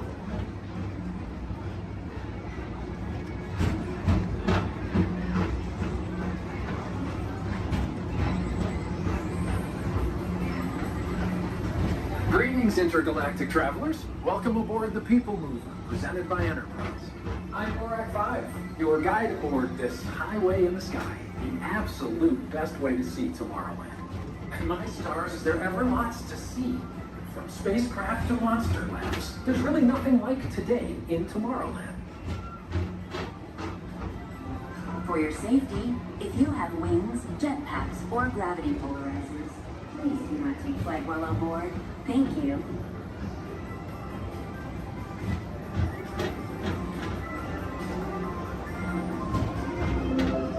The next station is Tomorrowland Urban Planning and Star Traders. Transfer to green and red lines. Don't worry, your express train keeps on rolling through the future, right by two of my favorite spots.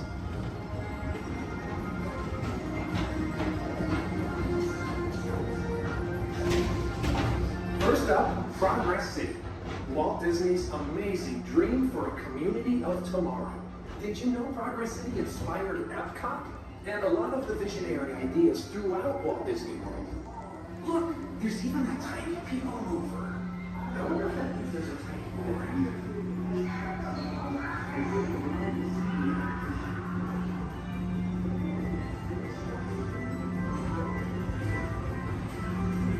On your right is Star Traders, home to the greatest goods in the galaxy. Except action stars. Those are no longer sold.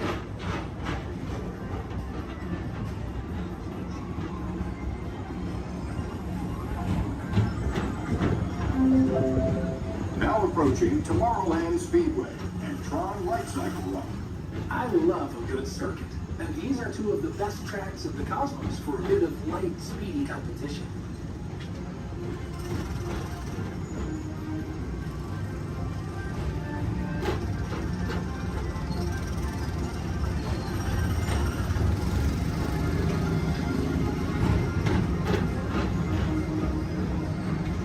Attention all visitors from Galaxy M31. Please keep forward-facing tentacles clear of oncoming vehicles. Thank you.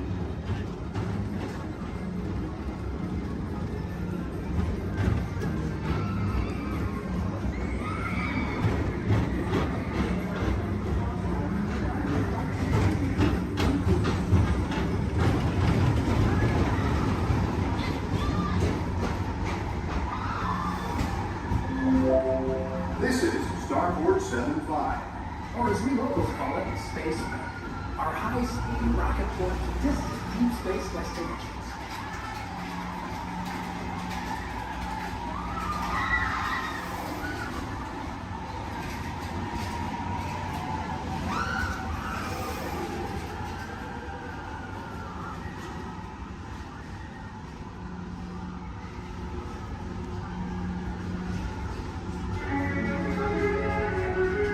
Let relaxation wash over you at the most refreshing retreat in the galaxy, the Coral Rooms of Pisces 7. You H2 owe it to yourself. Book today.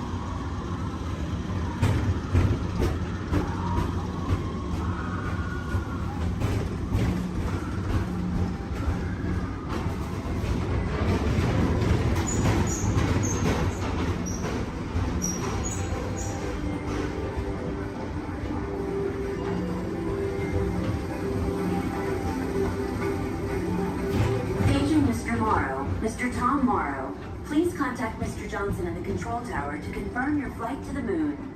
Thank you.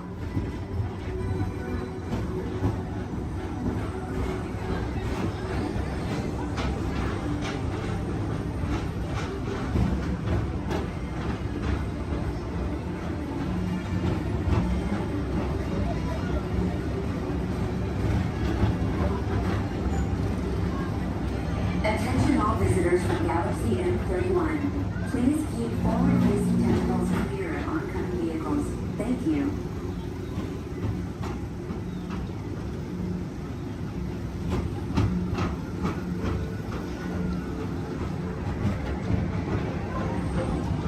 To your right is the Astro Orbiter, our celestial symbol of interplanetary harmony and fellowship. Hop aboard and launch high above Tomorrowland for a spin amongst the planets.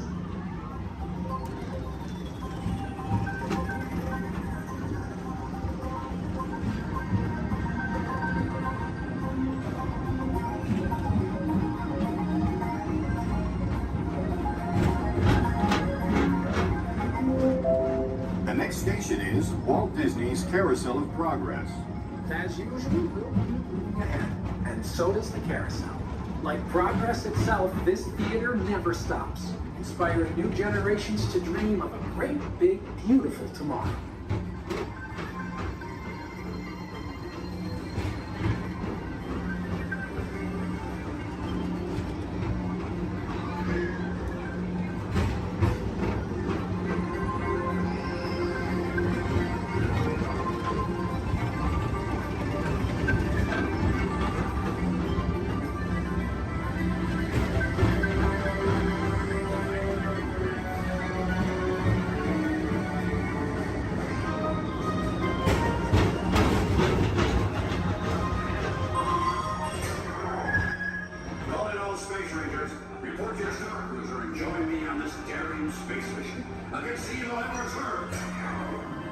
Affirmative. We run it, Buzz. You can count on us.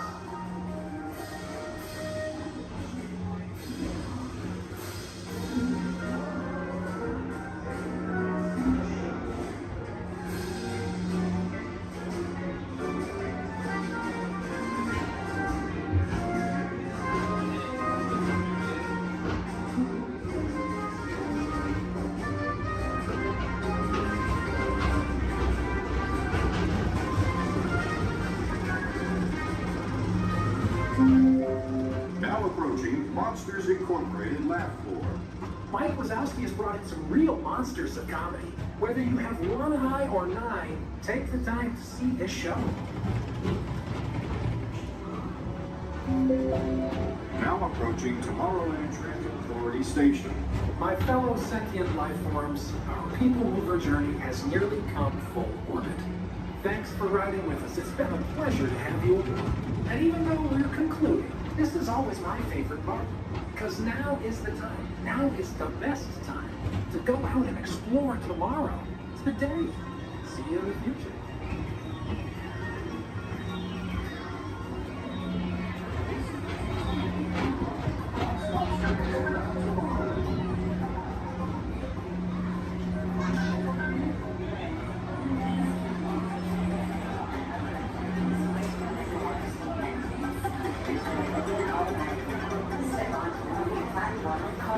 And exit by stepping away from the car.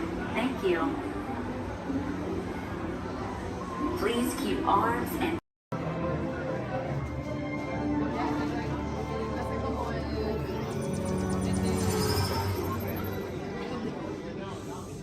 Greetings, Terrans.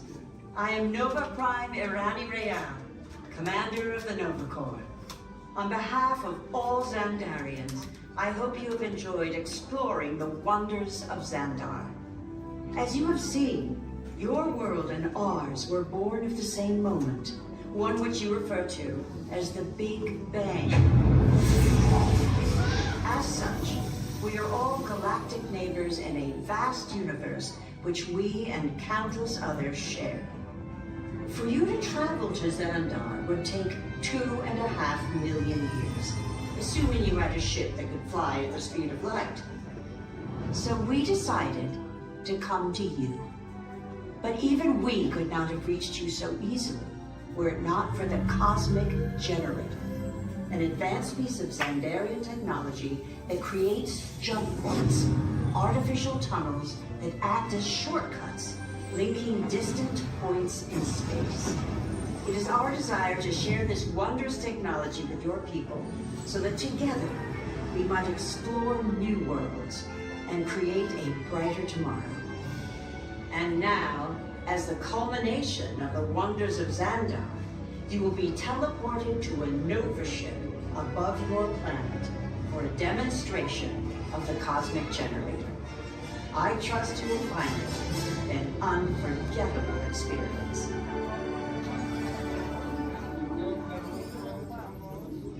Welcome, people of Epcot, Epcoters, Epcotians, citizens of Epcot. Does anyone know what they call themselves? What? I'm on? Someone needs to tell me when I'm on. Welcome, Epcot-tarians. I am Centurion Tal Merrick, and we're just about ready to teleport you up to the ship for the demonstration. As you're about to enter a secure Nova area, I must ask you to put away your Terran communication devices at this time. Recording of any type is strictly prohibited. I am very serious about this. Now, please step forward into the chamber. You're gonna love this.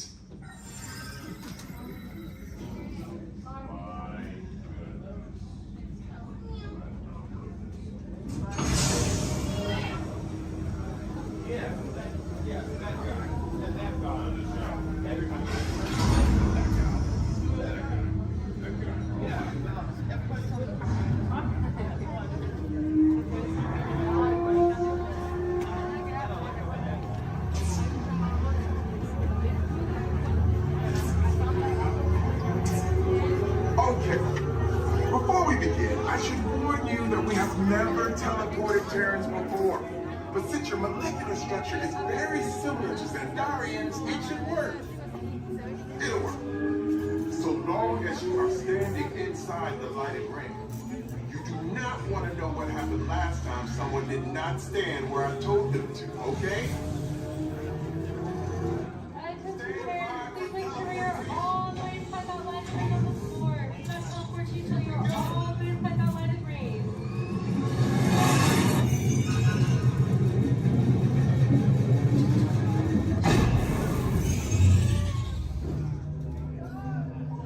You made it!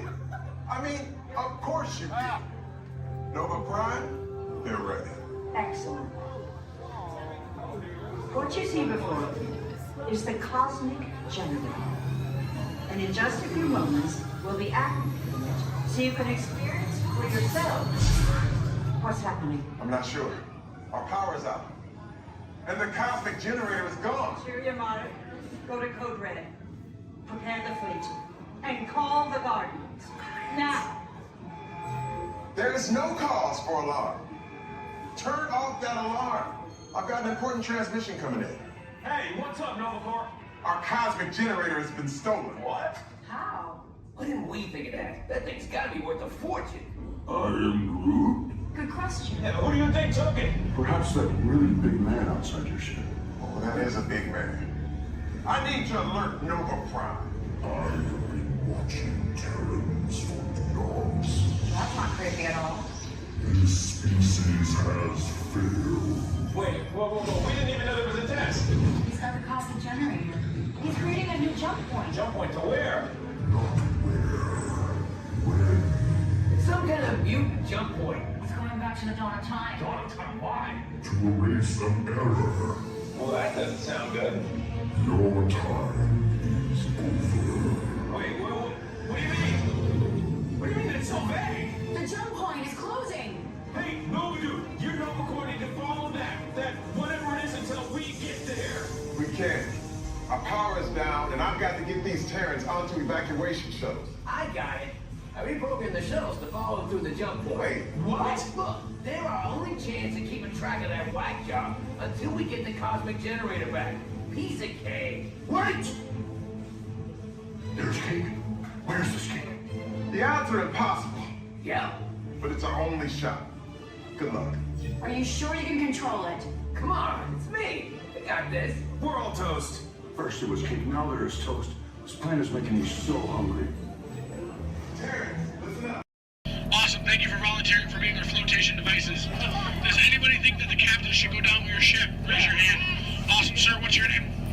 Jim, thank you for volunteering for being the captain. I'm a skipper, I skip out at the first sign of danger. All right, and we are clearly out of my mind. Everybody turn around, wave goodbye to the dock.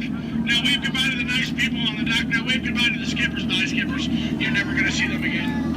All right, ladies and gentlemen, my name is Skipper Jason. For your safety and mine, please remain fully and completely seated, keeping all hands, arms, legs, feet, small children inside the boat at all times. Now, not only am I your jungle cruise skipper, I am also your dancing instructor, your cruise director, your lion tamer, your alligator wrestler, and if you don't laugh at my jokes, swimming instructor. Alright guys, we're starting off right here in the Amazon rainforest where it rains 365 days a year. That's almost every single day. That's what makes these bugs larger than life. These beautiful Amazon butterflies, ladies and gentlemen, their wingspan can go anywhere from 12 inches up to a whopping 1 foot. That makes them the rulers of the jungle. True monarchs, true monarchs. And over here, ladies and gentlemen, we have Inspiration Falls. Now, I am told the longer we stare at Inspiration Falls, the more and more we are inspired to go deeper and deeper into the jungle. Everybody say, ooh. Everybody say, ah. Everybody say, ooh, ee, ooh, ah. No, I'm just kidding. Don't do that, folks. Anyway, so much inspiration, we are going to not only change rivers, but jump continents. We are now in the continent of Africa along the Congo River.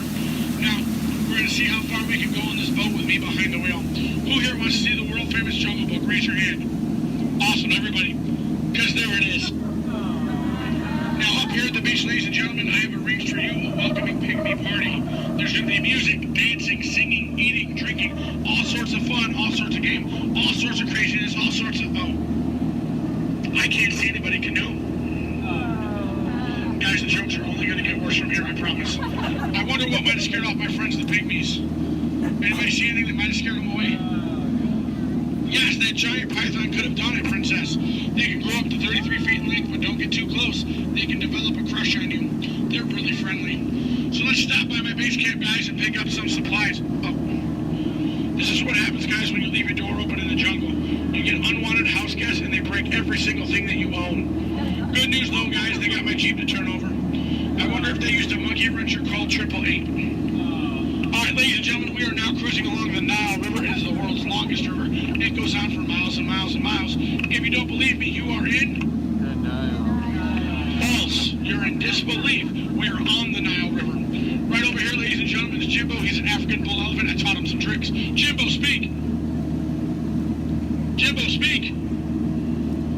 Okay, we're getting the silent treatment. That's fine, that's fine. Esmeralda, speak. Really? What did I do? Come on, guys. Get with the program. There they go. All right, right over here, guys, we got the sandstone rock formation. A lot of people take it for granted, but I think it still rocks. It's one of our bolder attractions here in the jungle. Now, ladies and gentlemen, we got the wildebeest, we got the giraffes, gazelles, impalas, zebras, and lions. Hey, guys, those zebras in the back, they are the oldest zebras on property. You know how I know that? They are still in black and white. Don't worry about that zebra with the lions, everybody. He's just dead. Dead tired. Dead tired.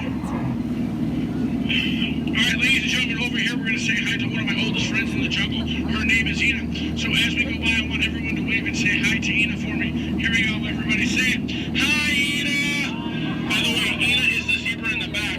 It looks like those guys on that tree are in some trouble. Oh, boy. All right, ladies and gentlemen, we are now cruising along in crocodile country. Crocodile country, there's a lot more dangers than just crocodiles. There's monsoons, there's rapids, and there are these giant things called waterfalls. So if you guys see a waterfall, point it out for me so we can avoid it. We don't want to go over it just yet. We want to go through it later. What's that? Where? Where? Oh, that is Schweitzer Falls, ladies and gentlemen, named after the late great Dr. Albert Falls. As we go by, I want everyone to lean. Lean, lean. Don't worry about looking stupid. I'm doing it for you. Lean, lean, lean. And we will make it. All right. Ooh, that was close. Man, I know a lot of people will ask me, Skipper Jason, how is it you became a world-famous Jungle Cruise skipper? And I tell them, quite frankly, isn't it plain to see I took a crash course? Toughest thing about flying, ladies and gentlemen, is the ground. It's totally the ground. So we're going to keep cruising right along, people, until this pool full of hippos.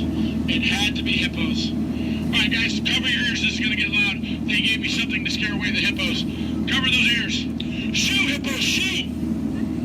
Make way! Be gone! Be gone, hippo, be gone! I showed those hippos who's boss. All right, guys, we're now cruising out of this hippo pool and right into headhunter territory. It is not the greatest of places to be headed. If you don't believe me, you can ask my last crew.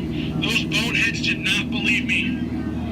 Wait, you guys hear those drums? Are those warriors dancing? Yes, they are. That can only mean one of two things. They're either going to attack the boat or they've lost the key to the men's room. Do me a favor, guys. Keep your eyes peeled on this side of the boat for an ambush. If you see an ambush, point it out and let me know. I'm going to look over here. Where? Princess, that's not an ambush. That's an ambush. You can tell by its leaves. All right, ladies and gentlemen. This is what everybody got up early to come to Disney for. Are you ready? Are you ready? Here we go. The eighth wonder of the world. The backside of water. Kids, do not try this at home. You'll hit your head on the faucet and that hurts. Don't ask me how I know. Alright guys, we're now in the Mekong River here in Southeast Asia. There's this really cool temple I want to show you guys. It's awesome. It's amazing. The entrance is just up over here. Oh. It looks like there's been an earthquake since the last time I've been through. What do you guys say? Do we go in? Yeah. There could be danger. There could be adventure. There could be treasure. Or worst of all, it could be another Disney gift shop. Alright guys, stay seated, keep your eyes open. I'm gonna stay seated and keep mine closed. Oh wait, it's just a root canal.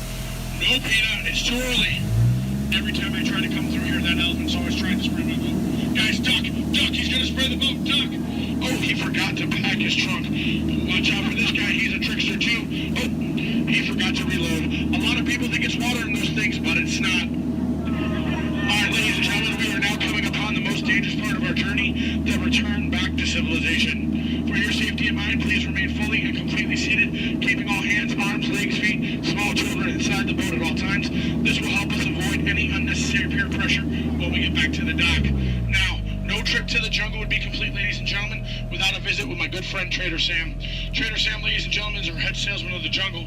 Now, sales have been shrinking, but he's got a great deal for you. 3 of his heads for the price of 1 of yours. Any way you slice it or dice it, you're going to come out ahead. Do we have any takers? No? It's all right, guys. It's all right. Now, ladies and gentlemen, when we get up to the dock, we're going to rope this boat. When we rope this boat, stay seated till I give you guys the all clear. When I give you guys the all clear, then I want everyone to stand up together. That does 2 things. 1, keep the boat balanced, and 2, look like you're giving me a standing ovation. At that time, I want you guys to clap, yell, holler as much as you possibly can, because then it looks like not only did I do my job, but it'll also help out my self-esteem. When you guys guys go to exit out the boat, you are on my jungle side, you will stand up, exit out through the back. You here on my dock side, you will stand up, exit out through the front. At no point in time do you ever cross those crates in the center. It is not a crate idea, it is very disgraceful. I don't go to your house and cross your crate, so please don't cross mine. Once again, guys, it's also a tripping hazard. You might trip, fall, and that'd be 2 bad trips in one boat. I'm only responsible for the first. Now, guys, I really want to thank you guys for joining me out in the jungle today, but most of all, I want to thank my legs for always supporting me. I also want to thank my arms for always being at my side, and I really do want to thank my fingers and toes because I can always count on them, always. All right, ladies and gentlemen, out of all my crews today, you guys have been my first. Yeah, you've been my first. You guys have been obviously the most recent. Now, guys, you've been awesome, you've been amazing, and pretty soon you're going to be outstanding on that dock. Alright guys, here we go. Once again, guys, for your safety, please remain fully and completely seated, keeping all hands, arms, legs, feet, small children inside the boat. Linda, Skipper Linda, what are we teaching that rope today? 2 plus 2, okay. Now, we're gonna wait. Linda has been practicing for like years. She's been training for months. She's gonna learn and show you guys how to rope this boat at the first shot. All right, Linda, here we go. It's your turn. You can do it, Linda. You can shine like a star. No. Back of the boat, Linda, not the guest. Stay seated, guys. Stay seated. So now we're gonna teach this rope about 2 plus 2. Now, in some cases, rope secure. A lot of people think 2 plus 2 equals 4. But in some theories of math, people say 2 plus 2 equals 3. Or 8. Or 12. But I say you're done. Let's go. Rope start. Everybody out of my boat. Bye, guys.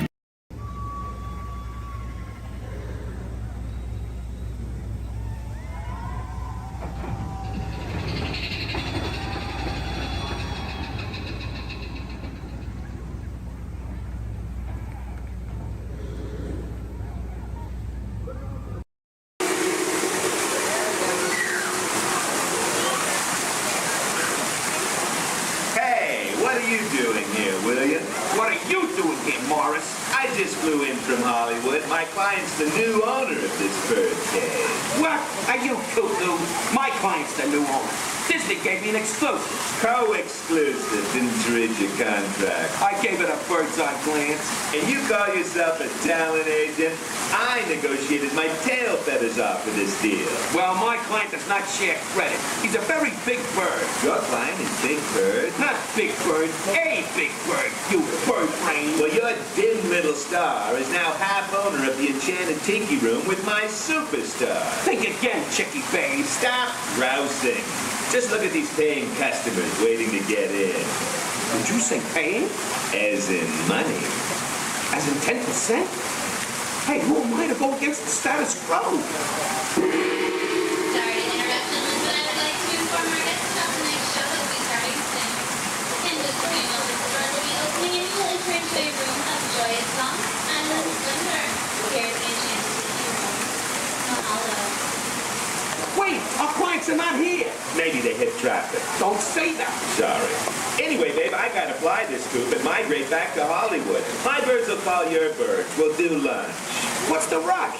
I'm about to sign Donald Duck. Oh, yeah? Big deal, you hockey puck. I've got the mighty ducks in the wing.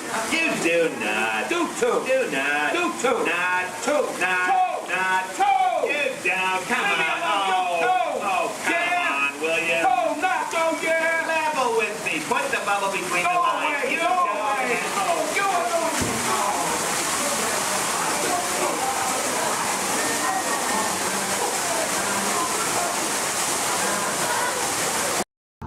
Okay, take this corridor to the turbo lift, then head down to the escape pod base. Those droids are programmed to return you to Batuu. Hurry and don't get caught. Lieutenant Beck will guide you. Recruits, for your safety, stay seated with seatbelts securely fastened. Keep hands, arms, feet, and legs inside the transport and supervise your children. Tell them it's a prisoner transfer. Did it work? Good. Now get a move on. There's a clear path to the turbo lifts at the end of the hallway. Turn right. A probe droid. You're lucky it didn't spot you. Take those turbo lifts and stay out of trouble. Hey, you're not authorized. Wait, it goes into prisoners.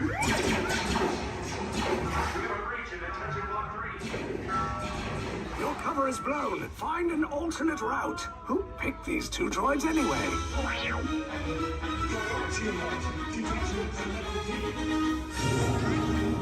There we go! Fire!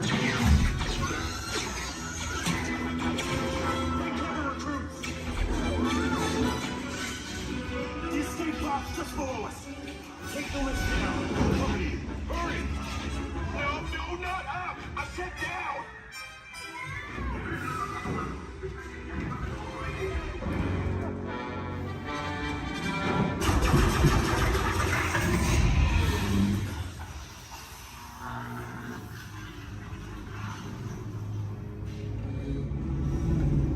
The Resistance will attempt to rescue the prisoners. They have neither the resources nor the courage to engage us. You underestimate their conviction. Raise the shields! Shields? I see no evidence. Now! Sound the alarm! All personnel to their stations! Sir, the prisoners have escaped. How brave, but ultimately hopeless. There's nowhere to run.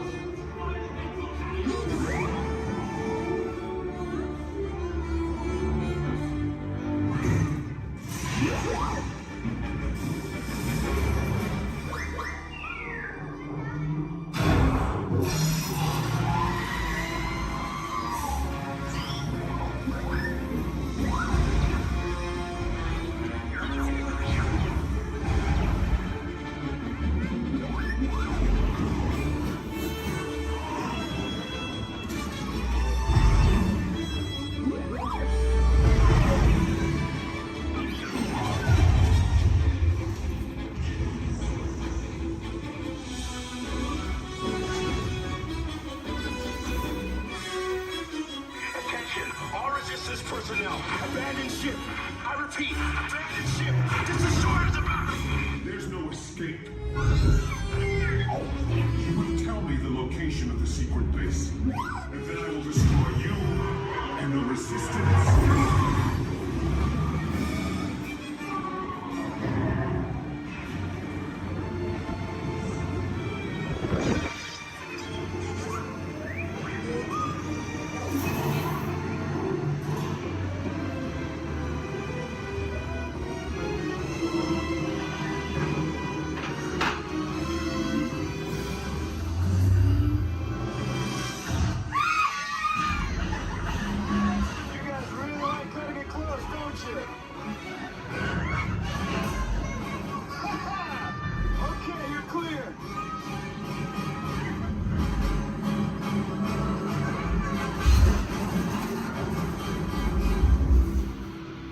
Escape pods came in a little off target. Ground crews will meet you outside the wreck. All right, nice job, recruits. Not what you signed on for, but hey, you're Resistance now. I think I have that authority. Right, Beck? Where's the lieutenant? I need eyes on Beck. I know, Scaffold's pod beacon. More escape pods down in Sector 4. Verification pending from Key Command personnel. Lieutenant Beck here. Beck! You're alive! I should hope so. Great job, recruits. Thanks to your heroism, the location of the Resistance base is secure. Bravo! Yes, R5, you too.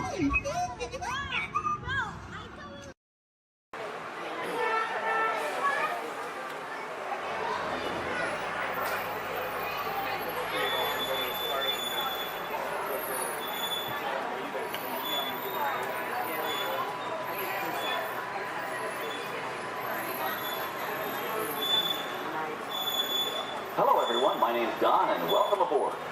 We're heading into the back lot of Disney's Hollywood Studios.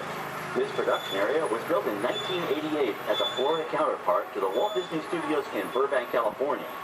We included sound stages, recording studios, high-tech editing rooms, all the tools needed to create movies, TV shows, and radio broadcasts. We've even got our very own water tower too. It's up ahead on the left side of our shuttle. We call it the Earful Tower. It's inspired by the water tower Walt Disney had built for his Burbank studio in 1939. Our Florida tower stands a lucky 13 stories high, and we added our own creative touch, a giant set of Mickey Mouse ears. If you wanted to wear those ears, you'd have to have a hat size of 342 3/8.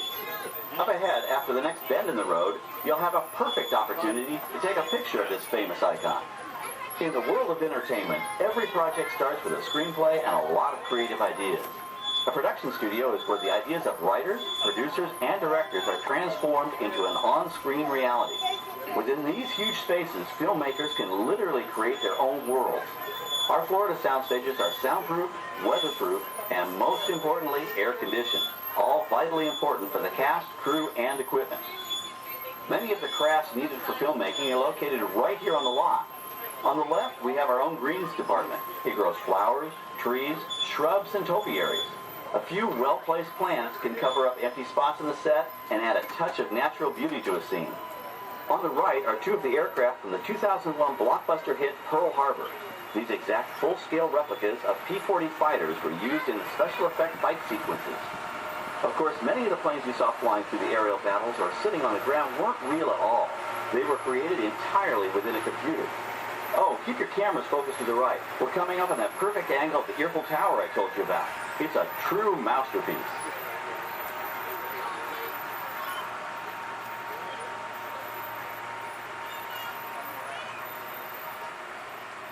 We're entering one of our most glamorous and colorful departments, creative costuming.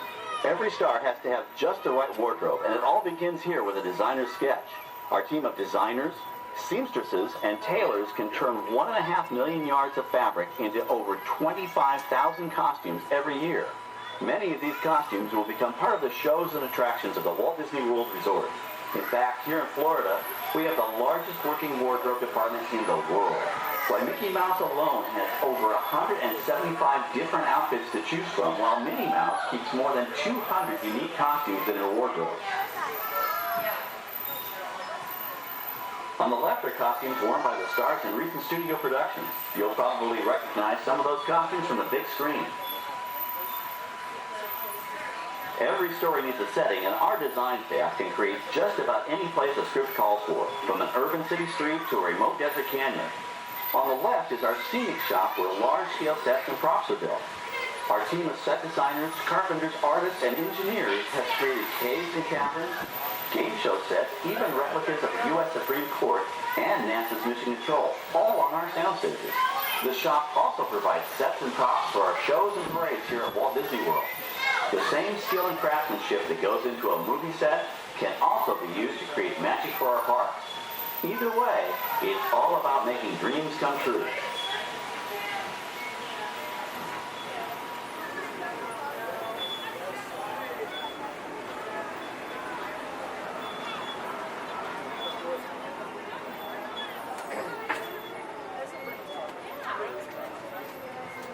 Now we're entering a zone we call the Boneyard. It's an outdoor storage area for oversized props and vehicles. Cars, trucks, boats, planes, we often save these props in case we need them for future productions. In this backlot collection, you may find real working vehicles, non-working mock-ups, and even large-scale miniatures used in special effects shots. Large-scale models create a more convincing illusion on camera. We even place small cutout passengers in the windows of the plane.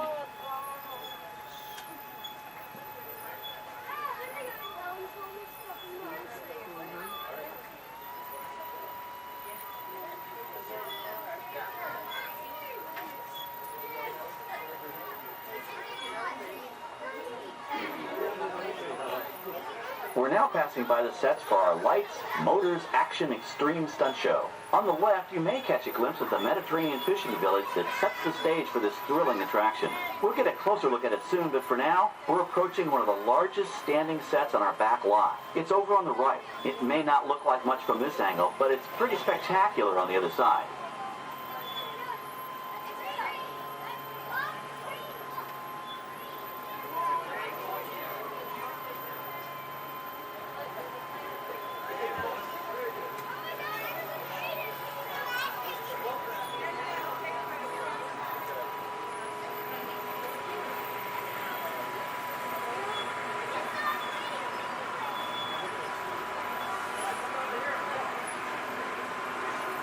This is great, folks. The production crew has just given us clearance to enter the set.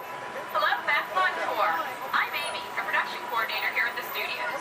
I can see your shuttle heading toward our canyon set. I've given your driver permission to come in and take a look around. I'm up here with our effects crew, and we're getting ready to shoot a test sequence.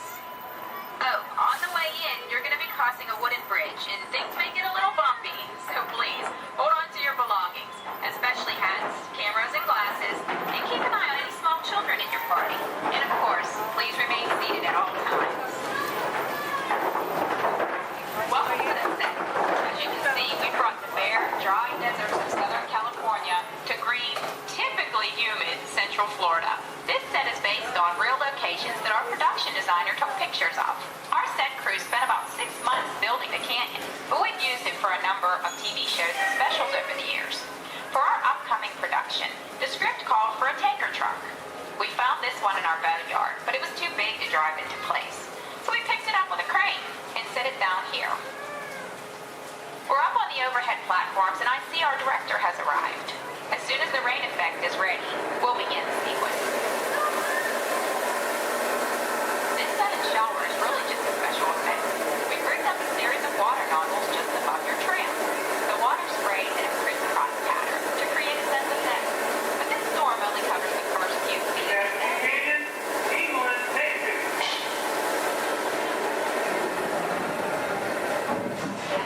Okay, it's showtime. Everybody stay seated. Hang on to your belongings and watch your children.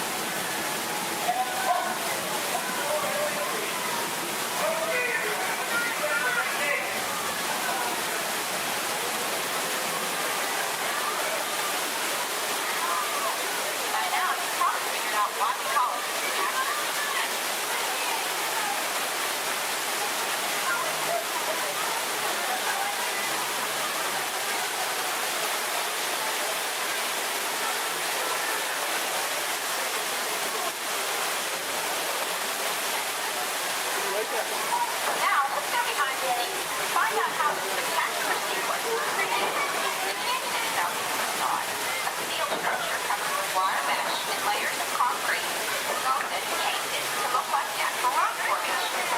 Narrow yellow pipes carry propane gas, fueling explosions and fire effects. For the flash flood, we used 100% real water, about 70,000 gallons of it, dumped from overhead tanks. Oh, but don't worry, we recycle. All of that water will be pumped right back up to the top for the next take. We shoot some of the water through air cannons for an extra dynamic effect. Those air cannons are powerful enough to shoot a basketball over the top of a skyscraper the size of the Empire State Building. To top it off, our shuttle was sitting on hydraulic shaker tables. They provided the shaking, rattling, and rolling sensations for the scene. The entire sequence can be reset in 3.5 minutes. That's just enough time to bring in the next shuttle. Well, I've got to get ready for our next take.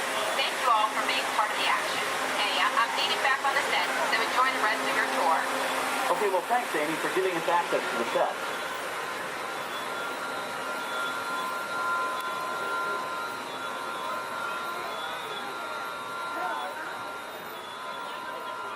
On the right, we have an authentic piece of Disney history. That Gulfstream 1 was known at airports across the country as November 234 Mickey Mouse, but we just call it the Mouse. In 1964, Walt Disney and his hand-picked team used this plane to scout locations for what he called the Florida Project. Soon, they secretly began purchasing thousands of acres of land, which became the Walt Disney World Resort in 1971. During the creation of the resort and later Epcot, the Mouse shuttled studio executives and Imagineers between Burbank and Orlando, making it the most used executive aircraft in the country. Appropriately, the mouse retired here in 1992. As Walt used to say, it was all started by a mouse. In this case, the 234 Mickey Mouse.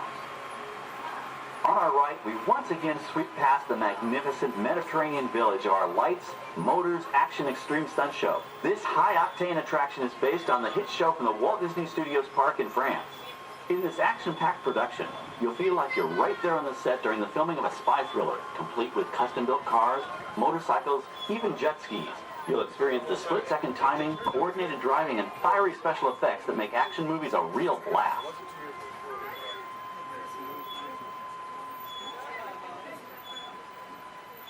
The staging area to our right is known as Acceleration Alley.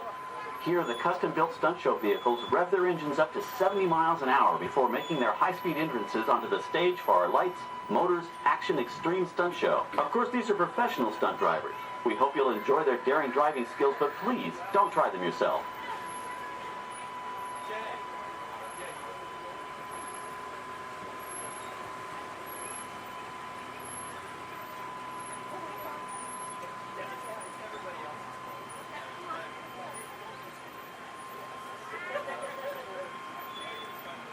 On the left, we've reached our second boneyard with more historic props and vehicles. When we reuse older props in a new production, they're often refitted with custom parts and given a whole new color scheme. You might not even recognize them the next time you see them on screen. For instance, coming up is our friend Herbie the Love Bug. He went through a special demolition derby makeover. Those dents and dings were added on purpose, but he can be polished up as good as new for his next starring role.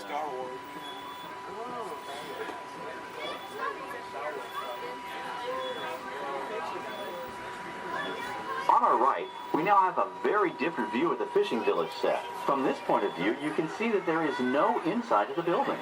They are just false fronts or facades. In the movie business, set builders only create what the camera has to see. It's an old movie trick dating all the way back to the silent era. To add to the sense of realism and avoid the cost of set building, many of today's television shows and movies film on location in cities and towns across the U.S. But out in the real world, you've got to contend with noise, traffic, crowds, and various visual elements that may or may not belong in your film. Here on the backlot, we can avoid these problems because we created our very own flexible urban environment. Our Streets of America facades can stand in for a small town or a giant metropolis. As we come around the last corner on our route, you'll see the skyline of New York City in the distance. It's really a series of painted flats, expertly designed to fool the eye and the camera. We can dress and decorate these streets to look like any city we want, from Chicago to San Francisco. Depending on the choice of vehicles, props, and costumes, we can even turn back the clock and set our story in a different time. And what's more, these sets are built with Florida weather in mind. They're made to withstand 100-mile-an-hour winds. You're welcome to visit our Streets of America anytime during your visit today and get an up-close look at the skills of our set designers and builders.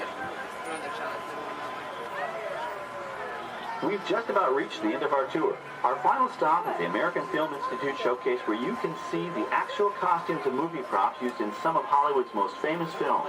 There are some pretty amazing items in there, so feel free to take all the time you like. Please stay seated until our tram comes to a complete stop and check around you for any personal items that may have fallen during our trip. Well, as they say in Hollywood, that's a wrap. Thanks for joining our backlot tour, and we hope you'll come back to visit us again soon. Alright, we're going to stop up here in just a moment. I'll open these doors. I'm going to exit out through those blue automatic doors into the AFI showcase for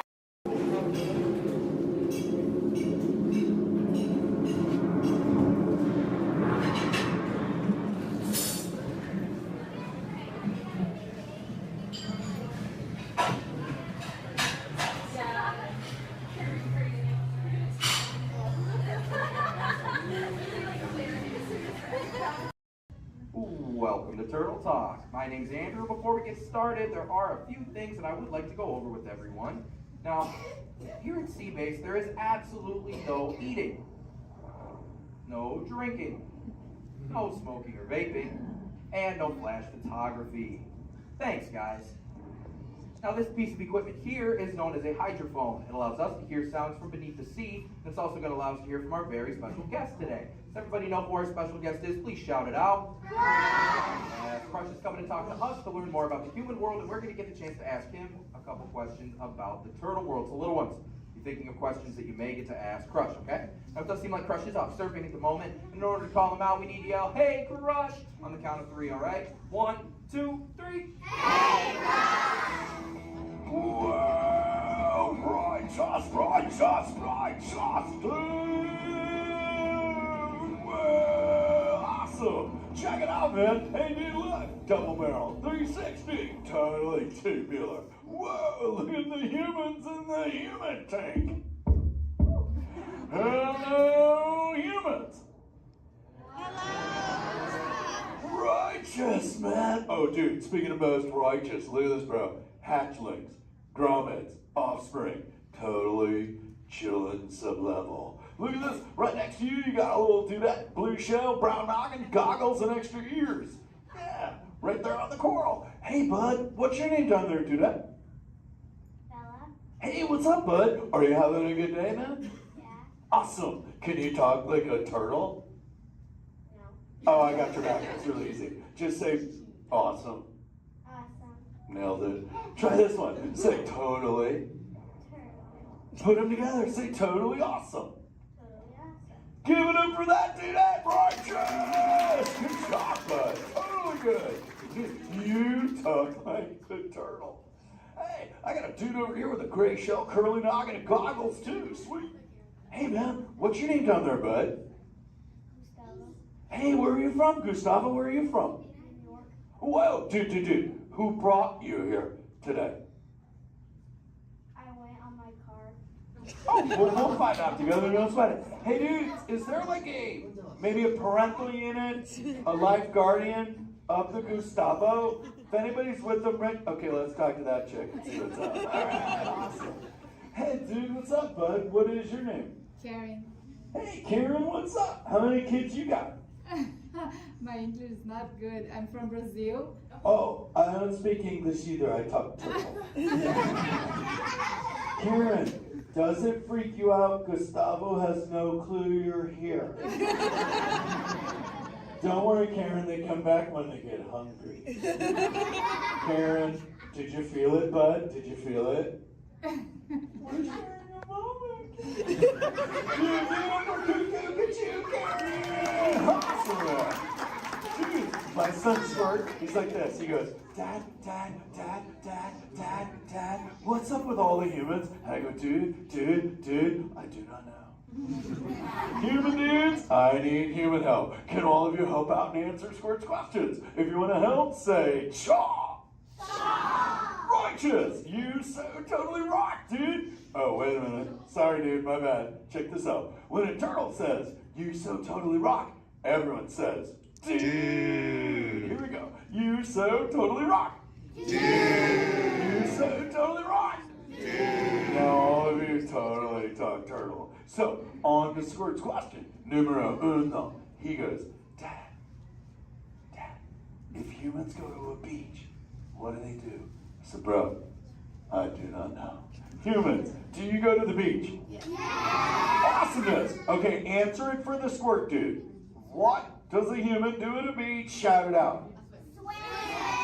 No way. Who likes to swim? Wave some fin if you love to swim, man.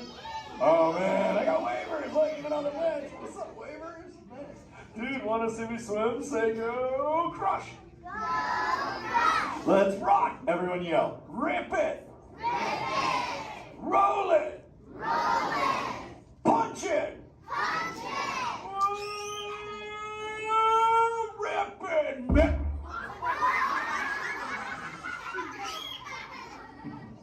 Hey, Crush, watch out for the glass. Hey, dude, thanks, Hank. How long has that dude been there? Oh, no, man. My bad, bro, my bad. Where are the manners? I've been asking the questions. Dudes, do any humans have a question about being a turtle? Raise a fin. Hi, if you have a question about turtles. Cool. Got a chick over here, aisle style, red shell, brown knock, hanging loose. Hello, bud. What's your name? Hey, bud, what's your question? What turtles eat? Oh, dude, we're chowing green seagrass and green sea kelp. Big dudes, you're sitting on green seagrass benches. But check it out, Harper. We only eat green stuff, and so it actually turned us green. So, like, I'm green, and my kids are green, and my parents are green. Oh, and my wife's green, and my favorite color ever, purple. He's pulling your fin. It's green. Hey, there's a purple chick over here with like a jellyfish lid. Let's talk this one on this side. Hey, bud.